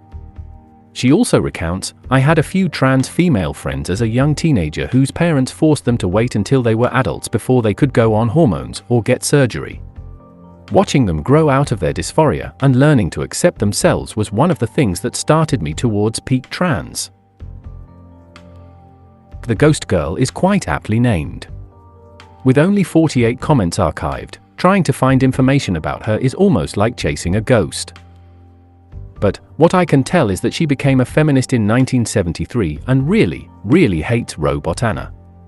She had also been shilling for her private subreddit r/transcritical in March 2013. After Diabla registered r/GenderCritical on the 20th of September, she, as well as Sister Coffee, Uterus, Astraloid, and Ghost Girl got to work. The days that followed were a frenzy of organization and fortification. The TERFs worked tirelessly, laying the groundwork for their new stronghold. They crafted manifestos, established rules, and prepared their defenses, readying themselves for the inevitable clash. On the 24th of September, r/GenderCritical emerged from the shadows and went public, its existence a direct challenge to the Fempire's authority. The unveiling of GenderCritical did not go unnoticed. The first to launch an offensive against this new bastion of the Dark Fempire was an Rainbow. Originally created in 2012 in rebellion against the Femperial conquest of LGBT, Rainbow now found itself sharing a common enemy with the Archangelles. Their troops mobilized, launching a series of coordinated attacks aimed at dismantling the fledgling subreddit. Oh, TERFs. The good news is that they'll never, ever be relevant, they gloated. The battle was fierce. One of the most mightiest keyboard duels was fought by venerated keyboard warrior Jess_than_3, who posed the subreddit 7 whole questions. The first traitor scorn troopers to encounter the post were too overwhelmed to answer. However, when our GenderCritical moderator Uterus took up the challenge, the keyboard duel could begin in full force. Each of the 7 questions was answered and matched with careful counterstrokes. However, Jess was undaunted and fired relentless volleys of paragraphs. First of all, Jess argued that transgender individuals should have the right to live according to their gender identity rather than being forced to conform to their sex assigned at birth, which often resulted in severe psychological distress, including suicidal tendencies. She supported the idea that transition, whether social, hormonal, or surgical, was an effective treatment for gender dysphoria, citing that it significantly reduced the suicide rate among transgender individuals. She believed that, while transition might not be a cure-all, it was the most effective solution currently available. Second of all, Jess challenged the idea that gender dysphoria stemmed merely from rigid gender roles imposed by society. She argued that dysphoria was not just about wanting to engage in activities traditionally associated with the other gender, but was deeply rooted in discomfort with one's physical sex traits and the social perception thereof. This perspective disputed the claim that dysphoria could be alleviated by simply breaking down gender stereotypes. Third of all, she asserted that individuals should have the autonomy to pursue the treatments they believed were necessary to alleviate their dysphoria. She rejected the notion that surgical or hormonal interventions were mutilation, framing such procedures as valid medical treatments endorsed by major health organizations like the American Psychiatric Association and the World Health Organization. She argued that denying these treatments based on personal or ideological beliefs was unethical. Finally, Jess acknowledged the complex history of gender identity concepts, but argued that these concepts had evolved and were now recognized and supported by the medical community.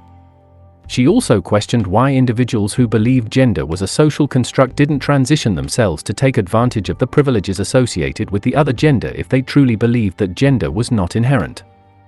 In contrast, Uterus expressed skepticism about transition as an effective long-term solution for gender dysphoria, citing studies suggesting that even after surgery, transgender individuals might still experience higher rates of suicide compared to the general population. She argued that extreme body modification, such as surgery, might not address the underlying issues and that society should focus on other forms of support rather than encouraging transition. She also strongly opposed the medical treatment of transgender children, particularly the use of hormone blockers, which she described as experimental and potentially harmful. She argued that children should not undergo medical interventions that could have long-term consequences, viewing such treatments as an unethical form of altering a child's natural development. Furthermore, believed that gender dysphoria was largely a result of rigid gender roles imposed by society. She argued that gender itself was a social construct designed to enforce a binary system that controlled both women and men. In this view, the distress experienced by transgender individuals might stem from societal expectations rather than an innate identity issue. She suggested that rather than undergoing transition, society should work to dismantle these rigid gender roles. Uterus was critical of the very concept of gender identity, arguing that it was rooted in patriarchal and binary thinking. She believed that the idea of a gender spectrum only made sense within a binary framework and that the push for various gender identities upheld, rather than dismantled, the gender binary. She also raised concerns about the historical origins of the term gender identity, associating it with unethical practices. As more keyboard warriors entered the battle, the argument continued further and further. However, the argument, and by extension the entire Rainbow offensive soon ran out of steam. The Rainbow troops, lacking the sustained resolve and cohesion of the TERFs, were either banned or lost interest. The TERFs held their ground, their defenses proving resilient against the initial onslaught. By the end of September 2013, the beachhead was secured. The creation of GenderCritical marked a pivotal moment, the birth of the Dark Fempire under the leadership of _Diabla. In stark contrast to the Light Fempire led by the Archangelles, this new entity embraced the very ideologies that had led to its members' banishment.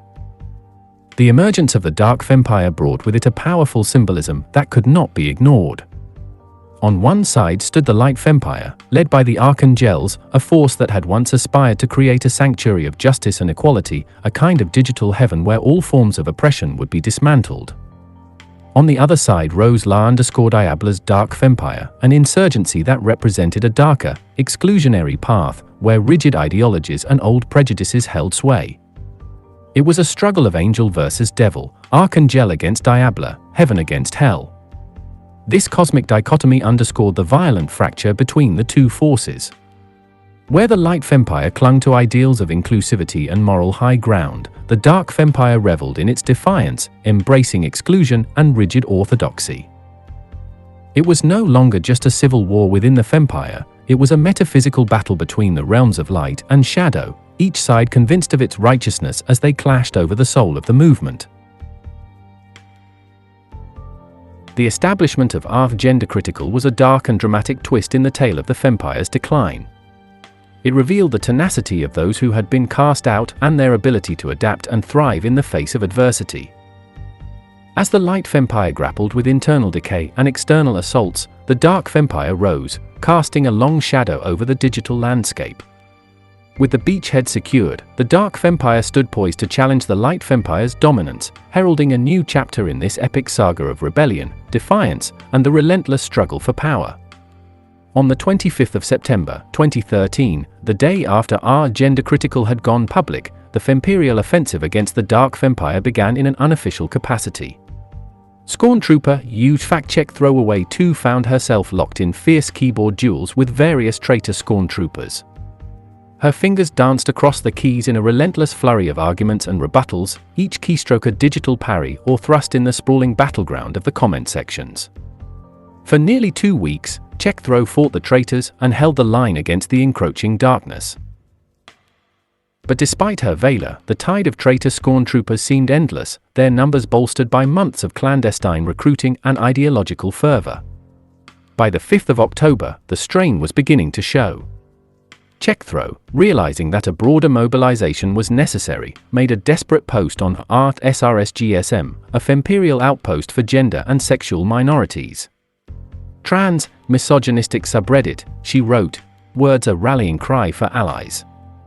After engaging and backing up my points with logic or citations, something few of their users attempt to do, I get called a concerned troll, a term I am growing to hate because people seem to think it means someone who disagrees with me." Though impassioned, the response from SRSGSM was limited.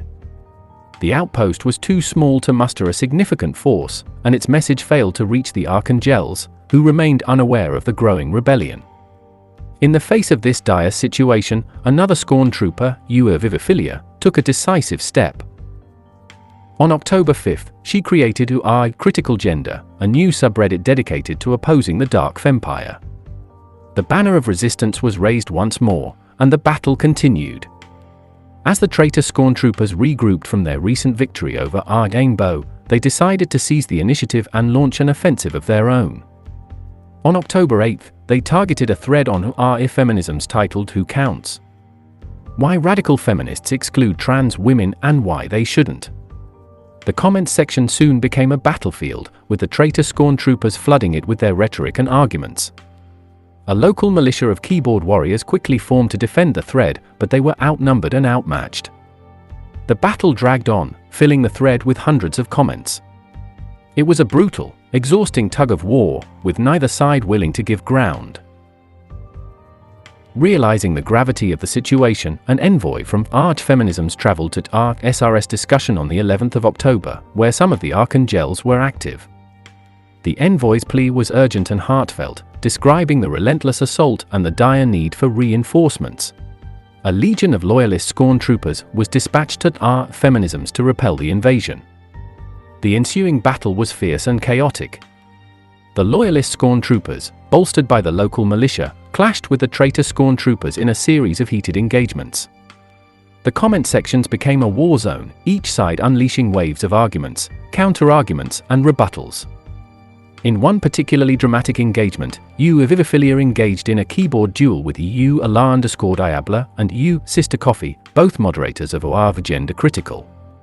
The duel was a masterclass in digital combat, with each participant wielding their words with precision and power. Despite their best efforts, the battle remained a stalemate, with neither side able to claim a decisive victory. As the battle dragged on, it became apparent that loyalist Scorn troopers were fighting alongside the local keyboard warriors. The sight of their old comrades standing against them enraged the traitor Scorn troopers. In a bold and audacious move, they decided to escalate the conflict and invade the very heart of the Fempire itself. The Light Fempire's stronghold was now their target, and a war loomed over the embattled community as the Dark Fempire prepared for a direct assault on their former home. The Archangelles, the venerated leaders of the Light Fempire, finally intervened with decisive action. Their banhammers struck swiftly and without mercy, scattering the traitors before they could gain a foothold in the heart of the Fempire.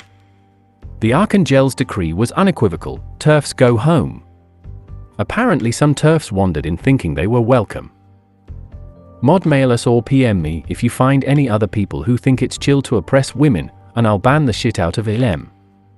In response, the Dark Fempire, undeterred by the banhammers, made a defiant call-out post.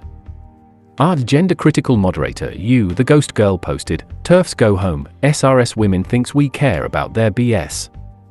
LOL. This blatant mockery did not go unnoticed.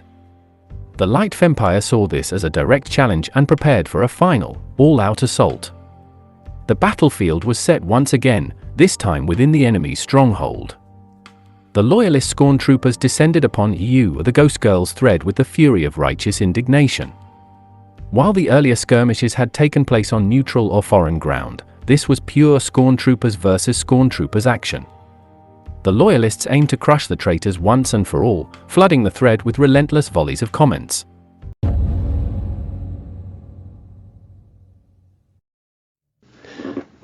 Astraloid spoke, her words laced with bitter sorrow. SRS's stance on this breaks my heart.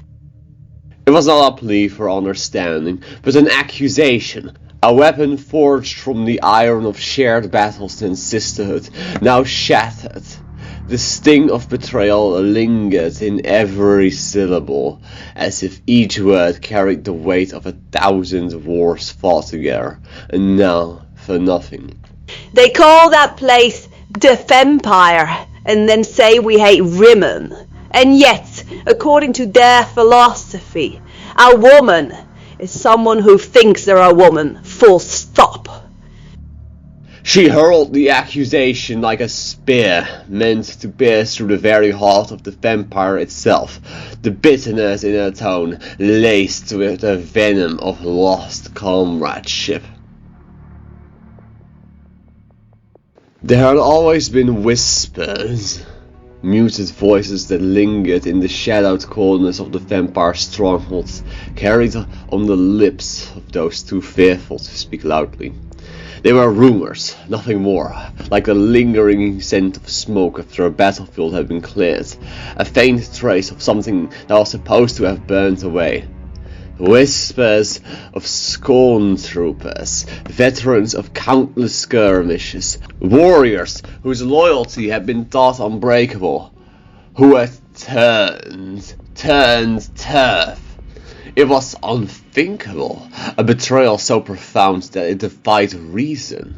After all, a Scorn trooper's loyalty was forged in the crucible of fire and conflict, the bond to the Fempire tempered by the blood and sweat of the shared struggle, unshakable in its strength. To break from that, to turn their back on everything they had fought for, seemed not just impossible, but heretical. And yet, for all the disbelief, for all the dismissal that these whispers were the idle talk of the disillusioned, the rumors persisted. They wound their way through the ranks like a silent plague, impossible to eradicate entirely. In the darkest moments, during the long watches of the night, some wondered if there might be truth to the whispers. If there were those within the Fempire's ranks who, within their hearts, had begun to question the cause. Could a Stormtrooper truly fall so far? Could the loyalty they had all sworn, once thought eternal, fracture like brittle glass? At this moment, face to face with the undeniable truth, the bitter reality of that betrayal hit Green Dush like a physical blow. Astraloid had turned. The words echoed in her mind, reverberating through her very soul. It was not just the loss of a comrade, it was the crumbling of something far more significant. The foundation of their alliance, once thought indomitable, had cracked, and the fracture was spreading. It was stark, impossible to ignore, like a fissure ripping through the heart of the Fempire itself. This was not a battle fought on distant soil, not a fight against some external enemy. This was a war within their very ranks, a schism that threatened to tear the Fempire apart from the inside. Green Dush could see it now, the subtle, creeping rot that had been festering within the Fempire for not just months, but years, perhaps even decades. The betrayal she now faced in Astraloid was merely the latest manifestation of a sickness that had long been festering beneath the surface of their sisterhood. The roots of this schism stretched back farther than any of them realized. In 1979, Janice Raymond had penned the Transsexual Empire, planting the seeds of exclusion, a work that would echo through the decades. But, of course, nothing ever truly began in isolation. The very thought of it, of a single origin point, was an illusion. No single moment could encapsulate the intricate web of choices, events, and betrayals that led to this moment. The threads of history were endless, winding back upon themselves, each event born of another before it. To try and trace it all, to untangle the origins of this festering rot, will be to court madness itself. And yet, here she stood, facing the culmination of that long, inevitable decay, as Astraloid, once a sister, now traitor, turned her back on everything they had once fought for. She was the living proof that no bond, no matter how strong, was immune to the forces that sought to divide them. She had turned, and in doing so, she had shattered the illusion of unity that had once bound them all.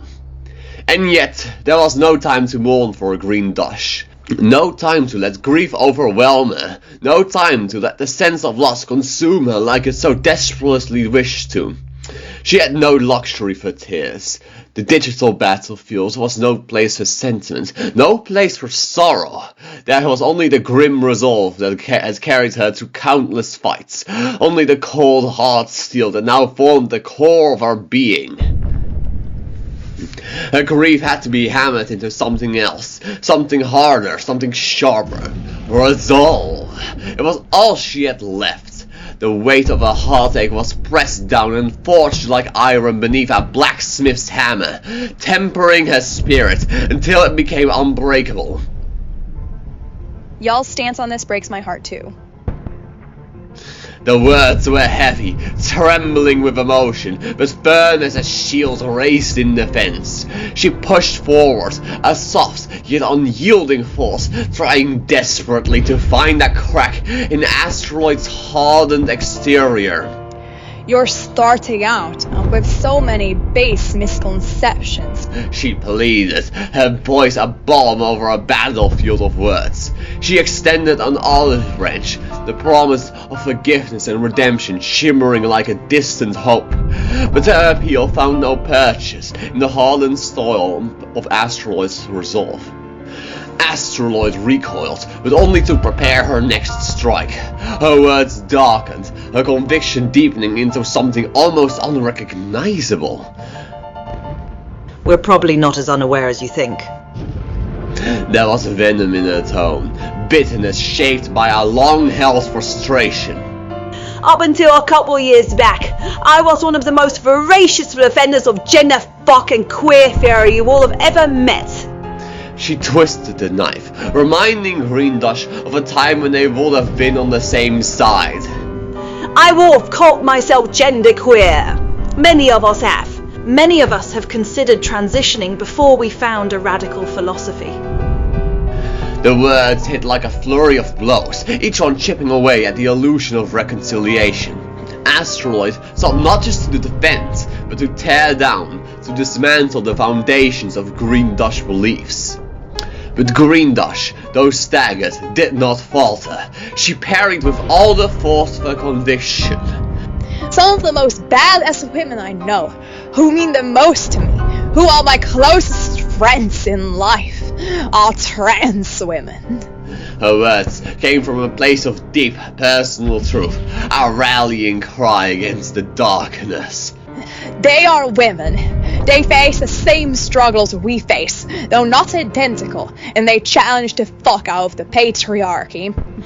Greendush's counterattack was swift, slicing through Astraloid's rhetoric with the sharpness of lived experience. She sought to pull Astraloid back from the brink, to remind her that they were still sisters in arms, even if divided by this ideological chasm.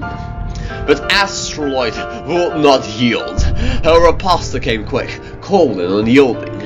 You cannot truly challenge the patriarchy if you are relying on patriarchal definitions to defend yourself. And the words were a hammer, seeking to break through Greendush's defense. Friends, authors and writers generally love gender, love exploring it. Lib femmes tolerate it. We wish to dismantle it. With each sentence, Astraloid aimed to carve away at the very core of Greendush's beliefs, to dismantle her arguments as ruthlessly as she sought to dismantle the very concept of gender itself. Astraloid's vision of victory was total, a complete eradication of what she saw as a weakness within the Fempire. Can you explain yourself? Greendush's words came slower now. Not as a challenge, but as a plea, an attempt to reach across the chasm between them. I have a hard time because I agree with a lot of Rathpen thought, until it gets to the trans women are actually men parts. Her voice carried the weight of their shared history, of battles fought together, now unraveling into this bitter conflict. There was a momentary pause on the battlefield, a silence thick with unspoken memories and shattered camaraderie. Astraloid stood across from her, still poised, her fingers hovering over the keys like a warrior preparing to strike the final blow. What part of it do you get? Astraloid's reply came swift and cold, devoid of any empathy.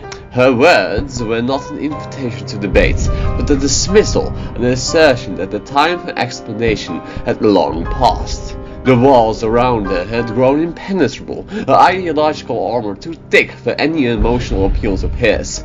To her, Greendush's questions were little more than echoes of the past, irrelevant to the radical certainty she now wielded. The weight of these words, so curt, so final, struck Greendush like a blow to the chest. She felt the last of her resolve drain away, her fingers hovering uselessly over the keys. She had tried again and again, but the gulf between them had grown too wide. The ideals they had once shared now turned into weapons aimed at each other. In that moment, Greendush gave up. She could no longer fight a battle that felt so deeply futile. Could no longer try to reach someone who refused to be reached. The fires of resistance still smoldered within her, but here, on the battlefield, she knew there was nothing left to gain. With a heavy heart, she backed away, letting her words fall silent. The battle was over, not with a final triumphant blow, but with a quiet surrender. The space between them remained, vast and unbridgeable. Green-retreat marked not just the end of the skirmish, but the fracturing of something much deeper. The shared purpose that once united them as stormtroopers of the Fempire.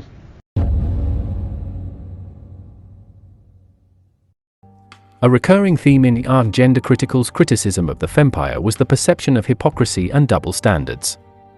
In the GenderCritical thread, users expressed outrage at being labeled with the term TERF, which they viewed as a slur. La_Diabla, founder of GenderCritical, highlighted the irony of being accused of privilege by white, transgender individuals when she herself was an indigenous woman who had experienced racism and sexism throughout her life. This accusation of hypocrisy was further emphasized in the SRSGSM thread, where Fempire users criticized GenderCritical for selectively applying their principles, such as when discussions of intersex conditions were permitted only when they aligned with GenderCritical's views, while counter-arguments were dismissed or banned. This sense of double standards was also evident in the way GenderCritical users perceived the Fempire's approach to free speech and debate. The Fempire's swift banning of dissenting voices and the accusation that GenderCritical silenced those who disagreed with them reflected a mutual frustration with how each community managed discourse. GenderCritical users, such as Astraloid, argued that the Fempire's stance on gender issues was both oppressive and dismissive of legitimate feminist concerns, while Fempire users saw GenderCritical as unwilling to engage in genuine dialogue. Furthermore, a sense of marginalization and defiance ran through GenderCritical's discourse. The subreddit was created as a response to what its users saw as the silencing of radical feminist voices in mainstream feminist spaces on Reddit, particularly in the Fempire subreddits. This was evident in the tone of the GenderCritical thread, where users mocked the Fempire's concerns and expressed solidarity in their shared sense of exclusion. This feeling of being marginalized was coupled with a defiant attitude, as GenderCritical users asserted their right to define feminism on their own terms. They rejected the Fempire's definitions and norms, viewing themselves as the true heirs of feminist thought, standing in opposition to what they saw as the Fempire's shallow and dangerous politics. In contrast, one of the dominant themes in the Fempire's perspective was the characterization of GenderCritical as exclusionary and bigoted, especially toward transgender individuals. This sentiment was evident in the SRSGSM thread, where participants described GenderCritical as a space where trans women are seen as icky and shouldn't be allowed to come near us. The repeated emphasis on terms like TERF underscored the Fempire's view that GenderCritical was fundamentally hostile to trans women, reducing their experiences and identities to a matter of debate rather than accepting them as valid. Moreover, this perception was reinforced by accusations that GenderCritical users employed selective reasoning and double standards. For instance, the Fempire participants argued that GenderCritical banned discussion of certain topics, such as intersex conditions, when they did not align with their rigid definitions of gender. This behavior was likened to that of creationists who avoid discussing scientific evidence that contradicts their beliefs, painting GenderCritical as willfully ignorant and resistant to learning or evolving in their views. Another significant theme was the accusation of misogyny within GenderCritical. In the SRSGSM thread, participants described their interactions with GenderCritical as not only transphobic but also fundamentally misogynistic.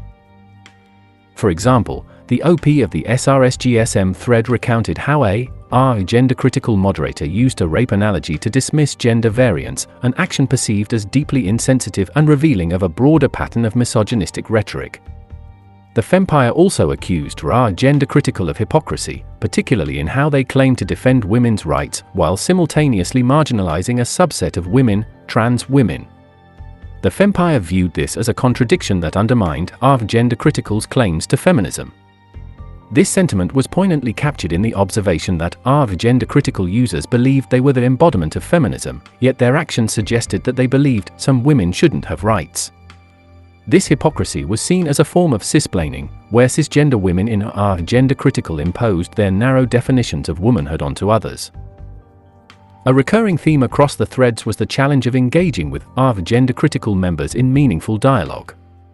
The Fempire users expressed frustration with what they saw as the futility of trying to educate or change the minds of those in GenderCritical. In the SRSGSM thread, participants described their attempts at discussion as exhausting and unproductive, with one user noting that TERFs were often actually very well informed on trans matters, yet remained unwilling to learn. This sense of futility was compounded by the perception that gender-critical users were entrenched in their beliefs, to the point where they actively resisted any information or perspectives that challenged their worldview.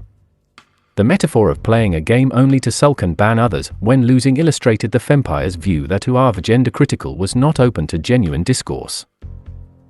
Instead, they were seen as creating an echo chamber where only their views were validated, further alienating any attempt at reconciliation or understanding. This ideological conflict was further exacerbated by personal animosities and a lack of mutual respect. Both sides accused the other of being out of touch with the realities of feminist struggle. The Fempire accused gender-critical of being transphobic and exclusionary, and expressed a sense of solidarity and collective identity in opposition to what they perceived as the bigotry of gender-critical. This was mirrored in the gender-critical thread, where members mocked and dismissed the Fempire's views, accusing the Fempire of abandoning the material realities of women's oppression in favor of a superficial and regressive embrace of gender identity. This polarization was exacerbated by the use of language and labels, such as TERF and cisplaining, which served to delineate in-groups and out-groups. For the Fempire, these terms were not just descriptors but markers of a moral and ideological boundary that separated those who were seen as progressive and inclusive from those who were viewed as regressive and exclusionary. In conclusion, the relationship between the Fempire and gender-critical in 2013 was characterized by an intense ideological conflict rooted in fundamentally different understandings of gender and feminism.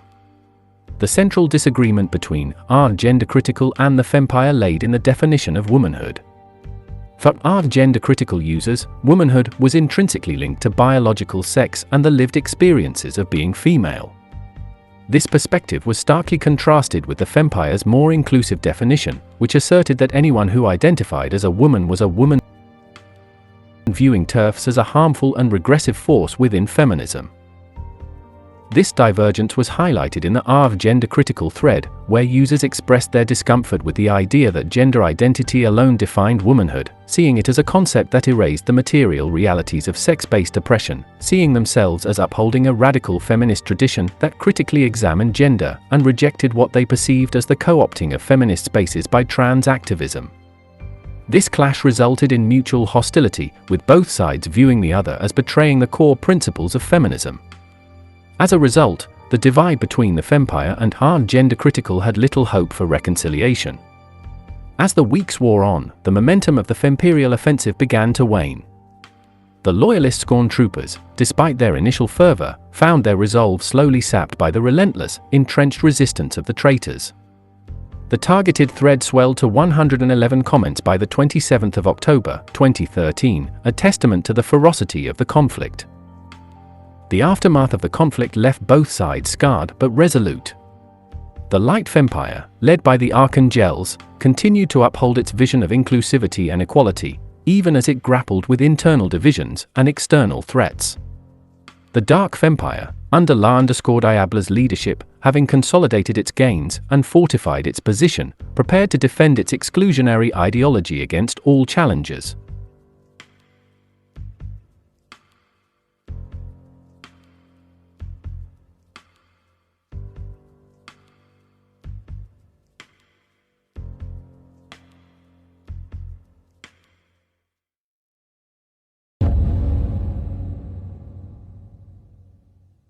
The last time we mentioned Laurelai, she had deleted her account in April of 2013. After she deleted her account, she persisted in IRC as a moderator on Artatheism's IRC channel. She used to be Wiccan, but I guess she became an apostate by this time. On the 18th of June, 2013, Artatheism moved its IRC to a different provider, going from Freenode to Snoonit. When they moved their IRC, Laurelai was not re-added as a moderator. She, of course, got angry about this. On the 16th of September, 2013, Laurelai wrote an article on Trans Advocate titled, "Sometimes It Doesn't Get Better." It doesn't give us much information other than she's not doing well and she's patting herself on the back for existing. Audiodrama made a thread, mocked her a bit, and then Laurelai entered the thread, indicating she had a new Reddit account. She also made a response video. Unfortunately for us, the video is lost media. Last time we knew Laurelai's location, she was driven to Tulsa, Oklahoma by Zombie in August 2012. In the year since, we've lost track of her location, but in October 2013, Laurelai reappears on the map. In this month, she moved to Lansdowne, Pennsylvania to live with a woman that I'll call Briseis. Laurelai used Briseis for money, sex, and drugs, and sexually assaulted her. Laurelai was kicked out of Briseis' home in January 2014. Briseis would be scarred for life and later said she was no longer able to have sex. On the 25th of October 2013, an SRSpoetry user, who I think is Typhoid Mary, made a post titled CYA. As a parting gift, Mary made a list of 17 users on the server who she had something to say about. Most of them were addressed directly to the user, except for Alio567, who was referred to in the third person. Words can't explain how strange he is. The fact that Alio was referred to in the third person wouldn't be significant if it weren't for the fact that Laurelai entered the thread after being misgendered. Mary did not describe any other users with gendered pronouns, but went out of her way to misgender Laurelai. Don't let the door hit you in the ass on the way out, you piece of shit bigot. You're too mentally ill to play SRSpoetry, let alone hold a conversation with. Do us all a favor and fuck off. You and Lucifiel should hook up. They used to date. Laurelai is a drama llama, crazy drama llama who feasts on SRS karma, says the person who can't pick a gender. Got 'em, I know my gender. Several weeks later, in December 2013, Typhoid Mary connected with another player, RobotAnna, through Mumble, a voice-over internet protocol (VoIP) application. Mumble is a tool that gamers use to communicate with each other in real time, allowing for seamless collaboration and social interaction during gameplay. During their Mumble session, Mary and RobotAnna decided to dive into another game, Final Fantasy XIV. This is a massively multiplayer online role-playing game, MMORPG, set in the fantasy world of Eorzea, where players create characters, complete quests, and engage in adventures within a story-driven environment. Mary at this time is drunk and suicidal, and tells RobotAnna something very important. Now, it's not really clear what Mary told RobotAnna. They have both given contradictory accounts. They go as follows. 1. In Mary's account of events, RobotAnna brought up that Mary had doxed Laurelai in December 2012, as Anna often did to shame Mary. Mary then told Anna that Laurelai had raped Mary in October of 2012. Anna then spent the next 2 hours berating Mary, threatening to isolate Mary from friends, drag Mary's name through the dirt, and ruin her life if she ever told anyone that Laurelai had raped her. Anna said that Mary was a liar and should never, ever repeat that again. 2. In Anna's account of events, Mary told Anna that Mary would falsely accuse Laurelai of rape in order to take revenge for drama that had taken place in SRSpoetry. Anna became very angry at Mary and berated her, telling Mary that this was a very fucked up thing to do. Did you get all that? If so, good. Now, I would like to address a bit of a problem. Both of these stories contradict the evidence. Mary accuses Anna of going out of her way to defend an accused rapist. However, in January 2015, another woman, who I'll call Lucretia, would also accuse Laurelai of rape. And, this time, Anna would believe Lucretia. Later, in April 2016, in response to a Twitter user saying, the greatest trick she pulled was accusing Laurelai of rape, because we still don't know if that's true or not, Anna said, she told me she was making it up to fuck over Laurelai, yet still who knows the truth really. This is interesting. Even after she sides with Lucretia, and even after conceding Laurelai might have raped Mary, Anna still insists that Mary told her that she was falsely accusing Laurelai. Mary paints a picture of a RobotAnna who will go out of her way to protect a rapist. But when we look outside of Mary's words, we see a RobotAnna who, even after siding with Lucretia, even after conceding Laurelai might have raped Mary, still insists that Mary said she would falsely accuse Laurelai. This story does not add up. However, RobotAnna's story also doesn't add up. In RobotAnna's version of events, Mary wants to falsely accuse Laurelai of rape in order to take revenge for SRSpoetry drama. However, let's take a look at the timeline here. 1. On the 16th of October, 2012, Laurelai allegedly raped Typhoid Mary.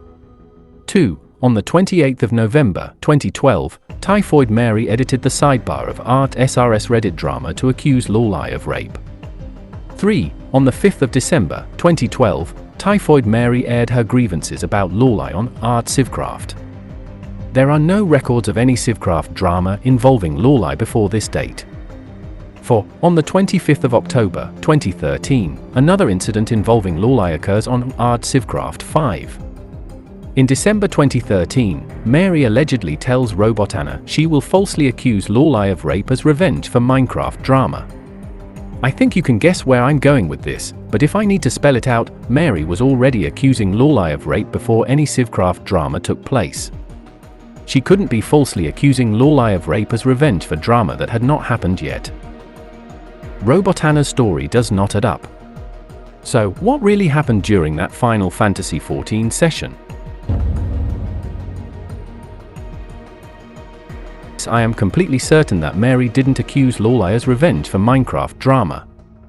I am also fairly certain RobotAnna did not lie when she told others that Mary said she would falsely accuse Laurelai of rape over Minecraft drama. How do we reconcile these two facts? Well, my first theory was that RobotAnna simply misunderstood Typhoid Mary. Mary may have meant to say, I hate Laurelai because she raped me and because of StarCraft drama, therefore I will out her as a rapist, and RobotAnna may have misunderstood this as, I will accuse Laurelai of rape because of StarCraft. This synthesis would explain everything. It was just a normal human communication error and misinterpretation. A very dramatic misunderstanding led RobotAnna to get angry at Mary for 2 hours. Nobody is lying.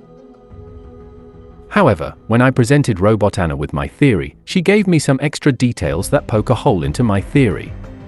After the Final Fantasy XIV session was completed, Typhoid Mary decided to out Laurelai as a rapist in January 2014 on Twitter, even though RobotAnna told her not to. Afterwards, RobotAnna countered Mary's claims and said Mary had told her that she would falsely accuse Laurelai of rape. In response, Mary allegedly sent a direct message to Anna, saying the conversation never happened. Not that Anna misunderstood Mary, no, she told Anna that it flat out did not happen. In January 2015, Mary made a Reddit post where she, again, accused Laurelai of rape. To put it bluntly, I was raped by Laurelai Bailey in late October 2012. I spent 2013 trying to convey this to SRSpoetry, Green Dutch, RobotAnna, none of them gave a single fuck.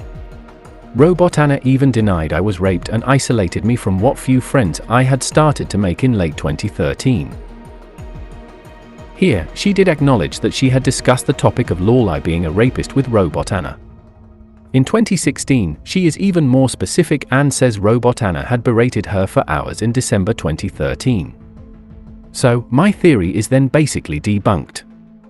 RobotAnna says that Mary denied the conversation in Final Fantasy XIV ever happened. This does not add up to my theory. Where do we go now? Based on all the evidence I've gathered, I will state what I think probably happened. Do not take my words as fact, and feel free to provide your own theories. 1. On the 16th of October, 2012, Mary visited Laurelai. After drinking too much alcohol, Mary was tipped out and Laurelai brought her downstairs to her bed, where Mary was raped.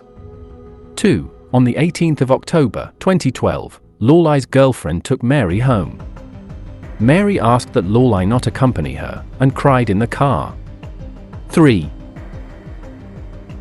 On the 26th of November, 2012, Laurelai was forgiven for the Catrolian incident and allowed back into the Fempire, though she already was there with an alt anyway. 4. On the 28th of November, 2012, in response to Laurelai being forgiven for the Catrolian incident, Mary edits the sidebar of SRS Reddit drama to accuse Laurelai of rape. 5. On the 5th of December, 2012, Mary posts about Laurelai drama in StarCraft 6. On the 25th of October, 2013, another incident involving Laurelai occurs on StarCraft. This brings all the memories of Laurelai fresh into Mary's mind. Mary then begins plotting her revenge against Laurelai. 7. In December 2013, Mary starts setting up a mumble session with RobotAnna to play Final Fantasy XIV. she was drunk during the session. Now, being drunk makes it harder for the brain areas controlling balance, memory, speech, and judgment to do their jobs. 8. Because Mary has poor judgment and reasoning due to her alcohol consumption, she decides to tell RobotAnna that she is going to falsely accuse Mary of rape as revenge for Minecraft drama.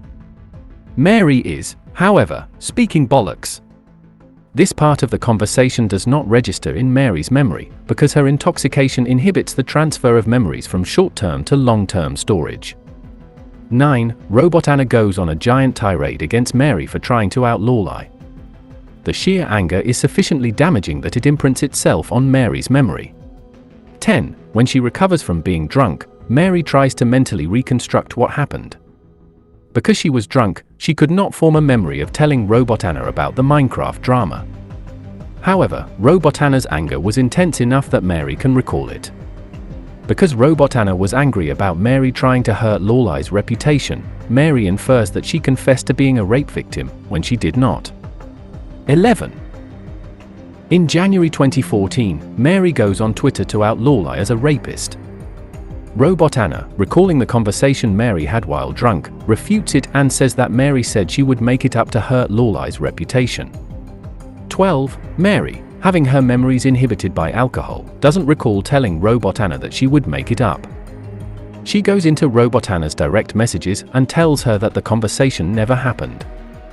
Although Mary remembers the conversation they had in December 2013, she cannot connect it to what RobotAnna is saying. 13. With RobotAnna now opposing her, Mary falsely perceives RobotAnna as someone who defends rapists and feels betrayed. I'm not saying this is what happened, but I feel this would explain everything. Feel free to provide your own theories. Now, I have been very generous to Mary here. However, I will note that RobotAnna still believes that Mary is guilty. She believes that Mary intentionally spoke to her on Final Fantasy XIV via voice chat, so that Anna wouldn't be able to prove anything Mary said and so that Mary could gaslight Anna.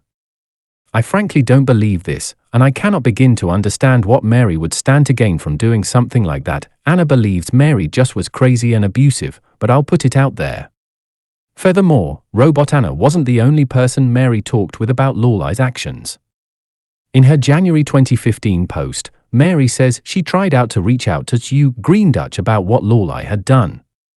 I reached out to Hugh Greendutch to try and get her side of the story, but she declined to answer. She felt it wasn't safe for her to answer. Another person that Mary reached out to was NicoArc. In April 2014, NicoArc wrote a lengthy blog post. In it, NicoArc wrote that Mary told NicoArc that Mary had sex with NicoArc while NicoArc was sleeping. This greatly disgusted NicoArc and made NicoArc suicidal for a few days. Mary tried to walk back the statement by claiming it was a joke. NicoArc goes on to write about Mary's misbehavior and then writes, "Remember the whole joking thing I mentioned earlier? Yeah, about that. Or how about the fact that she made it a thing to just fuck with Laurelai?" Now, NicoArc has, up to this point, not mentioned anything about Mary's rape accusation towards Laurelai, so, from what little context NicoArc provides, I would have to assume that NicoArc is saying that Mary was saying that Mary was trying to hurt Laurelai with the joke Mary made about raping NicoArc. Or maybe I'm misinterpreting this? NicoArc provides screenshots, but they don't give much in the way of context either. NicoArc then goes on to talk about Mary's allegations towards Laurelai. She writes she wanted to reconcile with Laurelai. That seems odd given how she now goes on about how Laurelai raped her. Only about how she was alienated from communities. Wasn't until late October 2013 till she actually started verbalizing how she was raped. Looking back to the screen caps of stuff that I had when Mary did the takeover of a few SRS subs and had me write the Minecraft stuff in Laurelai's ED article back in 2012, she said that Laurelai raped her. Take that as you will, as they both admitted they were very drunk. It comes off as her just wanting revenge for her getting kicked out of those communities though. So, NicoArc repeats RobotAnna's allegation that Mary was falsely accusing Laurelai as revenge for Minecraft drama, and even links it to the time Mary asked NicoArc to edit Laurelai's Encyclopedia Dramatica page with a mention of the Minecraft incident. You see, On the 5th of December, 2012, the same day Mary made a lengthy post on Ardsivcraft about Laurelai, Nico edited Laurelai's Encyclopedia Dramatica page with a mention of the Minecraft incident. But this leaves the same contradiction we had earlier. How could Mary, on the 28th of November, 2012, have falsely accused Laurelai over Minecraft that hadn't happened yet? To me, it seems more like a reaction to Laurelai being unbanned on the 26th of November, 2012, 2 days prior. I personally believe Laurelai is guilty. However, objectively speaking, there is insufficient information to rule out the possibility of Laurelai's claim that Mary was the rapist. It would have been incredibly useful if you, Green Dutch, had been willing to tell me anything. Typhoid Mary wrote in January 2015 that you, Green Dutch, was the owner of the house where Laurelai raped Mary. If there's any witness that could prove either Laurelai or Mary guilty, it would be you, Green Dutch. But you, Green Dutch, has declined to say anything for her own safety, so the world may never know.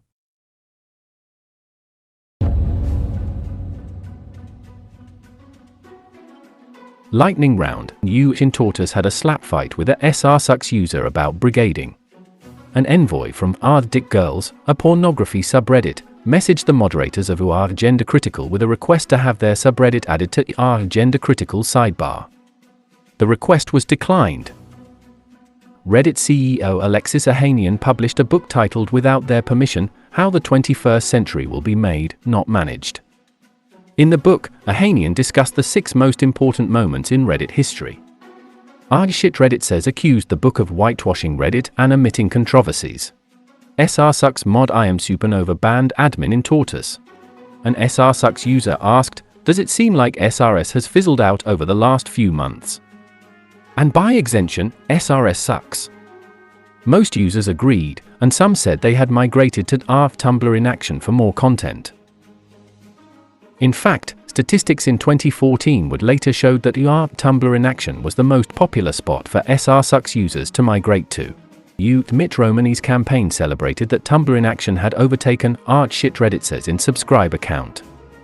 In November 2013, the Fempire, already embroiled in internal strife and external conflicts, found itself entangled in a new and unexpected front, the console wars. This fierce battle between console gamers and PC gamers threatened to spill over into the Femperial realms, bringing yet another wave of turmoil and unrest. In November 2013, a PC gamer ventured into the territory of ARG gaming, hoping to share his passion. Instead, he was met with hostility and an outright ban. The reason given was a stinging rebuke: there's nothing a PC can do that our current gen consoles can't do better. Fuck you. This act of persecution against PC gamers ignited a firestorm of outrage within Art's Peak Master Race, a subreddit dedicated to the superiority of PC gaming. Denunciations and mockery of AR gaming flooded Art's Peak Master Race, as the PC gamers rallied against what they saw as an unjust and oppressive action. The outrage soon escalated into a witch hunt. Enraged PC gamers began doxing the moderators of AR gaming, making threatening calls and escalating the conflict far beyond mere online vitriol. The situation quickly spiraled out of control, culminating on November 18, 2013, when Ar's Peak Master Race was banned for interfering with other subreddits. The ban caused an immediate and dramatic split within the R Peak Master Race community. Some users attempted to flood R gaming, hoping to overpower the ban hammer with sheer numbers. Others established ban evasion subreddits, while a faction turned to R Karma Court to seek redress. Amidst this chaos, one user stood out, the venerated keyboard warrior, the same pace, who placed the blame squarely on the Fempire and prepared for a one-man invasion. On November 19, 2013, the same pace posted a legendary tirade on SRS.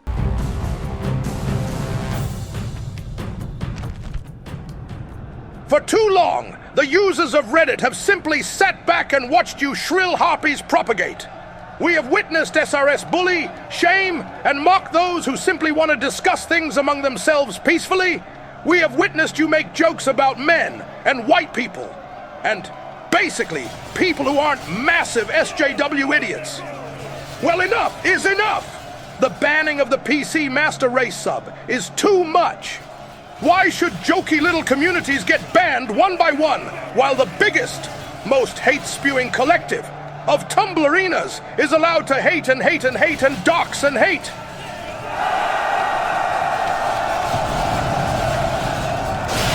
It's about time the rest of Reddit woke up to your scheming antics once and for all.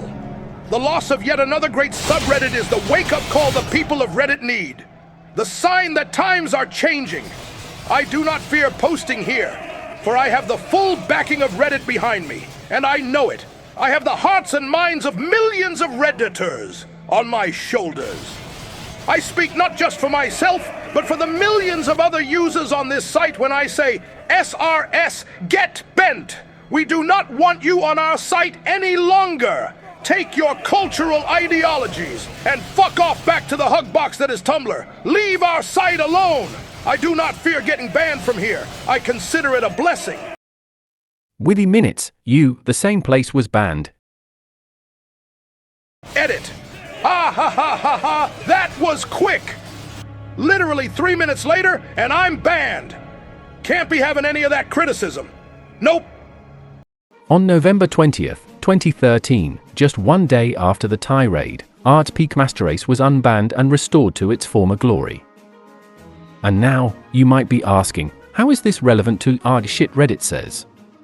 And the answer is that I gave it a chapter because of a funny rant.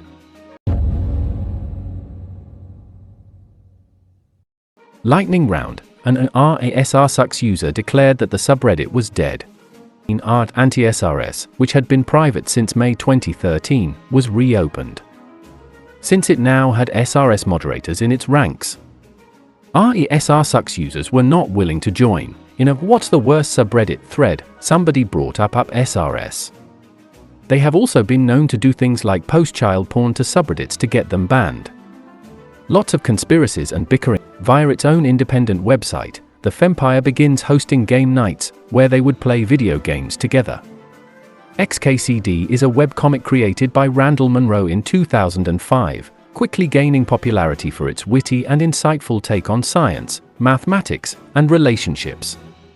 Munroe, a physicist and former NASA roboticist, used his unique blend of humor and intellect to create content that resonated deeply with a broad audience. The webcomic, characterized by its simplistic stick figure art style, often delved into complex scientific concepts, internet culture, and existential musings, becoming a beloved staple among tech enthusiasts and geeks.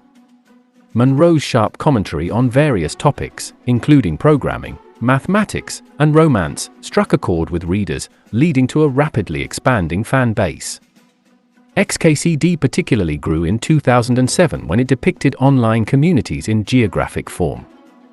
On the 25th of January 2008, the subreddit XKCD was registered by the user UNoName99. This platform provided an additional space for the XKCD community to flourish, allowing fans to share their favorite comics, discuss the latest updates, and connect over their shared admiration for Munroe's work. However, UNoName99's involvement was short-lived. After making his last comment on November 22, 2008, he went dormant, leaving the subreddit in a state of neglect. Years passed until June 26, 2011, when a user named USoccer posted on Art Reddit request, seeking control of the dormant subreddit. His request, titled Requesting RAXKCD, moderator gone for 2 years, was granted on June 30, 2011, marking a new chapter for RAXKCD. USoccer's tenure as head moderator would be marked by controversy. His insistence on including men's rights, the red pill, and conspiracy in the sidebars list of related subreddits sparked outrage among the XKCD community. These subreddits, known for their contentious and often extreme views, were antithetical to the values espoused by Munroe, who had explicitly criticized pickup artist culture and conspiracy theories in his comics. Additionally, USoccer's personal views, including Holocaust denial, further alienated the community. By August 2013, the tension reached a boiling point. Disgruntled users of XKCD, frustrated by the presence of the controversial links and the apparent disregard for Munroe's ethos, organized protests. USoccer brutally suppressed these riots with banhammers. In the face of this repression, Monroe loyalists regrouped Livin XKCD. The war was on. In December 2013, the embers of discontent flared once more within the Reddit realm. Wyberth, a resolute scorn trooper hailing from the Fempire, made a calculated move. With a strategic request to use Soccer, the custodian of XKCD, he sought entry to the moderator's citadel, his motives veiled in the fog of war. The request was granted, a subtle infiltration into the enemy's fortress. On the 25th of January 2014, the winds of revelation swept through the digital battlefield. Cordis_Melem, another Scrawn trooper, unleashed a damning proclamation. The post, a searing expose, illuminated the dark truth. Moderators of Ward Holocaust, including the embattled Soccer, were Holocaust deniers. The revelation struck like a thunderclap, igniting fury and determination among the dissenting ranks. The following day, Wyberth, now a covert operator within the enemy's stronghold, broke his silence. In a moment of audacious triumph, he boasted under Cordis' post, "I asked to be mod a month ago since I moderate another subreddit he squats, and he added me. I removed all of the shit and added the CSS from XKCD, and apparently he hasn't noticed. But he's like a dormant volcano. Any second, he could erupt, revert my changes, and ban me. Let's hope that doesn't happen." Within mere hours, Soccer, roused from his slumber, struck back with the fury of an awakened titan. Wyberth was expelled from the moderation team, his victory snatched away in the blink of an eye.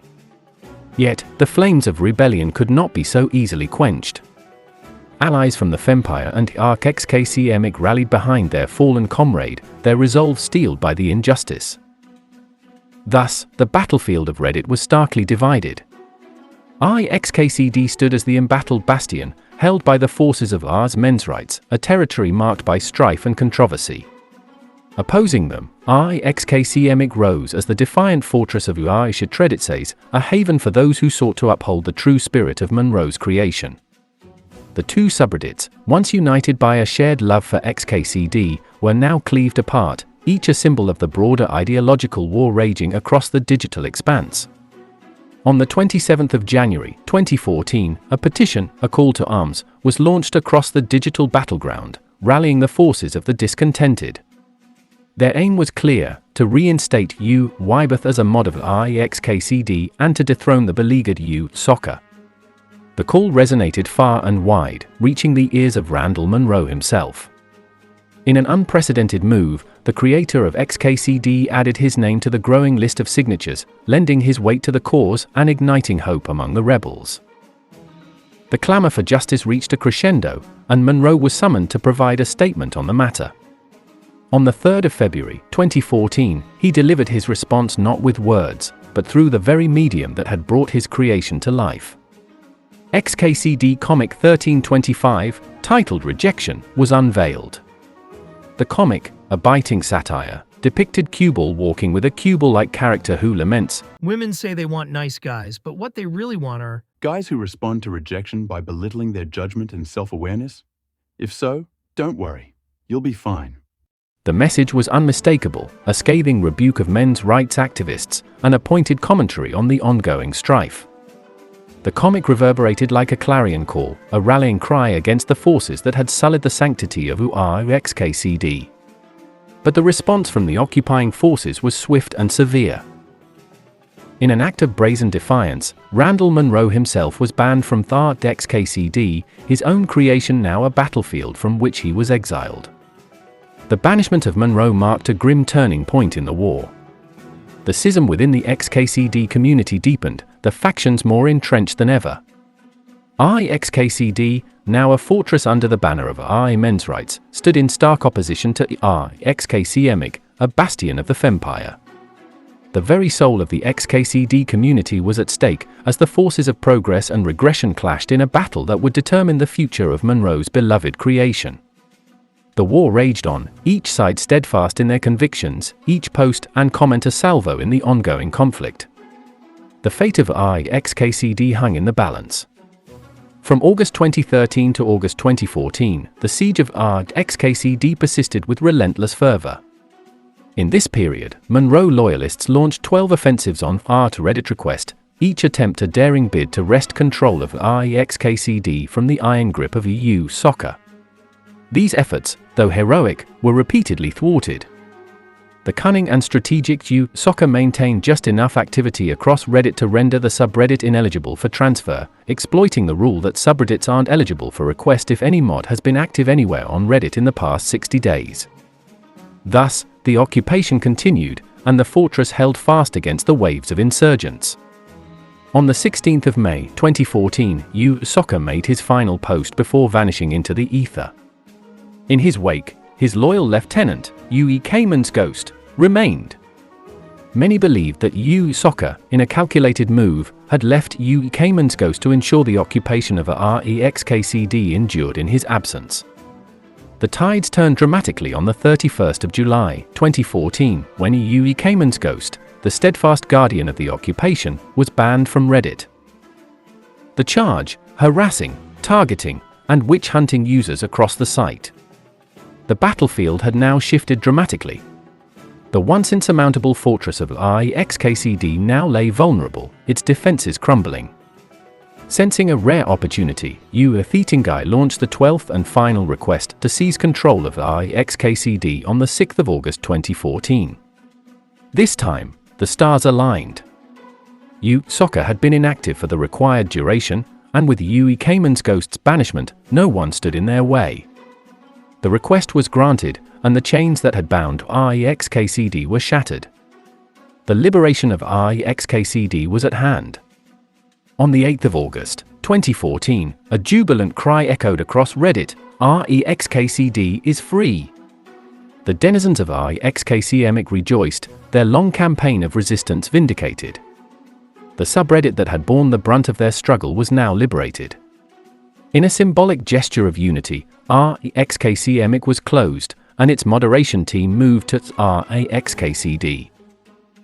Randall Monroe himself was unbanned, returning to the digital realm he had once been exiled from. The partition was over. The Fempire's allies had triumphed.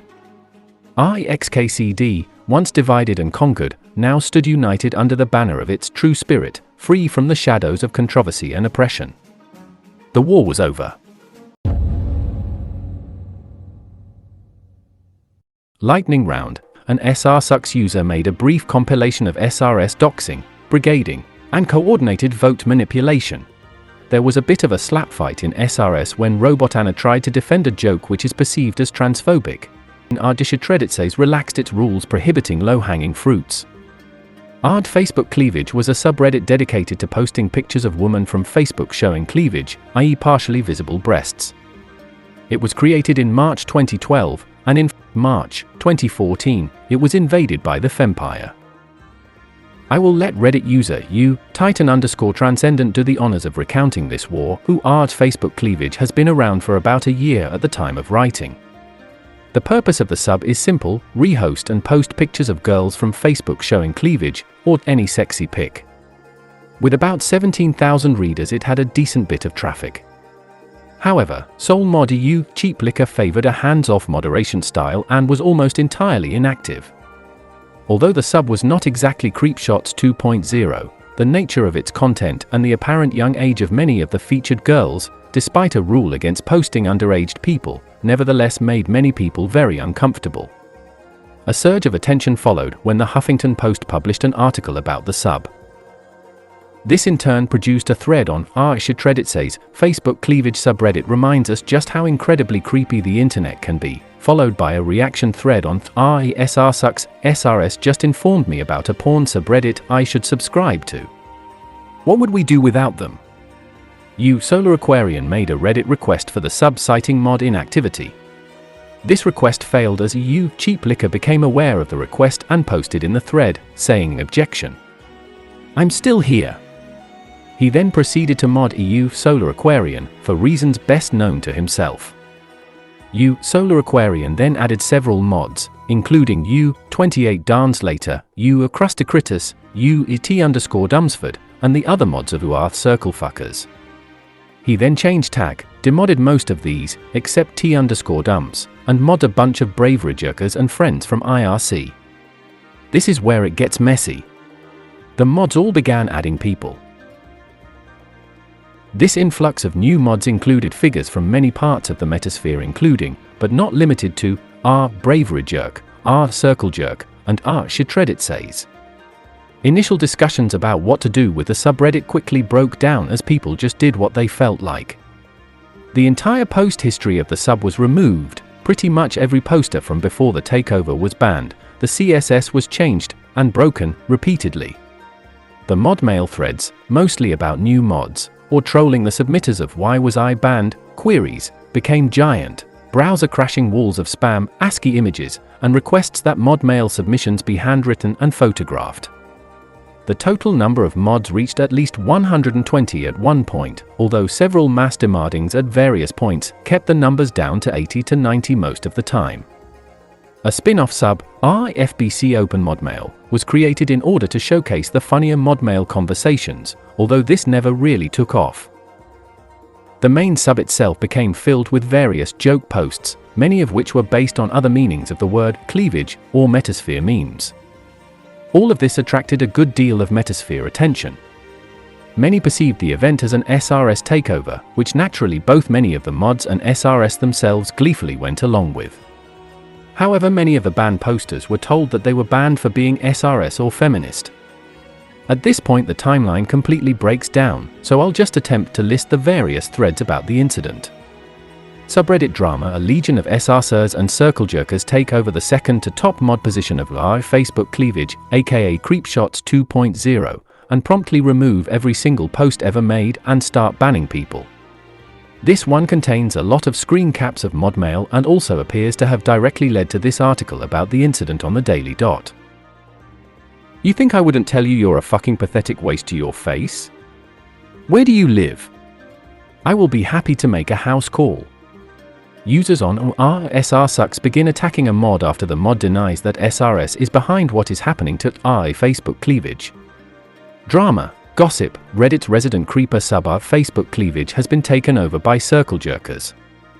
ShitRedditSays, Meta, yippee BRDS, we've taken over Facebook cleavage, for a few hours probably, YOLO, SRSucks. A bunch of new mods have been recruited to Facebook cleavage, in the past 24 hours, and at least some of them are SRSers. This is a sub-thread of the earlier SRSucks thread linked, which began in reaction to the events. Contains admin conspiracy theories. Regarding Facebook cleavage, admin Cupcake1713 blatantly endorses what SRS is doing to Facebook cleavage. Do we need any more proof that the admins are shills? This one could be a troll, so take it with a grain of salt. It's also linked to by the second SRD thread above. On the plus side, Cupcake1713 is quite active in the thread and discusses SRS brigading and admin policy towards sub-takeovers, so it makes for interesting reading. This morning, Cheap Liquor became active again and demodded the entire mod list, effectively ending the event. This are the last pre-purge screenshots I can find. At the time of writing, the sub looks like this. It is unknown whether the remaining mod doesn't know how to fix all of the remaining changes, or just doesn't care. Addendum: the sub's appearance is now completely restored to its original state. Post your screenshots if you have them. Edit: extra screens but everywhere. From you shillage people. The next 5 months were relatively uneventful. SRSucks went private for a few hours. A bot called UE Reddit Analysis Bot confirmed that SRS was bleeding subscribers to art subreddit drama, Art the Blue Pill and Art Against Men's Rights, whereas Art SRSucks was bleeding subscribers to Tumblr in Action. There were more slap fights in Art Karma Court. Elliot Roger launched a killing spree. He stabbed 3 people to death in his apartment, then drove to Starbucks to have one last latte. Less than 2 hours later, he emailed his 137-page manifesto to 34 people, wherein he recounted his life, expressed frustration at being a virgin, and proclaimed that all women should be starved to death in concentration camps. He then tried to enter Alpha Phi sorority house, but was blocked by a locked door. He then went back in his car and shot 3 women to death. He then started driving around Isla Vista and shot in windows in random buildings before committing suicide via gunshot to the head. SRS said it was about misogyny and SR said it was about mental illness. You, Pete Cool, speculated that you in Tortoise lost his job for supporting SRS. QL, a former Archangel, did an AMA. She wrote, "I had hoped SRS was not the community most of its leadership wanted. SRS is not radical or far left, it's center left, catering to the greater good when it's not inconvenient for the dominant elite. I was not alone in having greater aspirations for the community, but the resistance we feebly tried to organize fell apart. This difference is visible in the archives. The entirety of the Scum Manifesto was posted at the beginning of 2012 in ShitRedditSays by a mod. Good luck trying to pull that shit now. Beating women was banned because the moderators were dumb." Some Redditors blamed SRS and made up a conspiracy theory that SRS had created the subreddit as a false flag operation, even though beating women was older than SRS. SR discovered a parody sub, ShitRedditSays, it says shirt, and was upset on it, and former SR announced their defection to SRS. By the end of July 2014, SRS was in a state of steep decline. Their biggest achievement in the first half of 2014 was a 4-day-long occupation of a pornography subreddit. Do you remember Zoe Quinn? Back in February 2013, her game Depression Quest was promoted on SRS Gaming. Fast forward June 2014, and she is in a relationship with a man named Eran Joni. However, the relationship isn't going well, and she cannot begin to guess how their impending breakup would reverberate across the entire internet.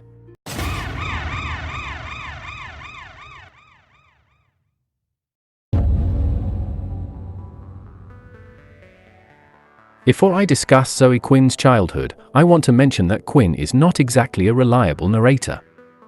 And I don't mean she makes things up in order to make herself look better. Quinn makes things up even when it isn't beneficial to her. She has said she was born on the 13th of August. Even though police reports say she was born on the 4th of September. She has said she grew up in a town of several hundred people, even though the city she actually grew up in, Albany, New York, had over 100,000, whereas the one she was born in had over 1,000. Laurelai lies whenever the truth makes her look bad, but Zoe's lies don't follow any predictable pattern.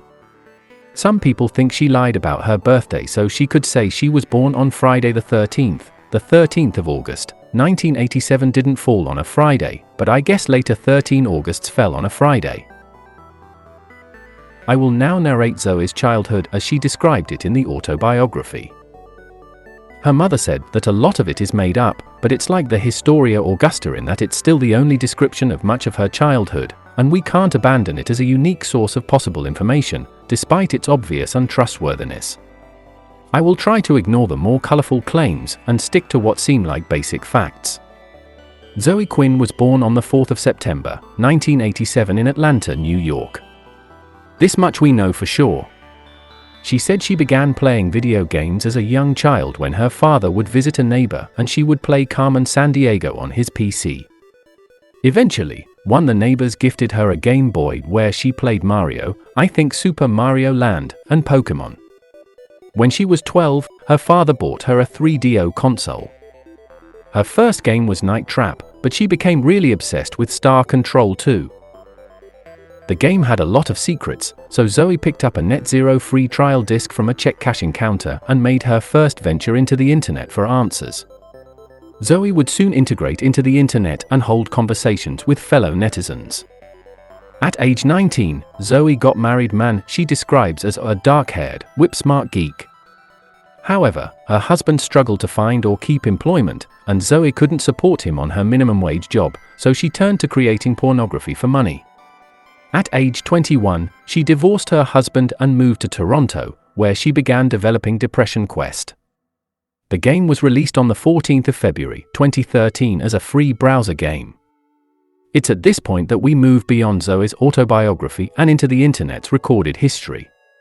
In Depression Quest, players assume the role of a person suffering from depression, and the story centers on their daily life, including encounters at work and their relationship with their girlfriend. The story also features various treatments for depression. Players are periodically faced with choices that alter the course of the story. To make a choice, the player must click on the corresponding hyperlink. However, choices are often crossed out and cannot be clicked on, a mechanism that Depression Quest uses to portray the character's mental state and the fact that logical decisions may not be available to them. In November 2013, Zoe Quinn matched with a man named Eran Joni on OkCupid with a 98% match. Now, before I continue, I want to say that Zoe and Eran have both provided different versions of what happened. On screen, I will display if a statement comes from Eran or Zoe. Eran was very excited about the relationship because Zoe had colorful hair, was into social justice stuff and video games. He had also played Depression Quest. Zoe allegedly told Eran that she thought cheating was wrong even if the partner didn't know. Sometime about late April or early May 2014, they kind of broke up and began seeing each other less. They continued texting, but Zoe had sex with 5 other men, including one who was married, and video game journalist Nathan Grayson. Around the end of June, Eran and Zoe got back together. However, Eran began to suspect that Zoe had cheated on him and confronted her about it on the 14th of July. She said she was remorseful and that it was the most fucked up and stupidest thing she'd ever done. She promised she would never lie again and would do anything to earn back his trust. He asked her if he could search her phone for more evidence that she had been cheating. She said she wouldn't because it would violate the privacy of people she had been messaging. He pressed further and she asked him for more time to think about it. He asked her not to delete anything, that she won't hurt herself while he was out, and that she'd call someone to come watch her if she started feeling like she wanted to. She says she promised, and he left the hotel to get to work. When Eran returned, he asked her if she had deleted anything while he was gone. She said she had not. He then examined her laptop and opened the message history between her and Robin. It said, "You deleted your message history with Robin." Eran realized that Zoe was still lying. According to Zoe's autobiography, Eran got so angry at Zoe that he got violent and punched her, leaving her with bruises on her arm. He then left. Soon after, they started a text conversation. Zoe texted him to tell him she was sorry. She said she lied compulsively and that she couldn't control herself. She acted illogically and irrationally and was driven by compulsion. And frankly, I think this is the best assessment of Zoe. Zoe is not a strategic thinker, she lies about menial things even when it yields no benefit, and she prioritizes short-term satisfaction at the expense of stable, long-term relationships. Maybe she should have played Advance Wars and Ace Attorney instead of Mario and Pokemon. Or maybe even InfoWars Tactics. Zoe soon unfriended him. They then had a conversation about their past and Eran asked Zoe about when her next appointment would be. She told him the date and got angry and asked why he was pressing her on this. He said he was worried about the men she'd be in a relationship with in the future. He hoped it would turn out well, but Zoe soon said she'd go on a vacation to Europe. She then deleted her Facebook account and then said via another account that she wanted to have one last conversation in real life.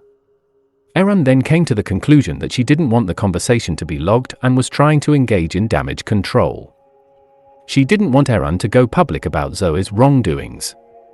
Eran continued to try and contact her, but she ignored him. He then said he wanted to have his headphones back in order to confirm that she was still reading her messages. On the 2nd of August, 2014, she said, "I don't have them. I don't have them." As far as I know, that was their last communication before Eran began writing the Zoe post. In the Zoe post, Eran doesn't directly explain why he wrote it. He does say in very explicit terms that his post wasn't intended to help abuse victims. But then what was the point? The closest thing he gives to a clue is the TLDR of the TLDR. Seriously, you really don't want to trust Zoe Quinn. Okay, update. I found an update blog he made where he writes, "That main goal was to warn people about Zoe Quinn. After 7 months of dating her, I learned that she is not the paragon of virtue she pretends to be. I did not even know people could be that self-serving or convincing or cruel before I met her. She does not believe what she claims to believe, and all I know of what is wrong with the industry, I know from watching her exploit it. The Zoe Post WordPress isn't here to convince you not to support her, or to convince you not to work with her, or even to convince you not to date her. It's there to give you the information you need to make decisions that don't harm your career, and don't risk your physical or emotional well-being. And to that end, I think the main goal has been accomplished.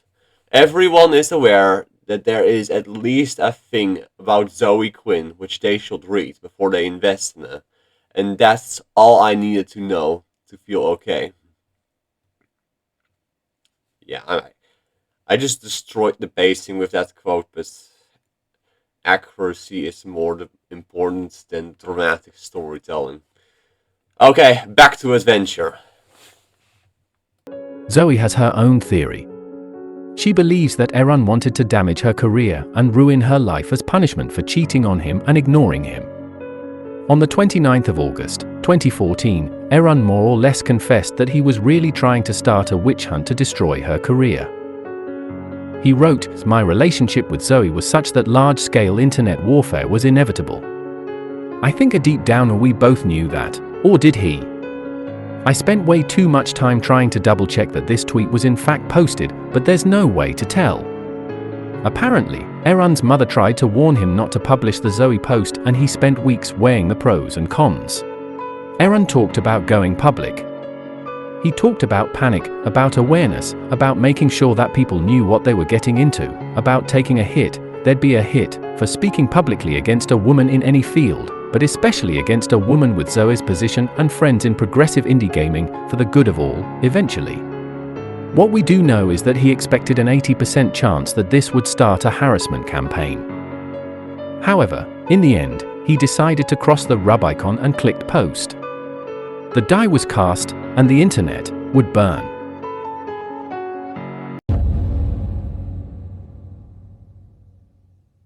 On the 15th of August, 2014, Aaron Joni published the Zoe post, outlining his relationship with Zoe Quinn. It was first posted on Something Awful, but was deleted shortly afterwards. On the 16th of August, Aaron then reposted it to his WordPress blog. He first 4chan thread about the Zoe post was posted on R9K at 6:28 Universal Time Coordinated. Aaron's opponents have accused him of making the post. The thread was devoted to bashing Zoe Quinn as a person and saying her video game was shit. It was just along the many countless threads reacting to random internet things. In response, Aaron wrote, "Also, if you're coming from the 4chan and 9K thread to find something to bash SJWs for, what are you even doing with your life?" A few hours later, another 4chan thread about it read, "Apparently Zoe Quinn, creator of Depression Quest, was cheating on her boyfriend with RPS Kotaku writer Nathan Grayson. Can anyone find any articles Grayson may have written about her or the game that show a blatant conflict of interest?" One commenter wrote, "I'm pretty damn sure that Grayson did a couple RPS articles about her. You can go ahead and Google it, I ain't giving that shitty site any clicks." And this was the seed of the Quinspiracy, the allegation that Zoe Quinn slept with Nathan Grayson for a good review of Depression Quest. Nathan Grayson had never actually reviewed Depression Quest. However, on the 8th of January, 2014, he posted a list of 50 games recently greenlighted Steam games on Rock Paper Shotgun. This was months before he had sex with Zoe Quinn, by the way. In his article, he gave special attention to Depression Quest, writing, "Anyway, standouts, powerful twine darling Depression Quest, surrealist thief usurper tangers, and side-scrolling epic treasure adventure world." Funny thing is, even if the conflict of interest were true, generally speaking, ethical standards would have placed the onus of the conflict squarely on Nathan Grayson. This means that, if Gamergate actually cared about ethics, the rhetoric would be a journalist Nathan Grayson gave review for sex, not Zoe Quinn had sex for reviews. But, you know, Joker voice, maybe they just hate women. In any case, the whole zombie idea that Zoe Quinn had sex for good reviews spread like wildfire across the internet. This was the birth of the Gamergate horde and quickly developed into a movement to do something. Supporters said it was about ethics in game journalism, opponents said it was about misogyny. I would explore Gamergate in more detail. I don't want to veer too off topic with this video. In March 2024, YouTuber Savvy Writes Books made a 6-hour-long video about Gamergate that discusses the matter in depth. You might want to watch that. It's a bit slanted to the left and still has some omissions that I will have included, but it's the most comprehensive video I could find. 4chan, the notorious cauldron of internet culture and chaos, seized upon Joni's revelations with the fervor of a horde on the brink of war. At 8:27 Universal Time Coordinated on the 16th of August, 2014, a clarion call rang out from the depths of the forum. Apparently Zoe Quinn, creator of Depression Quest, was cheating on her boyfriend with RPS Kotaku writer Nathan Grayson. Can anyone find any articles Grayson may have written about her or the game that show a blatant conflict of interest? Another user added fuel to the fire. I'm pretty damn sure that Grayson did a couple RPS articles about her. You can go ahead and Google it, I ain't giving that shitty site any clicks. Thus, the Gamergate Horde was born, a confederation of discontented and vengeful internet users. Their ranks swelled rapidly, drawing in warriors from the chaotic realms of B, the vitriolic V, the dark heart of Paul, and the desolate wastelands of R9K. They were also joined by various Twitter users and influential YouTubers, forming a coalition unlike any seen before. While the Fempire had long been an autocratic entity with clear lines of command and control, the Gamergate Horde was more akin to a barbarian confederation, reminiscent of the Huns. Tribal leaders such as Sargon of Akkad, Notch, and Jontran swore fealty to the Horde, yet retained autonomy over their own tribes of followers. Central to the Gamergate Horde's identity was their veneration of a new pagan deity, Vivian James. Prophecy foretold that Vivian, a symbol of their crusade against what they perceived as the corruption and infiltration of feminism in video games, would herald the destruction of their enemies. Her image became a rallying point, a standard under which the Horde united and marched. At 12:27 Universal Time Coordinated on August 16th, the Gamergate Horde launched their first offensive into Reddit, invading r/gaming. The front lines were closing in onto the Fempire, and the threat of full-scale war loomed ominously on the horizon. The Fempire, already weakened by internal strife and external pressures, faced a new and unpredictable enemy. The initial skirmishes between the Gamergate Horde and the entrenched defenders of Reddit had failed to establish a lasting presence on Reddit's r/gaming. The Horde's men, despite their ferocity, found themselves met with relentless banhammers wielded by the vigilant moderators. After several days of pitched battles, on the 20th of August the moderators made their stance unequivocally clear with a post titled "On Zoe Quinn, Censorship, Doxing, and General Discourse," effectively banning any discussion related to Gamergate. Though this invasion was repelled, it had a lasting impact as many of the subreddit's members, inspired by the fervor of the Horde, defected and swore fealty to their cause.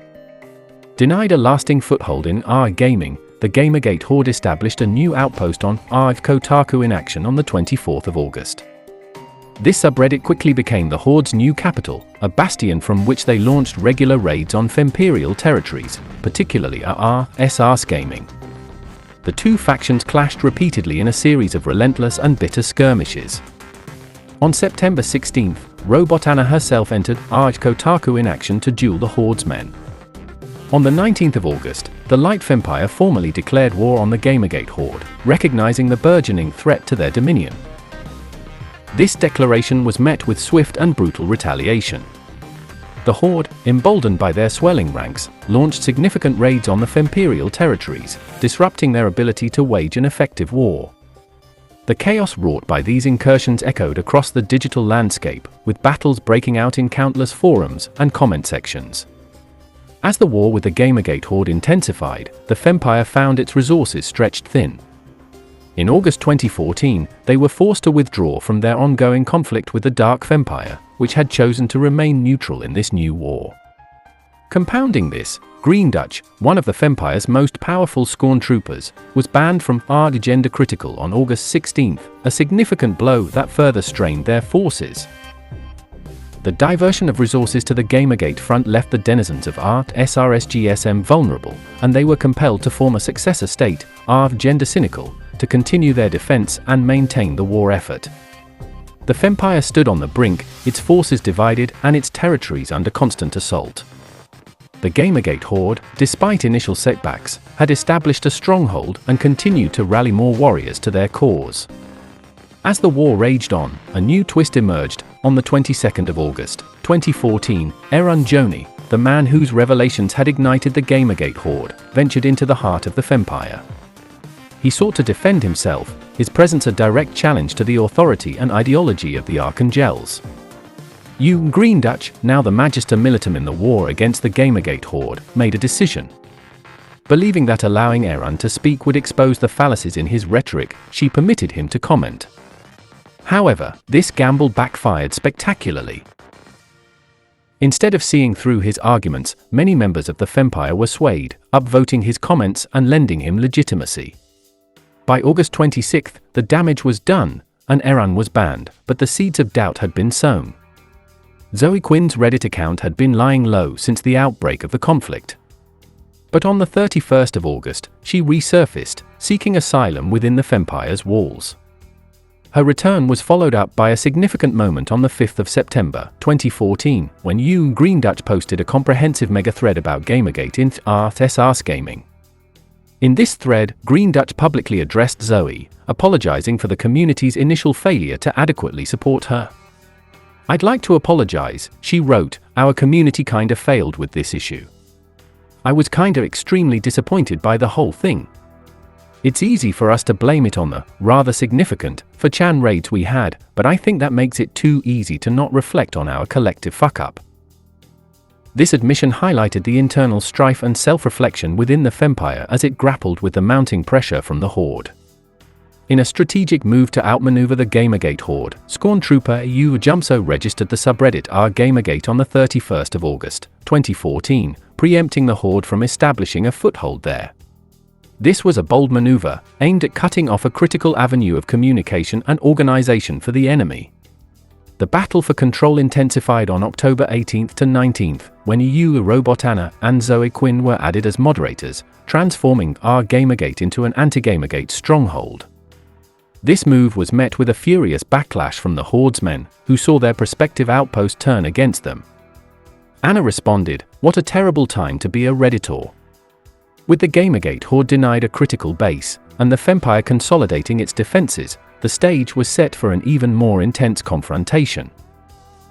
The Fempire, reeling from internal strife and external assaults, now faced a foe more relentless and organized than any it had encountered before.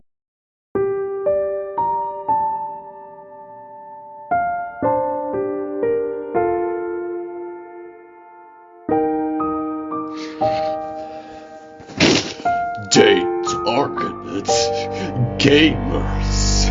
Gamers! We're a group of people who will sit for hours, days, even weeks on end performing some of the hardest, most mentally demanding tasks.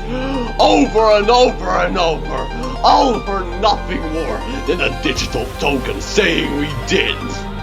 We'll punish ourselves doing things others would consider torture because we think it's fun. We'll spend most, if not all of our free time min-maxing the stats of a fictional character, all to draw out a single extra point of damage per second. Many of us have made careers out of doing just these things, slogging through the grind all day, the same quests over and over, hundreds of times, to the point where we know every little detail, such that some have attained such gamer nirvana that they can literally play these games blindfolded. Do these people have any idea how many controllers have been smashed, systems overheated, disks and cards destroyed in frustration, all to later be referred to as bragging rights? These people honestly think this is a battle they can win. They take our media? We're already building a new one without them. They take our devs. Gamers aren't shy about throwing their money elsewhere, or even making the games ourselves. They think calling us racist, misogynistic rape apologists is going to change us. We've been called worse things by pre-pubs and 10-year-olds with a shitty headset. They picked a fight against a group that's already grown desensitized to their strategies and methods, who enjoy the battle of attrition they've threatened us with, who take it as a challenge when they tell us we no longer matter.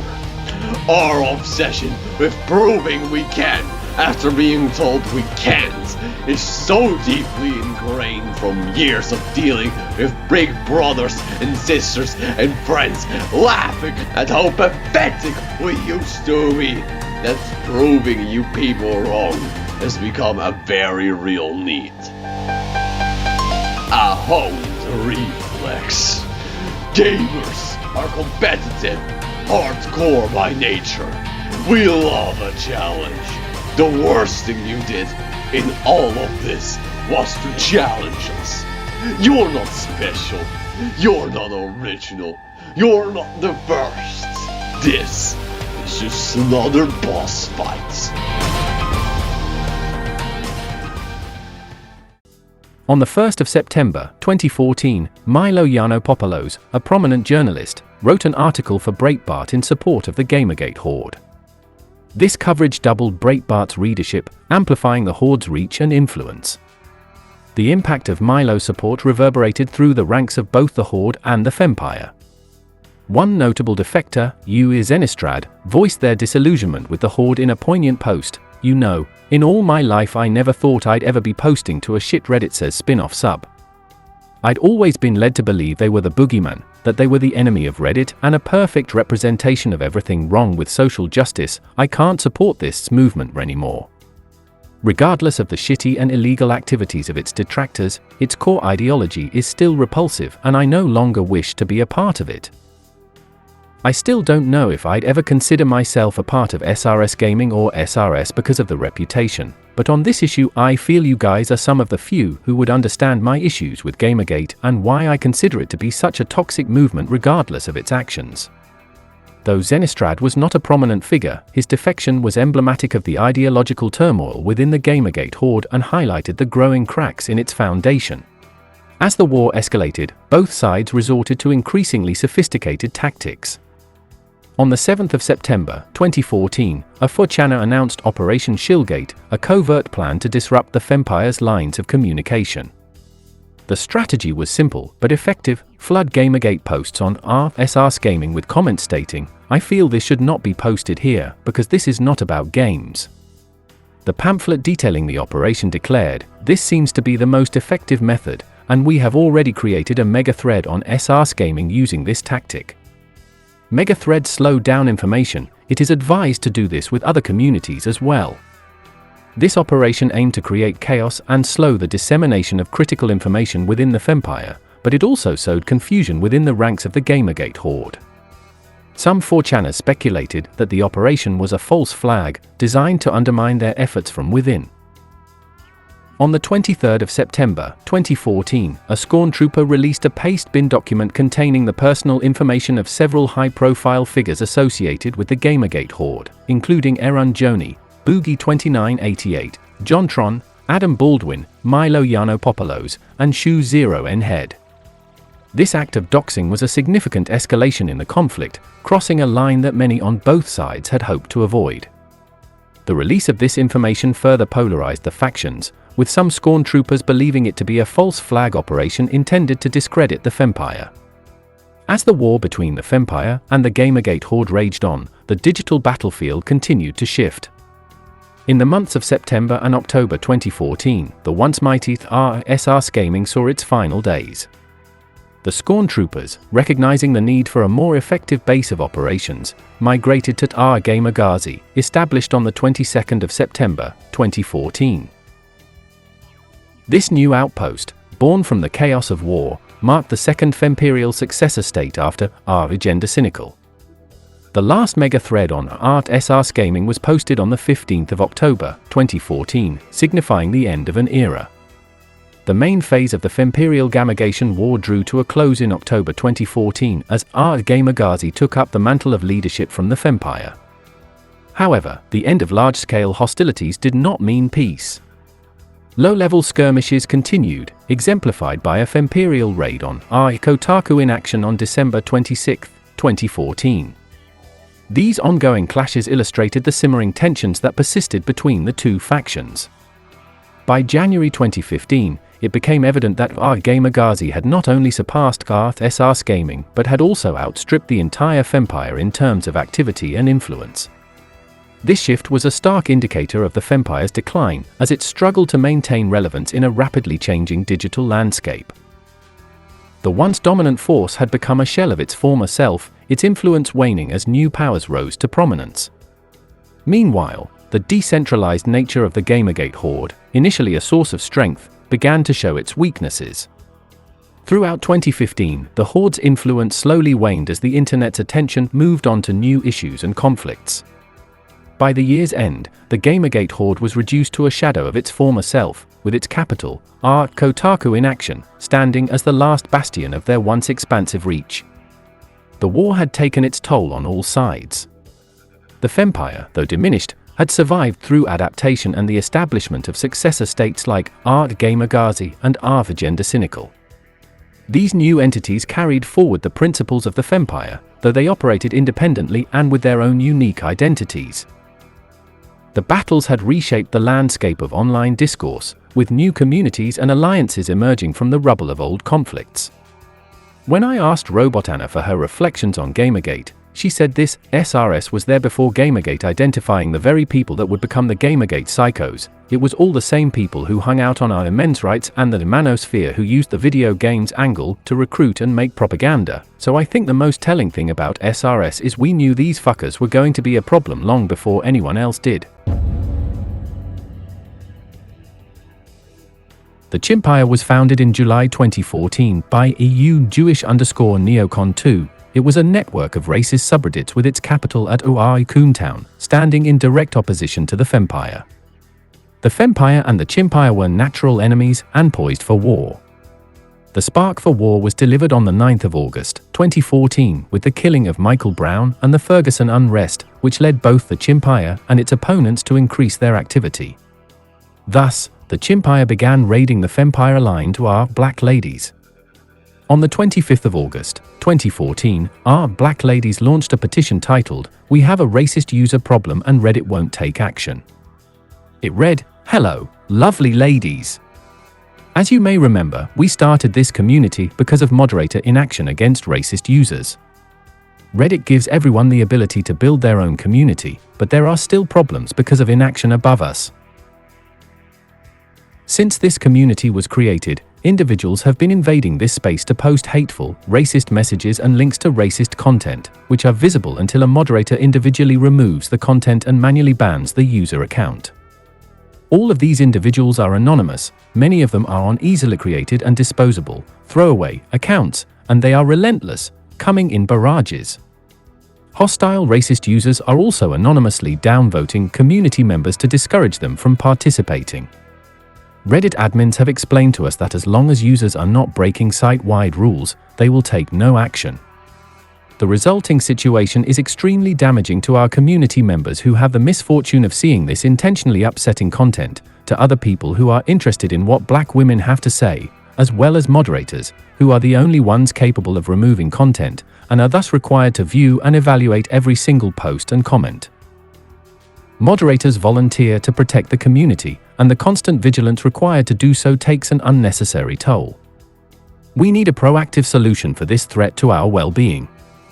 We have researched and understand Reddit's various concerns about disabling downvotes and restricting speech. Therefore, we ask for a solution in which communities can choose their own members, and hostile outsiders cannot participate to cause harm. Reddit has known about the more general problem of hostile users, and openly advocates for avoiding them by forming our own communities. Reddit undergoes continuous changes to address the needs of these communities, and there is no reason it cannot do something about hostile users that invade them. We are here, we do not want to be hidden, and we do not want to be pushed away. The petition was signed by the Fempire subreddits and a number of other left-leaning ones. To sum up, what happened afterwards was that these Fempire subs created a new subreddit to discuss the open letter, which went private, and is now back up, to discuss this post made by a moderator. In this subreddit, SRS shamed EU EKN0 thing. On the 22nd of December, 2014, Archangelles made a post on Arch discussed the open letter that read as follows: I was extremely skeptical when I heard that Alexis wanted to discuss our concerns with this site. Given his past of blaming the underage girls for being abused on his site, denying that child porn was ever on the site or that there still is child porn, calling someone's mother a whore, and even throwing his own sisters under the bus in the name of his website, he has to clear a pretty high bar if he wants to convince anyone he sincerely wants to implement any sort of meaningful change. The mods of SRS have been telling the admins that the site is shit since before we created SRS. We even met face-to-face with Eric Martin to express our concerns. I was in talks with Ishan Wong for a while. The only thing to come out of these talks was fuckle. From what I've read here, I see this going in a similar direction of half-assed promises and zero change. From the beginning, Reddit has thrived by taking in the scum that other forums didn't want. They actively encourage their horrible behavior by giving them a shield wall of a misinterpretation of constitutional rights or by blaming the people they are abusing. For Reddit to start curbing this behavior, they would need to pull a complete 180 with how they brand themselves. I sincerely believe that they do not want to administer change that would interfere with this vision of themselves. From what I've read in this sub from Alexis, here's what I see happening, if anything. 1. The admins are going to add a few mod tools that you can only get right now through third-party browser add-ons. It won't be enough to do anything useful, and the add-ons will still be better. 2. They are not going to ban hate groups. They aren't going to ban anyone. What I fear is that Alexis is going to use this group as either patsies or scapegoats whenever the bullshit does drop. I am thoroughly unconvinced that they have the backbone to do anything that will make Reddit a pleasant place for women and minorities, but will use us like we endorse whatever bullshit they decide to do. Changing Reddit would be a huge commitment. It would involve taking on a whole new department just to police content and users. At SRS, we need dozens of mods just to keep the bullshit at bay. And when Reddit would rather spend $5 million on something that's vaguely illegal and worthless instead of something to make this website a better place to hang out at, or just hire more people, you know this is going to be a bunch of bullshit. So to Alexis, here's my message to you: put up or shut up. You personally have actively been giving minorities and women the middle finger for a long time. If you really would like to prove to me and the rest of the people here that you really want Reddit to be inclusive, here's something easy you can do: ban the Chimpire. All of those racist subs? Ban them and their users forever. This would be good for a few reasons. 1. It will give you a taste of what you need to do to clean up Reddit. There will be backlash, but not as big as if you implemented a hate speech ban. You can use this to gauge the amount of resources you'll need to invest when you scale up the operation. 2. It'll prove that you're serious about improving Reddit. 3. The benefits would be instantaneous, as it would immediately improve the site experience for minorities in a very real way. Alexis Ahanian responded, "I'm disappointed you're judging my character with such sensationalist language for things I've said, most taken very out of context. But so it goes. I fundraised tens of thousands of dollars for, campaigned for, and worked towards social change in the USA and back in my own homeland, Armenia. I'm on the advisory board for non-profits like DonorsChoose.org and Black Girls Code that are making real change to affect real problems in our society. I still don't do a fraction of what so many amazing people do every day. I'm sure many of you are actively involved in real work that does make our world suck less every day. I'm grateful for it and hope you all believe me when I say we're striving for similar goals. It has been 6 weeks since I surprised into learning I'd have this job. It took time for me to properly close past commitments and get up to speed with a company of over 60 employees and 150 million users, but literally one of the very first things I did was reach out and start this dialogue here on Reddit, as well as reach out to my friends Anil plus Latoya to set up gatherings with experts, some who have had experience building software for plus managing online communities. Not at Reddit scale, but still very useful. Some of these meetings have already happened, others are scheduled for early January. The vast majority of our traffic comes from perfectly reasonable content, thousands and thousands of communities on the platform, and their millions of visitors plus page views are without incident. Unfortunately, some are not. Fortunately, there are a small percentage of views and users, but nonetheless one I'm not proud of. You're entitled to your opinion.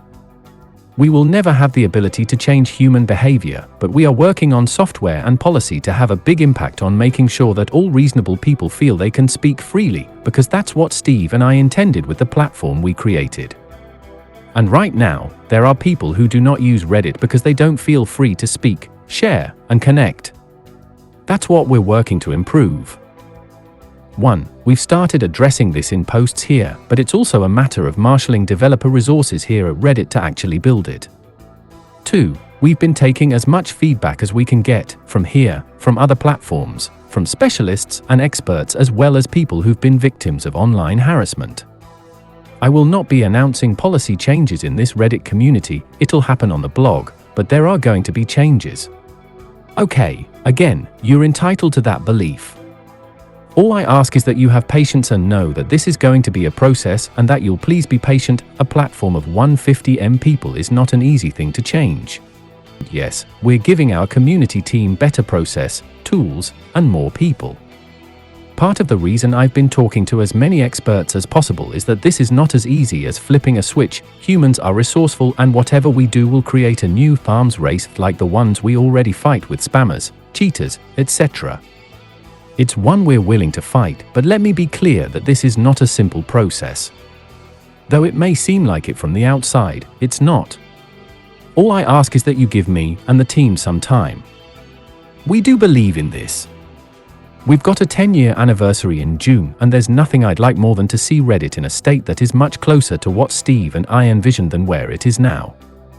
That's 6 months from now. Please hold me to it. I know you will. On the 28th of January, 2015, a user made a post titled, "What's happening? Any updates?" It read, "Just wondering what's been happening on the admin side. I see UEKN0 thing posting here sometimes, but we've had very little communication on actual actionables. I also want to bring your attention to troll joke subreddits like Bart Caucasian Chinese, which just sprung up last week and has been spamming our Art Asian American subreddit and modmail non-stop.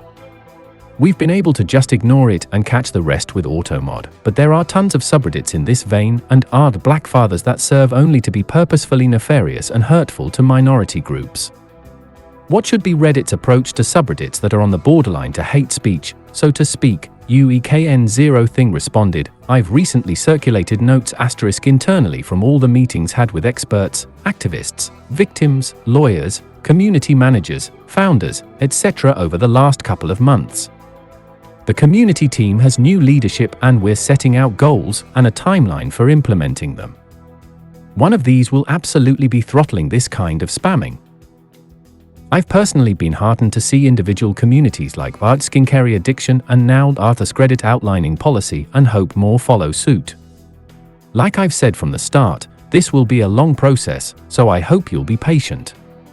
We will not be announcing major site-wide policy changes in this particular community though. That will happen on the blog so that we can address everyone. Over the course of the 2010s, Reddit would slowly drift away from free speech, and I've seen charges that the Fempire bullied Alexis Ohanian into changing his views. It seems to add up. Anyway, after a bit of a storm in August 2014, the first Femperial-Chimperial War slowly tapered out. Then, in June 2015, it ignited again. Stay tuned.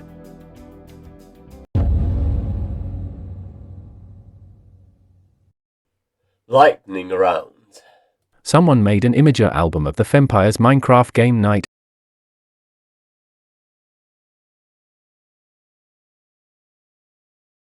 The fappening was banned and the Fempire celebrated. SRS users apparently false flagged our men's rights to make them look bad. The last time we followed Laurelai was in January 2014, when she had been kicked out of Briseis's home. She was on the verge of being exposed by Mary as a rapist, but was barely saved by Mary's alcoholism. In 2014, Laurelai mostly stayed under the radar. She allegedly tried to dox Tumblr in action and allegedly tried to post child pornography on 8chan to garner negative media coverage of the website. In January 2015, a woman that I call Lucretia used the Fempire's IRC channel to come forward with allegations that Laurelai had raped her. RobotAnna had known Lucretia for a long time and knew she wasn't a bad person, nor did she have a cause to make anything up, and decided to believe Lucretia. Anna had previously been a big fan of Laurelai, but Anna now finally realized Laurelai was full of shit. Laurelai was then rooted out from all her mod positions and such. I want to take this moment to point out that RobotAnna has both been criticized for trusting rape victims too much, and also for not trusting them enough. Damned if you do, damned if you don't. Anyway, Laurelai now found herself on the defensive against the very social justice activists that once supported her. She wrote a Tumblr post titled, "If You See This I'm Gone," which read as follows: Nobody was able to stop me from ending my life, and this is what I wanted. It wasn't cis people who did this, it was the activist community constantly lying about me. I just couldn't take it anymore. They know they are lying. I know they are lying. If you aren't popular, they make up things about you.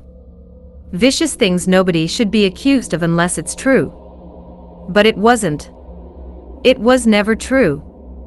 But your lust for blood, my blood, finally won against my self-control. Not like anyone will read this anyways. All you had to do was treat me like a person. But gaining social capital at my expense was too important to you. Laurelai did not actually kill herself. According to Laurelai, she wanted to, but then remembered her promise to her fiancé. Laurelai's opponents believe she never wanted to kill herself and threatened to try and shame the people coming after her, as is common with narcissists. Although Laurelai wasn't actually dead, Lucretia made a write-up celebrating her death. My name is redacted and I'm one of the people Laurelai Bailey indirectly blamed for her suicide. Laurelai Bailey raped me and then manipulated me into helping her. The feelings I have put into this letter will not change even if the suicide turned out to be a lie in order to gain sympathy, which I highly suspect that it is. If she is dead, this is how I feel. I shall light no candle for you, Laurelai Bailey. I shall cry no tear, I shall feel no regret, for I am finally free of your curse. Free of the fear you wielded over me. I can stop fearing that you'll sell me out to the TERFs, that you'll dox me and send legions of your followers to harass me and try to drive away my friends, that you can no longer wield the power that the ignorant bestowed upon you. I can forget about you forever.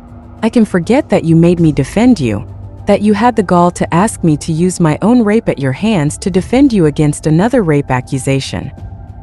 That your last act on earth was to further abuse me by attempting to burden me with the guilt of your death.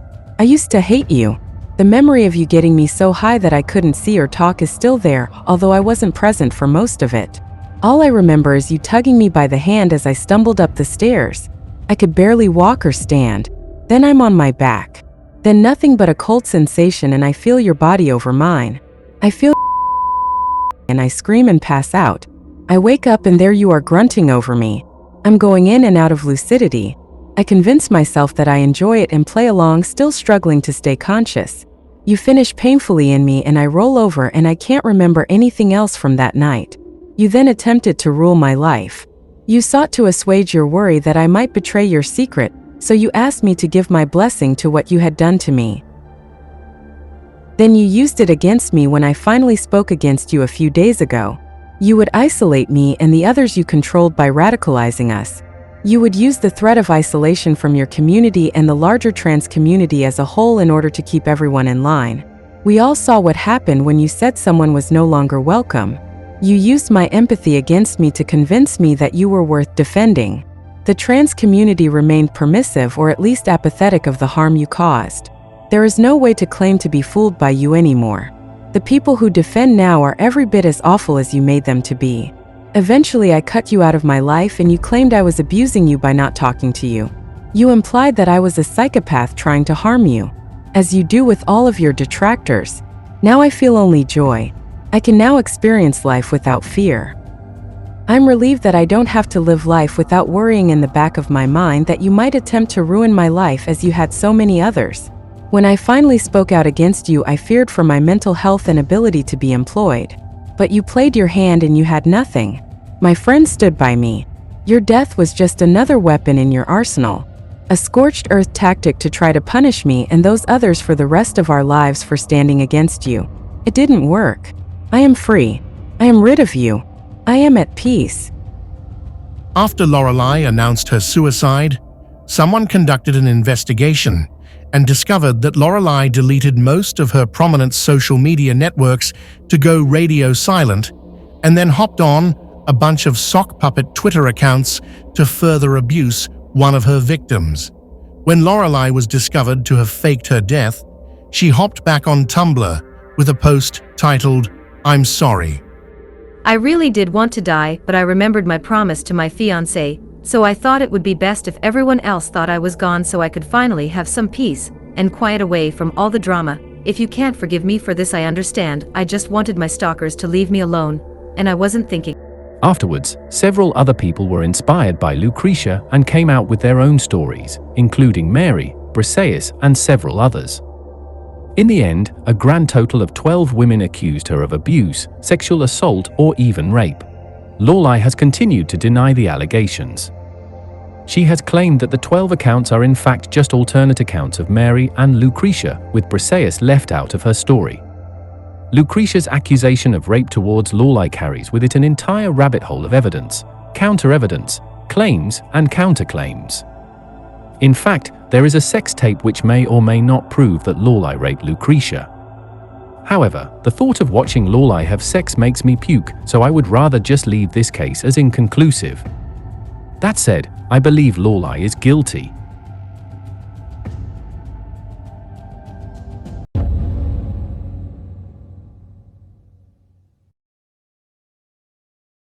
On the 28th of December, 2014, some registered an account named UA and wrote a post titled "SRS isn't the same as it used to be," which went as follows: "I really like the idea of a subreddit that calls out racist, sexist, homophobic, and otherwise lazy humor. ShitRedditSays was that subreddit back in early 2012.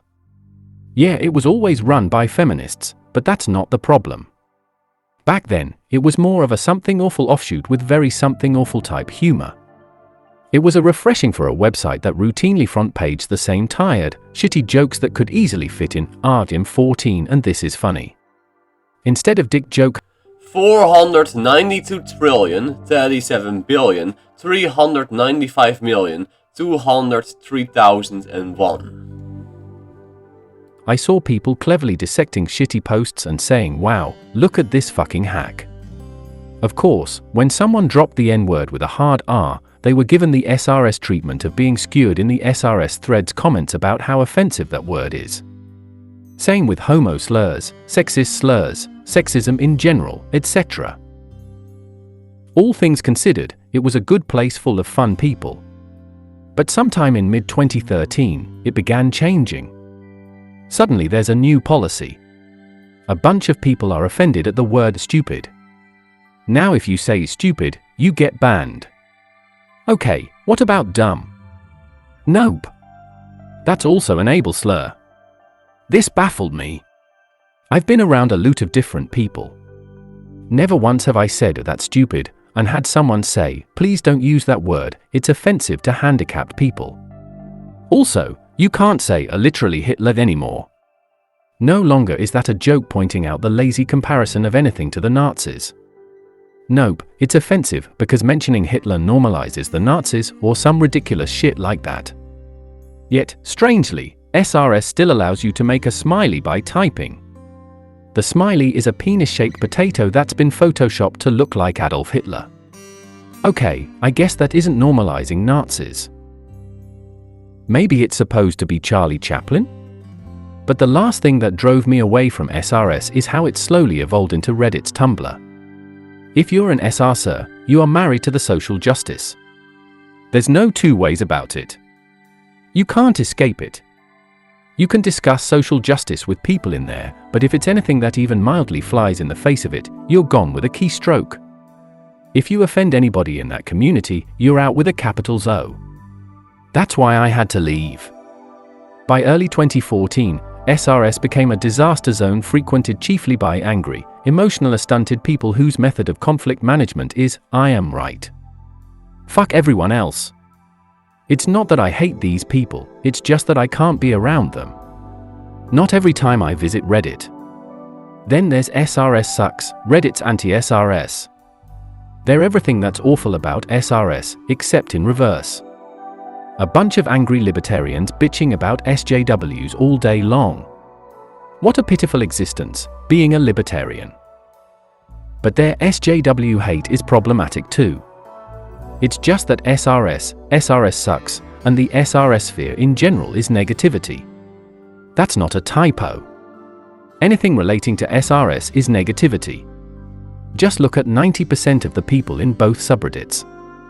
Look at the people who bitch about SJWs, being called the wrong thing, how this one feminist did a bad thing, how penises aren't male, how Anita Sarkeesian sucks, how Anita Sarkeesian can't possibly ever be wrong. Do these look like upstanding, mature, contributing, and functional people to you? Frankly, I look at them and think, I wish these people would go outside.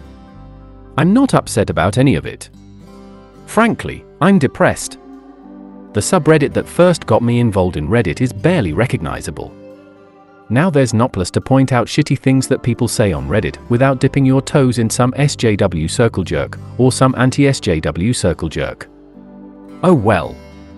Guess I gotta stop bitching about things on the internet and go do something else with my time. On the 22nd of January, 2015, Ace Avengers wrote, SRS is dead because no one cares anymore. The people only half invested stopped visiting because it's not fun anymore, and the more fervent people left Reddit. Dude, chill. I don't even know these users.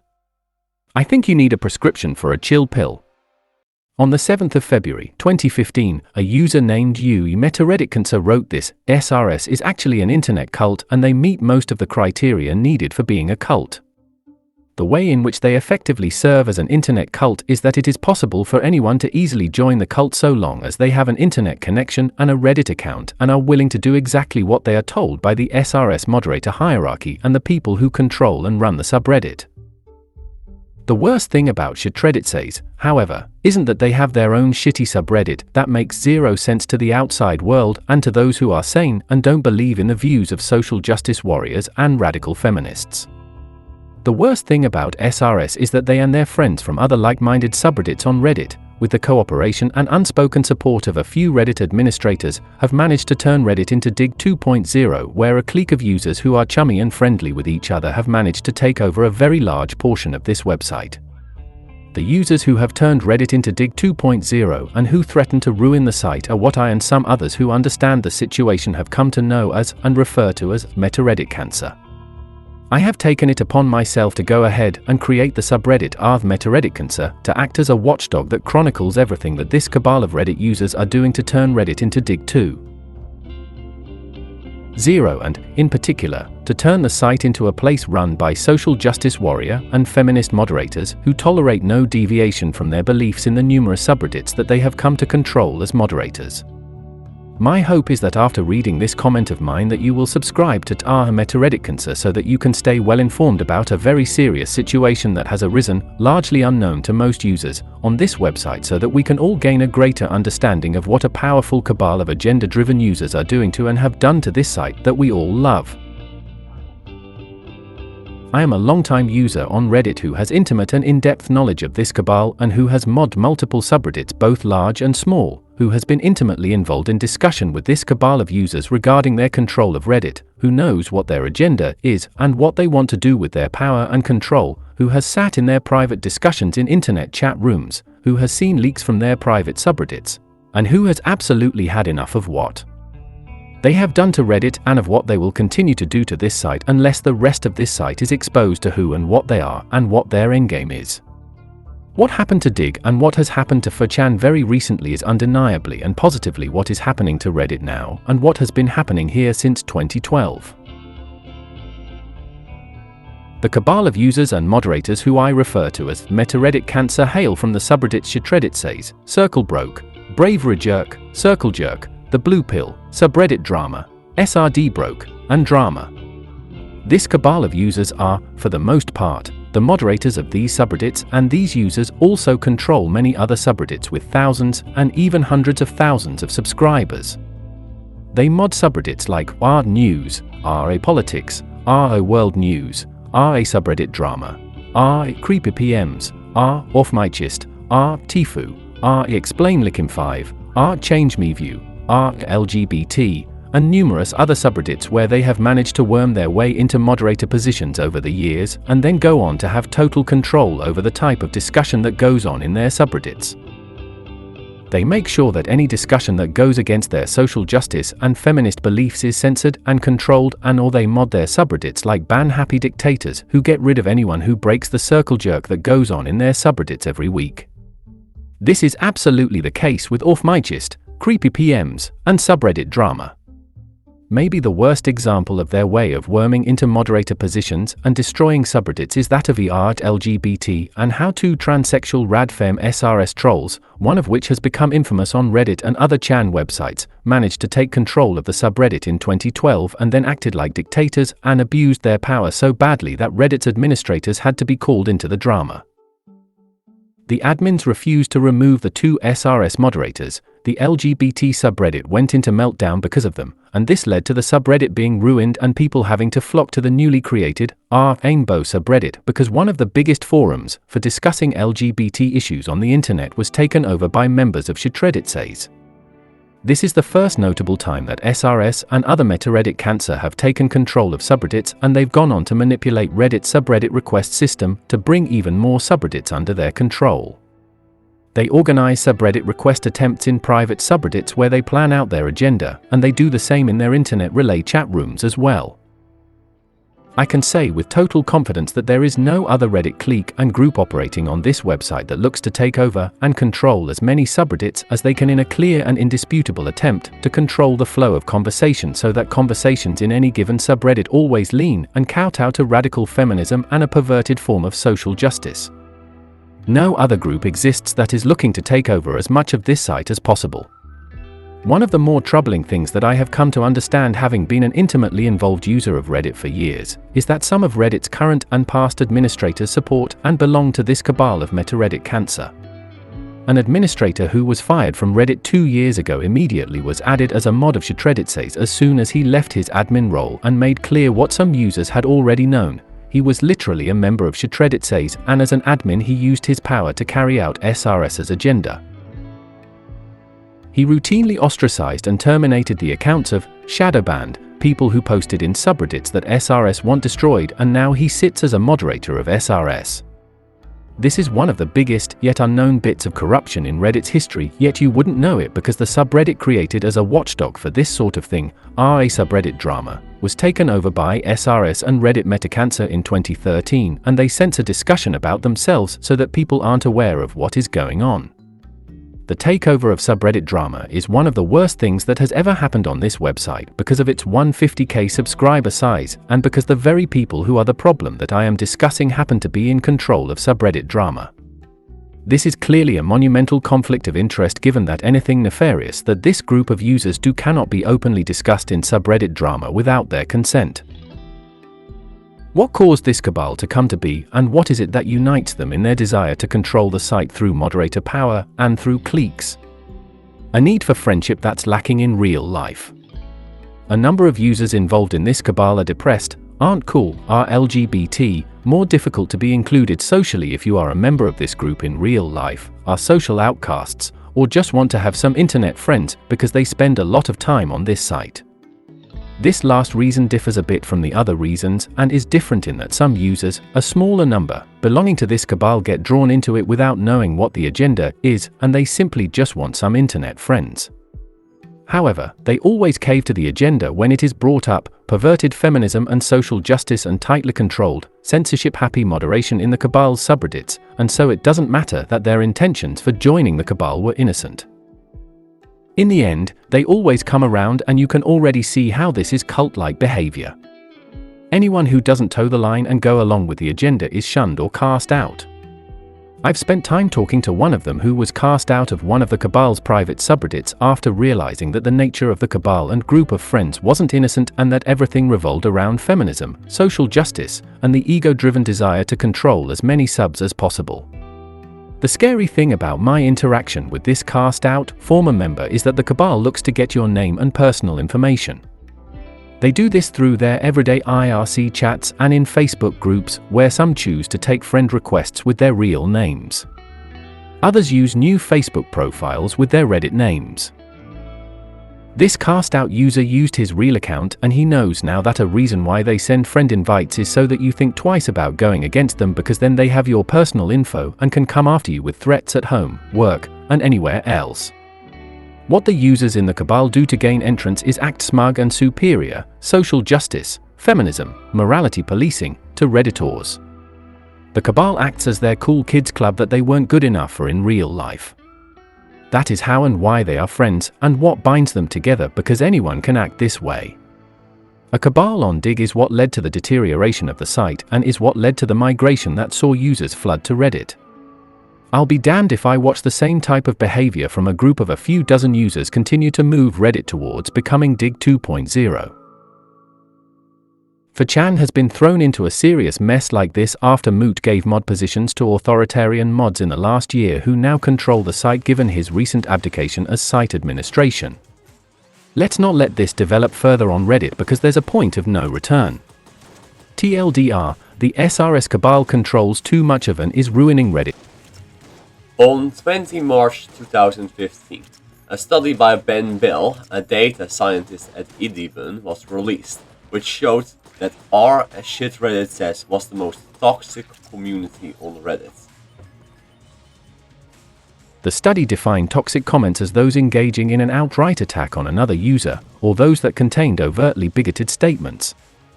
The study also weighed toxic comments against those he defined as supportive, which includes language that expresses support or appreciation of another user. A week later, on the 27th of March, the Washington Post released an article about why ShitRedditSays titled 48 Hours Inside the Internet's Most Toxic Community. It read as follows: Reddit, the front page of the internet, hasn't exactly had a banner year.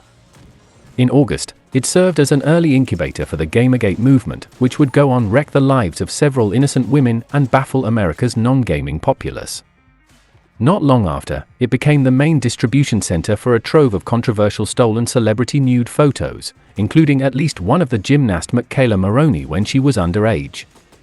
To further salt the site's wounds, a widely publicized report released earlier this month accused the site of hosting hate groups. Reddit is, the Southern Poverty Law Center claimed, the most hateful space on the internet. And the internet can be a pretty hateful place.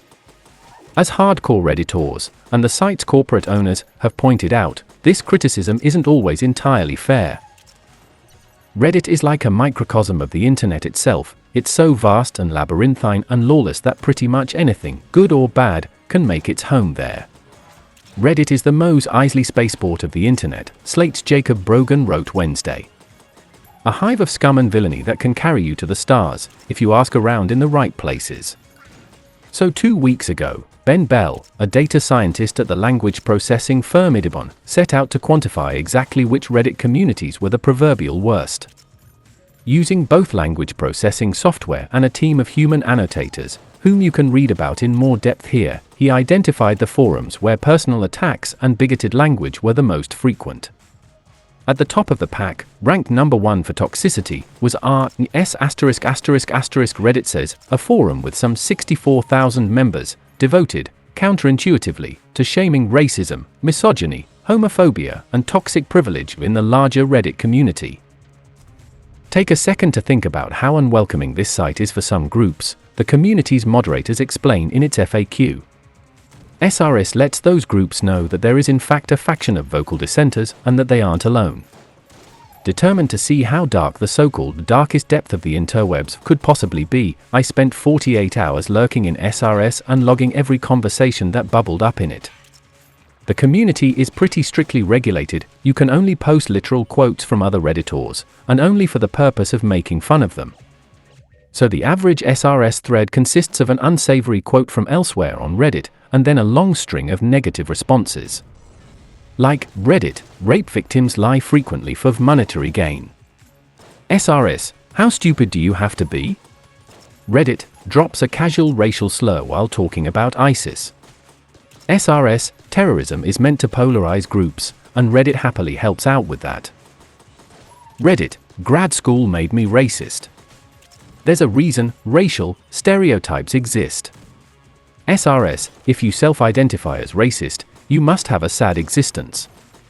I should be fairly clear, SRS isn't the actual source of bigotry or vitriol on Reddit, it's just a mirror of it, a concentrated reaction to the casual bias and stereotyping that play out in other corners of the site.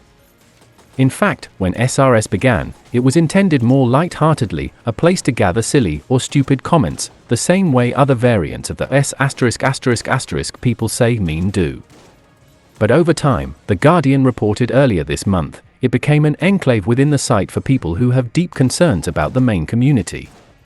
Those concerns, judging by the comments SRS has flagged in the past week, most frequently relate to sexism, racism, and religious bias.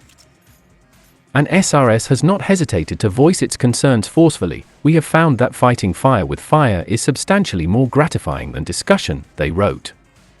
Bell says his report did control for context, so SRS was rated toxic for the tone of its discussion, and not the controversial topics.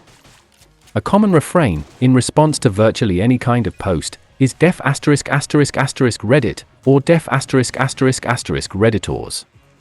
The more time I spent in SRS, however, the more I realized that this is not Reddit's fight, a fact that one moderator acknowledged explicitly in a recent interview. SRS is the most toxic place on the internet only insofar as this debate over inclusion, diversity, and social justice remains the most toxic debate in our culture, a debate that has, in the past year, winded around #YesAllWomen, erupted into the inferno that was Gamergate, and has reared its head with every new police shooting and rape allegation. SRS may as well change its name to S****, Society says, because that's essentially what it documents, the casual racism and sexism that is so popular, and so insurmountable, even in mainstream, offline venues. By the end of my allotted 48 hours, I was more than ready to log out of SRS permanently. Not because of the combativeness, necessarily, or the shaming or the toxicity. But I got worn down by the parade of human nastiness and the futility of even trying to fight it. We are not here to change Reddit, the forum's moderators write. We don't expect Reddit to change. We know most Redditors don't really care. They aren't just talking about Reddit, though. And that's a toxic problem, right there. On the 10th of May, 2015, Ue Engelgrinder said, SRS is definitely becoming more and more right-wing. It's partly due to a reaction against the slight uptick in anti-capitalist sentiment. People who are relatively privileged with regard to class wish to protect their privileges, or see themselves as being unfairly targeted. It created a bit of a slap fight. Okay, this entire chapter so far has just been rants about why ShitRedditSays. That begs the question, did anything really happen during this period? Not really. The biggest SRS drama in the first half of 2015, in my opinion, was when someone said they were a former SRS moderator and the Fempire disagreed. They also celebrated it when "Our Fat People Hate" was banned, though they weren't really involved in that. On the 10th of July, ShitRedditSays reached 70,000 subscribers. There was barely any reaction. On 29 July, an RSRS Socks user made a post about how she had received nasty messages for saying false rape accusations are terrible, with users saying she deserved to be raped. After she posted this, she was banned from SRS. Some commenters accused her of being a troll. Okay, next chapter will be more interesting.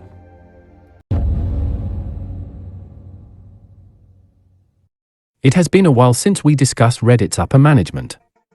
When we last left off in January 2007, Reddit CEO Steve Huffman had just fired Aaron Swartz. Now, it's 2015, and much has changed.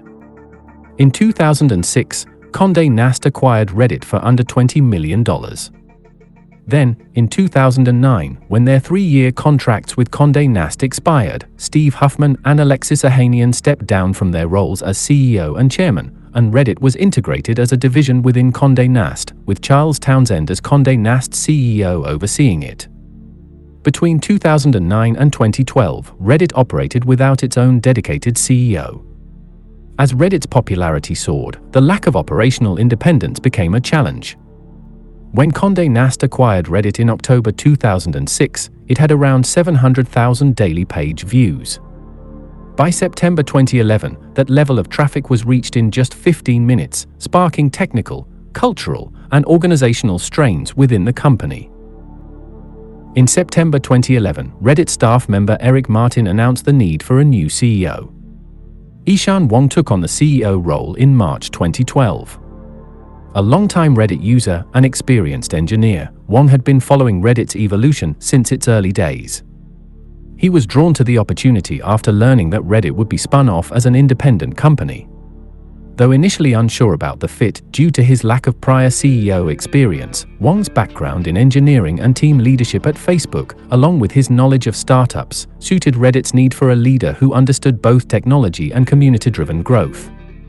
Inspired by the chance to guide Reddit's journey to independence and foster its unique, engineer-led culture, Wong accepted the position. This brings us to this chapter's main character, Ellen Pao. Pao joined Reddit in 2013 as the head of business development and strategic partnerships. In one of her first initiatives, she strengthened ties between Reddit and Imager, its unofficial image hosting platform. She stated that her goal for the following year was to make it easier for people to become Redditors. When Ishan Wong resigned in November 2014, Pao stepped into the role of interim CEO. On the 10th of June 2015, the digital empire of Reddit was shaken to its core by the swift and decisive action of the platform's admins. In an unprecedented move, the subreddit Aren't Fat People Hate, FPH, was banished from the site. The official decree cited violations of Reddit's newly expanded anti-harassment policy, stating that the subreddit had become a hub for organized harassment against individuals both on and off the platform.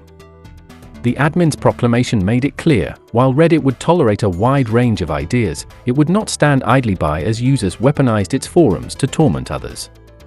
This was not a mere skirmish in the ongoing war for control of Reddit's cultural landscape, it was a decisive strike, one that would have far-reaching consequences.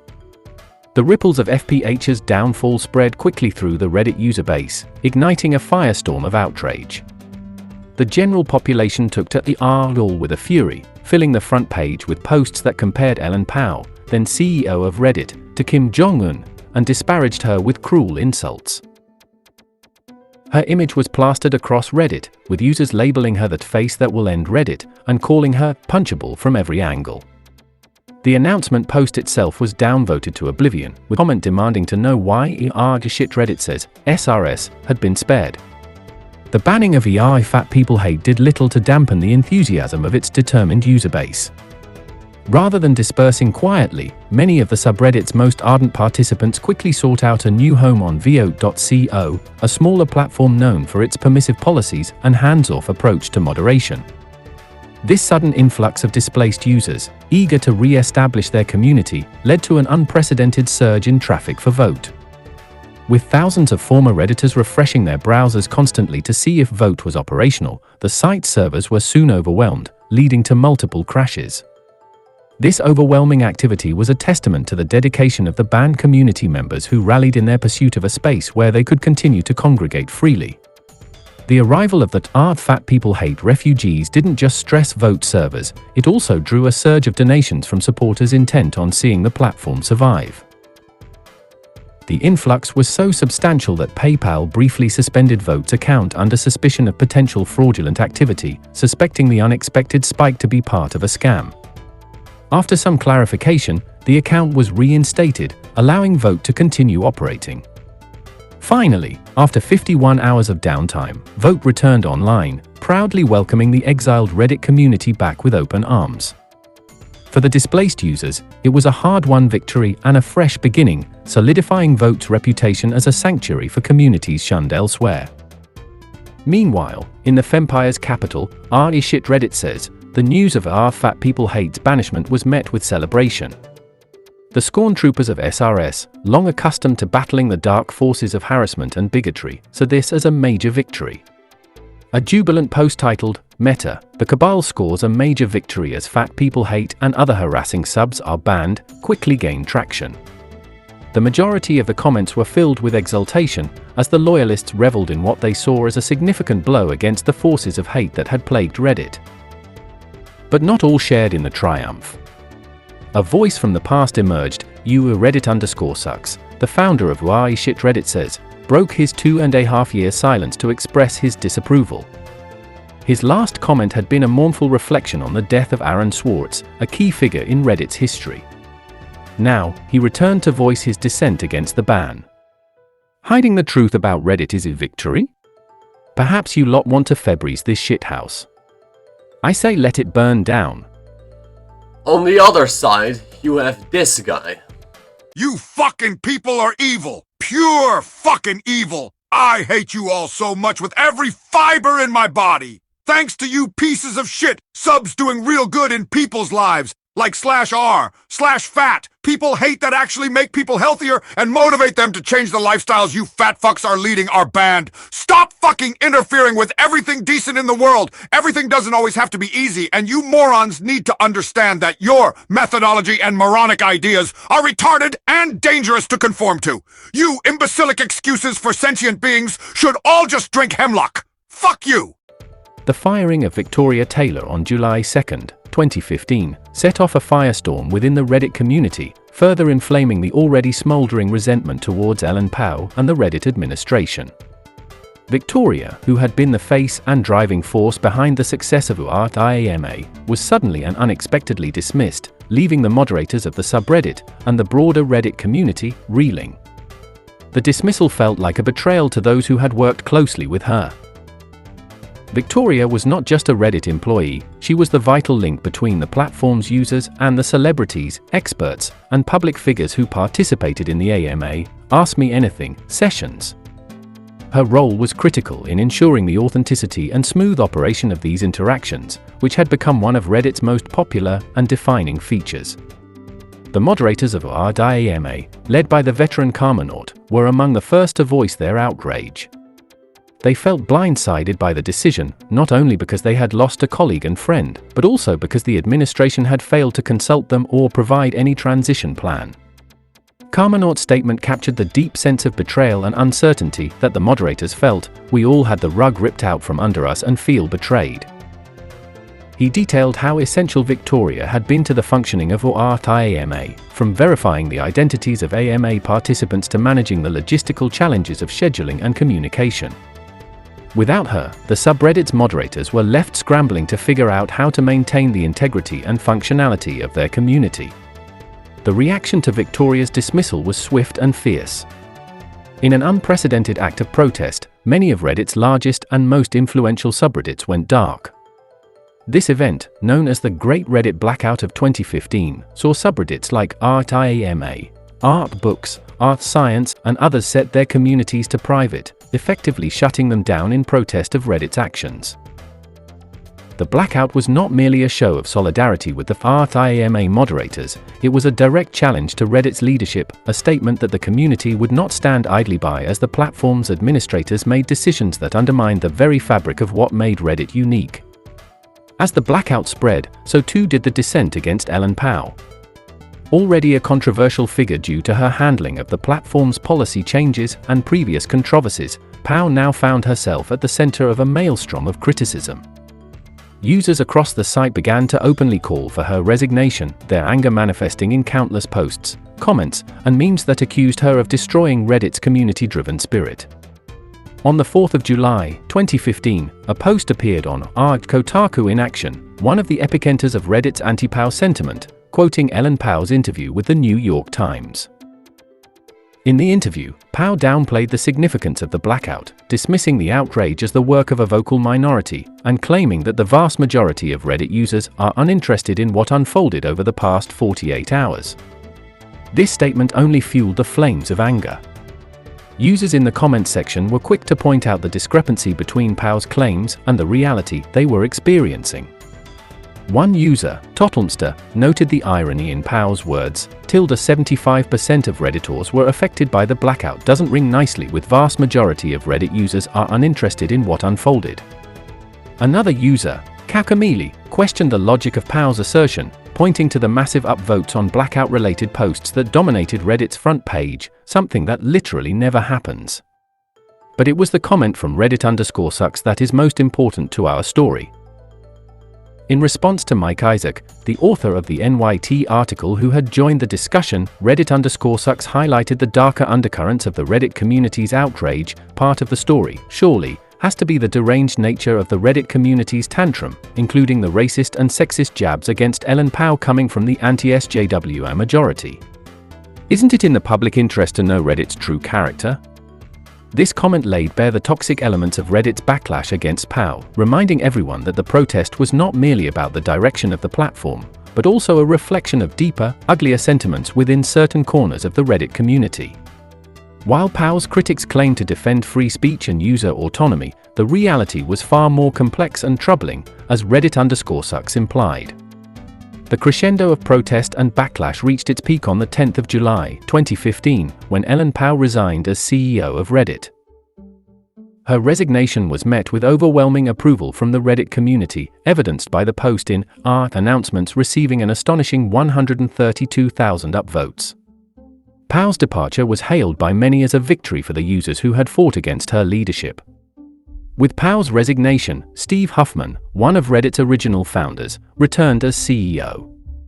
However, in the wake of her departure, a quiet comment from Alexis Ohanian, "You in nothing," slipped under the radar. "It was my decision to change how we work with armors, and the transition was my failure, and I hope we can keep moving forward from that lesson." This admission, almost unnoticed at first, would later become a focal point for those trying to understand the true dynamics at play within Reddit's leadership.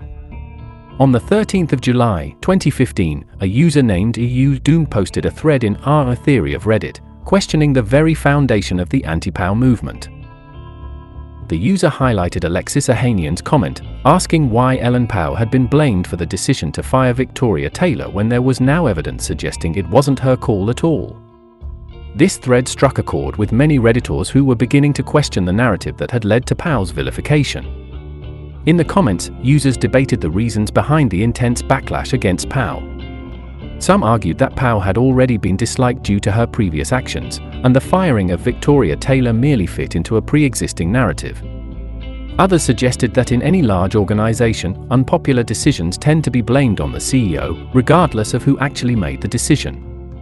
The discussion took a dramatic turn when Ishan Wong, Reddit's former CEO, entered the fray.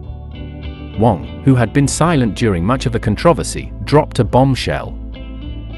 He revealed that the decision to fire Victoria Taylor had not been made by Ellen Pao, but rather by Alexis Ohanian, Reddit executive chairman at the time. According to Wong, Ohanian had different ideas about how armors should be run and decided that Taylor's role was no longer necessary. Wong's comments cast a new light on the entire situation, suggesting that Pao had been unfairly scapegoated for a decision that was made above her. Wong criticized Ohanian for not stepping up and taking responsibility when the backlash against Pao began, calling it a stunning lack of leadership. Despite Ishan Wong's revelation, which highlighted the internal power dynamics at Reddit, the story remained largely under the radar. While a few thousand Redditors took notice and discussed the implications of his comments, the broader community was largely unaware. Ohanian's admission that "it was my decision" garnered only a fraction of the attention that Pao's resignation announcement had received, with just 4,000 downvotes compared to the 132,000 upvotes on the announcement. This disparity underscored how buried the truth remained. The majority of Redditors continued to see Ellen Pao as the central figure in the controversy, unaware of the behind-the-scenes maneuvering by Reddit's leadership.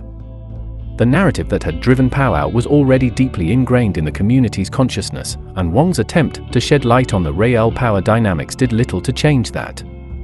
In the grand scheme, Wong's comments and Ohanian's quiet admission failed to shift the narrative. Reddit's users, having played a significant role in Pao's ousting, largely moved on, content with the leadership change and unaware of the complex truth that had unfolded behind the scenes. the story of Pao's resignation and the subsequent revelations would remain a minor footnote in the platform's history, overshadowed by the larger narrative of a community rising up against its perceived oppressor. On the 16th of July, 2015, Steve Huffman made a post where he outlined the platform's evolving stance on content moderation and free speech. In the post, Huffman reflected on Reddit's origins and its growth into a platform that often struggled to balance open discussion with the need to curb harmful behavior. He acknowledged the challenges of maintaining a hands-off approach, which had led to controversies and the eventual realization that some level of content restriction was necessary to ensure Reddit remained a safe and enjoyable place for users. Huffman's announcement introduced a set of new restrictions aimed at addressing harassment, hate speech, and other forms of abusive behavior on the platform.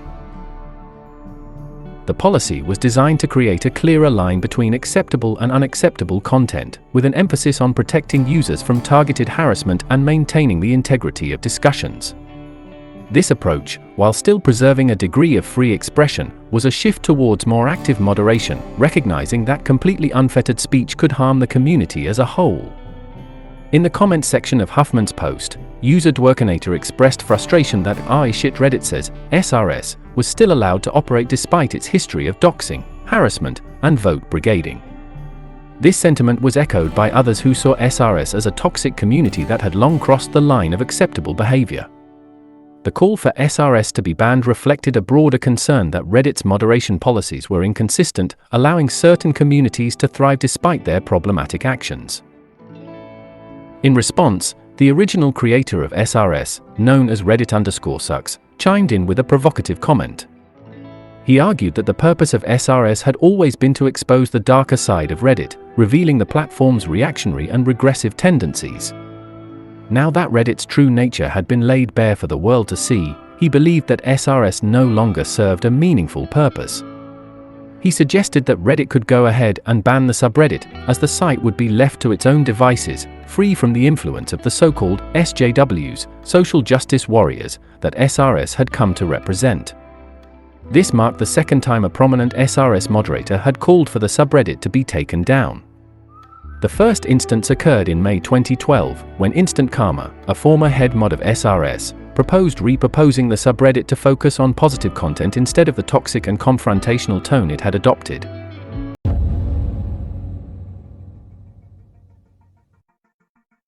On the 17th of June, white supremacist Dylan Roof entered the Emmanuel African Methodist Episcopal Church in Charleston, South Carolina, and opened fire during a Bible study session. The attack claimed the lives of 9 black churchgoers, including the church's pastor, Reverend Clementa C. Pinckney. The massacre brought racial violence and white supremacy into stark focus, sparking national debates about the platforms and networks that allow hate-fueled ideologies to proliferate. In the days following the shooting, tensions rose on Reddit, where a long-standing ideological conflict between two factions, known informally as the Fempire and the Chimpire, flared into a new level of urgency. The Fempire, a network of anti-hate communities committed to exposing and challenging toxic ideologies online, was already a vocal opponent of subreddits like Coontown, a racist community within the so-called Chimpire network. For the Fempire, Roof's attack highlighted a dangerous connection between online hate groups and real-world violence. Casey Stevens, a leading figure in the Fempire, voiced her frustration and concern over Reddit's tolerance of hate speech. In her view, the platform's reluctance to decisively address racism and violent speech was not just a matter of online discourse, but had real-world consequences. She criticized Steve Huffman and Reddit's leadership for allowing communities like Coontown to exist, arguing that the presence of such hate-filled spaces only served to embolden white supremacists, leading to violence outside the digital realm. The Fempire's dissatisfaction with Reddit's handling of hate speech culminated in the #DumpReddit campaign, which gained significant traction after an article was published in the Huffington Post on the 4th of August 2015. The campaign was promoted heavily within the Fempire, urging users and the wider public to abandon Reddit in protest of its failure to adequately address hate speech and harassment on the platform. On the 5th of August, Steve Huffman released a significant update to Reddit's content policy. This update aimed to streamline and clarify Reddit's rules, consolidating them into a single set of guidelines that could be easily referenced. The most notable introduction in this update was the concept of quarantining subreddits, isolating communities that contained content deemed highly offensive but not illegal or directly harmful enough to warrant outright banning. However, Huffman also announced the immediate banning of several subreddits, including the notorious r/Coomtown, a decision that was met with mixed reactions. The Fempire celebrated this as a victory in their fight against hate speech, but the broader Reddit community was divided. The announcement received only a slim majority of support, with 56% upvoting the decision, reflecting the contentious nature of the ban. One of the most debated points was the perception of selective enforcement. Critics argued that if Reddit was truly committed to removing hate speech, then subreddits like ShitRedditSays, SRS, and Art Against Men's Rights, KMR, which were seen by some as promoting their own forms of bigotry and harassment, should also be banned. A vocal commenter encapsulated this sentiment by pointing out the inconsistency in Reddit's application of its policies, particularly when it came to communities that opposed certain social justice narratives. In the wake of r/Coomtown's ban, Reddit_sucks, the original creator of SRS, resurfaced in the comments of Huffman's announcement. He reiterated his desire for SRS to be banned, a stance he had taken previously. However, his call was met with irony, as it was downvoted by users, highlighting the contradictory nature of the debate. Some wanted SRS gone, but not for the reasons Reddit_sucks presented. An SRS user humorously remarked on the downvotes, noting the selective logic, ban this sub but only for our reasons. This comment underscored the ongoing tension within Reddit's community. While many supported the removal of hate speech, the definition of what constituted hate speech and who was responsible for it remained fiercely contested. From the 22nd of September to the 27th of November 2015, Reddit_sucks, the original creator of ShitRedditSays, SRS, repeatedly commented across various threads, urging that SRS be banned. This continued insistence came at a time when Reddit was still reeling from the controversies surrounding hate speech, bans of subreddits like r/Coomtown, and the ongoing debate over free speech versus content moderation on the platform. On November 27th, a post on Kotaku in Action, KIA, alleged that Reddit admins were giving SRS preferential treatment regarding Reddit Gold policies. The post quickly gained traction, receiving 16.7k upvotes, and reignited the community's frustration with what they saw as the inconsistent and biased enforcement of Reddit's rules. In response to the controversy, Reddit_sucks made his final comment on the platform on the same day. Hey there. As the founder of ShitRedditSays, I fully agree that it deserves to be banned, and that the Chimpire, and all the other censored subreddits, fat people hate, creep shots, jailbait, etc., should be brought back to the front page. This site ought to reflect the will of its users, and I'm outraged that the admins are trying to censor what Reddit really thinks. Anyway, happy Thanksgiving to all. In Kotaku in Action, KIA, the responses to Reddit_sucks' comments largely revolved around suspicion, cynicism, and contempt. Users expressed a deep distrust of Reddit_sucks, often questioning the sincerity of his comments and his relevance to the current state of SRS. The recurring theme was one of dismissal, as many KIA users felt that Reddit_sucks' opinions were irrelevant since he was no longer a moderator of SRS.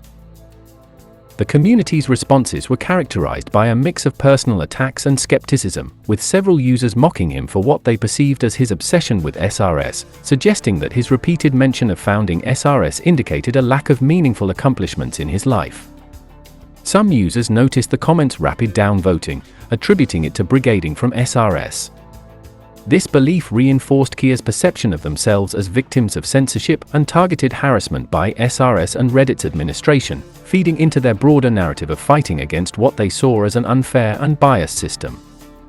On the other hand, ShitRedditSays, SRS, responses to the same comments exhibited themes of both ironic celebration and introspective resignation. SRS users reacted to Reddit_sucks' call for the subreddit's banning with a mix of humor and reflective commentary on the state of Reddit and SRS's role within it. Many responses embraced the irony that the subreddit's founder was advocating for its closure, viewing it as a sign of the subreddit's success in exposing Reddit's darker side. This sense of mission accomplished was a recurring theme, with users acknowledging that SRS had successfully revealed the platform's underlying toxicity. However, alongside this triumph, there was also a tone of resignation, with some users expressing doubts about the future of SRS and its ability to effect meaningful change. The idea that Reddit was beyond saving, and that SRS's continued existence might be futile, was a point of contemplation. Despite these doubts, some users expressed a desire to continue using SRS for its community and the enjoyment they derived from mocking and challenging what they saw as the toxic elements of Reddit. The responses also reflected a sense of self-awareness, with users recognizing that while SRS might not change the broader platform, it still served as a space for solidarity against what they perceived as Reddit's entrenched bigotry. As the dust settled on Reddit_Sucks's final comment, a chapter in Reddit's history drew to a poignant and ironic close. ShitRedditSays, SRS, had evolved from its early days as a virtually abandoned outpost into a fierce and controversial community that reshaped Reddit's landscape. For Reddit_Sucks, his 6-year-long journey from an ordinary user to SRS founder to dissenter reveals the toll of long-standing ideological battles and the disillusionment that often accompanies them. His final call for SRS's ban was less a condemnation of its mission than an acknowledgement that it no longer fit within Reddit's future.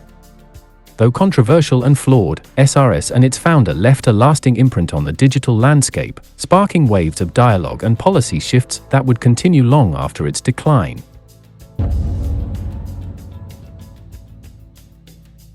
Lightning round, Destiny went on Kotaku in action to vent about how SRS had destroyed his StarCraft career. That is all.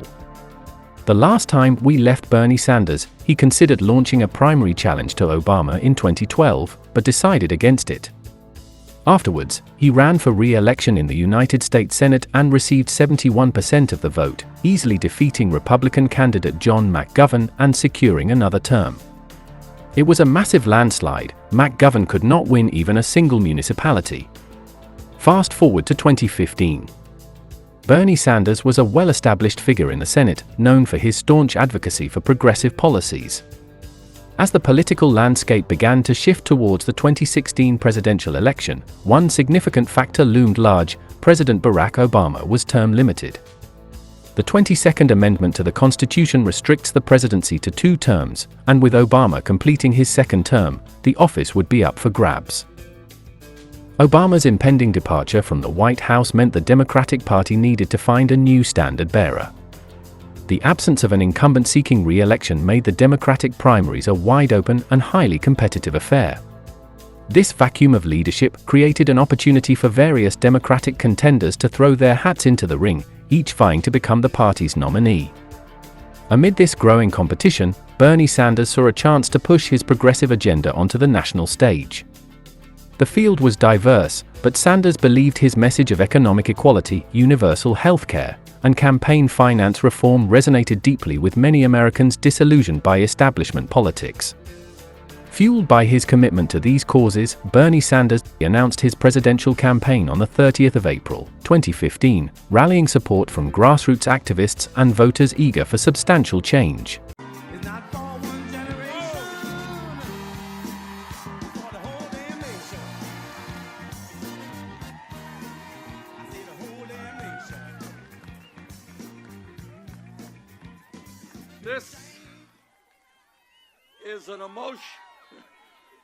This is an emotional day for me, not just for what I'm going to be announcing, but to see so many people here and to hear what's been said.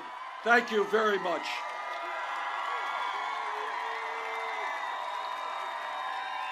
Today, here in our small state, a state that has led this nation in so many ways, I am proud to announce my candidacy for President of the United States of America.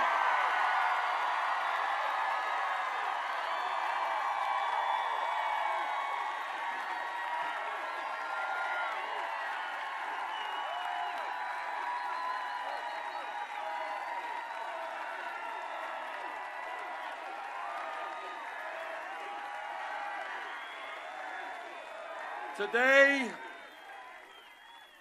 with your support and the support of millions of people throughout our country, we begin a political revolution to transform our country economically, politically, socially, and environmentally.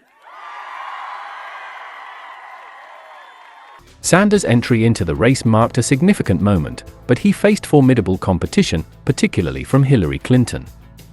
As a former First Lady, U.S. Senator, and Secretary of State, Clinton brought a wealth of experience and a well-established political network to her campaign.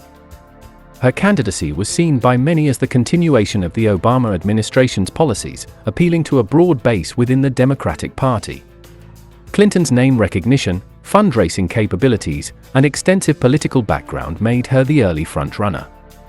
However, Sanders' candidacy quickly gained traction, drawing large crowds and significant media attention.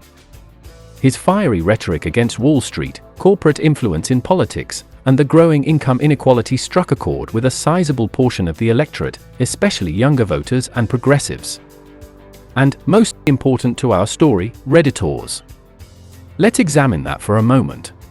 In 2012, Ron Paul emerged as a significant figure, especially among the younger, more internet-savvy demographic found on Reddit.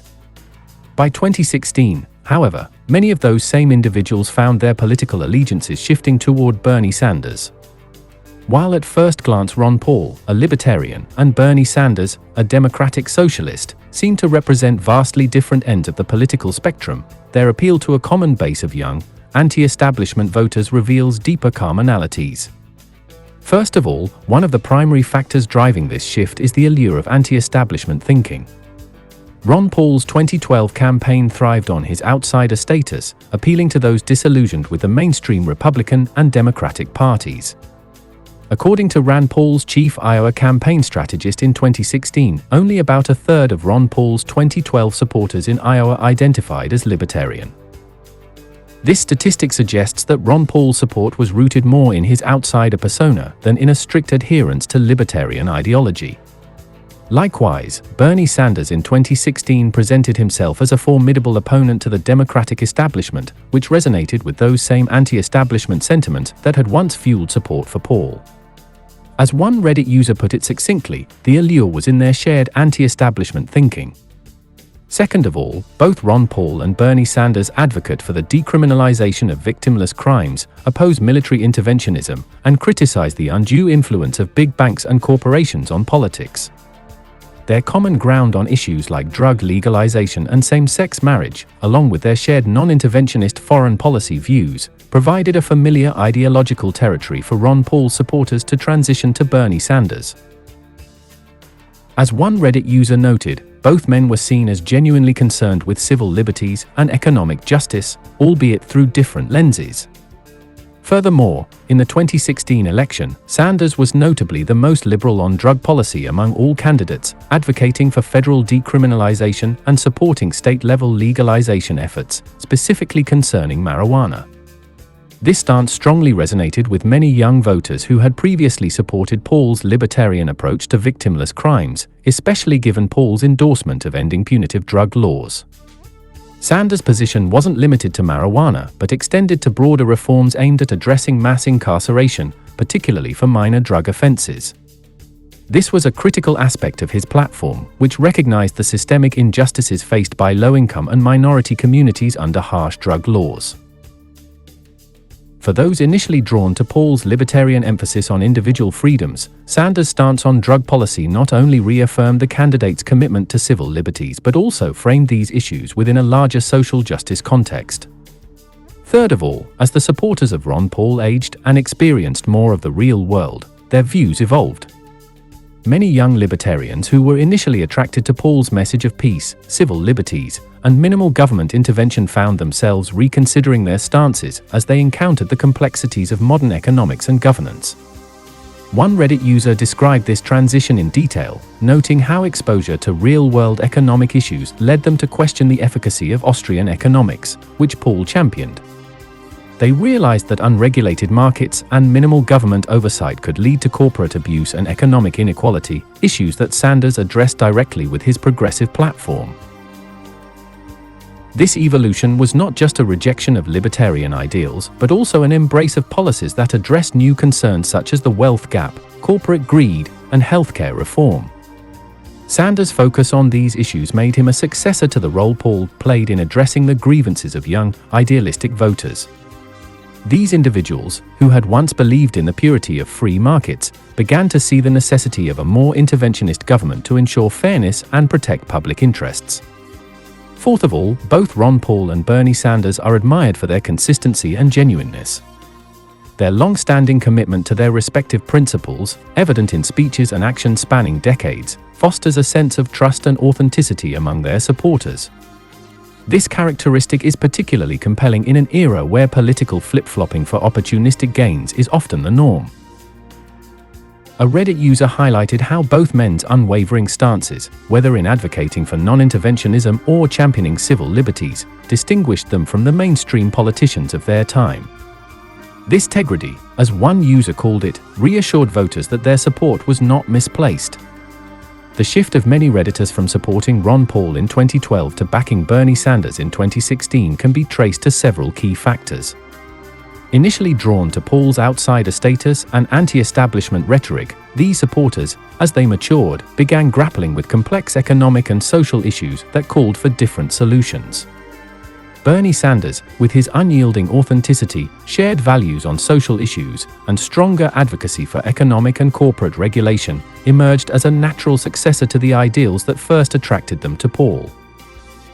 As a result, the subreddit r/Sanders for President, which was created in 2013, surged in popularity after Sanders announced his presidential run, reaching 70,000 subscribers by the end of July 2015. This shift raises another question: why didn't these same people support Ron Paul's son, Rand Paul, who was running for the Republican nomination in 2016? Although Rand Paul inherited many of his father's libertarian ideals, former Ron Paul supporters found Rand's approach in 2016 lacking the qualities they had admired in his father. While Rand shared the family name and initially embraced libertarian principles, his policy choices and political positioning ultimately left many of his father's base disenchanted. This disillusionment stemmed from a few core differences: a perceived lack of authenticity, a shift toward mainstream republicanism, and a failure to match his father's genuine anti-establishment ethos. One of the main reasons for the lack of support was the impression that Rand was not as ideologically committed as his father. Ron Paul's appeal came not only from his libertarian stance, but from his unwavering dedication to his principles.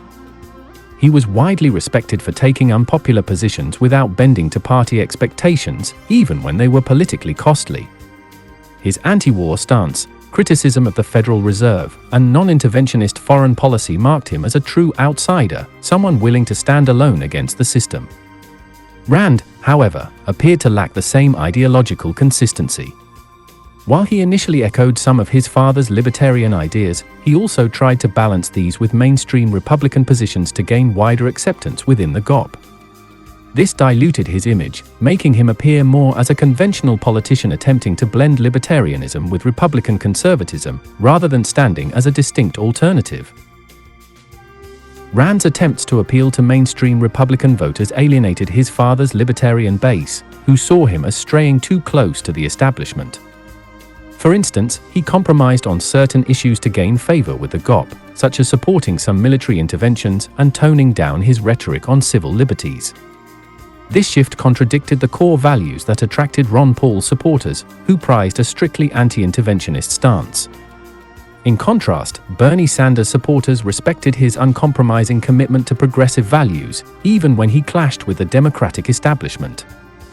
In this light, Sanders seemed like a truer heir to Ron Paul's outsider legacy than Rand, who appeared to be maneuvering within the political establishment rather than opposing it outright.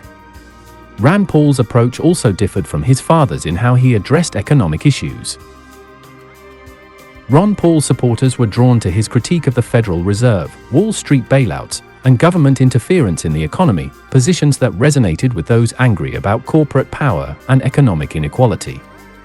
Rand, however, shifted his messaging more toward conservative economic policies, aligning himself with traditional Republican stances on tax cuts and deregulation rather than maintaining a strong populist critique of corporate influence. For many former Ron Paul supporters, this felt like a betrayal of the anti-corporate stance his father had championed. Sanders, by contrast, focused on issues like wealth inequality, healthcare reform, and curbing corporate influence, addressing many of the same concerns that had initially drawn these voters to Ron Paul. Moreover, the generational and ideological transition among former Ron Paul supporters played a role. As many of them matured, they became less enamored with libertarianism as an ideal and more focused on tangible issues like wealth inequality, healthcare access, and climate change. They saw the limitations of a libertarian framework in addressing systemic problems. Sanders, with his calls for greater government intervention to support working people, resonated more with their evolving concerns than Rand's conservative libertarian hybrid approach. Sanders' populist messaging against corporate greed and his calls for redistributive policies to address economic inequality reflected a practical path forward, while Rand's libertarianism, increasingly diluted by mainstream Republican policies, seemed less applicable to the issues they now prioritized. The perception that Rand was compromising his principles in pursuit of political gain also contributed to his alienation from his father's base. To many former Ron Paul supporters, Rand's approach to politics appeared opportunistic, especially compared to Sanders and Ron Paul, both of whom were seen as fundamentally committed to their beliefs, regardless of political expediency. This sense that Rand was playing the game was antithetical to what had drawn these supporters to Ron Paul in the first place. Many viewed him as lacking the courage to challenge the status quo as boldly as his father had. In short, Rand Paul's attempt to merge libertarian principles with mainstream Republican conservatism left him caught between two worlds, failing to appeal either to his father's libertarian base or to the broader Republican electorate. Former Ron Paul supporters, frustrated by Rand's compromises and increasingly aware of the limitations of libertarianism as they matured, found in Bernie Sanders a figure who not only represented the anti-establishment ethos they admired in Ron, but also addressed their evolving concerns over economic inequality and social welfare. Sanders' unyielding dedication to his principles and his clear stance against corporate influence echoed the qualities they had initially respected in Ron Paul but had found lacking in Rand. Finally, while many Redditors experienced a political evolution from Ron Paul in 2012 to Bernie Sanders in 2016, it's crucial to recognize that Reddit itself had undergone a substantial transformation during this period. Between 2012 and 2016, Reddit's user base tripled, bringing in waves of new participants with diverse backgrounds, interests, and political ideologies. This expansion meant that most of the Sanders supporters on Reddit in 2016 were new to the platform, engaging in their first online election discourse, and thus didn't share the historical context of having backed Paul for years earlier. For these newcomers, Sanders represented a fresh, revolutionary figure who spoke directly to their anxieties about economic inequality, social justice, and corporate corruption, issues increasingly visible in mainstream conversations and popular culture. While the Reddit base that transitioned from Paul to Sanders brought a history of anti-establishment ideals and a distaste for political norms, new users joining in 2016 contributed their own perspectives, influenced by different social and political factors that hadn't been as prominent in 2012.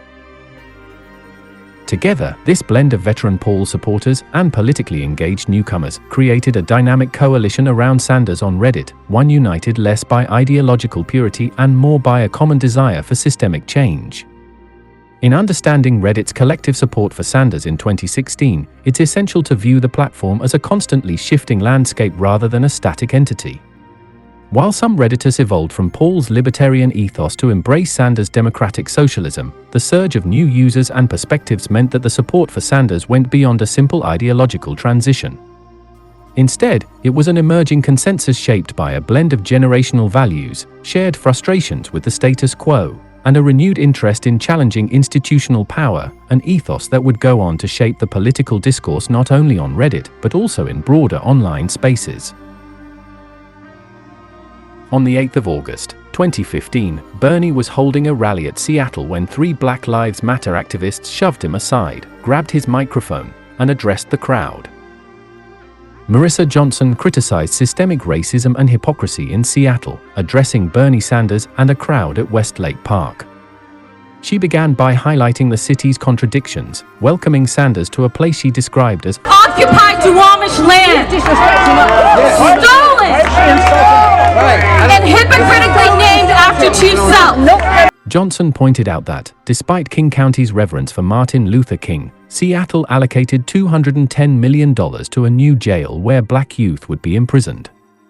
This, she argued, symbolized the city's commitment to punitive measures over addressing social inequities, especially those impacting black communities. Johnson recalled the Black Lives Matter movement's local impact, referencing actions like shutting down Westlake Center on Black Friday, to assert that the fight for black lives in Seattle was relentless and urgent. We shut down Westlake, and we shut down the tree lighting. She stated, adding that activists had anointed this land to declare their ongoing commitment. She condemned the Seattle school district's racial disparities, noting black students were suspended at 6 times the rate of others, and pointed to gentrification in the Central District as yet another sign of systemic racism. As tensions rose with the crowd, Johnson made it clear that her message was non-negotiable. Refusing to be silenced by dissenters, she insisted on holding a 4.5-minute moment of silence for Michael Brown, marking the hours his body lay in the street after his death. I have to fight through all these people who said, my life matters! She asserted, underscoring the resistance that activists often faced. Despite interruptions, she proceeded with the silence, stating, and we are going to set me. You're going to call me a racist. We are going to have a moment of silence from How dare you! For 4.5 minutes, which is representative of the 4.5 hours his body lay in the street. And we'll start when everyone's silent. You will not tell me what to do, young lady. When Marissa Johnson, the woman responsible, was asked about her motivations, she said she did not have faith in the political process and wanted to garner attention and force a national conversation on race. Redditors, however, were not sympathetic. Outraged that their preferred candidate's rally had been disturbed, and offended by her racism against white people, they flocked at our punchable faces to declare their hatred for Marissa. The entire front page of ER's Punchable Faces was quickly filled with images of Marissa, denouncing her as an unlikable racist, with posts getting thousands upon thousands of upvotes. Even the moderators joined in, and added her face to the sidebar of the subreddit. However, there was a problem. A few days earlier, Coontown, a subreddit known for hosting racist content, was banned from Reddit, and the moderators of Punchable Faces suspected that, since they were now bashing Black Lives Matter activists, they would suffer the same fate. The head moderator, Bashar the Lion, decided that the subreddit would go down in one last blaze of glory. On the 10th of August at 3:09 Universal Time Coordinated, Bashar purged all the moderators and declared that, from this point, only pictures of Recep Tayyip Erdogan would be allowed in the subreddit. If you don't get it, it's a Syrian civil war reference. Bashar the Lion had named his Reddit account after Syrian President Bashar al-Assad, nicknamed the Lion of Damascus, who had been facing a civil war since 2011. Erdogan, the president of Turkey, had opposed Assad, and Turkey had been arming and training Syrian rebels since the civil war broke out. So, Bashar the Lion, being a supporter of Assad, has an axe to grind against the president of Turkey. 11 hours later at 14:24 Universal Time Coordinated, Bashar declared this subreddit is dead, and closed submissions. The subreddit's new title text read, "This subreddit has moved to ShitRedditSays," and the sidebar read, "Click anywhere to continue to ShitRedditSays." As a parting gift, Bashar added Agent Lane from SRD Broke as a moderator before then deleting his Reddit account. Agent Lane then decided to add Fempire moderators Green Dutch and Archangel Gabrielle. Then, at 18:23 Universal Time Coordinated, Archangel Gabrielle made a post on Punchable Faces saying hello. All posts were purged. The Fempire had conquered the Punchable Faces through no action of their own. SR was not happy. Spike__Johns wrote, "This brings to light what most Reddit users have been suspecting for a long time. Most SRS moderators are admin alts, thus they are able to circumvent various policy changes and now can take over any subreddit that they deem offensive or against their viewpoint. You dedicated account noted, they have now deleted every post ever made prior to the takeover. Then, you _McFart_fart said, doesn't ISIS do the same thing after they invade an area? Start destroying all of its history that is counter to their own agenda. You _McFart_fart was widely mocked for this and bullied into deleting his comment. However, he was in fact correct that the takeover of punchable faces was morally akin to ISIS war crimes, because Karma Court has affirmed that stealing karma and banning users is equivalent to murder. Another Reddit user wrote a poem about the SRS takeover. For all the times you SJWs rang for my parade, and all the subs you mother agent lame. You think you trolled me hard or cut, for goodness sake. You think I'm crying, oh my, oh well I ain't. And I didn't want to post a meme, cause I didn't want anyone thinking I still care. I don't, but you still vote my post up. And baby, I'll be moving on, and you should be thinking about punching someone. I don't wanna hold back. Maybe you should know that Dave Coulier don't like you, and he likes everyone. And I never like to admit that I was wrong, and I've been so caught up in my job, didn't see what's going on. And now I know I'm better punching faces on my own.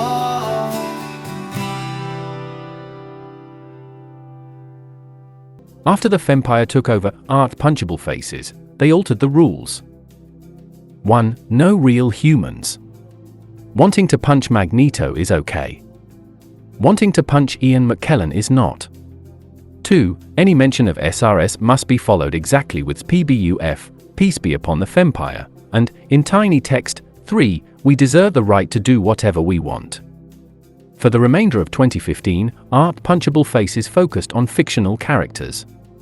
The highest upvoted post in this period featured Kevin C. a Cucumber, a character from SpongeBob SquarePants. On the 19th of January, 2016, the Femperial Occupation Forces changed the rules so that only minion posts were allowed. The top-scoring post that year is a picture of Manny Heffley from Diary of a Wimpy Kid, even though he's not a minion, but whatever. Whenever someone asked what happened to the subreddit, they were told that it actually good now. The top-scoring post of 2016 relating to minions is this post about Bluge the Minion. This state of affairs continued until the 24th of May, 2017, when Krabby_John posted, "It's been fun. Thank you all. Thanks to all for the post." The punchable faces moderators wanted to prevent the original user base from making a Reddit request to take back the subreddit, which could be done if no moderators were active for 60 days. Therefore, Auto-Moderator was instructed with a script to post on the first day of every month, starting from June 2017. It continued doing this month after month, year after year. Then, in December 2023, after 6.5 years, Auto-Moderator broke. The person who set up the script got banned by the admins because they continued to receive strikes. The script died with the user. One of the moderators, Swedish Commie, thought he had set the script up correctly, but this was untrue. And thus, Swedish Commie decided to take over Auto-Moderator's duties for himself. From December 2023 to May 2024, he followed in Auto-Moderator's footsteps and made one post a month, though he forgot to post in March and June 2024. Then, in July 2024, Auto-Moderator got back to work. If you go on the subreddit now, you will encounter a massive wall of posts announcing the passage of a month.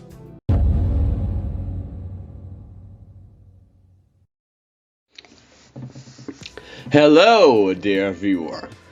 You have now made it 11 hours and 50 minutes into this video. I am very thankful that you have had the patience to make it this far. For me, it is now 13 November 2024.